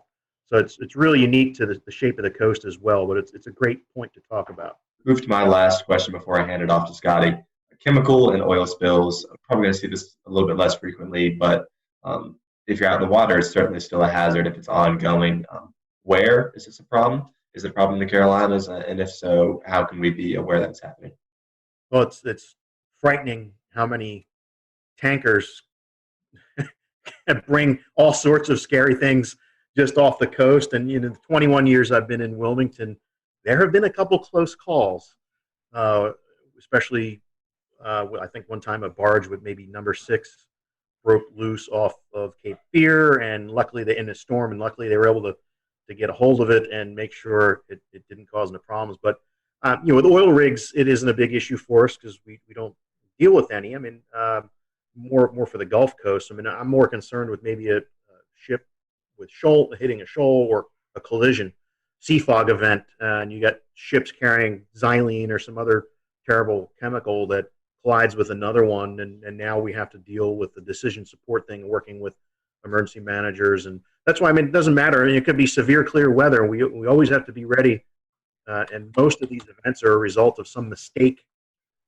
when we talk about oil spills. But at least what I'm proud, part of NOAA is the National Ocean Service, and they have scientific service coordinators that have responsibility for each part of the coast. So it's important for us to have a good relationship with the coordinators in our area, which we do. So we've exercised with the Coast Guard, going through their incident command training, doing their oil spill exercises, and working with the scientific services coordinator, because it's all about knowing who the players are, and not just showing up going, okay, what do I do? How can I help you? These are hazards that have come about from out in the water. What about any of the hazards that have originated from within inland? I think one of the biggest examples we've all seen is after, I believe it was Hurricane Matthew and maybe Florence as well.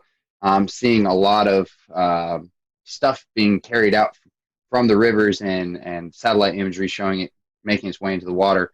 Was there any sort of response to that as far as keeping people off the beaches for a period of time, or any sort of hazards associated with that might happen again the next time we get a big hurricane? It's a great point too. You know, there's the debris hazards too for boaters.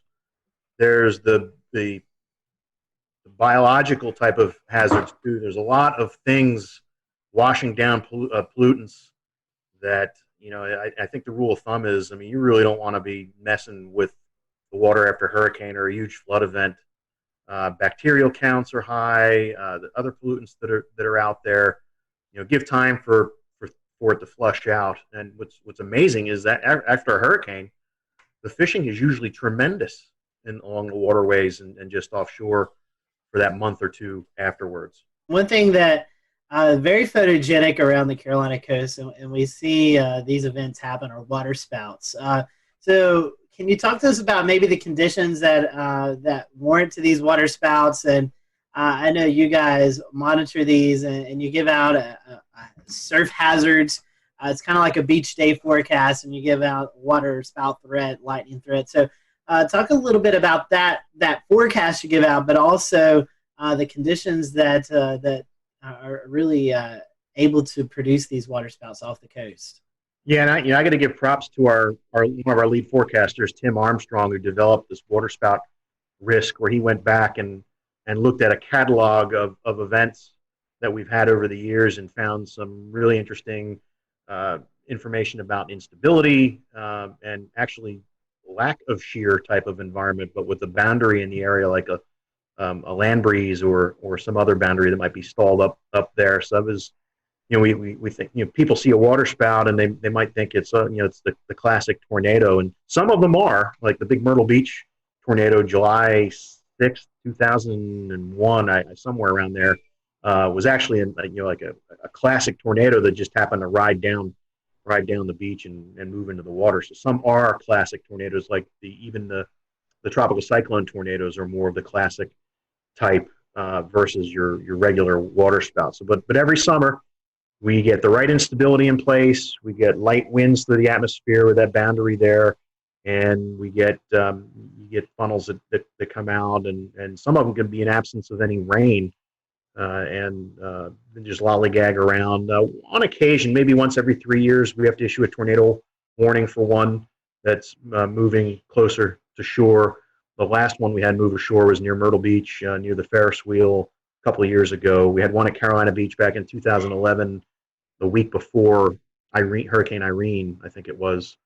We had to do a tornado warning for that. And they don't show up on radar all that great. We use some products like Spectrum to really see some of that smaller scale turbulence that's going on associated with the funnels. They're usually very narrow, so with the beam spreading out from the radar after a distance, the circulations sometimes are too small and they don't get captured by the beam all that well. So it's important for us to have partnerships with the Coast Guard and the boating community and lifeguards as well to see them and get that information back to us so we can take action, unless it's a little bit bigger one that shows up on radar. Stephen, we've certainly appreciated this all useful information as our listeners and followers head out to the beach for some relaxation time, and we hope tonight's program will help you all who are listening and watching to know these hazards, that on a sunny beach day there's still things that we need to pay attention to. For folks who may be coming into the Wilmington, Myrtle Beach, the southern North Carolina coast, the forecast area that you cover, Stephen, what's the best way to follow this information? Do you have a section on your website? I know you mentioned social media. Where can our followers and listeners find that info at? Yeah, each office on their webpage, like Wilmington, weather.gov/ILM, or Charleston is weather.gov/CHS. we have a surf zone forecast link on the webpage there. It's not as pronounced as we'd like to be. It's usually towards the bottom, but there's good information there. But I would recommend tapping into us on Twitter or on Facebook, and especially with Twitter, because some of these beach hazard statements that we issue for when the risk is moderate or high for rip currents, I mean, you would get that information that way, and you might learn about some other things too. So if you're heading to the beach, make sure you follow National Weather Service Wilmington, Charleston, Moorhead City, I think, and those I think are that's the three. Yeah. Springfield, Virginia has a little bit of North Carolina. Yeah, so follow those accounts if you're heading to the beach. That way you're up to date on all that's going on along the ocean. So, Stephen, thank you for your time. We hope that you have a great rest of the summer. I know hurricane season is lurking and around the corner, and you're getting prepared for that. So hopefully it'll be a quiet season for you. We appreciate you joining us tonight. You're welcome. We can use the break, so I'll take it. Definitely. So thank you guys for watching the Carolina Weather Group. We'll see you next time. Have a great evening.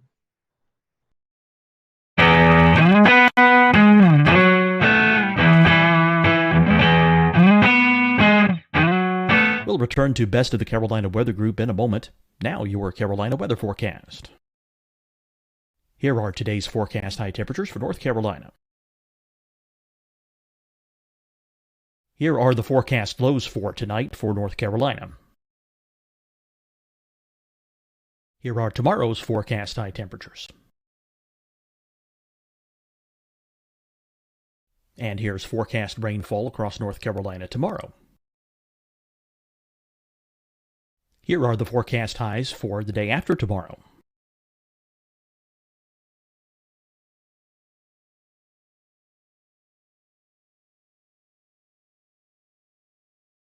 And here's the forecast rainfall across North Carolina for the day after tomorrow.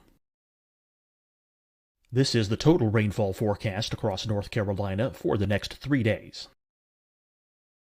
Here's the severe thunderstorm outlook for today from the Storm Prediction Center.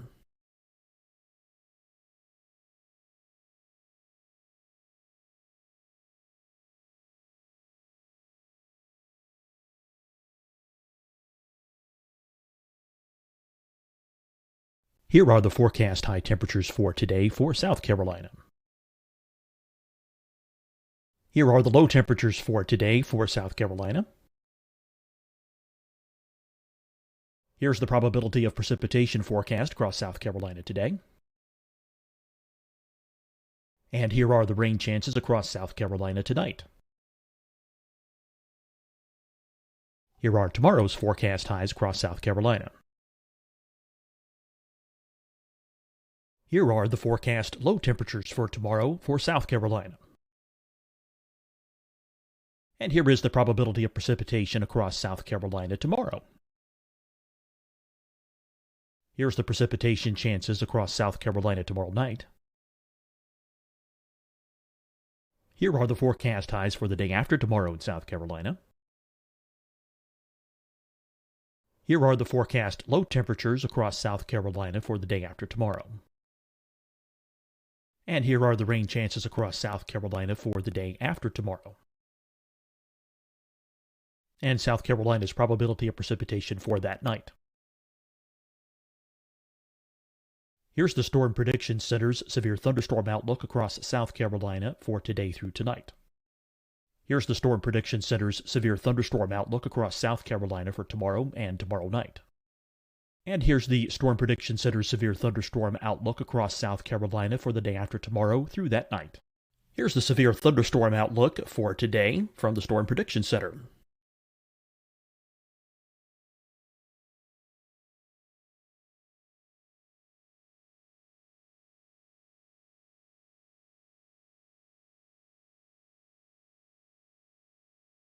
And now here's a live look at weather radar across the southeast.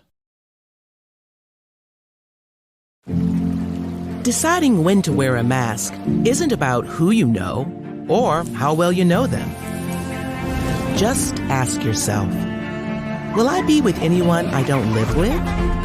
If the answer is yes, get behind the mask. Help slow the spread of COVID-19. behind the mask.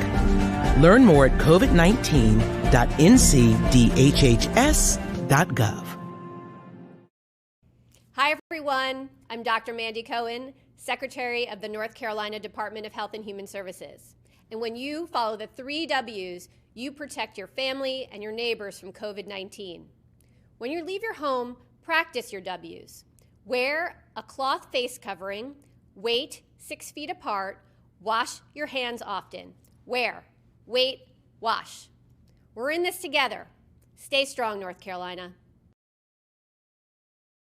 Fight the spread and take a stand against coronavirus. Wear a mask in public. Stay at least 6 feet apart from others. And get tested. Join us and fight the spread. Visit scdhec.gov/COVID-19. Getting tested for COVID-19 helps you to take the steps needed to protect yourself, your loved ones, and your community. Find the testing location at scdhec.gov/COVID-19 testing. You'll see your Carolina weather forecast at 25 and 55 past. And now back to the best of the Carolina Weather Group on the all-new Carolina WeatherNet.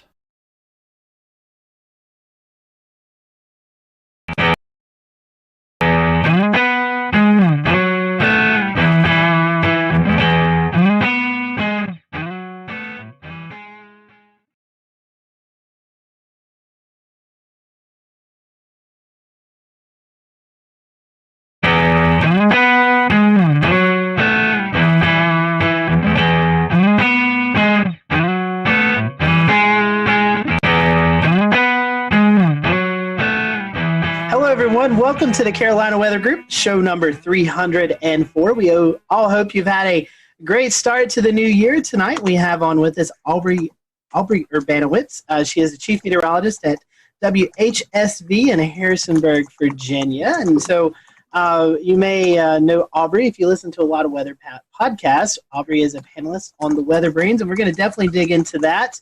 But tonight we're just going to get to know Aubrey and what got her hooked. She's got an interesting story about joining the meteorology field. So we appreciate you watching tonight. If you have any comments, just send them to us on our Twitter page at Carolina WX Group, or you can comment on the stream that's going on right now. So Aubrey, welcome to the show. Thanks so much for having me, guys. I appreciate it. It's nice to, kind of cross podcast. That's right. That's right. Normally we do that National Weather Podcast month, but we're doing it a couple months early. So Aubrey, we was kind of a little bit talking about your foray into meteorology. You didn't start off your college path didn't really take you into broadcast meteorology. You actually started with a restaurant chain. So tell us about that little interesting story that kind of got you into weather. So I had zero aspiration to be on television. I was, when I kind of went through high school and started college, I really wasn't sure what I wanted to do. So I had a great job at Chili's restaurant. I kind of worked my way up and I started to become a corporate trainer. So as a corporate trainer, if you're not familiar, you would basically become part of a team. You would travel around and do new store openings as a corporate trainer, train new employees, and you kind of got to see a lot of the country. In fact, I got to do several international openings, and I just kind of got to meet a lot of people. And it was on a lot of these new openings where I kind of discovered my passion for weather. So I started doing openings in 2003. In 2004 and 2005, Chili's had this goal of opening 100 plus restaurants. And if you think back meteorologically, in 2004, 2005, what happened? Hurricane season. 2004, that's when Florida was almost wiped off the map by all 4 hurricanes. I was in 2 of those, 2 of the 4. Hurricane Katrina was kind of a turning point for me, really. I was sent back to Louisiana to help rebuild some stores after I had been there and evacuated. For Katrina, I was there during Rita and ended up being there for 3 months. I was in Louisiana so long, they ended up starting to take state taxes out of my checks. So after that, I went back I was living in Johnson City, Tennessee at the time, and I went and saw Mark Reynolds at WJHL, who responded to an email that I had sent and brought me into the TV studio, and I asked him questions, and I wanted to be behind the scenes. I thought maybe, producing, I can make graphics, I was good with computers. And he said, there's no jobs in that. You need to be in front of the camera. And I said, oh, that's not me. That's not what I want to do. And he said, you can do it. I think you can do this. And he said, I want you to take a look at this program. And he pointed me in the direction of Mississippi State. And somehow blindly, I agreed to it and kind of followed his advice. And within maybe a couple weeks, I was enrolled or accepted into the Mississippi State distance program. And I was able to not only take classes and finish my degree, but also I was still able to travel with Chili's for at least 2 years and still able to do corporate openings. And so I got an internship and yada, yada, yada. I got my first job at WHSV in Harrisonburg, Virginia, and fell in love with this place. Absolutely never intended to be here past my 2-year contract, and re-signed, got promoted. Here's the thing. I got promoted to a Monday through Friday position from weekends after I think 7 or 8 months. After working in a restaurant for 12 years, meaning weekends and nights for 12 years, I thought, wow, I have weekends off. The rest is history. And I could not have asked for a more amazing place, a beautiful area. And now my brother moved here 4 years ago. My parents just moved here in May. So now I've got family here, which a lot of meteorologists, unless you move to your home market, you can't say that. So I just feel very blessed and kind of lucky. Now, Aubrey, you mentioned that you had no interest in going on TV. So none. One industry into a completely different industry. Where did you gain your experience on how to get yourself ready to go on camera and do live weather forecasting? Is that something you learned along the way? I know there's probably some folks out there that will be watching that might be interested in seeing how you transitioned into that to get your confidence level up to be able to forecast on camera. So it was all the leadership in Chili's. It was the training role that I had. Working for Chili's for so long, I knew every item. I was quality control. I knew exactly what little details went on every single menu item. I could recite that menu backwards and forwards. I could teach. And so when I started training and teaching these menu items the Chili's way and how to serve and how to bartend, I was confident in that because I knew that material. So when I learned how to present and train, I was confident in that material. So when I finally was able to teach that, that's what gave me the confidence as I became a leader in that material. And so it was actually kind of that transition that I learned to be able to present myself on camera. Once I was comfortable and kind of was able to, I guess, get used to the fact that I was on camera, learn some breathing exercises and not think about the fact that I was on camera, it just kind of transitioned because I just envisioned myself talking to people like I'm talking to a group, like I'm training people, giving them the information that I know, like I'm teaching them the menu items, I'm teaching them the forecast. And so it was kind of that. You think it's two completely different worlds, but it's actually kind of very similar. So that's how I transitioned because I had absolutely no desire to be on camera. I was never a theater major. I was never a singer. I was never a performer. I was a dancer, but that was when I was a kid. So, I never, ever would have imagined I would have been on television, and now I can't see myself doing anything else. I love that history. I love how you put yourself on the fast track through that whole process. I can see. So going through the program, getting your meteorology degree, getting a job, it's something you became passionate about very quickly. So I'm assuming you probably have some favorite areas of study, maybe some research or favorite topics of meteorology. Would you like to share some of those with us? Yeah, so I've really developed a love for weather history.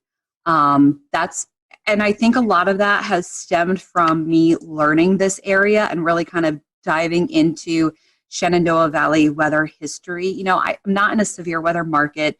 We get kind of a mix of every kind of weather. We do get 4 seasons. We don't get super big storms often. When we do, we can get big storms. It's just not maybe as frequent as some other markets.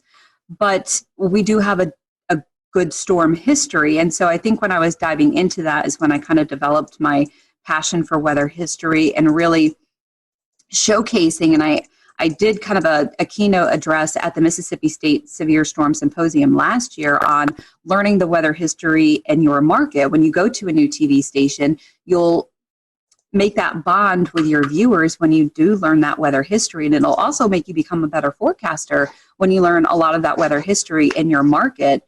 And I think it was kind of during that process that I really developed that. And now, you know, hurricanes are how I got into meteorology, so that I always have a soft spot for that, but I haven't really had much of an opportunity to forecast them. So I think I'm turning more into a severe weather nerd. And I'm really loving the structure of thunderstorms more and more. So I'm hoping to storm chase this spring. That's my goal. You know, as I've become chief, you know, you're stuck in the studio more and more. So you don't get an opportunity to see the sky as much, even though we all love to watch the sky. So I think I'm going to try and do that, but also try to, you know, watch the sky more and more. So yeah. Thunderstorms are definitely the sweet spot. You sure get your fair share in the Shenandoah Valley area. The Mid-Atlantic's a pretty volatile area of the country where fronts sweep through and crisscross and meander and cause all kinds of interesting weather up that way. What is cold air damming and how does it occur and how long does it last? So the cold air damming is kind of a special feature that happens in between the mountains. You can get kind of a stronger event, which can go all the way down from the Mid-Atlantic, all the way down the mountains into Georgia and the Carolinas. You can get kind of a weaker event that maybe will affect part of Virginia, part of northern Virginia, and then you kind of end up with a really big temperature gradient in between a couple of areas.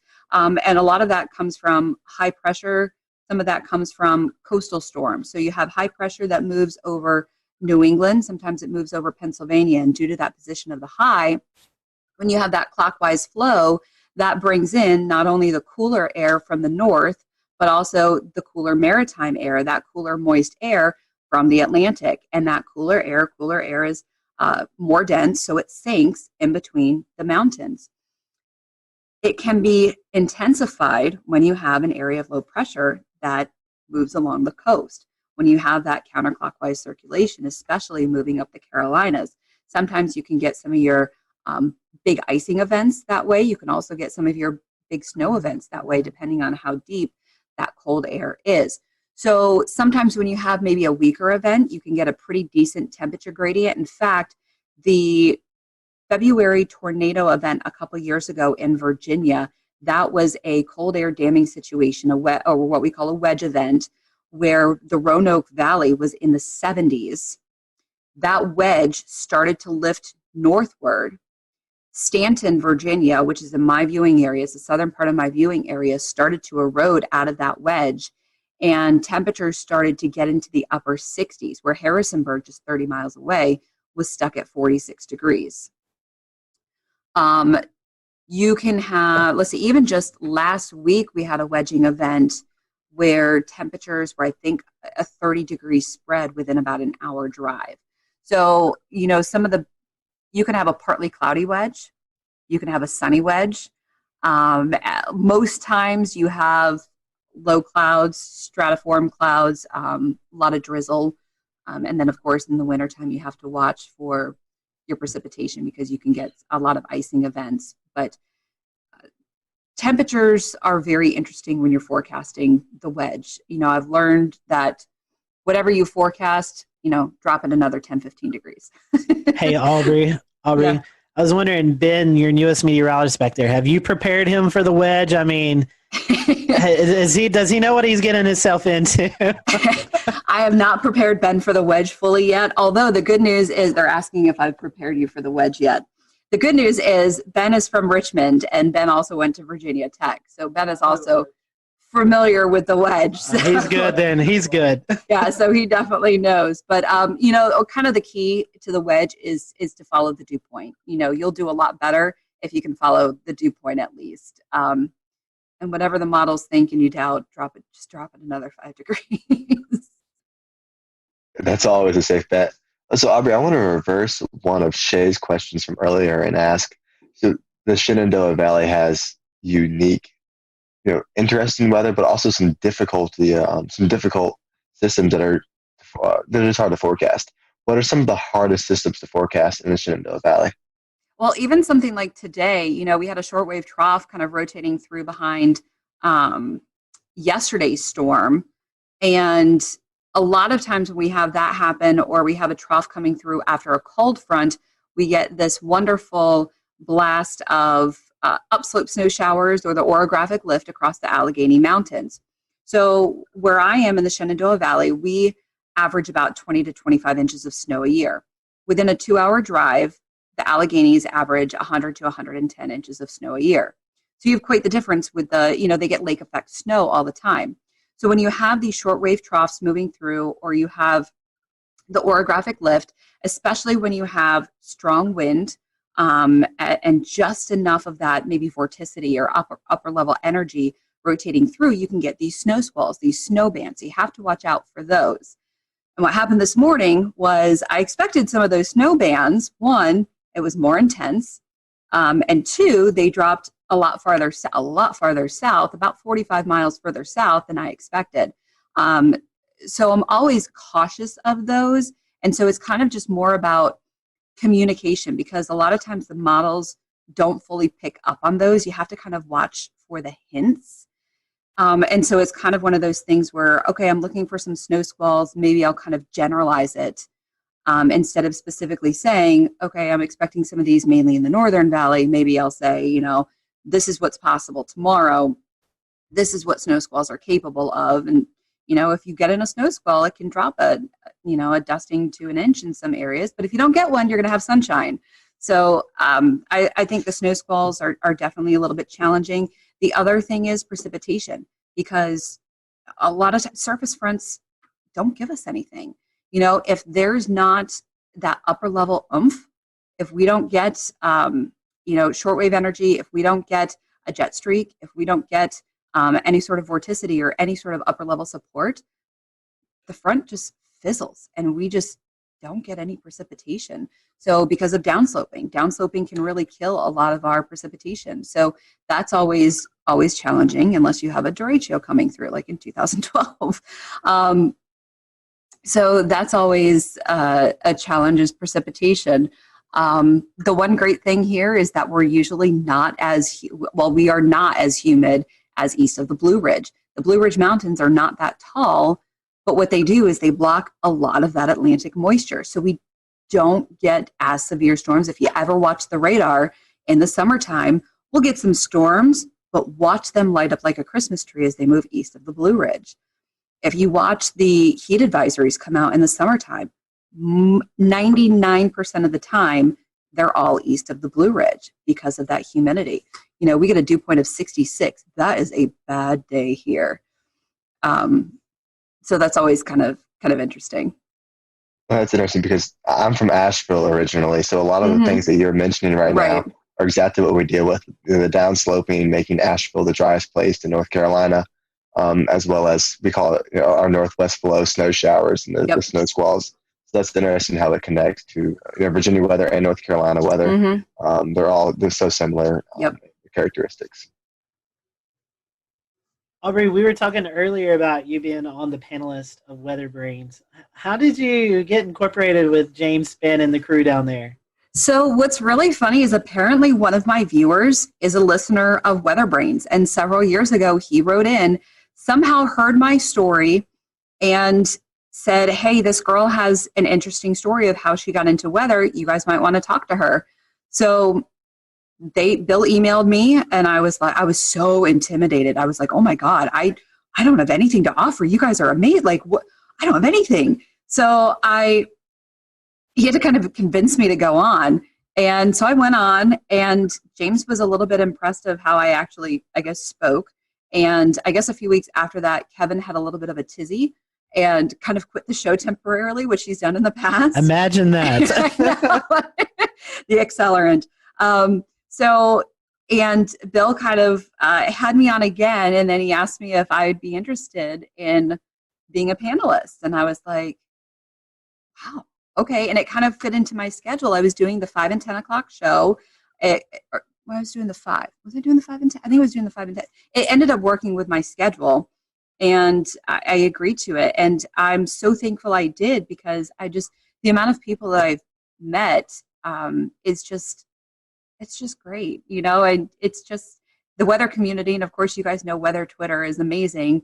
And the amount of things that I've learned, and with my schedule now, I don't always get the opportunity to complete the show. So I have to kind of go back later, but it's just the coolest. And that's pretty cool. That's a cool story. That's something. I have a Kevin Seeley story for you. You'll enjoy this. This was back in the Google Hangout days. Google Hangout has since went away, but we always copy and paste in an email, send it to our guests, say, hey, here's the link to join in. Well, evidently Kevin didn't get that part, and he actually tweeted out, hey, here's the link to watch me tonight. So we had all these people bombarding our Google Hangout, and we actually had to shut it down and redo a new link and everything. And so that's our Kevin Silly stories. We were talking, and all of a sudden these people just started popping in. We're like, who's that? And it was hilarious. But I think we can all echo it. It's pretty cool doing a weather podcast, and you get to meet so many people in the weather industry that you follow on Twitter, and you may have a brief conversation on Twitter, but you actually get to sit down and have a conversation with them. And we get to geek out over these people too, and normal people don't get it. And it's just the weather enterprise is just so amazing, and you're geeking out over these rock stars, and we get to geek out too. So yeah, you mentioned earlier that you get to meet a lot of people, and even here in the Carolina Weather Group, everyone has their own sort of opinions about, hey, my favorite guests. What are some of your most memorable guests that you've been a part of the panel for? Oh man, the Greg Carbon shows are always a treat. Those are always good. Mike Bettis came on and talked to us about his chase situation that happened in was that 2013? Yeah, I think it was either 13 or 14. Yeah. Yeah. When they rolled over. Yeah, it was El Reno. And that was a pretty powerful show. That was, hearing his story. That was always a powerful one. Let's see. You don't have to go into details. You don't say anything. Were you on show 404? Yes. That was interesting. That was an interesting. And you know what? I don't know that I even spoke during that show.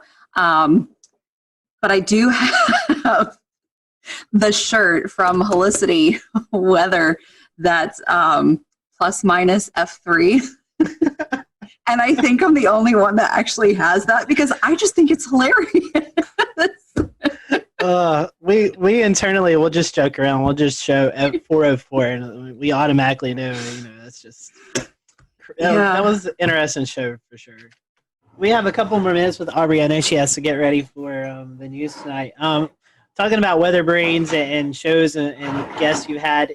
A lot of us have mentors in the weather world. Do you have any weather mentors? I would assume maybe James Spann might be one. I mean, any others that my biggest mentor is Mark Reynolds. I would not be where I am without him. Not only did he kind of blow my mind, he answered my email.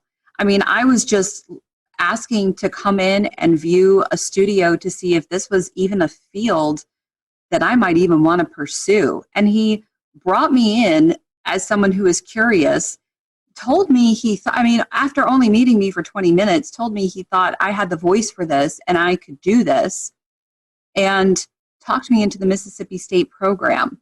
I mean, that's the kind of person he is, and then fought to get me an internship and worked with me, and then still let me come in the studio when I needed to practice on the green wall, on the chroma key. I would not be where I am without Mark Reynolds, and I still keep in touch with him. And he's given me advice over the years, and I absolutely would not be where I am without him. I wish I had a lot of other weather mentors. I've had to do a lot of learning on my own, which is not ideal. But someone who's determined, who really wants to succeed at this industry, sometimes you do what you have to do. So, but I would not be where I am without Mark Reynolds from WJHL, and he's amazing. And I know a lot of other people at NWA this year, Tom Watts, who used to work with Mark and who was on air when I was living in Johnson City before I got into meteorology. I actually got to meet him. And then Ken Weathers, who also used to work with Mark, I think was one of his interns also. We were all there at NWA. And so we were kind of Mark's little proteges. And it was just cool to kind of be a part of that group. So Mark is it. That's very, very cool. I love that stories and all those people too. I do want to change topics a little bit, but feed off of your comment about, learning things as you go. The last 10 years, we've really had to learn how social media works and how it plays into our field. Yes, I know it's kind of a necessary evil, but it also turns out, very helpful for, our online shows and things like that. So talk a little bit about how important social media is to you as a meteorologist and with Weather Brains as well. Yeah, so it is very important. As much as sometimes we do hate it, it is very important. I utilize it to the best that I can. And there's a lot of, so the bad thing with being a female is you get a lot of comments. You get a lot of. We'll return to Best of the Carolina Weather Group in a moment. Now your Carolina weather forecast. Here are today's forecast high temperatures for North Carolina. Here are the forecast lows for tonight for North Carolina. Here are tomorrow's forecast high temperatures. And here's forecast rainfall across North Carolina tomorrow. Here are the forecast highs for the day after tomorrow.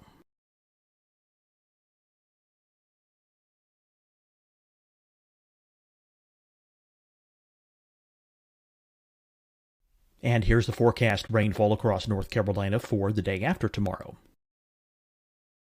This is the total rainfall forecast across North Carolina for the next 3 days.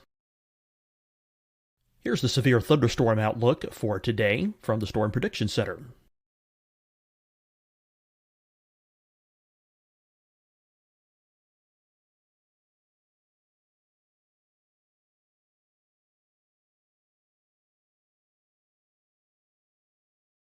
Here are the forecast high temperatures for today for South Carolina. Here are the low temperatures for today for South Carolina. Here's the probability of precipitation forecast across South Carolina today. And here are the rain chances across South Carolina tonight. Here are tomorrow's forecast highs across South Carolina. Here are the forecast low temperatures for tomorrow for South Carolina. And here is the probability of precipitation across South Carolina tomorrow. Here's the precipitation chances across South Carolina tomorrow night. Here are the forecast highs for the day after tomorrow in South Carolina.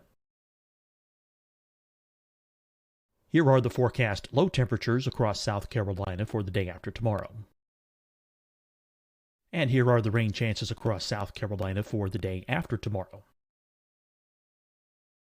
And South Carolina's probability of precipitation for that night. Here's the Storm Prediction Center's severe thunderstorm outlook across South Carolina for today through tonight. Here's the Storm Prediction Center's severe thunderstorm outlook across South Carolina for tomorrow and tomorrow night. And here's the Storm Prediction Center's severe thunderstorm outlook across South Carolina for the day after tomorrow through that night. Here's the severe thunderstorm outlook for today from the Storm Prediction Center.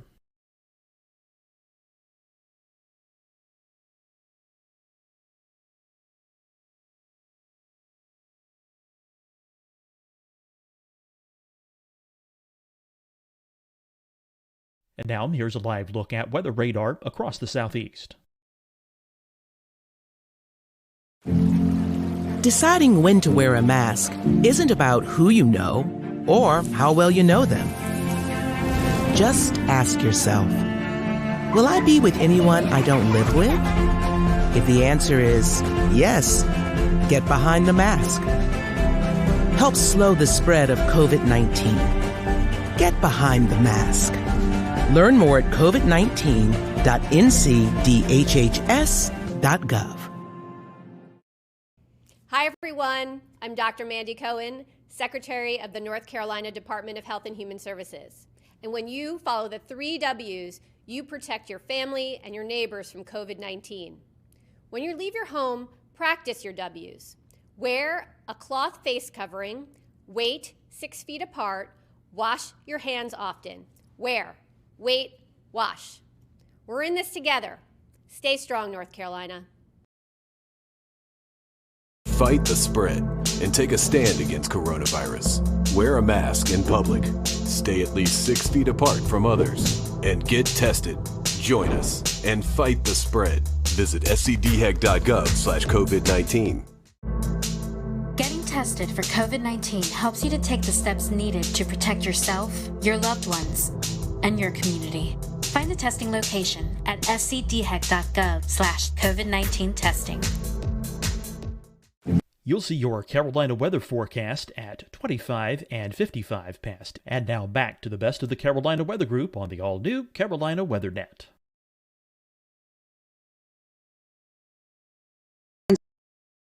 You get a lot of crazy comments. And I know a lot of females that will turn off a lot of their messages and private messages, which is really sad that you have to do that.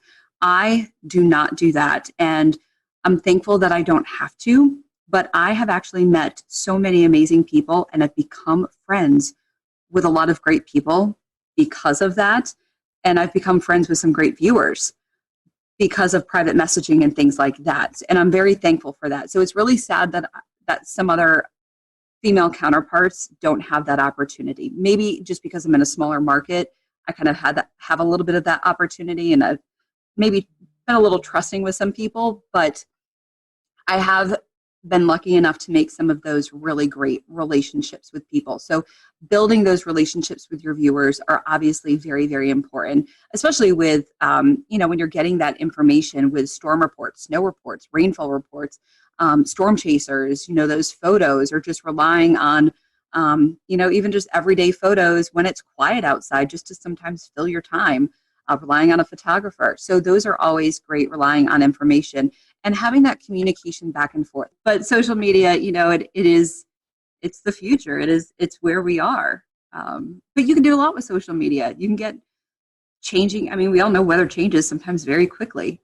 So you can get important information out really quickly with social media. Yeah, I know that. That's the internet is where I live, just doing what I do. And I'll tell you what, it's just completely changed the game as far as getting storm reports, as far as getting, situational awareness on the ground. You suddenly have so many more cameras to tap into, and it really just, I don't know how y'all did it before that, but I know that it's completely changed the game here. For sure. And, here in Charleston, we have a really good and engaged community. So I'm curious, before we get into something even more fun, what is your weather community like up in your neck of the woods? They're amazing. I would not be here still on TV where I am without this community. And I constantly say that this community is why I stay here. This is why not only I stay here, but why I've brought my family here, because this community is still amazing. Some of the things that I see and hear in the female group on Facebook is sometimes horrifying. And I don't know if I could do this job if I heard stuff like that on a daily or weekly basis. We all get criticism. We all get stuff like that. We all get pushback, but I don't get a lot of it. And I'm very grateful that the community responds well to me. So I'm very grateful for the community and how wonderful people are here. So they're amazing, and they've welcomed my family. Urbanowitz, you can't slide into a community in Virginia with a name like Urbanowitz and hide under the radar. They know exactly who my brother is. They know exactly who my parents are. And everyone, my parents all the time people talk, once they hear their last name, people talk to them and they get such, they get feedback, but people are just so nice to them. So the community here is incredible, and it's one of the reasons I've stayed. That's wonderful. That's wonderful. Well, Aubrey, we've certainly enjoyed getting to know you tonight, and we appreciate you donating some time to us. If our folks want to watch social media we were just talking about, if they want to follow you on social media, how can they do that? So on Twitter, I'm very active on Twitter. So it's at WHSV AUBS, AUBS. AUBS is kind of my little nickname. And then on Facebook, just search for meteorologist Aubrey. I tell people you don't have to spell the last name if you just search for meteorologist Aubrey. And then on Instagram, let me get my Instagram out because I think, yes, WXAUBS, WXAUBS on Instagram, or as I call it, the gram. The gram. Yeah, Evan runs our gram. That's his title. So yeah, I should be better at it. It's a lot of pictures of my dog. Well, Aubrey, thank you so much, and we hope that, I know you guys haven't had a lot of winter either, so we hope you get some winter up your way sometimes in the coming weeks. But we appreciate you spending some time with us, and tell everybody at the Weather Brains, that we said hello, and we look forward to hopefully working with you guys during the National Weather Podcast Month later on this year. Of course. Thanks for having me on, guys. Appreciate it. Always good to see you. Thanks, Aubrey. And thank you guys for watching the Carolina Weather Group. As always, you can follow us at Carolina WX on Twitter or Carolina Weather Group on Facebook. If you have any suggestions or guests that you'd like for us, just reach out to us. We'd love to see those suggestions and work our best to get those guests or topics on the show. Until next week, we hope you have a great week, and we'll see you later here on the Carolina Weather Group.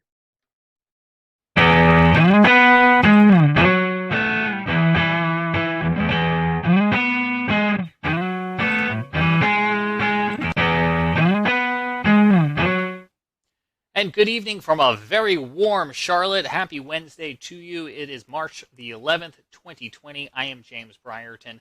It is Severe Weather Awareness Week carrying on here in the Carolinas. Last week, it was Severe Weather Awareness Week in North Carolina with a tornado drill on Wednesday, and we were lucky enough to bring you some special snippets from our friends at WCNC Charlotte. Well, joining us again this week as Severe Weather Awareness Week continues in South Carolina is Chief Meteorologist Brad Panovich, back from WCNC. Brad, thanks for taking the time out again for us.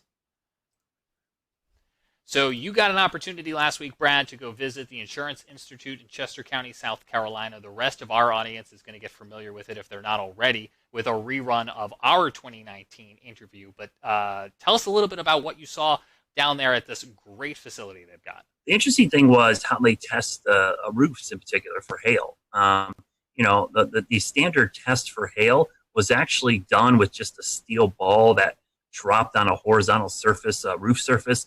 Well, what they did is they try to recreate actual hailstones, how they are in nature. And so what they've done, they've gone out and done field studies where they try to measure hailstones in the wild, if you will, to get a more accurate measurement of their density. And then they shoot them out at speeds that are more similar to what you see in a strong storm. Because what happens in most hail events is the hail is wind driven. It doesn't just fall.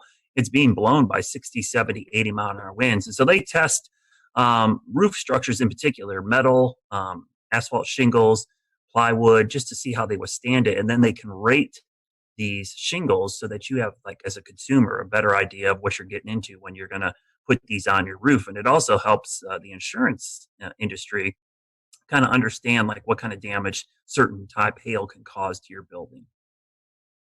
Well, let's talk a little bit about that roof, because you just put a brand new roof on your home about a week before that EF1 tornado came through Charlotte. Did you get some ideas from the Insurance Institute? Yeah, so last year I went down there for one of their tests where they were taking a roof and they were submitting it to a hurricane, basically. What they did is they took wind and rain and they blew it at a home that had half the roof using what's called the fortified roofing system, and the other half a typical roofing system. So what they did is for several hours, I think the test went on for 8, 10, 12 hours, which is typical for hurricane winds. They're going to last a long time. The winds went up and down and they blew rain. And so they wanted to see how much water intrusion they would get through the normal roof versus the fortified roof. And when I saw that demonstration, and at the end of last year, my roof needed to be replaced, I said, you know what? I'm doing that fortified roofing system. So every contractor who bidded on my house, I basically said, hey, I want this fortified roof. And a lot of them had never heard of it. So I had a PDF that they actually can print out on their website, disastersafety.org. And I gave it to my roofers. I'm like, okay, we can do that. And basically what they do is they tape the seams of the plywood, or in my case, the roofer decided just to put ice and water shield on the entire roof. They also use underlayment that's synthetic with caps, cap nails instead of just regular nails or staples. And then they use double shank nails, which don't pop out when the wind rips on them. And the reason you do this is in a big storm, shingles are going to fail. But with this fortified roofing system, if water gets underneath the shingles, you have the layers of protection that will keep the rain out of your house. That's the goal, is you don't want water getting into your house to cause further damage if the roof gets damaged. So I had just got my roof replaced a week before the tornado came through my backyard. I lost 15 trees in my yard, and we only ended up losing 10 cap shingles, which are the shingles on the peak. Those are weaker shingles, and the nails held. The shingle was actually ripped off the roof. The nails did not pop out, and because I had that ice and water shield underneath, it actually kept the rain out of my house. So my roof held up pretty well. Considering I had a 71-mile-an-hour wind gust, I was pretty impressed on how well it did. And our viewers right now on our Facebook and our Periscope and our YouTube feed are looking at pictures from your neighborhood from February the 6th. What have you seen in your neighborhood in terms of neighbors helping neighbors over the past month? You know, that event is going to be crazy. It was by far the worst weather event in my neighborhood. And, you know, it seems now after the Nashville tornado, it doesn't seem nearly as bad because most of the homes escaped with minimal damage. Most of the damage in our neighborhood was all trees. And obviously, so those trees came down and did cause quite a bit roof damage. We had, I think, 50 or 60 roofs damaged. And you really didn't notice until the following days when you started to see the blue tarps go up everywhere. And we had one house that was heavily damaged because a tree fell through their kitchen in the back of their house. But what's amazing is that here we are, over a month removed.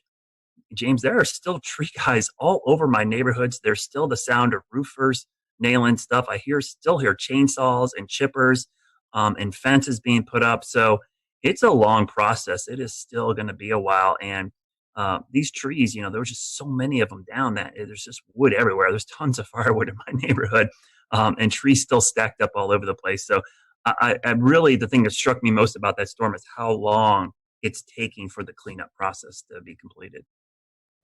And to remind folks, this is the same line that came through South Charlotte, starting over in that Pineville area, through South Charlotte, and ended up in Matthews, where we showed you some pictures here on the Carolina Weather Group. But Brad, I'm wondering, this is obviously really close to home for you and your neighbors. The next time we get into a weather awareness day, do you think the perception's a little bit different now for so many people who've came so close to this? Yeah, and I mean, honestly, for this event, people did a pretty good job. There was some schools that didn't evacuate their students, but in general, I think it was a pretty good success story considering we had an EF1 tornado go through the heart of South Charlotte and no injuries or deaths is pretty amazing. I hope that it serves as a wake-up call for a lot of people just to have a plan. I mean, that's the thing I preach all the time. It's like the warning times, I wish they were longer, but the average national warning time, lead time for a tornado is like 12 minutes. And we were about 16 minutes with those tornadoes back on the 6th. That's if you get the warning right at the beginning. What happens if you don't get the warning until halfway through or three-quarters full of the way through? You only get like 5-10 minutes. And that's not the time to look at each other and go, where do we go? A lot of people, especially in businesses and structures they weren't familiar with, had no idea where to go. Or didn't know what a tornado safety protocol is. So that's one of the things I think going forward I'm going to work on is try to educate people on getting that plan together. But I think you're right. I think people are going to take these more seriously. Used to have a saying all the time at the coast when I did hurricane coverage, but people's level of preparedness is only as good as their memory of the last disaster. And it's just human nature. If people are going to remember this tornado and the next one, they're going to take it much more seriously because they have that recent memory of this event.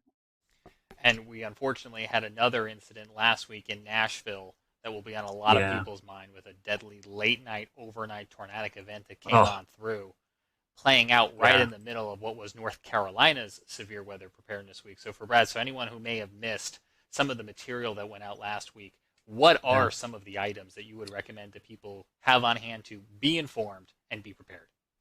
The most important thing, first and foremost, is have at least 3 ways to get a warning. And I mean 3 minimum. That would include watching us on WCNC. That would include weather apps, text alerts, social media, radio, a weather alert radio. Have at least 3. And the reason I say that is because often in these cases, 1 or 2 of those might fail. So you need some redundancy. So first and foremost, think about, do I have 3 ways to get a warning? And the WCNC Charlotte weather app is great. Our news app is great. Text alerts are awesome. The WIA, which is a wireless emergency alerts, are great. But also, Twitter notifications from me is pretty good. I have a lot of people that actually have done that. And I'm kind of shocked how many people actually do that. They have my notifications turned on when they think there's going to be severe weather. And I push out all our tornado warnings. The next thing is to have a plan.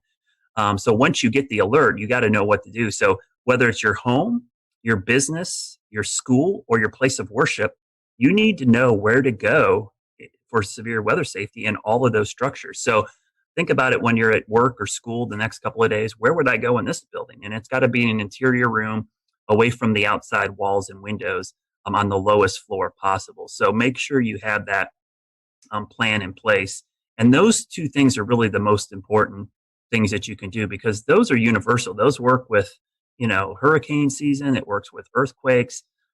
It works with just about any natural disaster to have a way to get the alerts, but also a way and a plan of what to do. And then obviously we talked about flash flooding, severe thunderstorms, and lightning, which from a hazard standpoint, lightning, severe thunderstorms, and flooding are much more frequent than tornadoes.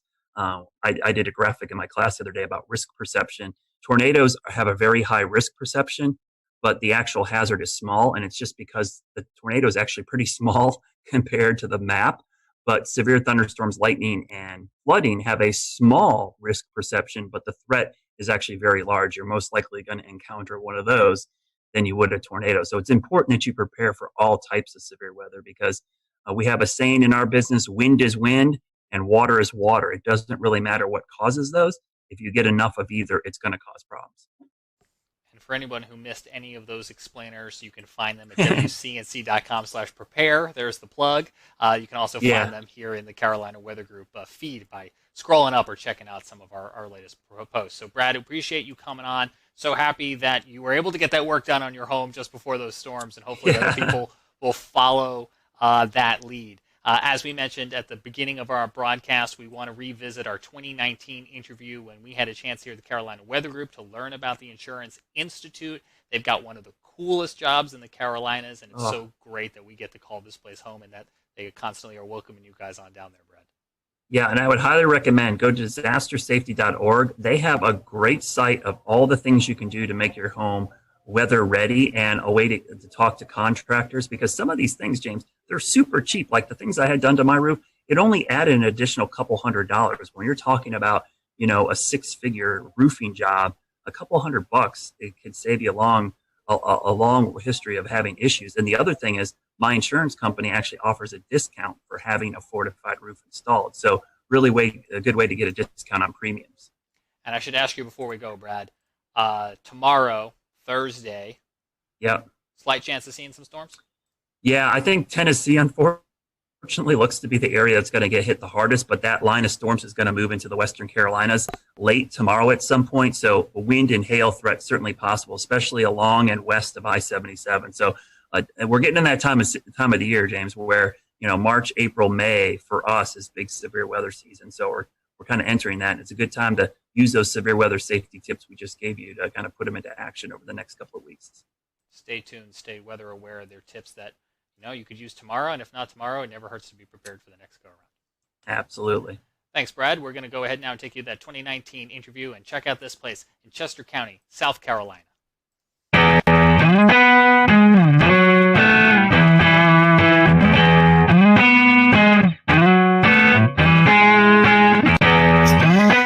Hello, everyone. Welcome to the Carolina Weather Group. This is the Wednesday, July 24th, 2019 edition of our little weather get-together. Tonight is show number 285, and tonight we have with us Dr. Ian Giametco. He is a lead research meteorologist at the Insurance Institute for Business and Home Safety. We're going to be talking about hail and some of the research they've done with hail. Ian, welcome to the Carolina Weather Group. This is kind of your first gig with us, and I told you before the show, we're glad to know you're in the Carolinas. So let's talk about what you do at the IBHS. Our lab here in South Carolina was built and opened in the fall of 2010. IBHS as an entity has been around almost since the 70s. It can trace its root back to a few different names and basically started as an advocacy group to help people better prepare for severe weather and try to reduce the losses associated with severe weather. Well, in 2010, our research center opened, and we're taking the model of the Insurance Institute for Highway Safety. So think about car crash tests. It's been highly successful.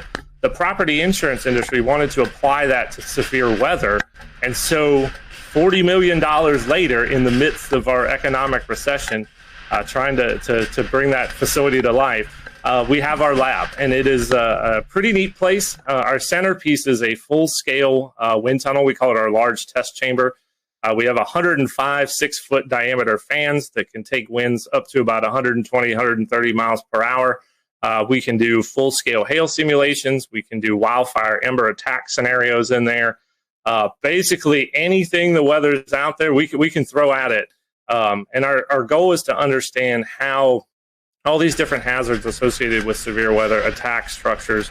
How can we build better? What are the systems that we can improve? And how do we show people those steps that resilience is affordable, and then we can start to bend down the loss curve that we see growing and growing each year? Tell me a little bit more about, one, to go start basic, how do we get hail? And how do you do a hail simulation? That sounds really interesting.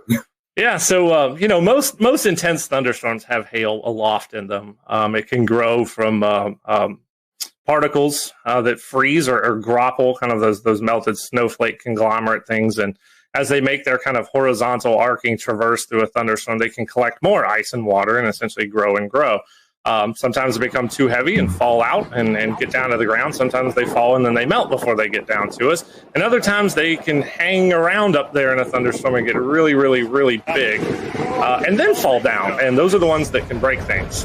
Once you get above that kind of 1.5 inch or so threshold, that's when you start seeing legitimate property damage. Now for cars, it's a little bit less. But for us, it's duplicating the properties of hailstones in the lab. And we can propel them or fire them at materials, basically using electronic controlled potato guns. So in our small lab, we have a single, actually we have two setups, basically cannons with barrels that have a pressurized air tank, and we calibrate that to an exit velocity and associated kinetic energy that a hailstone would have when it hits things. Now in our big chamber, if you ever come to visit us, you can go out in there and look straight up, and you'll see a whole bunch of light pieces of PVC pipe. Well, that are the barrels that can basically put down a swath of hail across the footprint of our large test chamber. We can do 3 different sizes and shoot as fast as 1 per second. So really unique piece of capability. I do a lot of work both in the small lab, very meticulous scientific testing, but we can also test the full roof system on a building. You have a job destroying things with hail. That sounds really fun. That's a little bit of what we do. We try to break things in the lab so it doesn't happen out in the real world. That was really interesting. I can't wait to tell my friends and family that you guys shoot hail out of potato guns for testing. So that's kind of cool. Talk about some of the hail studies that you do in the lab. You mentioned something earlier about recreating hail crystals, and you're actually building hail in the environment in which it forms. What we found out, because of the strength, it can do about 3 different things when it hits your roof. It can bounce off. That's really hard hail. It can shatter. That's kind of the hard to medium. Or it can just become really slushy. That's the very soft hail. And all of those have different kind of types of damage that they produce on your roof. The soft will kind of dislodge all those granules. The hard bounces and shatters will do more cracks and dents. So we realized all that stuff was mattered, and we needed to simulate it in the lab and also repeat it.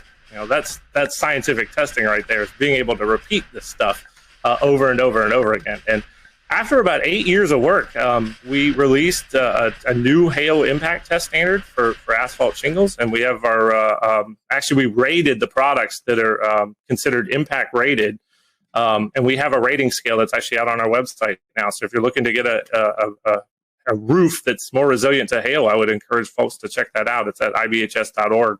You'll see what products are out there and which ones meet the top of our class and which ones are at the bottom, and where you might want to be.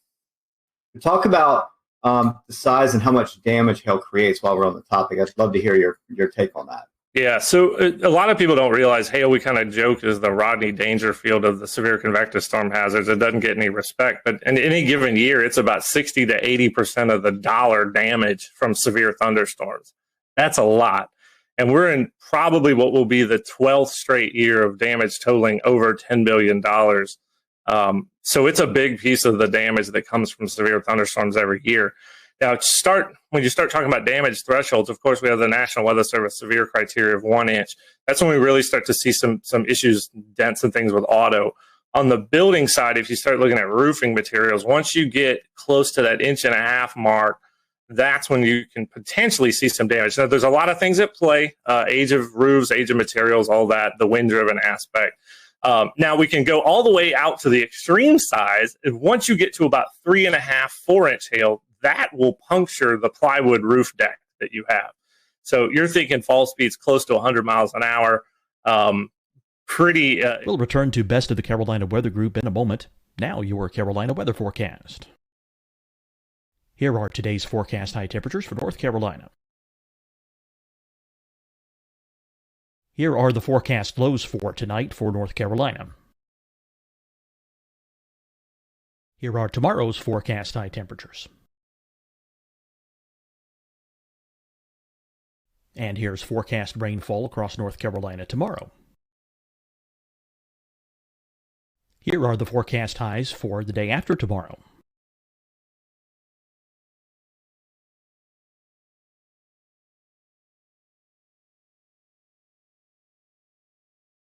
And here's the forecast rainfall across North Carolina for the day after tomorrow.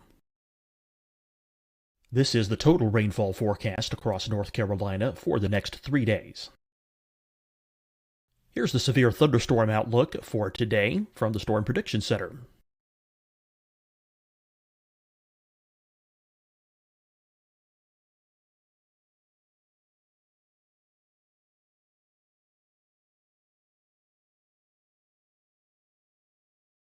Here are the forecast high temperatures for today for South Carolina. Here are the low temperatures for today for South Carolina. Here's the probability of precipitation forecast across South Carolina today. And here are the rain chances across South Carolina tonight. Here are tomorrow's forecast highs across South Carolina. Here are the forecast low temperatures for tomorrow for South Carolina. And here is the probability of precipitation across South Carolina tomorrow. Here's the precipitation chances across South Carolina tomorrow night. Here are the forecast highs for the day after tomorrow in South Carolina. Here are the forecast low temperatures across South Carolina for the day after tomorrow. And here are the rain chances across South Carolina for the day after tomorrow. And South Carolina's probability of precipitation for that night. Here's the Storm Prediction Center's severe thunderstorm outlook across South Carolina for today through tonight. Here's the Storm Prediction Center's severe thunderstorm outlook across South Carolina for tomorrow and tomorrow night. And here's the Storm Prediction Center's severe thunderstorm outlook across South Carolina for the day after tomorrow through that night. Here's the severe thunderstorm outlook for today from the Storm Prediction Center.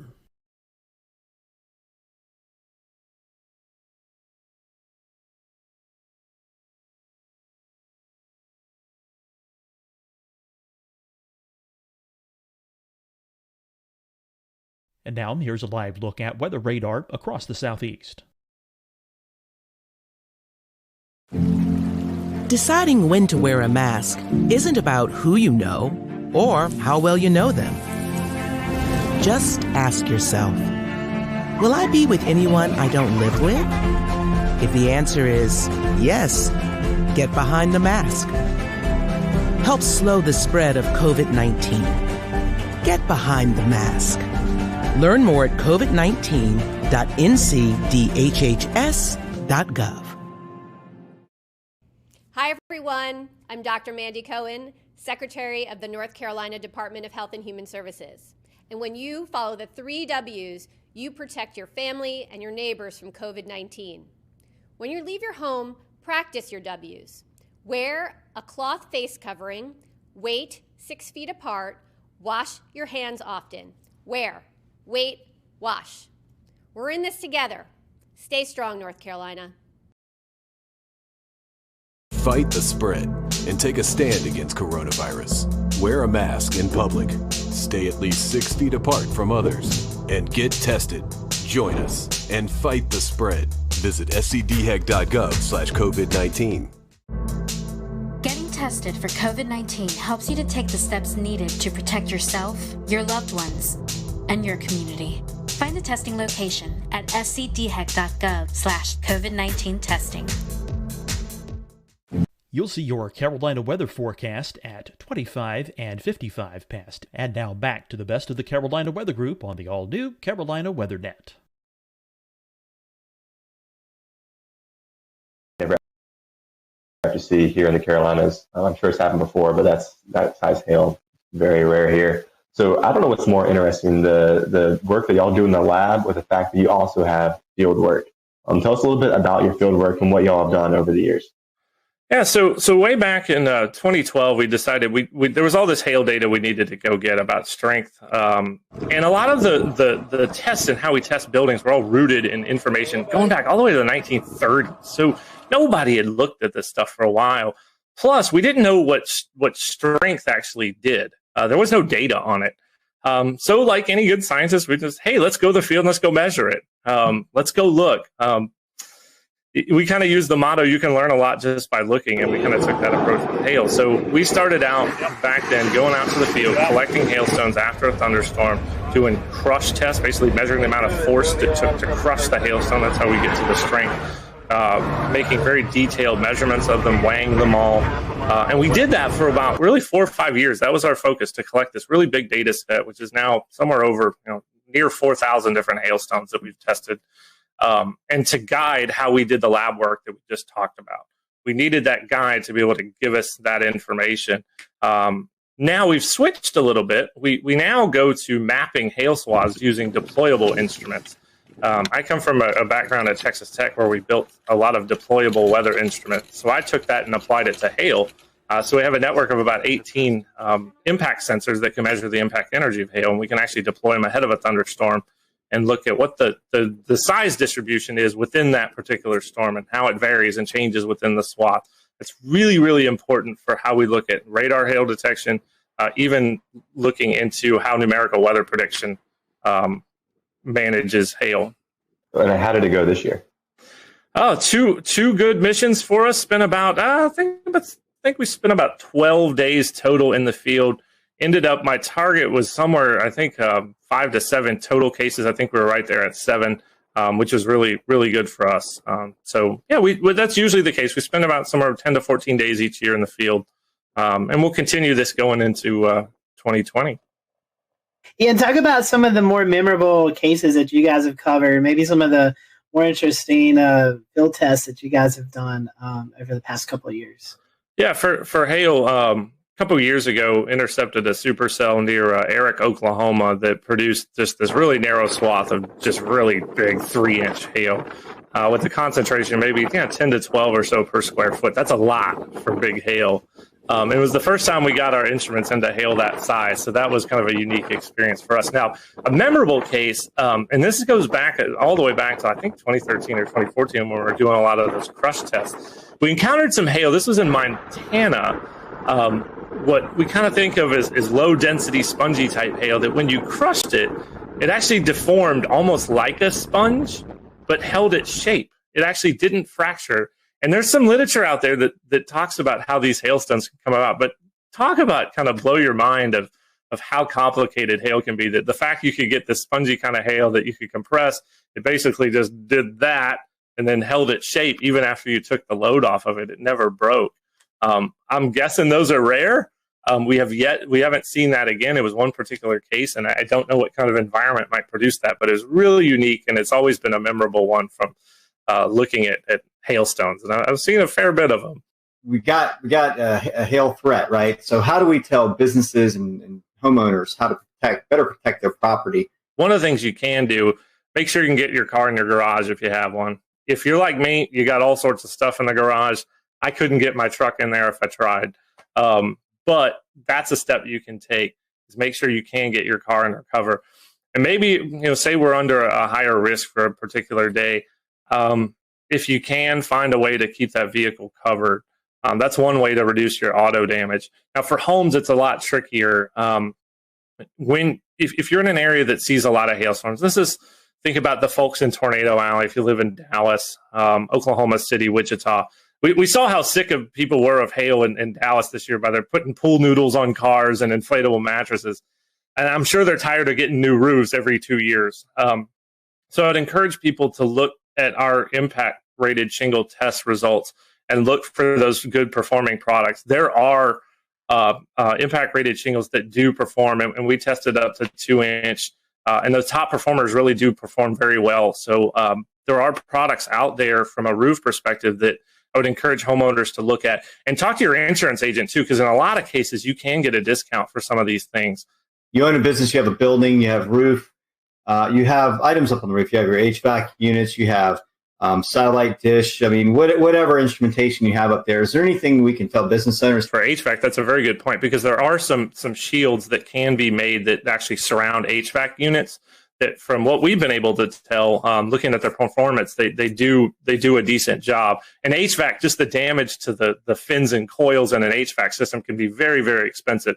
So there are a few steps you can take if you're a business owner there. You guys are located here in the Carolinas, and many folks may not know that. How did you guys choose the Carolinas? The lab came about in the Carolinas. There was kind of a little bit of a bidding process, and this is before my time at IBHS. We wanted to be away from the immediate hurricane coastline. That's having a facility like that could damage by a significant hurricane was a concern for our membership. So that's one reason why we're a fair bit away from the coast. We had a power requirement, and we wanted to be within a certain distance, basically an hour's drive from a hub airport. So what was settled on was essentially kind of the general Charlotte area. And we had two sites that were the original ones. One was closer to Gastonia, just across the South Carolina border up on I-85. And then there's the site that we currently had. And we ended up with a really, really nice package from the community down here in Chester County. Our plot size was a lot larger. We did have some noise concerns, so that also played a role. And they had the power requirements they need. We're right next to a transmission line, and we had a substation on site. So 105 electric medium voltage drives power the fans, and we need some juice. So it all came to fruition, and there we are out in Chester County. And so talk about, you were talking about hurricanes. Talk about some of the wind studies that you guys do there. You have this big wind tunnel, and you actually have some model scale homes, and you can do all kind of testing in this facility. A very unique thing about our facility is that we can do full-scale home testing. We can look at a full home system, and that's really important from a wind perspective to understand how the wind forces are essentially transferred through all the different connections that are within your home, roof to wall, through the walls, wall to foundation, and all the connections in between. You have to really look at it in a system perspective to understand how wind essentially attacks structures and what you can do to mitigate it. So we do a bit of garage door vulnerabilities. We've seen that garage doors can be a huge damage amplifier. Think about it, they're a big hole, really, if they fail in your house. That allows wind to get in and start acting inward, pushing up and out, and can lead to failures. Once you start the damage cascade, it just goes. Tornadoes, it happens very, very fast. Hurricanes, it can happen over the course of, say, 6 to 12 hours. But that cascade is what we're trying to stop the start of that. And we think we can find those mitigation solutions that are not only useful, but also affordable too. So before we kind of wrap up the interview, can you tell us a little bit about how you forecast and how you decide where you're going during your field studies? Yeah, the logistics are actually a fair bit challenging. So we are a good distance away from essentially what is Tornado Alley or the Great Plains. We like it out there, good road networks, good visibility, although we are going to try to explore some southeast hail. There's some environmental questions that we have that I think we're going to try to tackle that. So we basically have to rely on medium range forecasting. So we're looking for just general pattern support for severe weather. So is the Gulf of Mexico open? Is there good moisture transport northward? Maybe not necessarily if there's a trough, but is there just generally enough flow aloft to support supercells? Sometimes you didn't have the surface features underneath the best flow aloft. It kind of became a day-to-day, almost a mesoscale type forecasting scenario, which is very hard for us in terms of when we pull the trigger. So we work our teams on about a 48-hour lead or 48-hour kind of go, no-go scenario. Using GFS output, Bureau output, try to get our best feel that we're going to get at least 3 operation days out of a mission. We got to have some kind of confidence that we're at least going to get 3. It's just not worth shipping equipment out and bringing the team to the field. So, okay, say we give a go. We actually ship 5 big Pelican cases of equipment. FedEx is fantastic. Out to some target cities, and it's usually where we can store equipment. So Norman, Oklahoma at the National Weather Center, have lots of colleagues there. We've used my wife's grandma's garage in Wichita to store all the cases and equipment. So we do that, pick our target city, fly in. We use rental vehicles. We do try to stay out of the hail as much as we're researching hail, and we've done a pretty good job of that. And we outfit them, get our instruments ready, take all the equipment we need, leave the cases behind, and off we go. And usually each mission is about 7 days. So there's some logistical challenges there, given our distance, but we've managed it quite well over the years. When you're renting the car, do you have to kind of stay quiet about what you're really doing with the car? There's one hail. We were out in the field for a hail event in Cheyenne, and the rental car dealership at the Denver airport, they were dealing with a whole bunch of people who were bringing back hail damaged cars, and I kept thinking in my head, I'm like, we're running a hail research project, and we got perfectly fine vans here. But yeah, for us, it's a safety concern to stay out of the hail, and we do a good job of that. You're talking about these instruments. Can you kind of give us an idea of what's on these instruments? What it's like? Yeah, certainly. They're on little tripods. They're basically little engineering tripods, and then the plate itself is a little small pyramid. It's 1 foot by 1 foot, and it's actually based on a design that was developed at NASA, Kennedy Space Center, and was published in the literature. So we use that same plate design. It's got a little acoustic sensor, a piezoelectric disc that can record the vibration of the plate. So the higher the signal amplitude of that vibration, the larger the kinetic energy of the hailstone that hit the plate. And then we can work backwards to estimate a size. The unique thing about ours, we actually use robotics microcontrollers as our data system. We use an Arduino Do. It's about $35. A lot of maker components. We needed to make them cheap so we can have a bunch of them. And it samples really, really fast, about 5,000 times per second. So we can actually resolve impacts at 0.05 of a second. So that's pretty neat. And it's got some switches for on, off, and data control to make it easily user-friendly. I think we set a record for deployment time of one of these this year in under 20 seconds. I'm going to give out a shout out to Hank Pogorzelski, who's in our Tampa office, who's been with us in the field every single year since we started. Hank went out the door, set the probe up, and was back in the car before I could log the information of where the actual instrument was. So it had to be somewhere in the 15 to 20 second range. So big old tip of the cap to Hank. I think he set a time speed record there. Well, Ian, we've certainly appreciated you giving us some of your time tonight. And if our followers want to continue the research you guys are doing or follow along, how can they do that? Yeah, so we got a couple ways. So first of all, if you're a consumer out there and you want to see some of these DIY resilient type solutions and things you can do for your home, go to disastersafety.org. That's our kind of front-facing consumer website. For some of the research work, you can go to ibhs.org. But please follow us on Twitter at Disaster Safety. You can also follow our hail research specifically at IBHS Hail Study. You'll get kind of an inside look on that Twitter account as to what we're doing in hail. We've had many guests on this show, and I think you've got one of the coolest jobs because you get to use potato guns and mix it with weather. I mean, I don't know how much better that can be. So.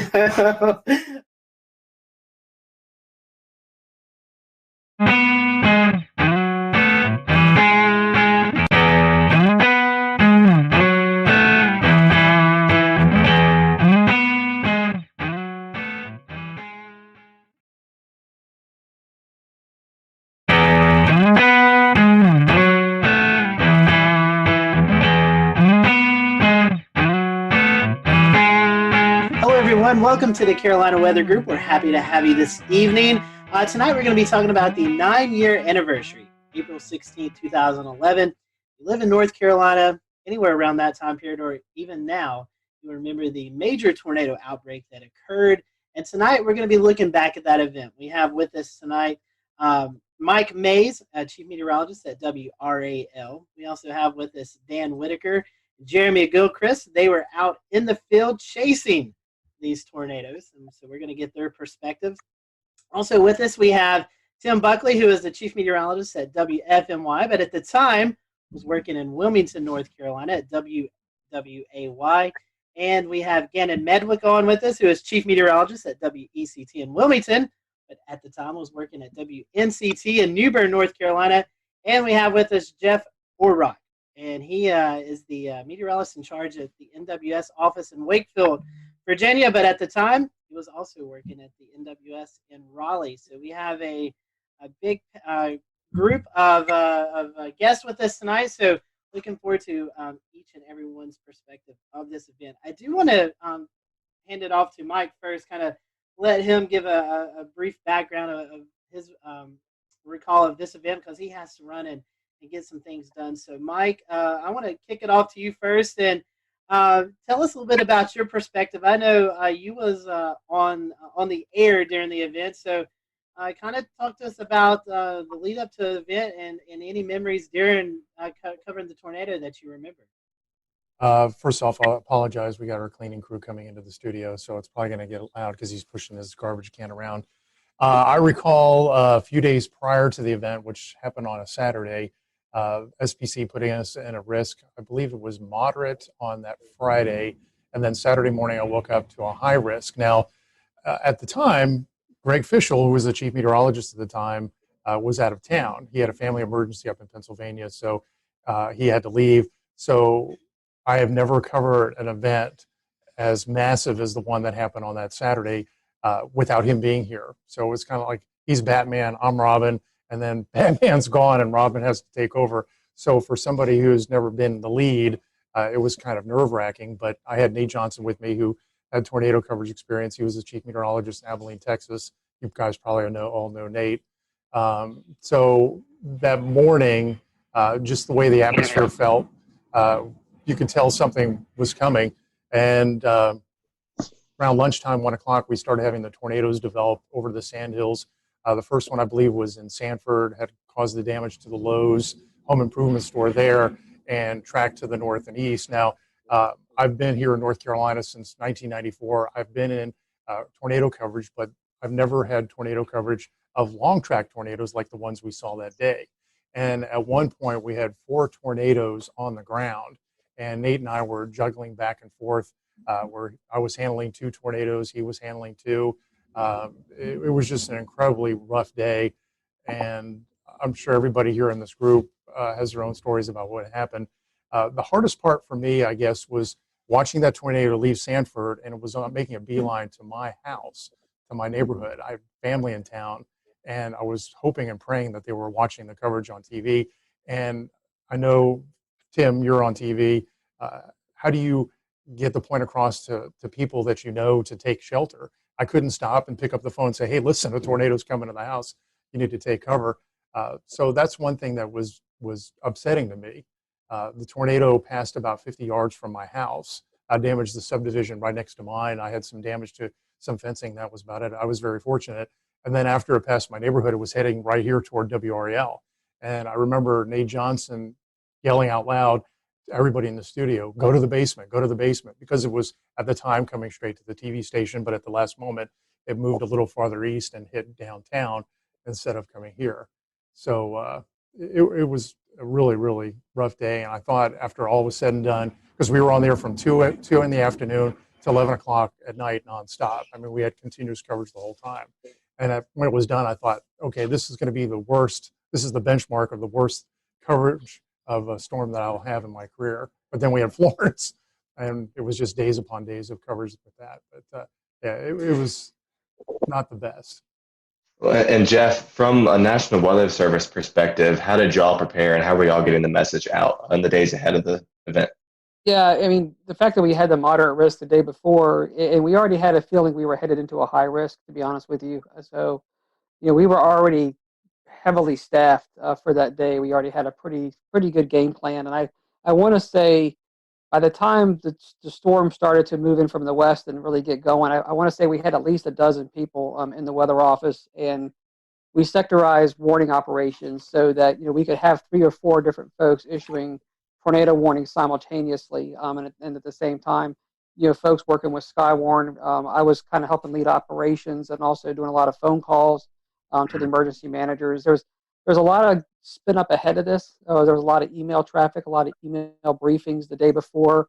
I remember even briefing Seymour Johnson Air Force Base because they were at the high risk at that point, and some of the precautions they were taking down there, in the east. So there was a lot of preparation for it. It's kind of one of those things where, like Mike was saying, everybody knew something bad was about to unfold. And I had been through Gerald, Texas, the tornadoes out there, and so going into this event, that was kind of the back of my mind that we're headed into something pretty big. And I do remember talking with Wake County and trying to explain what does a high risk day mean. I mean, the way we taught this in Texas was that someone's going to die today. I mean, these are going to be big, long track tornadoes, and this is going to be some serious stuff. Jeff, you're talking about Skywarn, the Storm Spotter group, and Jeremy and Dan. I want to bring you in here in just a second. But I imagine, like we were talking about, social media not really that big of a thing at the time, with tweeting in reports, giving Facebook reports of the storm.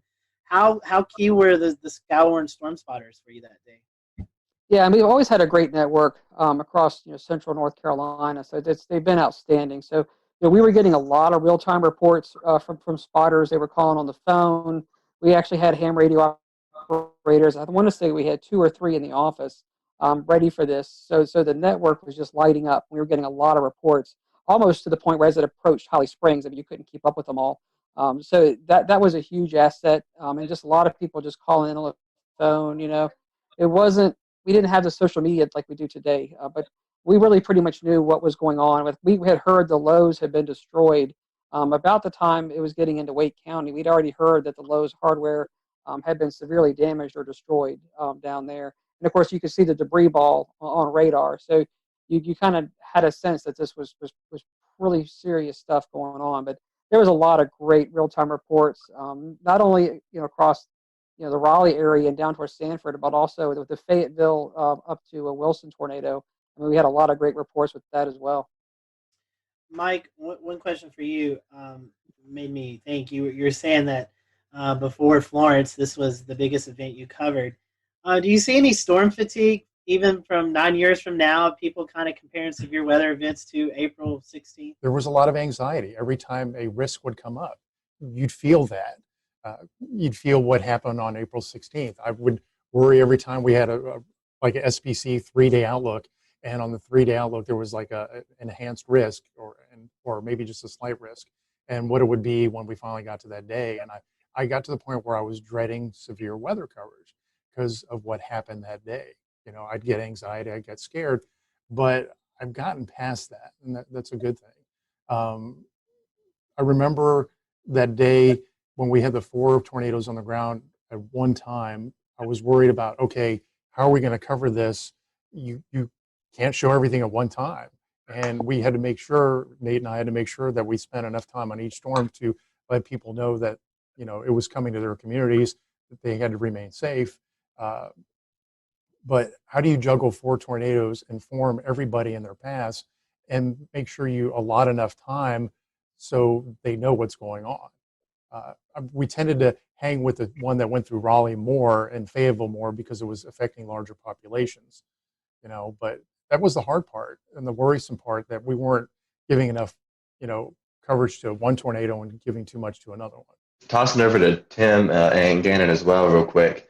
This was a career-defining event, one of the biggest, or definitely the biggest in North Carolina. Are there any specific memories or stories that you remember hearing about that day from viewers? So I was in the Wilmington area, and if you look at the map, the kind of the final one with all the red lines, it confirms where all the tornadoes were.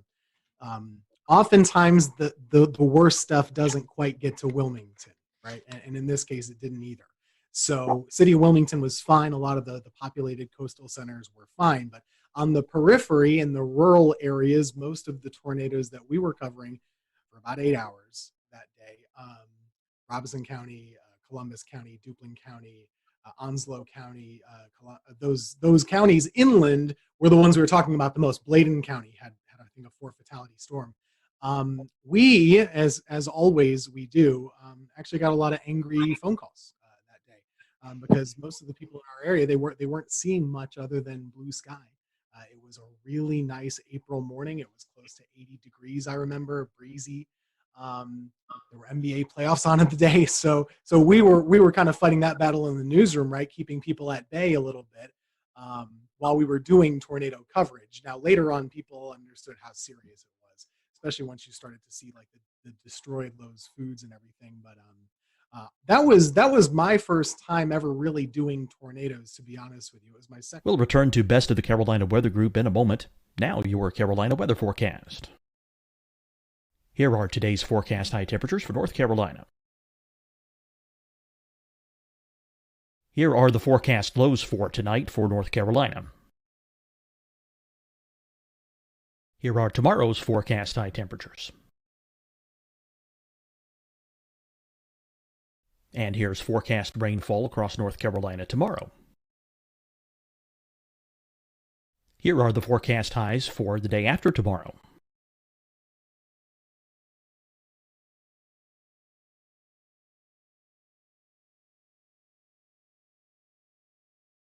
And here's the forecast rainfall across North Carolina for the day after tomorrow.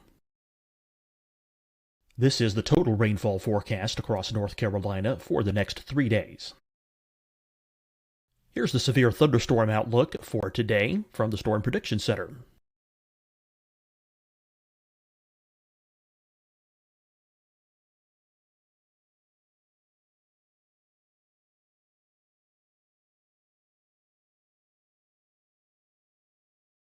Here are the forecast high temperatures for today for South Carolina.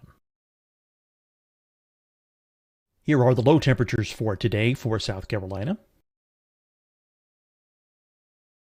Here's the probability of precipitation forecast across South Carolina today.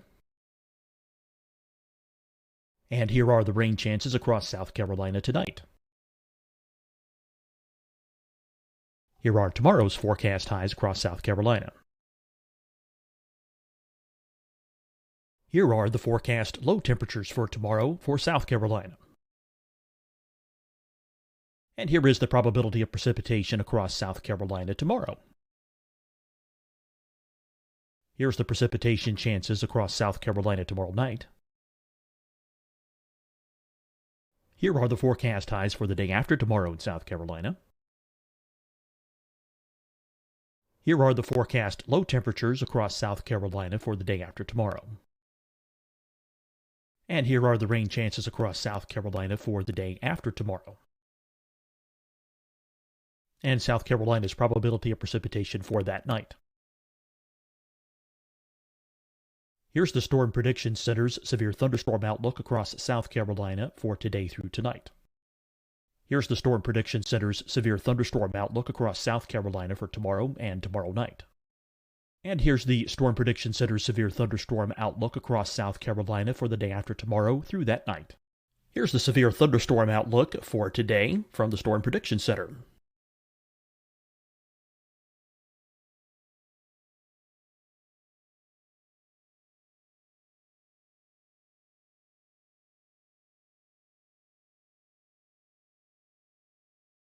And now here's a live look at weather radar across the southeast. Deciding when to wear a mask isn't about who you know or how well you know them. Just ask yourself, will I be with anyone I don't live with? If the answer is yes, get behind the mask. Help slow the spread of COVID-19. Get behind the mask. Learn more at covid19.ncdhhs.gov. Hi, everyone. I'm Dr. Mandy Cohen, Secretary of the North Carolina Department of Health and Human Services.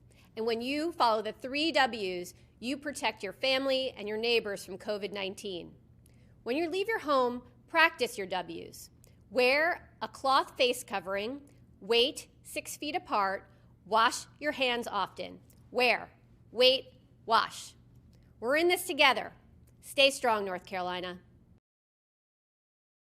Fight the spread and take a stand against coronavirus. Wear a mask in public. Stay at least 6 feet apart from others. And get tested. Join us and fight the spread. Visit scdhec.gov/COVID-19. Getting tested for COVID-19 helps you to take the steps needed to protect yourself, your loved ones, and your community. Find the testing location at scdhec.gov/COVID-19 testing. You'll see your Carolina weather forecast at 25 and 55 past. And now back to the best of the Carolina Weather Group on the all-new Carolina Weather Net. And prior to that, I was in college, so I didn't know a lick about tornadoes. I grew up in upstate New York. I went to school in Pennsylvania. We don't get tornadoes. I mean, not really. So this was new for me too. But myself and Jerry Jackson, we were there for about, I think we went on TV at 2 and we went off at about 8. So it was a while covering these things. And it was just amazing to me how there were very few, if any, false alarms. There were a million tornado warnings and there were a million tornadoes, to use hyperbole. But they were pretty much each cell produced as it was going through. And it was just boom, boom, boom, one after the other. And a lot of damage was done, especially to the rural areas in southeast North Carolina. My second daughter was born on the 11th. I didn't come back to work till Friday. Just throwing stuff out there. Saw the slight to moderate risk, alerting for storms going into Saturday. I was third on the pecking order to be coming in because we had our weekend person, we had our chief, and I was doing mornings. But it became clear, especially what was going down in central North Carolina. I was personally at home watching Nate Johnson with that tornado. It looked like a wedge, looked like a cloud just right to the ground that I was going in. And it's coming back to memories about just making sure you spend time on one storm to identify where the rotation is and give enough lead time before you have to move on to that next storm. And at some points, there were 6, 8 active warnings. Just a blur the way it just continuously unfolds. You hit a storm, you move on to a storm, you circle back. Population centers, as Mike mentioned, preferred. There was the one at Tarawa Terrace in Jacksonville. That was a big center in the Greenville-New Bern television market. Jacksonville is the largest city. We had to hit that. Then we saw the storm report that the Bertie County storm had actually killed numerous people, ended up killed 12 people. So that was surreal. When you are warning for storms and getting reports of damage, but no reports coming down off the wire or whatever, that there's fatalities, and then all of a sudden numerous fatalities is still weird to talk about. Ended up being 12 in Bertie County. And then finally just going home that night, this event had everything. The event had everything. The setup, and then the final, sometimes we say as meteorologists, we save lives. This was literally the only time that we were able to, some of our crews went out to Snow Hill in Greene County, and they were able to stand with a family in their house that was completely destroyed except for the interior part. and they said they were listening to our broadcast, and they went into that interior part. So just a surreal event that I never want to forget, and I wanted to. So thanks again. Give me a chance to talk to you guys about it and share the similar experiences. Gannon, I think we've talked about this before off of this show, but this was also one of your one of your first tornado events, kind of bigger tornado events to cover, correct? Yeah, I'd gotten to Greenville in October of 2004. There were a couple of active springs and falls as per usual. 2008 sticks out, but like Mike and Tim said, I mean, they're just usually just a couple tornadoes and then you move on, and maybe they're in rural areas and maybe they're not, exceptional damage producers. But then this one just is bold-faced, italicized, and underlined when you look back on it. So yeah, the biggest event, and thank God it's still the biggest tornado event. Dorian was a huge producer, but still nothing compares to April 16, 2011. I've been to a few conferences and I've heard, Jeff, I'll send this to you. Obviously 2011 remembered for the Tuscaloosa, Alabama, April 27th event. Had that not happened, this would have been the event that a lot of the meteorological community would have looked back on tornado-wise, Jeff. As the Weather Service, I know you guys do a lot of meetings and stuff. Has this event kind of tailored some of your studies or some of your outlooks on stuff that you've, I guess, done case studies on this event to kind of find out the whys of what happened and how to better prepare for maybe the next setup we get like this? Yeah, I mean, there's no doubt this event, I mean, it still stands out, even though, like you're saying, the later event was even larger than this one. For our region, this is still, what our benchmark, storm. And, it even went up, not even just the Carolinas, eventually went up into Virginia and did a lot of damage up there too.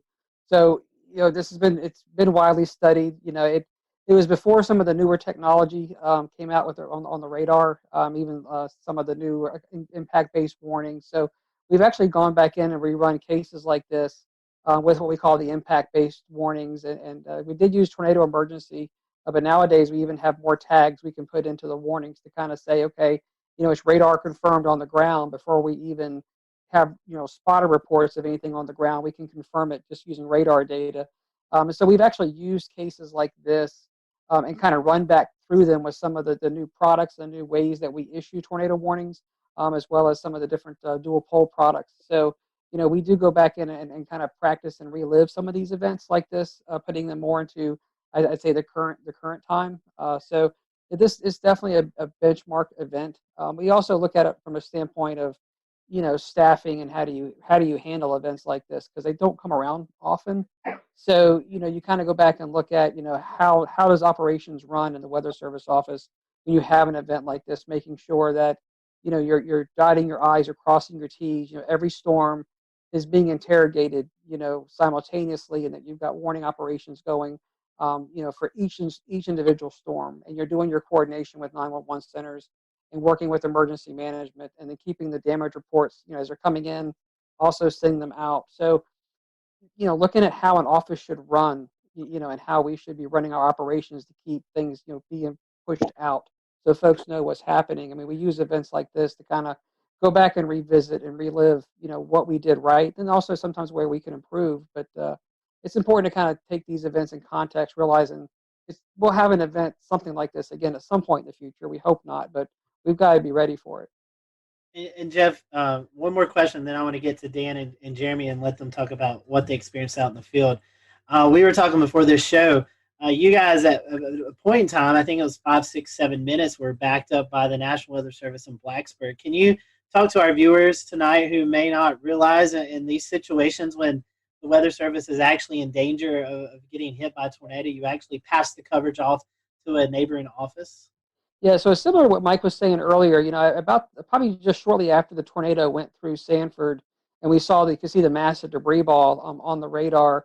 Before it got to Holly Springs, we realized that this thing was coming into most likely southern Wake and eventually the south side of Raleigh, where the Weather Service office was. So I remember I picked up the phone and talked to the Blacksburg office. So we're paired so that a neighboring weather service office can really kind of basically restart their computer system, and they can come up as if they're, the Raleigh Weather Service office. So we called them probably almost half an hour out to just said, hey, look, we may get to the point where we've got to be backed up if this thing gets too close, so be ready to go, giving them a chance to get the radar up and running, the warning system up and running, things that they would need. And I think we called them back, I want to say about probably 15 to 20 minutes later, and we basically said, okay, this thing may really come get us now. And so I basically remember saying, if you hear from us again, you've got it. And so then what we started doing is we had 12 people in operation. So as it got closer, we started funneling some folks downstairs into the lower part of the building.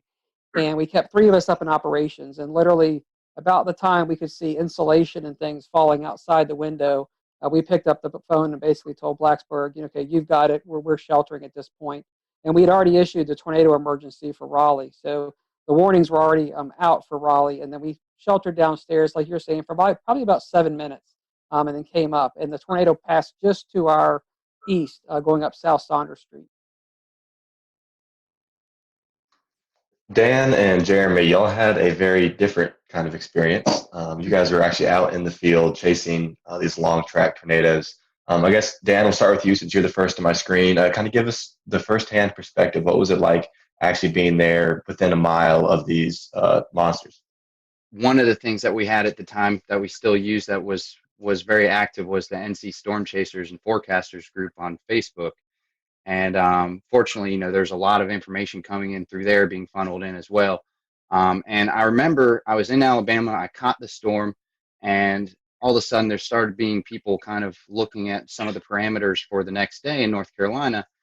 This was when it was at a moderate, I guess, before it got pushed to a high risk. And one of the things that was being looked at was how the storm system I was currently inside and what was turning into a squall line in Alabama was going to keep pushing across into North Carolina.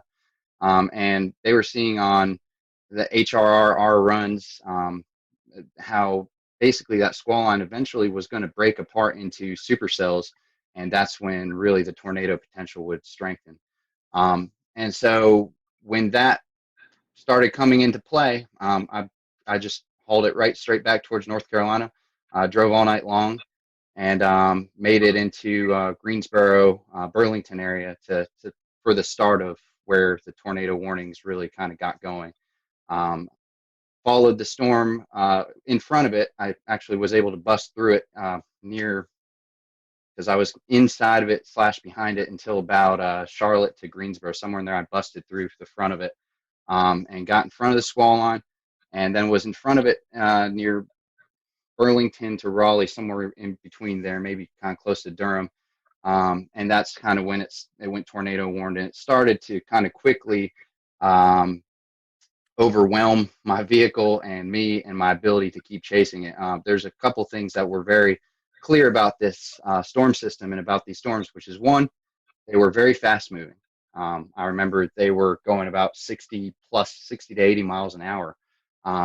Was what I was trying to keep up with and stay in front of, and position myself in hook echoes so that I could try and get a good visual of these, for the most part, pretty rain-wrapped, low nature storms that were just hard to spot.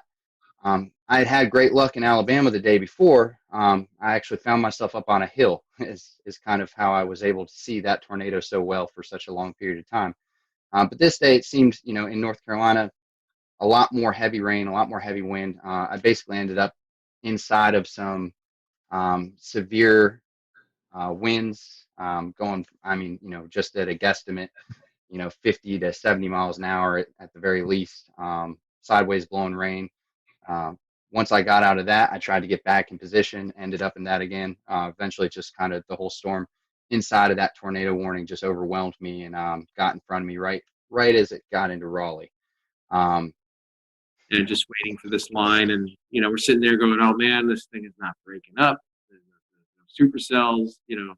What's happening?" All of a sudden, obviously, within a few frames, it started to go.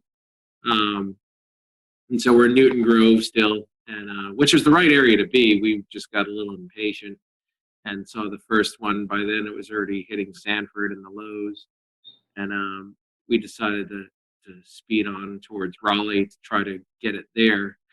And I do remember, as Mike May said earlier, the broadcast. Kevin had his ham radio with us. He had a ham radio in the car because he was doing the storm spotting. But I do remember that specific broadcast said, "Do not approach Raleigh. Stop where you are," and all this stuff. And one thing I do remember about that whole day is just a surreal feeling that I can't even describe in the atmosphere. And the winds, even outside, the thunderstorms are blowing 40 to 50 miles an hour. Lots of inflow into these supercells from a long distance away, blowing dust and all of that. But when we got to Raleigh, as it was said, it went up South Saunders Street. We were not far from there, coming onto the Beltline. And it was, I remember specifically seeing the power flashes just to my left as we were coming in. And we stopped right there because we knew it was rain wrapped. We couldn't see it. And we looked for an exit after that. And then we were trying to decide, do we, for about a couple of minutes, do we try to keep up with this one? We all knew that the storms, as Dan said, were doing, forward speeds of 60 to 80 miles an hour. We're already behind it. We're in a metro area. We're like, no, let's get out of here. Let's go for the next one down the line. That was the Wilson storm. And interestingly enough, that storm hit Fayetteville first, that next cell down the line. And I have a friend there who was in contact with me pretty much before we were chasing the Raleigh one, saying, do I need to take shelter? Is this the real deal? And I looked, and the couplet was almost on top of him, and I'm like, yes, get in, And they got into a closet, and the tornado did hit their house. Fortunately, at that point, it was the start of that tornado's path, so it was weaker. They had a few shingles gone, but up the road from them, it turned into EF3 damage. So, but they were, they did take precautions, and they were fine. I didn't find that out till later, but so then I had to beat the forward flank of that next cell. So coming out of Raleigh, so I was speeding definitely to beat that forward flank to get. I didn't want to get cored and then stuck and miss knowing how fast these storms were moving. So I was driving a Volkswagen Beetle at the time, and finally made it to 795 area. I got just a little bit south of it, and because I did want to get a clear view if there was a tornado. And then we were going up 795 northbound, so we get a straight on look at it. And I looked to my left, and I saw the rotation. I looked to my left, and like, is that what I think it is? Because it was there wasn't that much contrast at that point. And it was open field, and so we just decided to stop there. And then it came out from some trees, and sure enough, that's the tornado, which many of you have probably seen the video of. Marker 5.5, looking north-northeast. Large tornado on the ground, all the way to the ground. Multiple times. Kevin called it in. I think the tornado was about 100 yards wide at that point. We were about a mile and a half away. I could have gotten a lot closer to it, but I did not know the area that well, so I didn't know if I was going to pull up. That's the only reason I didn't.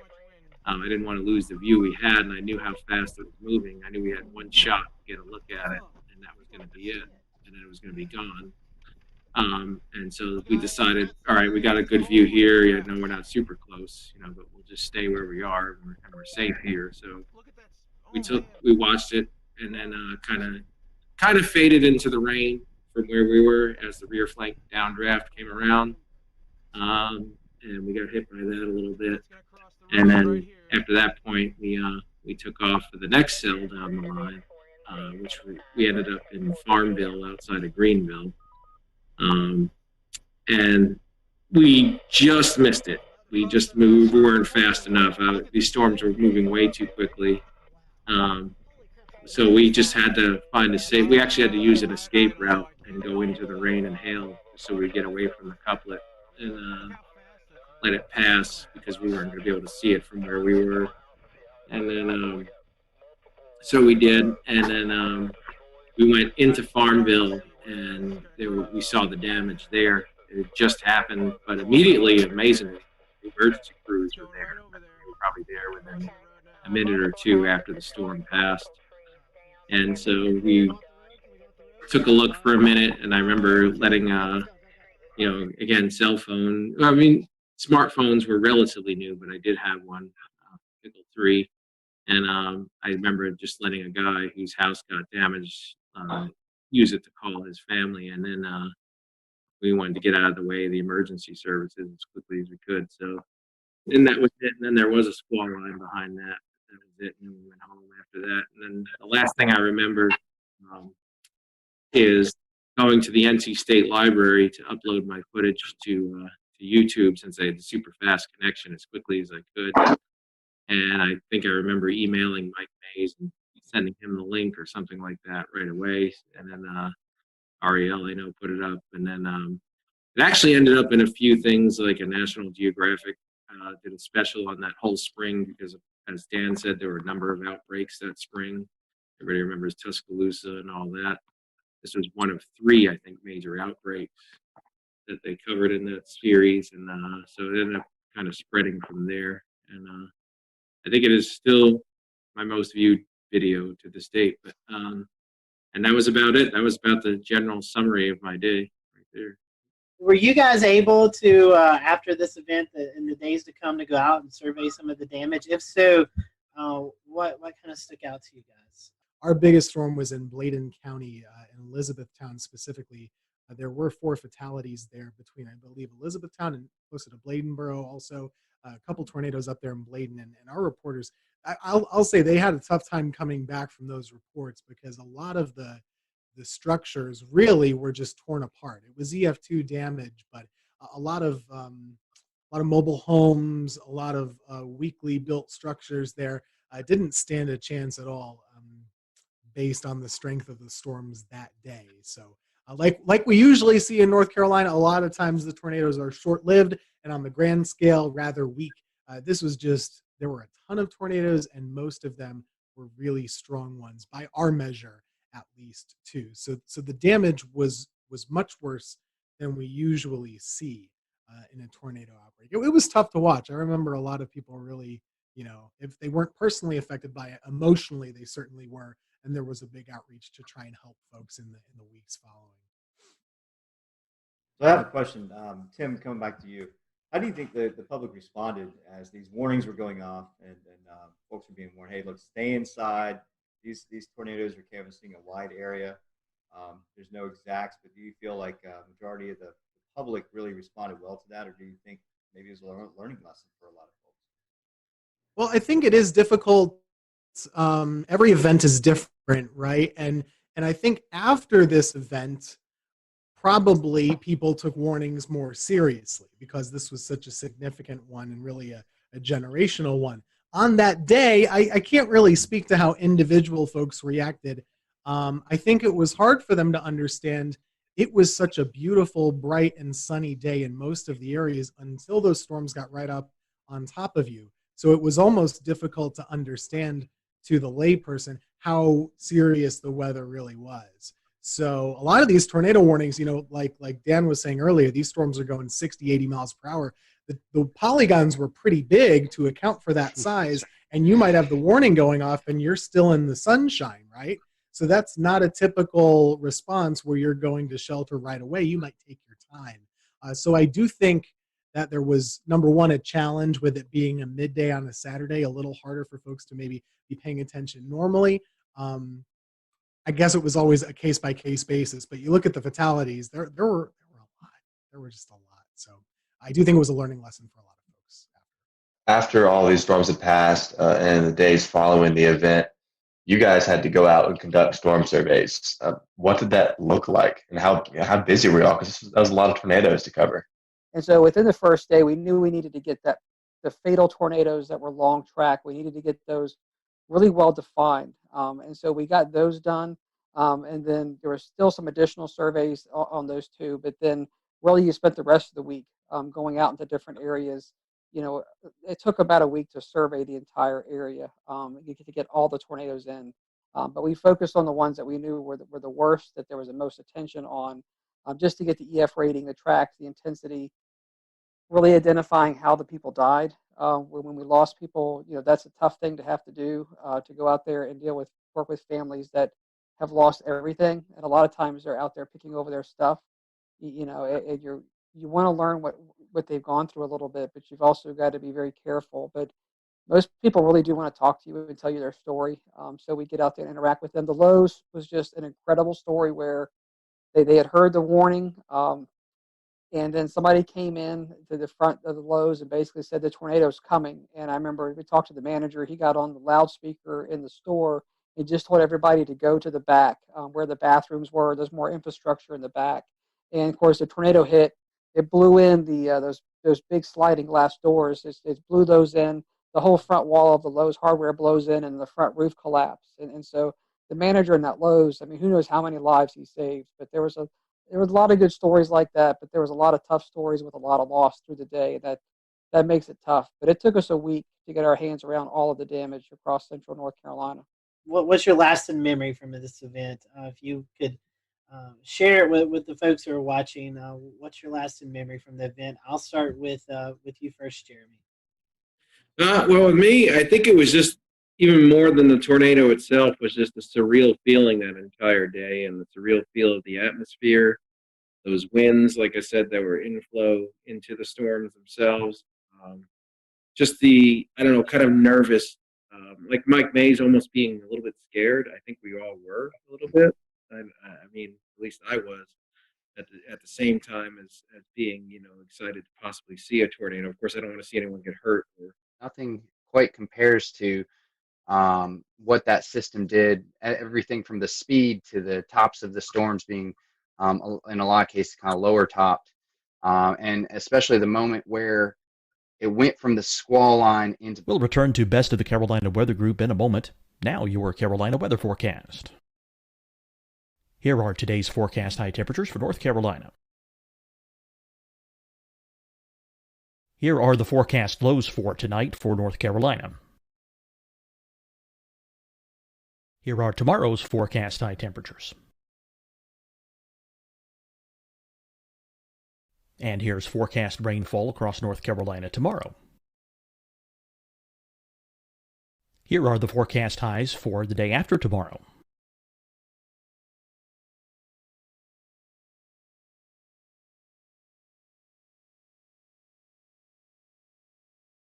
And here's the forecast rainfall across North Carolina for the day after tomorrow. This is the total rainfall forecast across North Carolina for the next 3 days. Here's the severe thunderstorm outlook for today from the Storm Prediction Center.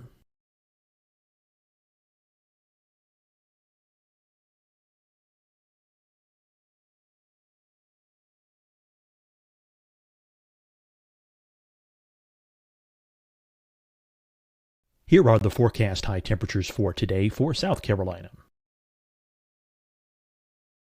Here are the low temperatures for today for South Carolina. Here's the probability of precipitation forecast across South Carolina today. And here are the rain chances across South Carolina tonight. Here are tomorrow's forecast highs across South Carolina. Here are the forecast low temperatures for tomorrow for South Carolina. And here is the probability of precipitation across South Carolina tomorrow. Here's the precipitation chances across South Carolina tomorrow night. Here are the forecast highs for the day after tomorrow in South Carolina. Here are the forecast low temperatures across South Carolina for the day after tomorrow. And here are the rain chances across South Carolina for the day after tomorrow. And South Carolina's probability of precipitation for that night. Here's the Storm Prediction Center's severe thunderstorm outlook across South Carolina for today through tonight. Here's the Storm Prediction Center's severe thunderstorm outlook across South Carolina for tomorrow and tomorrow night. And here's the Storm Prediction Center's severe thunderstorm outlook across South Carolina for the day after tomorrow through that night. Here's the severe thunderstorm outlook for today from the Storm Prediction Center.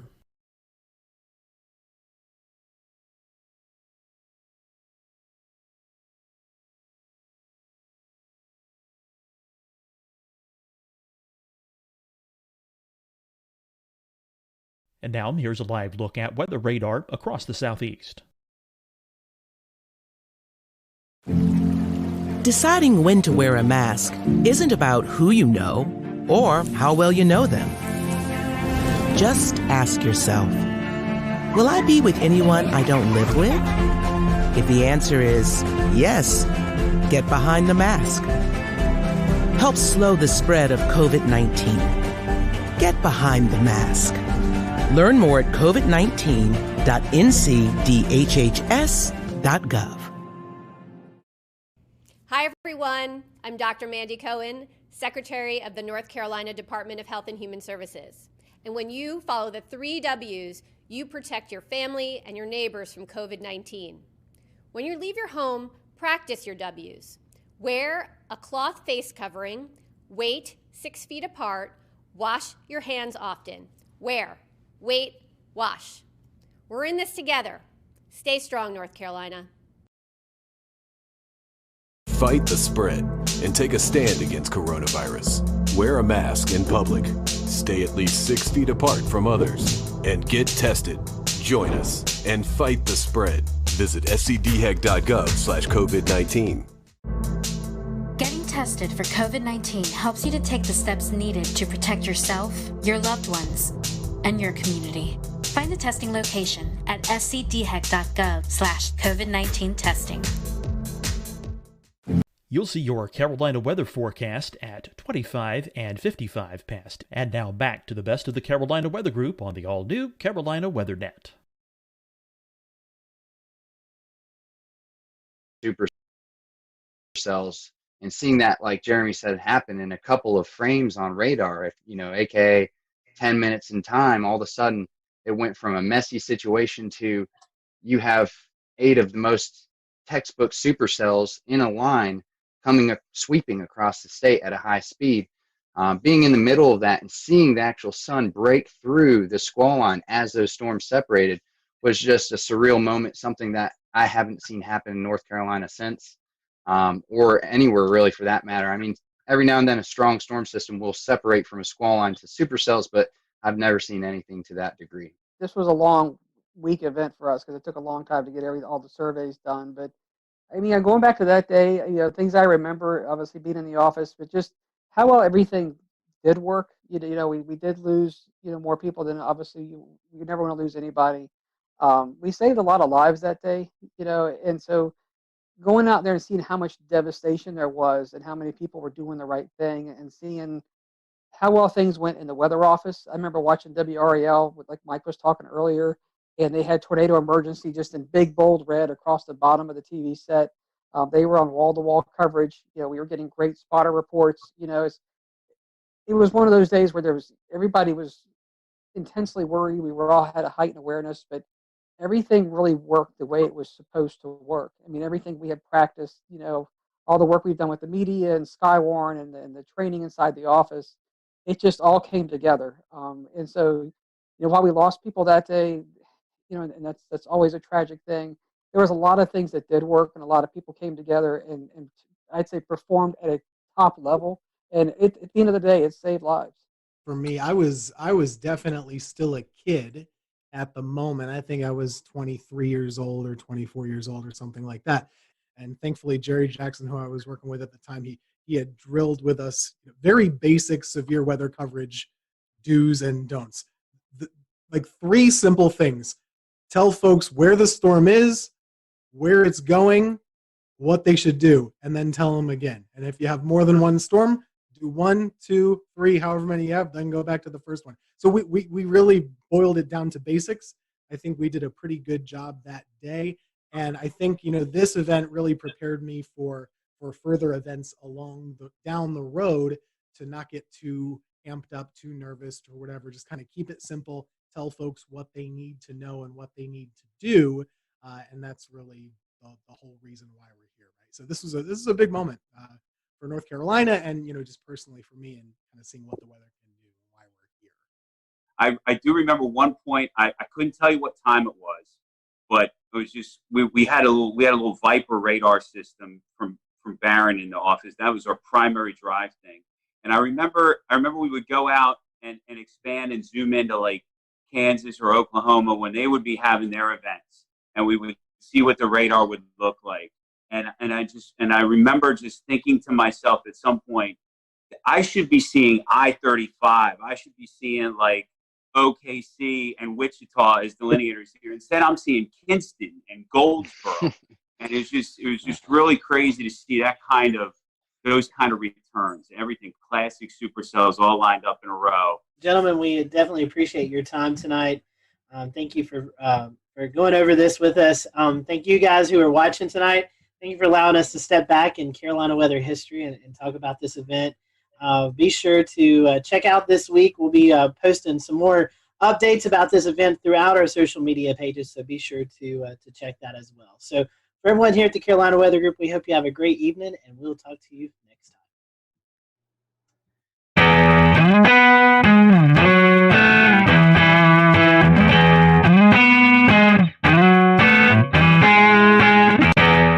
Hello, everyone. Welcome to the Carolina Weather Group. We're happy to have you this evening. Tonight, we have on meteorologist Jim Gandy. If you've been a follower of our show, you've probably seen Jim appear on the show a few times during these bigger weather events with hurricanes and winter storms. So Jim is joining us tonight from Columbia, South Carolina, and we're happy to have him. He was at WLTX there in Columbia, but has since retired. He retired, in fact, last year.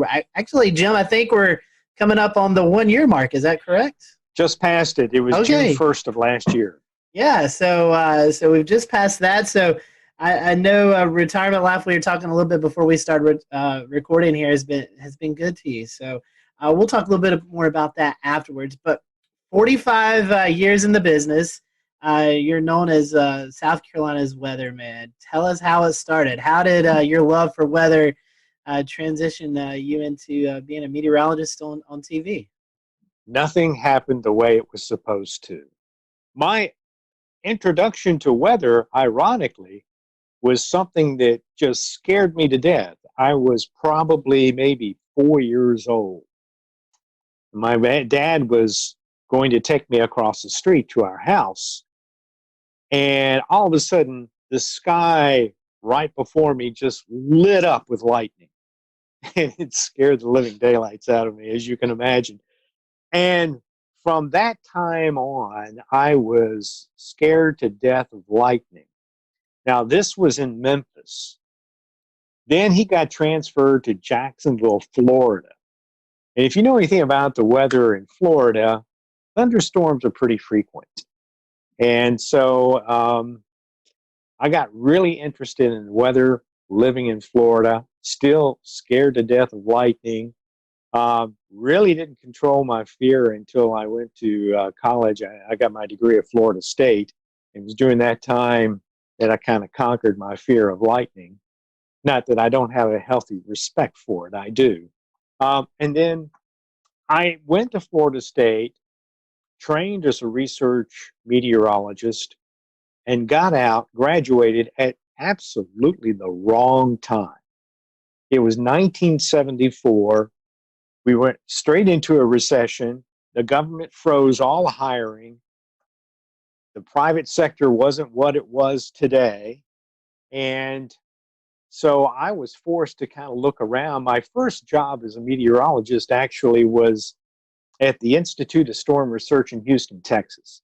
But then their contracts dried up. Again, I'm without a job. So I went back to Memphis, and I actually went back to graduate school.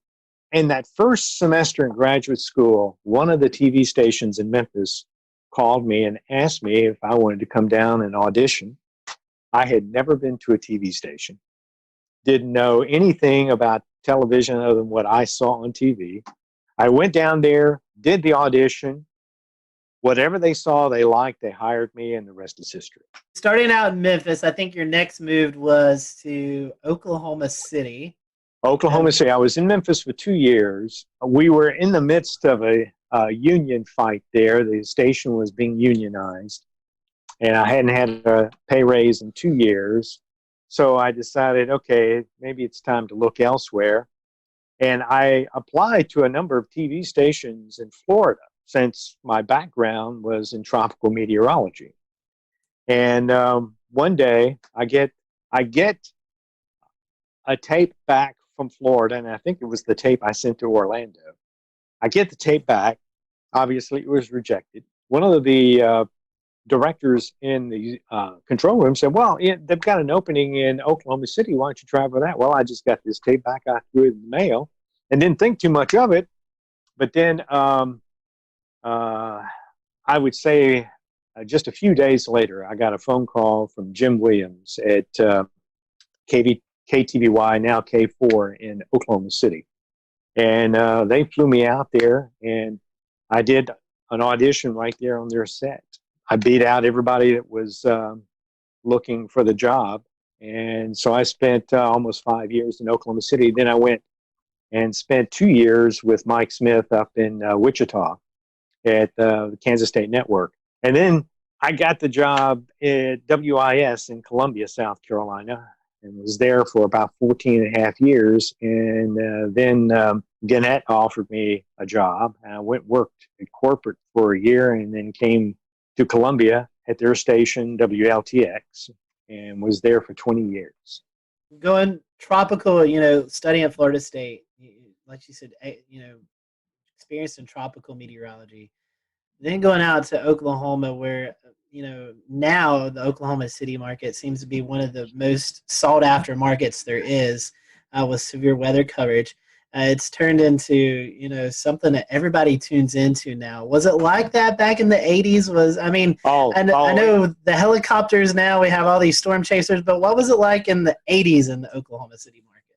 It was fantastic, but you have to understand, I went to Florida State University. We didn't talk much about tornadoes. So when I went out to Oklahoma, I told my folks, I said, well, we're going to find out what kind of meteorologist I am, because Oklahoma City is a tough market. It has broken many people, and we'll see if I can hack it. Well, I went out there at just the perfect time.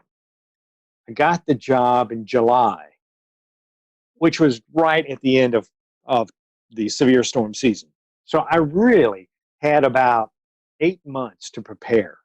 And prepare I did, because down the road from Oklahoma City, of course, is the University of Oklahoma, the National Severe Storms Laboratory, all right there in Norman, Oklahoma. And some of my friends at Florida State were working at the Severe Storms Laboratory. So I knew the caliber of people that were down there. My biggest fear in Oklahoma City was going on the air and saying something that wasn't correct. OKC to Wichita to Columbia. Is there anything in particular that drew you to the Midlands versus being out west? Very different. Well, one was a job, right. But after having been in Oklahoma City and Wichita for 7 years, and keep in mind I grew up in the Southeast, so when I came back to Columbia to interview for the job, the first thing I noticed was trees. And I said, oh my God, there are trees here. And not these little scrubby things you see out in the plains. And so I said, boy, if they offer me the job, I'm going to take it. And sure enough, they offered me the job. I took it, and the rest is history. I have to laugh. People always ask me about my time out in Oklahoma City and Wichita, if I ever chased storms. Yes. In fact, that's how I got into photography, was by chasing storms. I tell people that I chased storms before it became fashionable. When I was chasing, it was a rare event to run across another chaser. But today, when I see how many people are on the road chasing out there today, I'm just blown away. I said, oh my God, there's a traffic jam. I'm surprised they don't have cops out there directing traffic. I mean, you're exactly right. I mean, we see it now even on when folks activate their GPS and they go into into their apps, right? And they spell out names of people across 2 or 3 states. It's pretty impressive. So yeah, lots of people. A lot of people out there. And the competition is pretty stiff. Every once in a while on Twitter, you'll hear some scuffling going on about who was first in line or who was supposed to be first. So it's kind of interesting. Well, see, I never had that problem. There wasn't anybody out there. If you don't know what you're looking at in real time at the sky and what's going on in the environment, you can learn a lot from that outside of looking at radar and all these products and everything. So yeah, I mean, that's folks have access to that technology now, so they know how to kind of gain ahead. They can jump over to another state where something else is going on. So kind of. Well, for me, it was fantastic because I could take what I was seeing in the field, and when I went back to the radar, now I could start to put things together. And I think that made me a better radar analyst because I could see what was on the radar and I could visualize because I had seen it in the field. Right. And so it was a big help. Jim, I want to get back to Colombia. So overall in Colombia, you're talking about 30 years total. 34 years. 34 years. Let's talk about some of the major events, some of the major things you remember from Colombia. I was here during Hugo in '89. I experienced that as a teenager in high school. We left. We went to Union, South Carolina, and came back the next day, and it was just absolutely devastating. But I don't think folks knew what kind of impacts were going to occur inland, especially across the CSRA and all the way up into Charlotte and beyond. So tell us about your experience with Hugo. Well, that was an interesting one because when I came to Colombia, what I had not had to do when I was out in the Plain States was make a 5-day forecast. When I came to Colombia, they insisted on a 5-day forecast. Well, this is 1989. Everybody's doing 5-day forecasts, but granted, they weren't that great. So I had been watching Hugo off the African coast, and I had been reading some of the analysis coming out of Washington. And going into the preceding weekend, they said the weather pattern is shaping up for this hurricane to affect the southeast, which caught my attention. So over the weekend, I'm following it pretty closely. And so I went into work early on that Monday, and I did my analysis. The one thing that struck me was that the computer models were having some trouble. They kept wanting to keep the storm going west. When it came off of Puerto Rico, though, it was moving northwest. But the models kept wanting to turn it west. I have a rule, and I developed this rule in Oklahoma. And that rule is, when it comes to computer models and reality, reality always wins. So I looked at the situation, trying to figure out why would the storm turn west. I could not find any reason for it to turn west. So I decided there isn't much out there to move this storm. So I pretty much interpolated from the 500 millibars right into South Carolina. So on Monday, that Monday night when I went on the air, I said, I think this is a hurricane that's going to hit us in South Carolina. And I was projecting mainly the low country. And the next day, I expected, it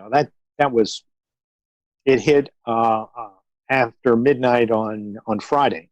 So you're more than 3 days out. So I expected, okay, I'll have to change the forecast Tuesday, but we can make corrections along the way. Well, when I came in Tuesday, I was within 25 miles of the projected path. So I decided if things aren't changing, why change the forecast? So I stuck with the forecast, and it came right into Charleston, South Carolina, and it did quite a number on South Carolina. It was the strongest hurricane to hit South Carolina since the storm in 1893. I want to touch on another major weather event topic, which was the October flood of 2015, which affected not only us at the coast, but again, the connection to Colombia and the tropics and an upper low. And it was just the perfect kind of combination. And so I know that there was dams that broke in Colombia. There was all kinds of flooding issues, you name it. So talk a little about your experience with that. And how you Well, that was an interesting one because if you'll remember, it was Joaquin that came into the Bahamas and went stationary and sat there for a while. And of course, we were all watching it.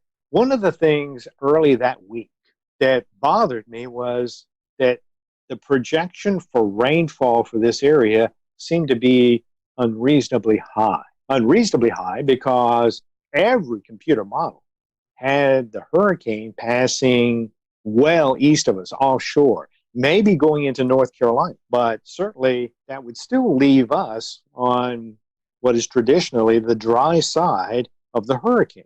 So, you know, we're talking about this on the air, and of course, I was talking with my colleagues there in the Weather Center, and I said, you know, something just does not add up. And so we kept looking, and I kept analyzing stuff, and still couldn't figure it out. I knew that there was some information that we weren't getting. So the National Hurricane Center decided on that Wednesday night they would start flying the high altitude aircraft out toward the storm. I said, and by the way, I was on conference calls with our corporate people.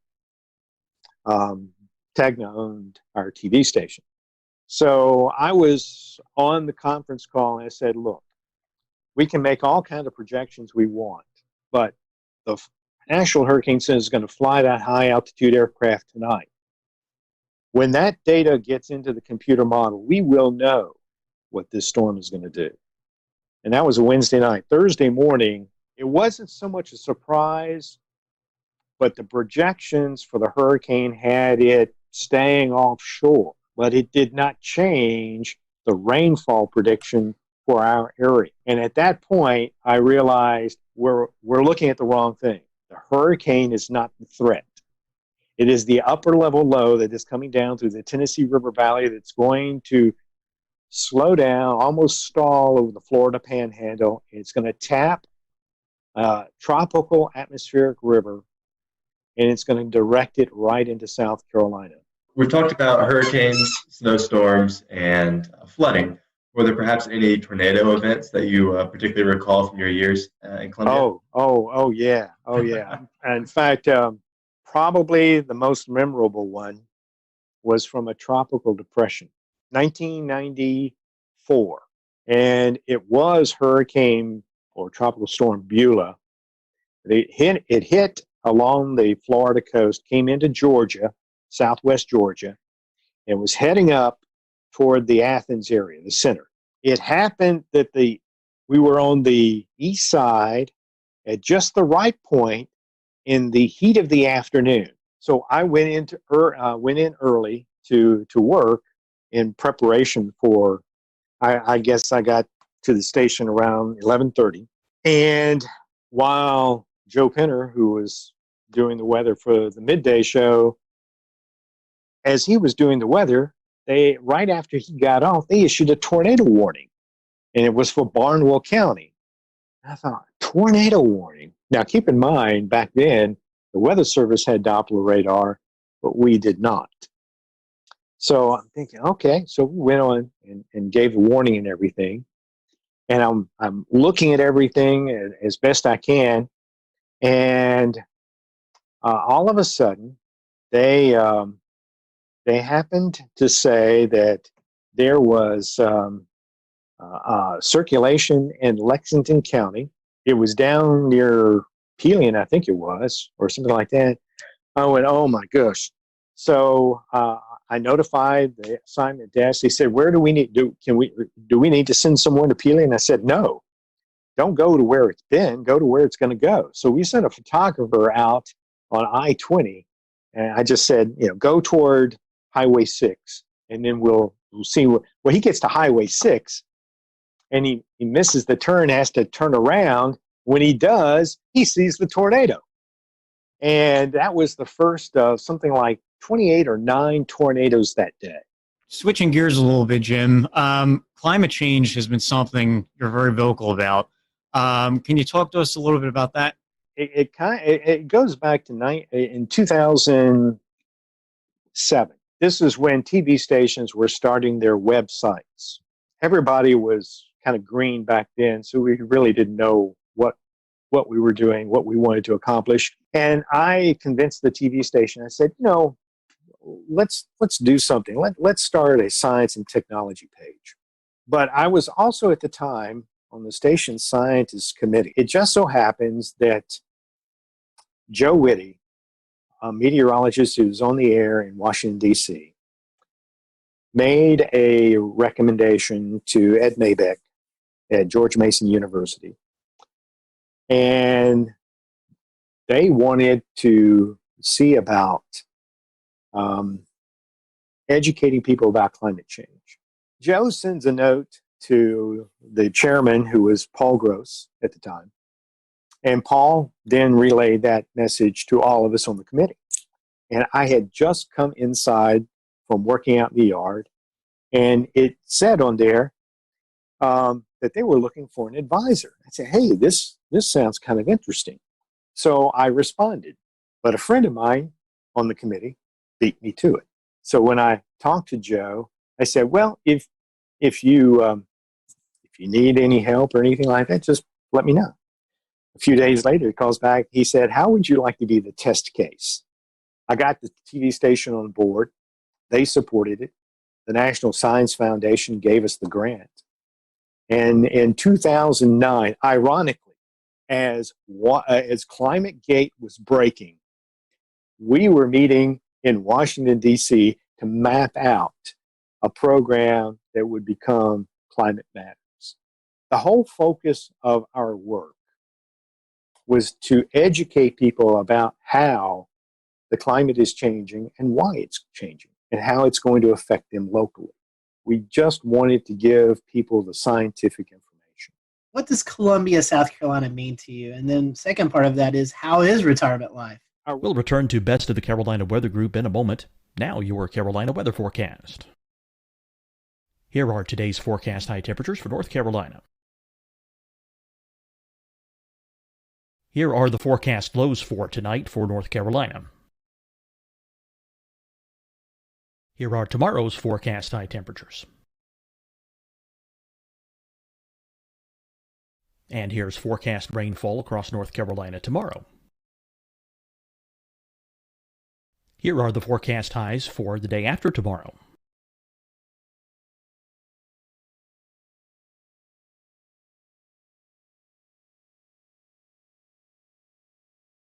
And here's the forecast rainfall across North Carolina for the day after tomorrow. This is the total rainfall forecast across North Carolina for the next 3 days. Here's the severe thunderstorm outlook for today from the Storm Prediction Center.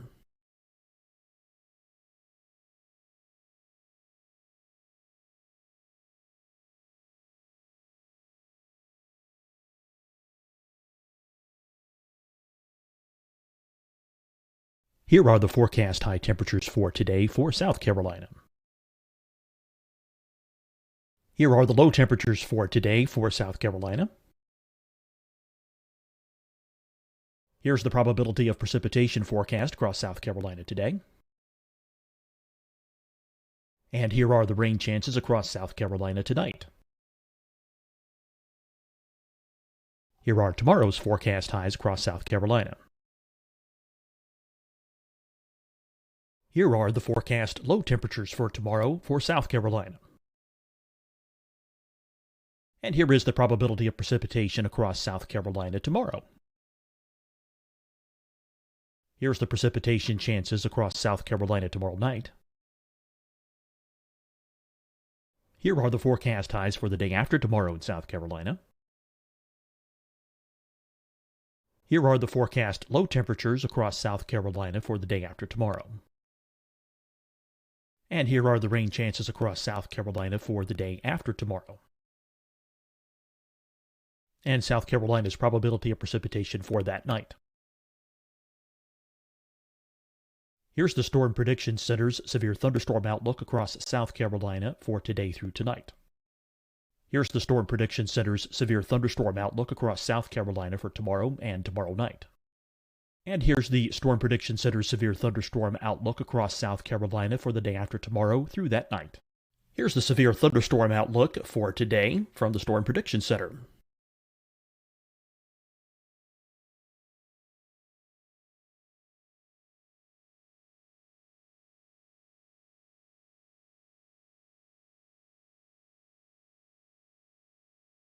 And now here's a live look at weather radar across the southeast. Deciding when to wear a mask isn't about who you know or how well you know them. Just ask yourself, will I be with anyone I don't live with? If the answer is yes, get behind the mask. Help slow the spread of COVID-19. Get behind the mask. Learn more at covid19.ncdhhs.gov. Hi, everyone. I'm Dr. Mandy Cohen, Secretary of the North Carolina Department of Health and Human Services. And when you follow the 3 W's, you protect your family and your neighbors from COVID-19. When you leave your home, practice your W's. Wear a cloth face covering, wait 6 feet apart, wash your hands often. Wear, wait, wash. We're in this together. Stay strong, North Carolina. Fight the spread and take a stand against coronavirus. Wear a mask in public. Stay at least 6 feet apart from others. And get tested. Join us and fight the spread. Visit scdhec.gov/COVID-19. Getting tested for COVID-19 helps you to take the steps needed to protect yourself, your loved ones, and your community. Find the testing location at scdhec.gov/COVID-19 testing. You'll see your Carolina weather forecast at 25 and 55 past. And now back to the best of the Carolina Weather Group on the all-new Carolina WeatherNet.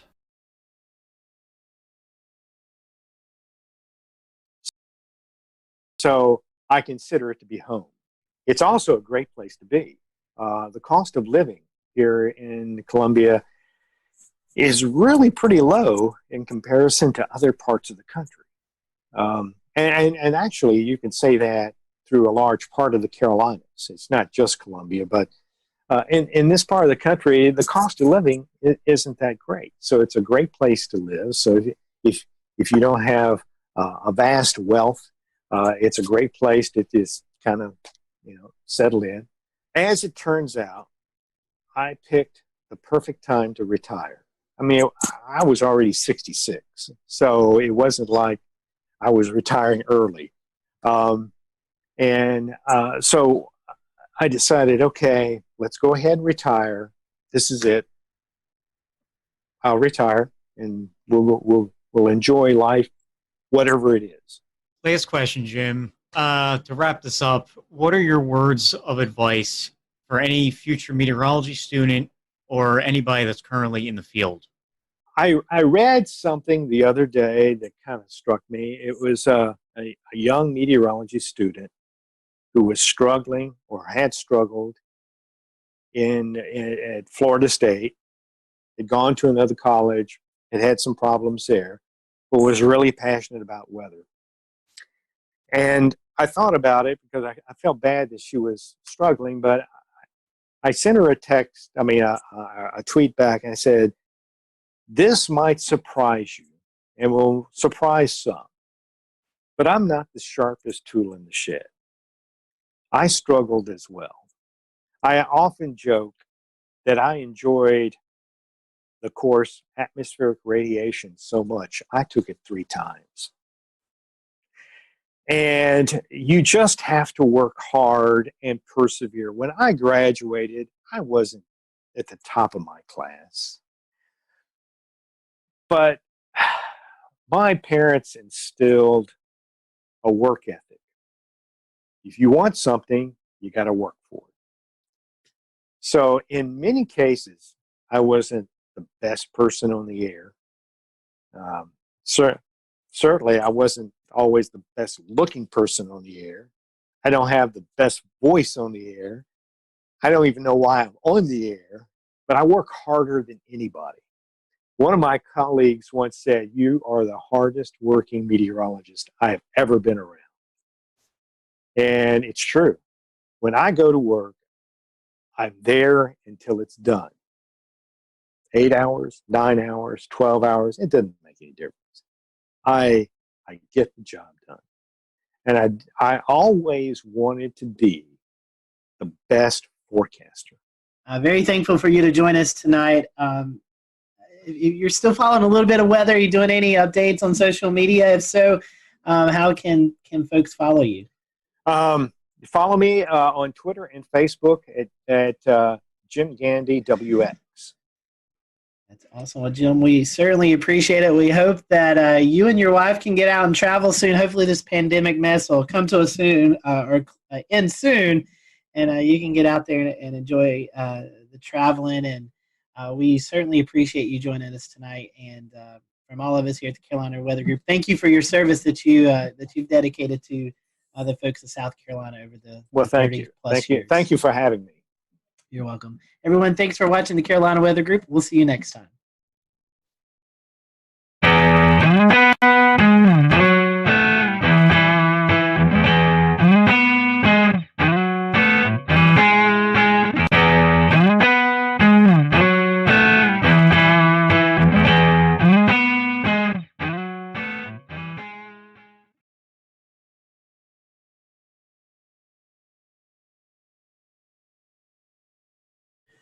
So we just finished up with James Spann and his count of April 27, 2011. And if you did, maybe you didn't know, but our own panelist, Dan Whitaker, was out in the field. I think this is before any of us knew you, Dan, but he was actually out chasing this big event. So I guess, first of all, let's kind of talk about what you were doing. How did you know to target this area? What was the game plan? Maybe a couple of days leading into this high impact event. Right. So we had been looking at the storm system quite a ways out. It was showing up on the long range data. I think a couple of weeks prior, and then it just kept on slowly, seemingly. Everything was coming together the closer we got to that April 27th date. So I was prepared pretty far in advance to get out there to Alabama was where I was loosely targeting. And a couple days ahead of time, I packed up the car and I left town the night before and stayed in the Eastern Tennessee mountains. It's Western for us if we're heading that way, but Eastern Tennessee mountains over in Chattanooga, and was prepared for whatever could happen. I've been out to Alabama a bunch of times to go follow and photograph storms, and nothing's come of it. So I didn't know what was going to happen this day. So during the day, walk us through what it was like from the time you woke up to the time that you finally found yourself on a storm. So I had some kind of omens, if you want to believe in that, at least. At the very least, the atmosphere was showing off for me right away. I woke up at my friend's house. He had to go to work, and it was I forget what day of the week it was, but it was a work day. And so he went to work, and I woke up at his house. He said, when you're heading out, just lock the door and behind you and be on your way. And so it was around 8 a.m. or so. I'm getting ready to leave. And there's some early morning storms happening out near Chattanooga. And one of them really started building up. I was watching on radar, and I was like, it's 8 something in the morning. I can't really look too much into this. I'm trying to head to Alabama, and I shut the door behind me. I lock the door. I get in my car, and I pull up at that time I had a full RAM mount, like a computer system in my car. I power on the laptop. It's actually this laptop that I have right here, which is now an outdated laptop system, but it still has some of my data on it. And power on my laptop, and I open it up, and right when I get my laptop open, tornado warning, storms heading directly over my location in a matter of minutes. and there was a strong kind of velocity couplet there when I looked at the velocity data. So I was like, there's some real reason to believe that this could be a threatening storm with a tornado. And so I actually went to try and get back in my friend's house I've 5 minutes, right? So let's get back in the house. No, the door's locked, of course. I can't get back in. And I look around, I'm in a crowded neighborhood with lots of trees everywhere. I can't even see the sky. So I think to myself, okay, well, what do I do now? Right. I don't want a tree to follow me. Right. And so I get in my car and I just start driving away from the storm through these residential roads in Chattanooga. It's hilly. I'm trying to just get out of there. I make it to a 4-road intersection and I kind of park my car there. I'm like, this is as good as I'm going to do. At least I'm not under the trees. And I park my car there. As some really intense wind started whipping across, horizontal windblown rain, I would just guess at 60, 70 miles an hour. And I was right there in the velocity couplet. And, it turns out there was wind damage and a tornado, but I just must have been very close. But I don't believe I was in the tornado. It was mostly, the winds changed directions eventually, but I believe it was all rear flank downdraft base kind of wind. So I drive back to my friend's house at that point after I'm kind of in that wind and rain and it passes by me. So I know I'm safe. I just kind of drive back there because I don't know what to do with myself at this point. And the road that I came down just a minute prior, there had been someone driving down that road and a tree fell and actually crushed their car with them in it. I got there before the emergency response did. And, or just at about the same time. So I pull up and so do they, and I kind of get out of my car and I'm like, what's going on? The emergency response person, fortunately, they started trying to, do what they needed to do. And I was like, they've got it figured out. They told me to, leave them alone. So I just kept on heading on my way. I was like, I guess I'll go to Alabama now. And that's how I started my morning. So, pretty intense. Dan, wow. I have a question for you. Sorry, Evan, I didn't mean to step on you. Recollection, this was 10 years ago, so I don't think radar scope was a thing. That's right. How did you get this weather data while you're out in the field? It's 2011. Technology has surely come a long ways in the last 10 years, but what was it like back in 2011 getting? You mean, what was it like using a flip phone when I was storm chasing? Yeah. So that's what I was doing. I had a GZ1 waterproof flip phone, and for data, fortunately, things were fairly advanced for the laptop systems, as long as you had a laptop system and internet and a few other things. So I had a GPS puck that logged my GPS data into the system I was using at that time. It was can't even remember the name of the system actually, but it was definitely an older PC radar system that integrated with Delorme Maps was what I used to log my GPS data, and it integrated the data in. It was the only thing. At that time, it was the only program comparable to GR level 2, which is still, a top program for PCs. And, but yeah, no radar scope, no quick data via phone.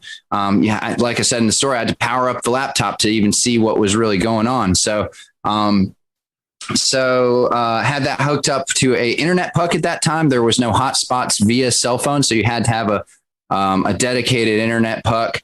Also to power the computer at that time, there weren't cars built in with power inverters for things like computers, like there are now. Like the 4Runner that I own now, it just comes with power outlets, right?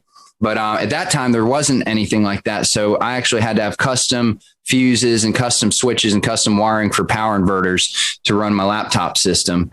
And so it was a lot of electric based stuff and the best technology at that time just to even get online and see what was going on. Later in the day, Dan, with all of this equipment that you had, you managed to get yourself on the Coleman, Alabama storm. The storm was severe. It produced an EF4 tornado. Can you tell us a little bit about the experience you had chasing that in the afternoon? Right. So I made it to Alabama after my intense morning, and and I'm kind of trying to figure out where to target for storms. They start kind of popping off immediately early in the afternoon. I think around 1 or 2 was the first supercell that I got on, and these storms were classic supercells popping up in every square foot of Alabama that you can put your eyes on radar. So it's just these storms are popping up all over the place, and a lot of little kind of storms, but among the mix, a lot of major strong supercells were developing that were immediately severe warned, putting down things like hail, and a lot of them were starting to go tornado warned even early on in the day. So I chased 4 different supercells, which I believe all 4 of them or 3 of them were tornado warned before I even made it to Coleman. So I had this long, for those of you who aren't as familiar with how a storm chase would work, you see a storm kind of growing either visually or on radar. You know, the ingredients are there for that storm. Then once it grows to become a significant storm. And so you start targeting, you want to target the storm early and get to it before it basically becomes maybe, outdated, so to speak, where it's just overtaken by rain, the visuals are gone, maybe the tornado is gone too. So you want to, if you can be there at the birth of a storm and follow it through, that's ideal. Granted, these storms this day in Alabama were averaging speeds of 40 to 60 miles an hour. So it's kind of hard to stay with them, but that's why you hop around a little bit. So you would start at a storm. Here's the birth of a storm. Great. Let's see what it's going to do. It either outruns you or starts dissipating, and then you pop to the next one. So like I said, I was on, about 4 or 5 of these before I made it to Coleman. And that was a couple hours worth of chasing and driving. I'm starting to kind of almost wear down a little bit, because after you've seen 1 storm, 2 storm, 3 storm, you're like, are any of these going to produce visible tornadoes, or am I just driving under, low hanging clouds and rain and hail? And, so I'm driving towards, I guess this is where the story really starts, right? So I'm driving towards Coleman and into town because I saw a really nice hooked supercell that was heading towards Coleman, and it looked great on radar. It was starting to form a really nice hook, really nice velocity couplet. By nice, I mean strong and visually, from a radar standpoint, a strong and kind of pronounced feature that tends to, mean that the storm's going to at least go tornado warned, if not produce a tornado. And like I said, the ingredients were there. This was a day that had been forecasted for a while. We knew that this was a significant day. It was a high risk by the Storm Prediction Center. They were predicting a tornado outbreak. And so we knew it was going to happen, or at least that's what we thought was going to happen. And anyways, the storm, as it's heading towards Coleman, I drive closer, and it's the weirdest thing, because typically when I'm chasing storms, I kind of get in a position where I'm looking at the rotation part of the storm and the part of the wall cloud that is rotating and maybe going to put down a tornado. So I'm trying to be in that area, stay with that area. In this particular storm, I kind of just, as I'm driving into Coleman, I knew what storm I was going for, but I kind of look off to the side, and there in the far distance over a field is a tornado, and it's pretty far out. But I noticed it right away, and I'm like, all right, well, there you go. After 4 storms or so, and here it is. And it's there. I did it, I'm seeing a tornado right now. And this is what all my effort's been funneled to get here. And it wasn't just seeing a tornado. I need to kind of preface this. I'm a trained storm spotter at this time. I've got a couple years, 3 years of experience under my belt. I was very involved in wanting to try and collect data for historic reasons. I had 2 anemometers on my car. I was connected in to try and report and relay data back to the National Weather Service.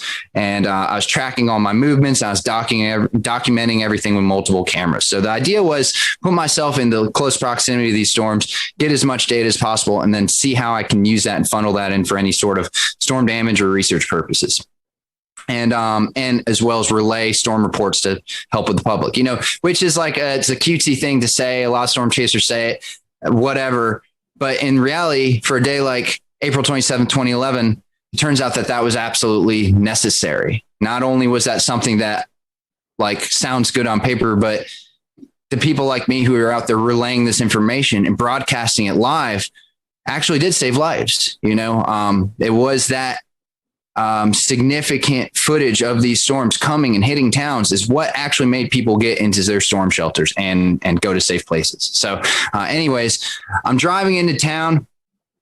I see the tornado out above a field. I had been live streaming for a little bit at that point, but I had a live stream setup going on with a HD webcam streaming to the site at that time called Chaser TV, which was in the 2010 to 2014 period. It was the hottest thing out there. The public knew to tune to Chaser TV, and the Storm Chaser show was hot, and people were thinking about storms and thinking about storm chasing. And so it had thousands and thousands of viewers that you could get access to if you streamed. And the cool thing about Chaser TV at the time too is they would pay per viewer, pay for pronounced amount of time and stuff like that. So you could actually, come out with a little bit of a paycheck at the end of it too.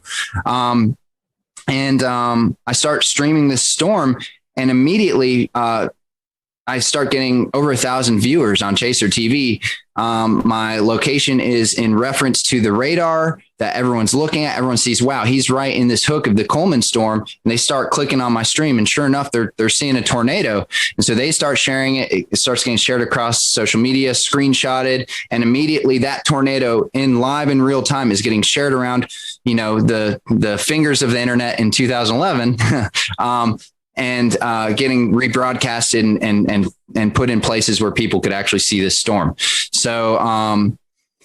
So I was live streaming it. I was filming it with another camera. We'll play kind of the video of what that ended up looking like with my other camera. And then I was taking DSLR pictures, as well as running 2 anemometers and trying to stay in good proximity and location to this storm. So I was by myself, and so I was trying to do all this stuff, and as well as listen to the scanner radio. Anyways, I see this tornado come through, and it's coming closer and closer. It's coming towards me. I'm trying to figure out, is this storm going to do something where it actually hits my location? Or so at one point, and you may see this in the video, where the tornado seems to get close enough to me where all of a sudden you can't really see the gray funnel anymore. Instead, you see just like a massive dirt. And that's when I think I'm starting to get a little close there. And so I actually back up across the road that was behind me into a gas station. And in my head at that moment, I think to myself, if I drive 30 feet backwards, I can maybe avoid getting hit by this thing and still film it. So that was my thinking. And I don't think I was that close, but I was in stone's throw. I was very close. And then it kind of continues going at an angle in front and away from me. And that's when it touches down fully. You can see it, the funnel reach the ground, and the tornado becomes very pronounced, very kind of like a very defined elephant trunk. And it's kind of, not this big, wide, massive, weird wedge that we would think about when we think about EF4s and very strong, violent tornadoes. But however, and I know this from the comments on my YouTube channel, where some people are saying this isn't a true EF4. Look how skinny it is. But in reality, it's that tight, strong wind whipping around at the bottom that's causing all the damage. And it was, you can tell in the video that it's a very strong tornado, and it was a very strong and destructive tornado. It went through downtown Coleman, destroyed a number of the commercial buildings there, destroyed some houses, and ended up with multiple fatalities, including a newborn or a young child. And, it devastated the city. So as this is happening, here I am, Mr. North Carolina, out of my city in town by myself, in my storm chasing vehicle. Fortunately, I'm prepared for living multiple days out of my car if I needed to, right? That was part of my preparation. So, but I'm thinking to myself, like, what's next? What do we do now? So I try to follow the storm.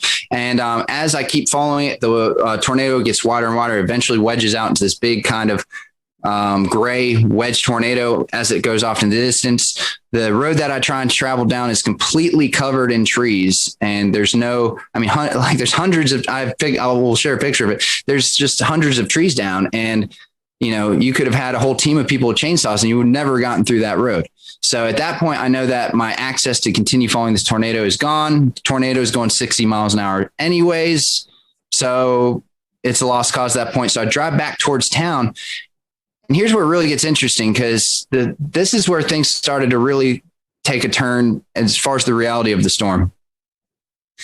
All I could smell was trees and fresh wood. And as I look around through the woods as I'm driving back towards Coleman, the trees are stripped of their bark. They're just bare. It's just bare wood, forests of bare wood, and twisted trees and just devastation. And I'm driving back towards Coleman to try and figure out what's my next move. And I look at the radar on my computer, and there's another storm that's tornado warned and heading right towards Coleman. That is going to be there in 20 minutes, right? But what has just happened is a tornado just devastated Coleman, and at the same time, tornadoes were devastating Tuscaloosa and other. That's a well-known one, but there are, I think, 5 or 6 tornadoes on the ground at this very moment, and Alabama was in a mess. So Coleman was in a mess, and everybody got in their cars and drove out to the middle of the roads to try and get to their family members. Cell service was completely down at this point. I don't know if it's because cell towers were hit or if everyone was trying to use their cell phones at the same time, but there was zero cell service. You could not use it for anything. The only thing left was internet through my internet puck. So I was able to access radar data and message through some sort of messenger app I was using at that time. And I think email is what it is called. I was emailing people. So I drive back into town. The roads are crowded with people. People are kind of walking around confused. Everyone has their cell phone in their hand. Like, what is this? It's not doing anything. And they see that I'm a storm chaser. I have stormsquad.net on the side of my vehicle and stuff. They start coming up to my car and they're saying, what happened? We're trying to get in touch with our family members. We can't do it. We heard the town was hit. We'll return to Best of the Carolina Weather Group in a moment. Now your Carolina weather forecast. Here are today's forecast high temperatures for North Carolina. Here are the forecast lows for tonight for North Carolina.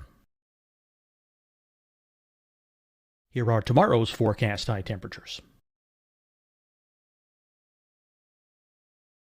And here's forecast rainfall across North Carolina tomorrow. Here are the forecast highs for the day after tomorrow.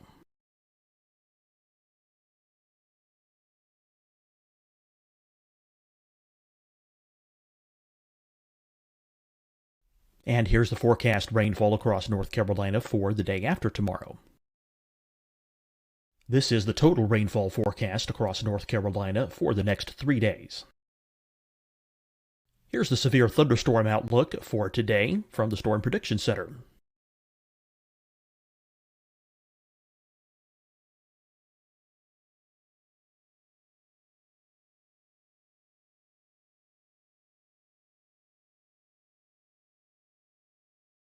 Here are the forecast high temperatures for today for South Carolina. Here are the low temperatures for today for South Carolina. Here's the probability of precipitation forecast across South Carolina today. And here are the rain chances across South Carolina tonight. Here are tomorrow's forecast highs across South Carolina. Here are the forecast low temperatures for tomorrow for South Carolina. And here is the probability of precipitation across South Carolina tomorrow. Here's the precipitation chances across South Carolina tomorrow night. Here are the forecast highs for the day after tomorrow in South Carolina. Here are the forecast low temperatures across South Carolina for the day after tomorrow. And here are the rain chances across South Carolina for the day after tomorrow.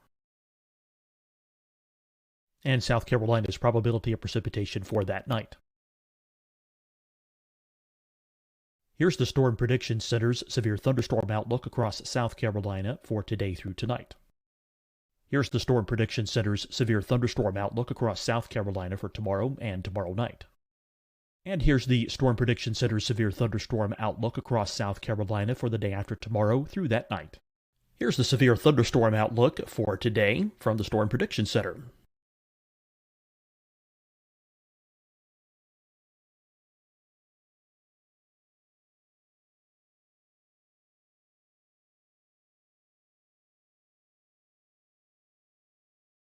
And now here's a live look at weather radar across the southeast. Deciding when to wear a mask isn't about who you know or how well you know them. Just ask yourself, will I be with anyone I don't live with? If the answer is yes, get behind the mask. Help slow the spread of COVID-19. Get behind the mask. Learn more at covid19.ncdhhs.gov. Hi, everyone. I'm Dr. Mandy Cohen, Secretary of the North Carolina Department of Health and Human Services. And when you follow the 3 W's, you protect your family and your neighbors from COVID-19. When you leave your home, practice your W's. Wear a cloth face covering, wait 6 feet apart, wash your hands often. Wear, wait, wash. We're in this together. Stay strong, North Carolina. Fight the spread and take a stand against coronavirus. Wear a mask in public. Stay at least 6 feet apart from others. And get tested. Join us and fight the spread. Visit scdhec.gov/COVID-19. Getting tested for COVID-19 helps you to take the steps needed to protect yourself, your loved ones, and your community. Find the testing location at scdhec.gov/COVID-19 testing. You'll see your Carolina weather forecast at 25 and 55 past. And now back to the best of the Carolina Weather Group on the all-new Carolina WeatherNet. Actually give as many people as I could the information that I had, which was, there was a tornado, it hit part of town. There's another storm coming. You're going to want to find a place to take refuge. I had a CB radio in my car at that time with a speaker. I got on my CB radio and started driving around and saying, there's another tornado warning coming, because nobody knew. And I drove around the town and yelled at people to find safe shelter. And that was really harrowing. I don't know if that's the right word. There's no words to describe. I mean, it was very sobering. I mean, just I was focused. I was trying to, at that point, just go into storm recovery mode. I'm now part of this Coleman community, right? So how do I help them? And yeah, that was not my last storm of the day. So, I actually left Coleman and went and got on another supercell at that point, because there's nothing else I could do in Coleman that, short of, I warned everyone I could. The storm didn't hit there, so I left. I went out to go get to another storm and chased 2 more tornado warned supercells. Nothing really produced from those. And then the sun started going down and still no cell service. But I have my radio police scanner and fire EMS scanner, and I'm hearing that reports that there are no gas stations and no gas available to the first responders. And I look at my gas tank at that moment. The sun was just starting to set. I look at my gas tank and I'm on less than a quarter of a tank. Hadn't anticipated on there not being any gas in the state of Alabama, right? And so with very little gas and a lot more storms, all tornado warned, heading my direction, and now it's dark out, I had to do what I now refer to as a kind of a intense game of avoid the tornado for the next few hours. And I did it on zero gas. So what I had to do is I would drive out to somewhere where I thought was in between two supercells heading my way, because there was just groups of supercells just over and over and over again, all tornado warned. So I'd drive where I thought I was going to be in between the two. No cell phone service and limited radar at this point because internet was dicey out where I was. And then I'd turn off my car and I'd just sit there in the pitch black and just watch the lightning, both the storms pass on either side of me. I'd turn back on the car, get the laptop back up, see the next radar run, and figure out my next spot to go to try and be safe. And I did that for a few hours until eventually it seemed clear enough for me to actually get to a city on my zero gas. So I found a city. I don't even remember what the name of the city was, but it's probably 100 miles, 50 to 100 miles from Coleman at that point in Alabama, central Alabama. And I get to the hotel and they say, we don't have power, but you're going to have to pay full price. Sorry. And nobody has power, nobody has gas. And I said, do you know where the nearest gas station is that has gas? And they said, we're hearing reports that there isn't any gas except for far eastern Alabama on the eastern Georgia, Alabama line. Other than that, nowhere else, even west of here, north of here, south of here, no one has gas. And I said, okay, well, I guess I'm staying here for the night. And so I had just filmed all this video. So I went ahead and I had no power, no gas, but I did have an external battery that I brought with me to power an emergency battery pack to power things like laptops and stuff. So I went ahead and plugged in my laptop, fired it up, got my video uploaded to YouTube. It was my second video I'd ever uploaded to YouTube. The first one was a tornado 2 weeks prior in Alabama, coincidentally, and close by. And this was my second video. And I get it up there. I shut down everything because the battery's going to die. Done for the night. I go to sleep. I wake up the next morning, and the video's got like 80,000 views on it. And my inbox is just full of people saying, "Can we use a video? Can we use a video? Can we use a video?" Just my email's blown up, and I'm like, wow, I guess that's, this was in 2011 before viral videos was really a thing. YouTube's kind of new at this point.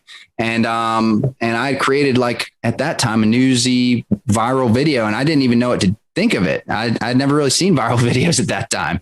So I was like, well, that's interesting, and whatever. I mean, it's a historic day. So I knew that, my footage was, I'm glad people are seeing it, please share it, and ended up driving to a gas station that was about an hour and a half away from my hotel. And I didn't think I was going to make it. But that was the closest gas station. I, called around. I did everything I could to source a gas station. That was it. It was on the border. So I just drove that direction on no gas. I was on fumes the whole time. And I got to the gas station, and I'm literally you can hear the gas running out and the car sputtering and stuff. So I cut the car off in the line. There was a humongous line going out around the road, circling all around. Fire trucks are coming in, skirting in front of the public to get all the gas. EMS, they're coming in. It's the only gas station that had gas. And so I sit in the back of the line. There's maybe 50 cars in front of me. And I turn off my car, and I literally kept it in neutral and pushed the car most of the way to get to the gas tank, / rolled it part of the direction, and rolled it just down the hill with gravity. And I made it to a gas tank after about, I think it was about 2 hours of sitting there in line, and made it to a gas station and made it to the pump, and was able to get enough gas in the car, and drove back to North Carolina that morning. So I kind of just went through the story there. I mean, I don't know. There's of course more to be said, but that's kind of my experience being there right in central Alabama. I mean, the in and the out, at least the basic summary. So Dan, I'm curious. I've been storm chasing once, and the adrenaline rush you get as you see a tornado obviously peaks up, and then you you kind of go into recovery mode, hoping that everyone's okay. Did you experience that adrenaline rush when you were witnessing this? Yeah, definitely. During the Coleman tornado, it was when I first saw it, and for those first few minutes, especially, I couldn't believe what I was seeing, and you know, that adrenaline really kicked in. Here I am. It's real. I'm on a tornado. This is a high risk day. These storms are explosive, and I knew that something bad could really happen. And so yeah, the adrenaline popped in at that moment. But it's the weirdest thing. One of the comments on my YouTube video is, why is there no screaming? Where's all the screaming? Where's all the yelling? This is like the calmest tornado video I've ever seen, besides Pico's Hank.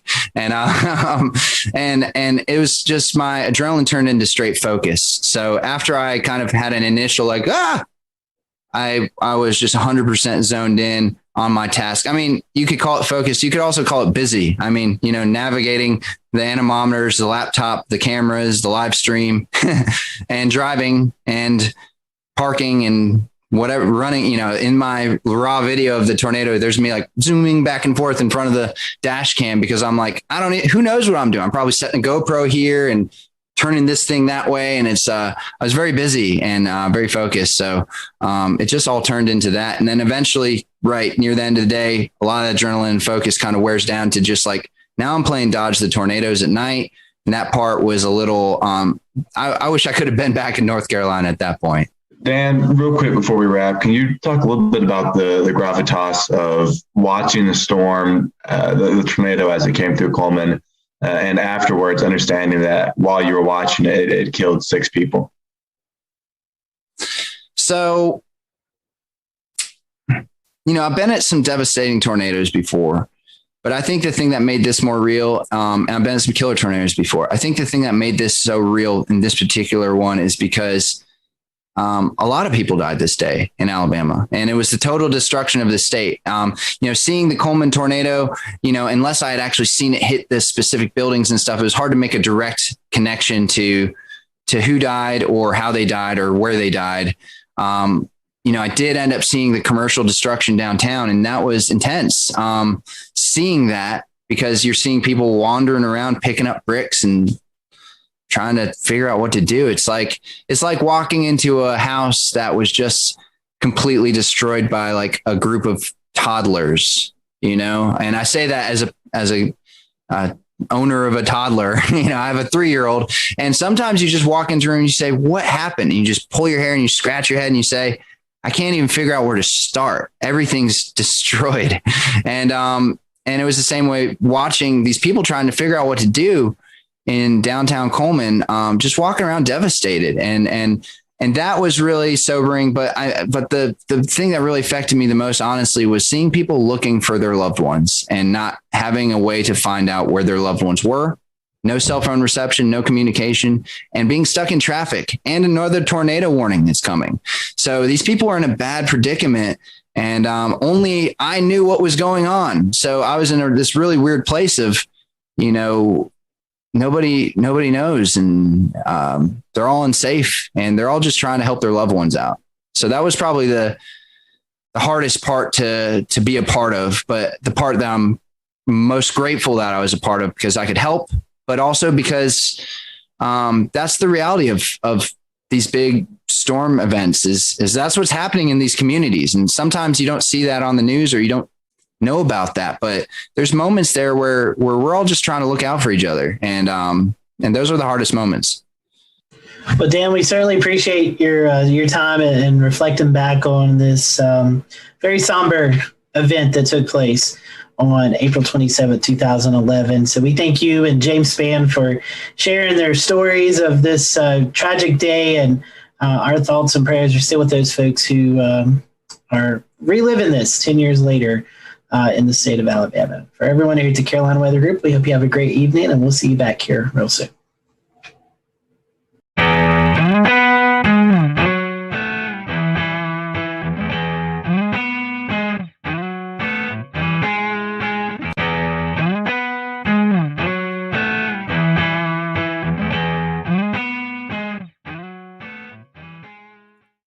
And good evening from Charlotte. I'm James Brierton. It is Wednesday, November the 18th, 2020, and thanks for joining us for an all-new edition of the Carolina Weather Group. Now, this week on the Carolina Weather Group, we are dusting off a tape that has been sitting on our shelf for a little time now. We want to explain why. We're going to be talking about fire safety here in the Carolinas, and in March, we talked to the North Carolina Wildfire Service, Forest Service, and they gave us some great information about trying to keep your home safe, keep yourselves safe, and trying to keep our beautiful scenery here in the Carolinas safe.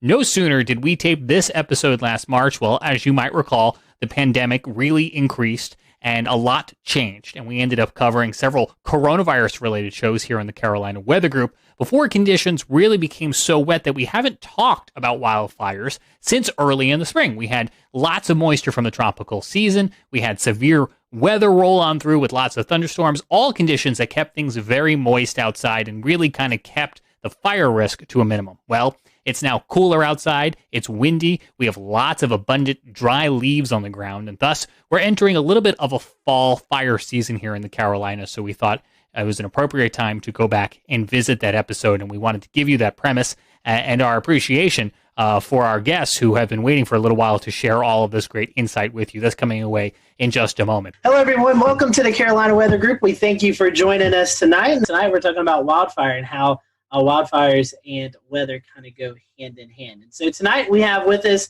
Justin Query from Granite Falls, North Carolina. He is in charge of Western North Carolina and the wildfire mitigation program. And we also have with us Hannah Thompson Welch. She's located in Kinston, North Carolina, and she manages Eastern North Carolina and the wildfire mitigation program there. So Hannah, Justin, thank you for joining us tonight. We appreciate that. I know our first question to a lot of folks who are first time on this program has to deal with weather and how they got interested in weather. And I know weather is a part of your job, but how did you guys get involved in the Forest Service? What really inspired you to want to do this? Hannah, I'll start off with you. Kind of give us a little bit backstory about you and then how you got involved with the North Carolina Forest Service. Okay. I was one of those kids who liked to romp through the woods and stay on the heels of my father, so trying to keep up with him through the woods, I guess that's what got me into forestry to begin with. But I was a sports medicine major originally and helped some guys out in the dorm with their homework in forestry, and then got bit by the forestry bug.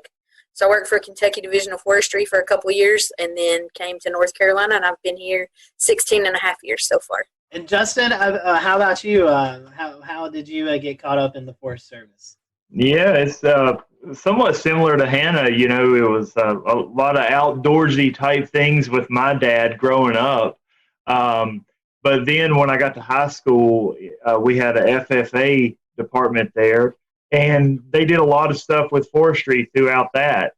And, you know, I realized it was something I really enjoyed and decided to go to school for it and pursue a career in it. And just like Hannah, me and her, we started right about the same time. I'm sitting about 16 and a half years myself now. Very cool. Those are great stories. So now kind of transitioning into the main topic of tonight, which is obviously wildfires. Justin, I guess we'll kind of start with you. Is the spring fire season the only fire season of the year, or is there another one later in the year as well? No, we'll typically have another one in the fall of the year, usually right around leaf fall. We'll have a lot of fresh leaves on the ground, ripe for ignition. Right, yeah, I can see how that would be an issue. Speaking of ignition, how do some of these fires get started, Hannah? So in North Carolina, we have around 98% of our fires are caused by humans. That is terrifying. Well, it's only 2% are caused by lightning, and that's different in a lot of other parts of the country. But here, with our wildland-urban interface, we have a lot of population, so we have a lot of human-caused fires. And some of those are debris burning is our major cause, around 38%. And then incendiary is about 20%, miscellaneous 14%, and then it goes all the way down to camping at 1%. So it's a variety of human causes, but our main one is debris burning. And to sort of piggyback on that, to Evan's question, a lot of folks here, we see prescribed burning a lot in our forests. And a lot of folks are always asking, hey, is that fire out of control? Sometimes it can really set up where you get pyrocumulus clouds building over the top of it, and just looks like a really ominous situation. So I got to ask, are any prescribed burns responsible for some of these out of control fires, or is that really monitored heavily and that's almost a 0% risk? Okay, well, I'll take that one then. I was thinking about it for a moment. Yeah, we'll go with you first. Sorry, my fault. So I guess the question is, does a prescribed fire ever turn into a wildfire? Is that the long and short of it? Yes, it has happened before. And will it happen again? Yes, it probably will. We do our best to plan for that not to happen. But, when you're dealing with something like fire and something as with weather, and, it can be an unpredictable thing. As much as we like to think we can predict it, you can have a wind shift that you didn't see coming. You can have, a whole host of different things. Relative humidities will drop out lower than what you thought they were going to be. And, experience some more extreme fire behavior than what you were thinking you would have that day.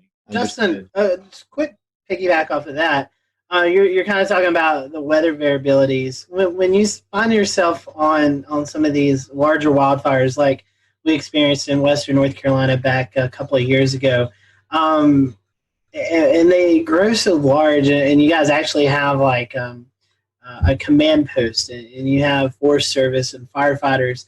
Do you guys ever get like meteorologists that on like site to help you out with like you talked about humidity or wind shifts or anything like that? Yeah, absolutely.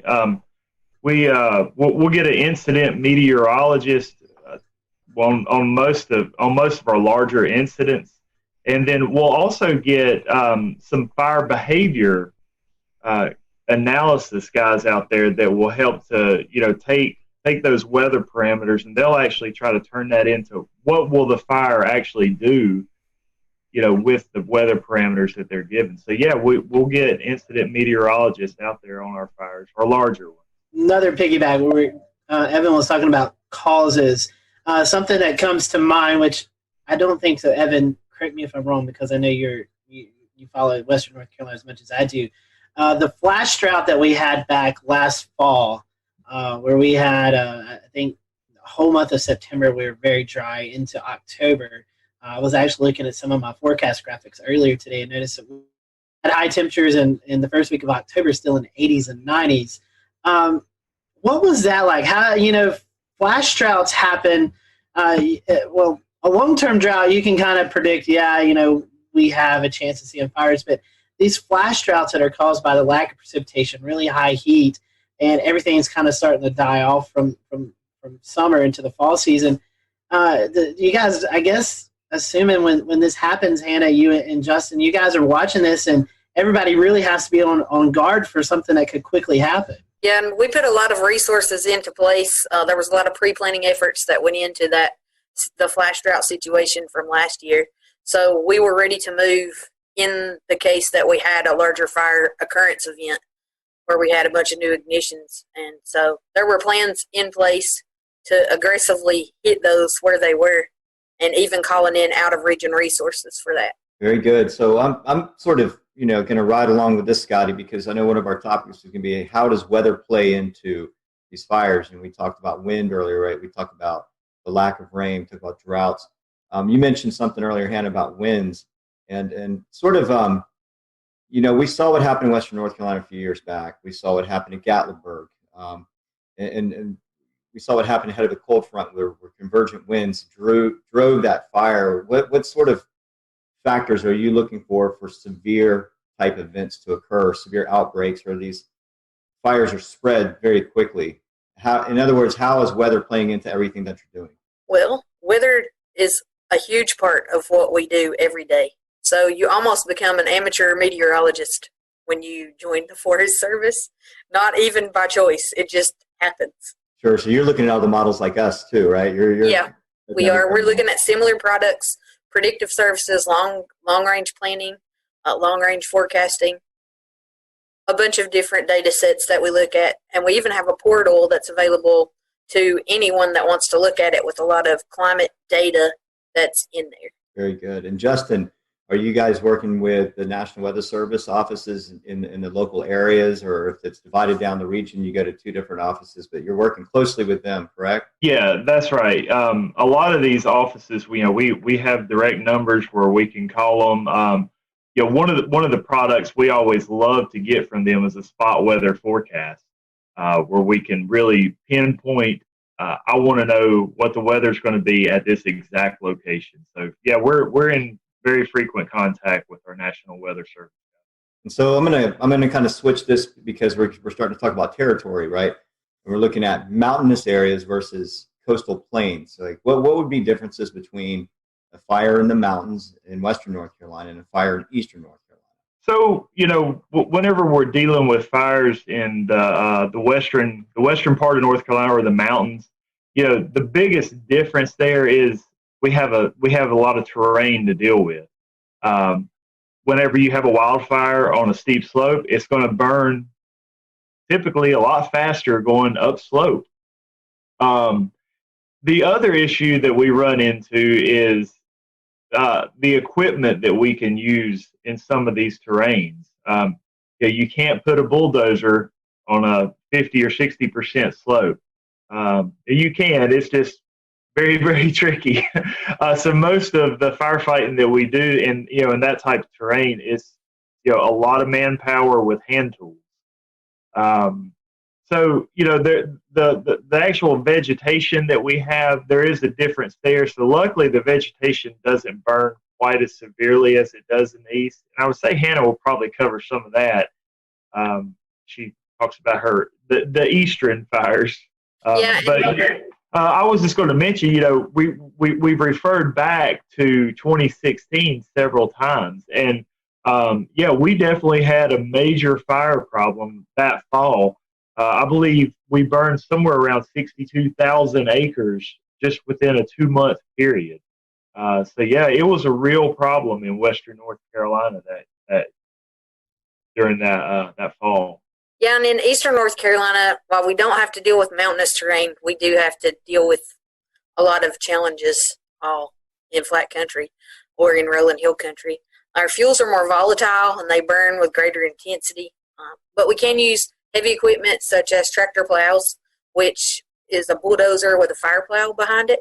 And though that equipment's used more easily in most cases, unless the soil is not it can't support the weight of the equipment.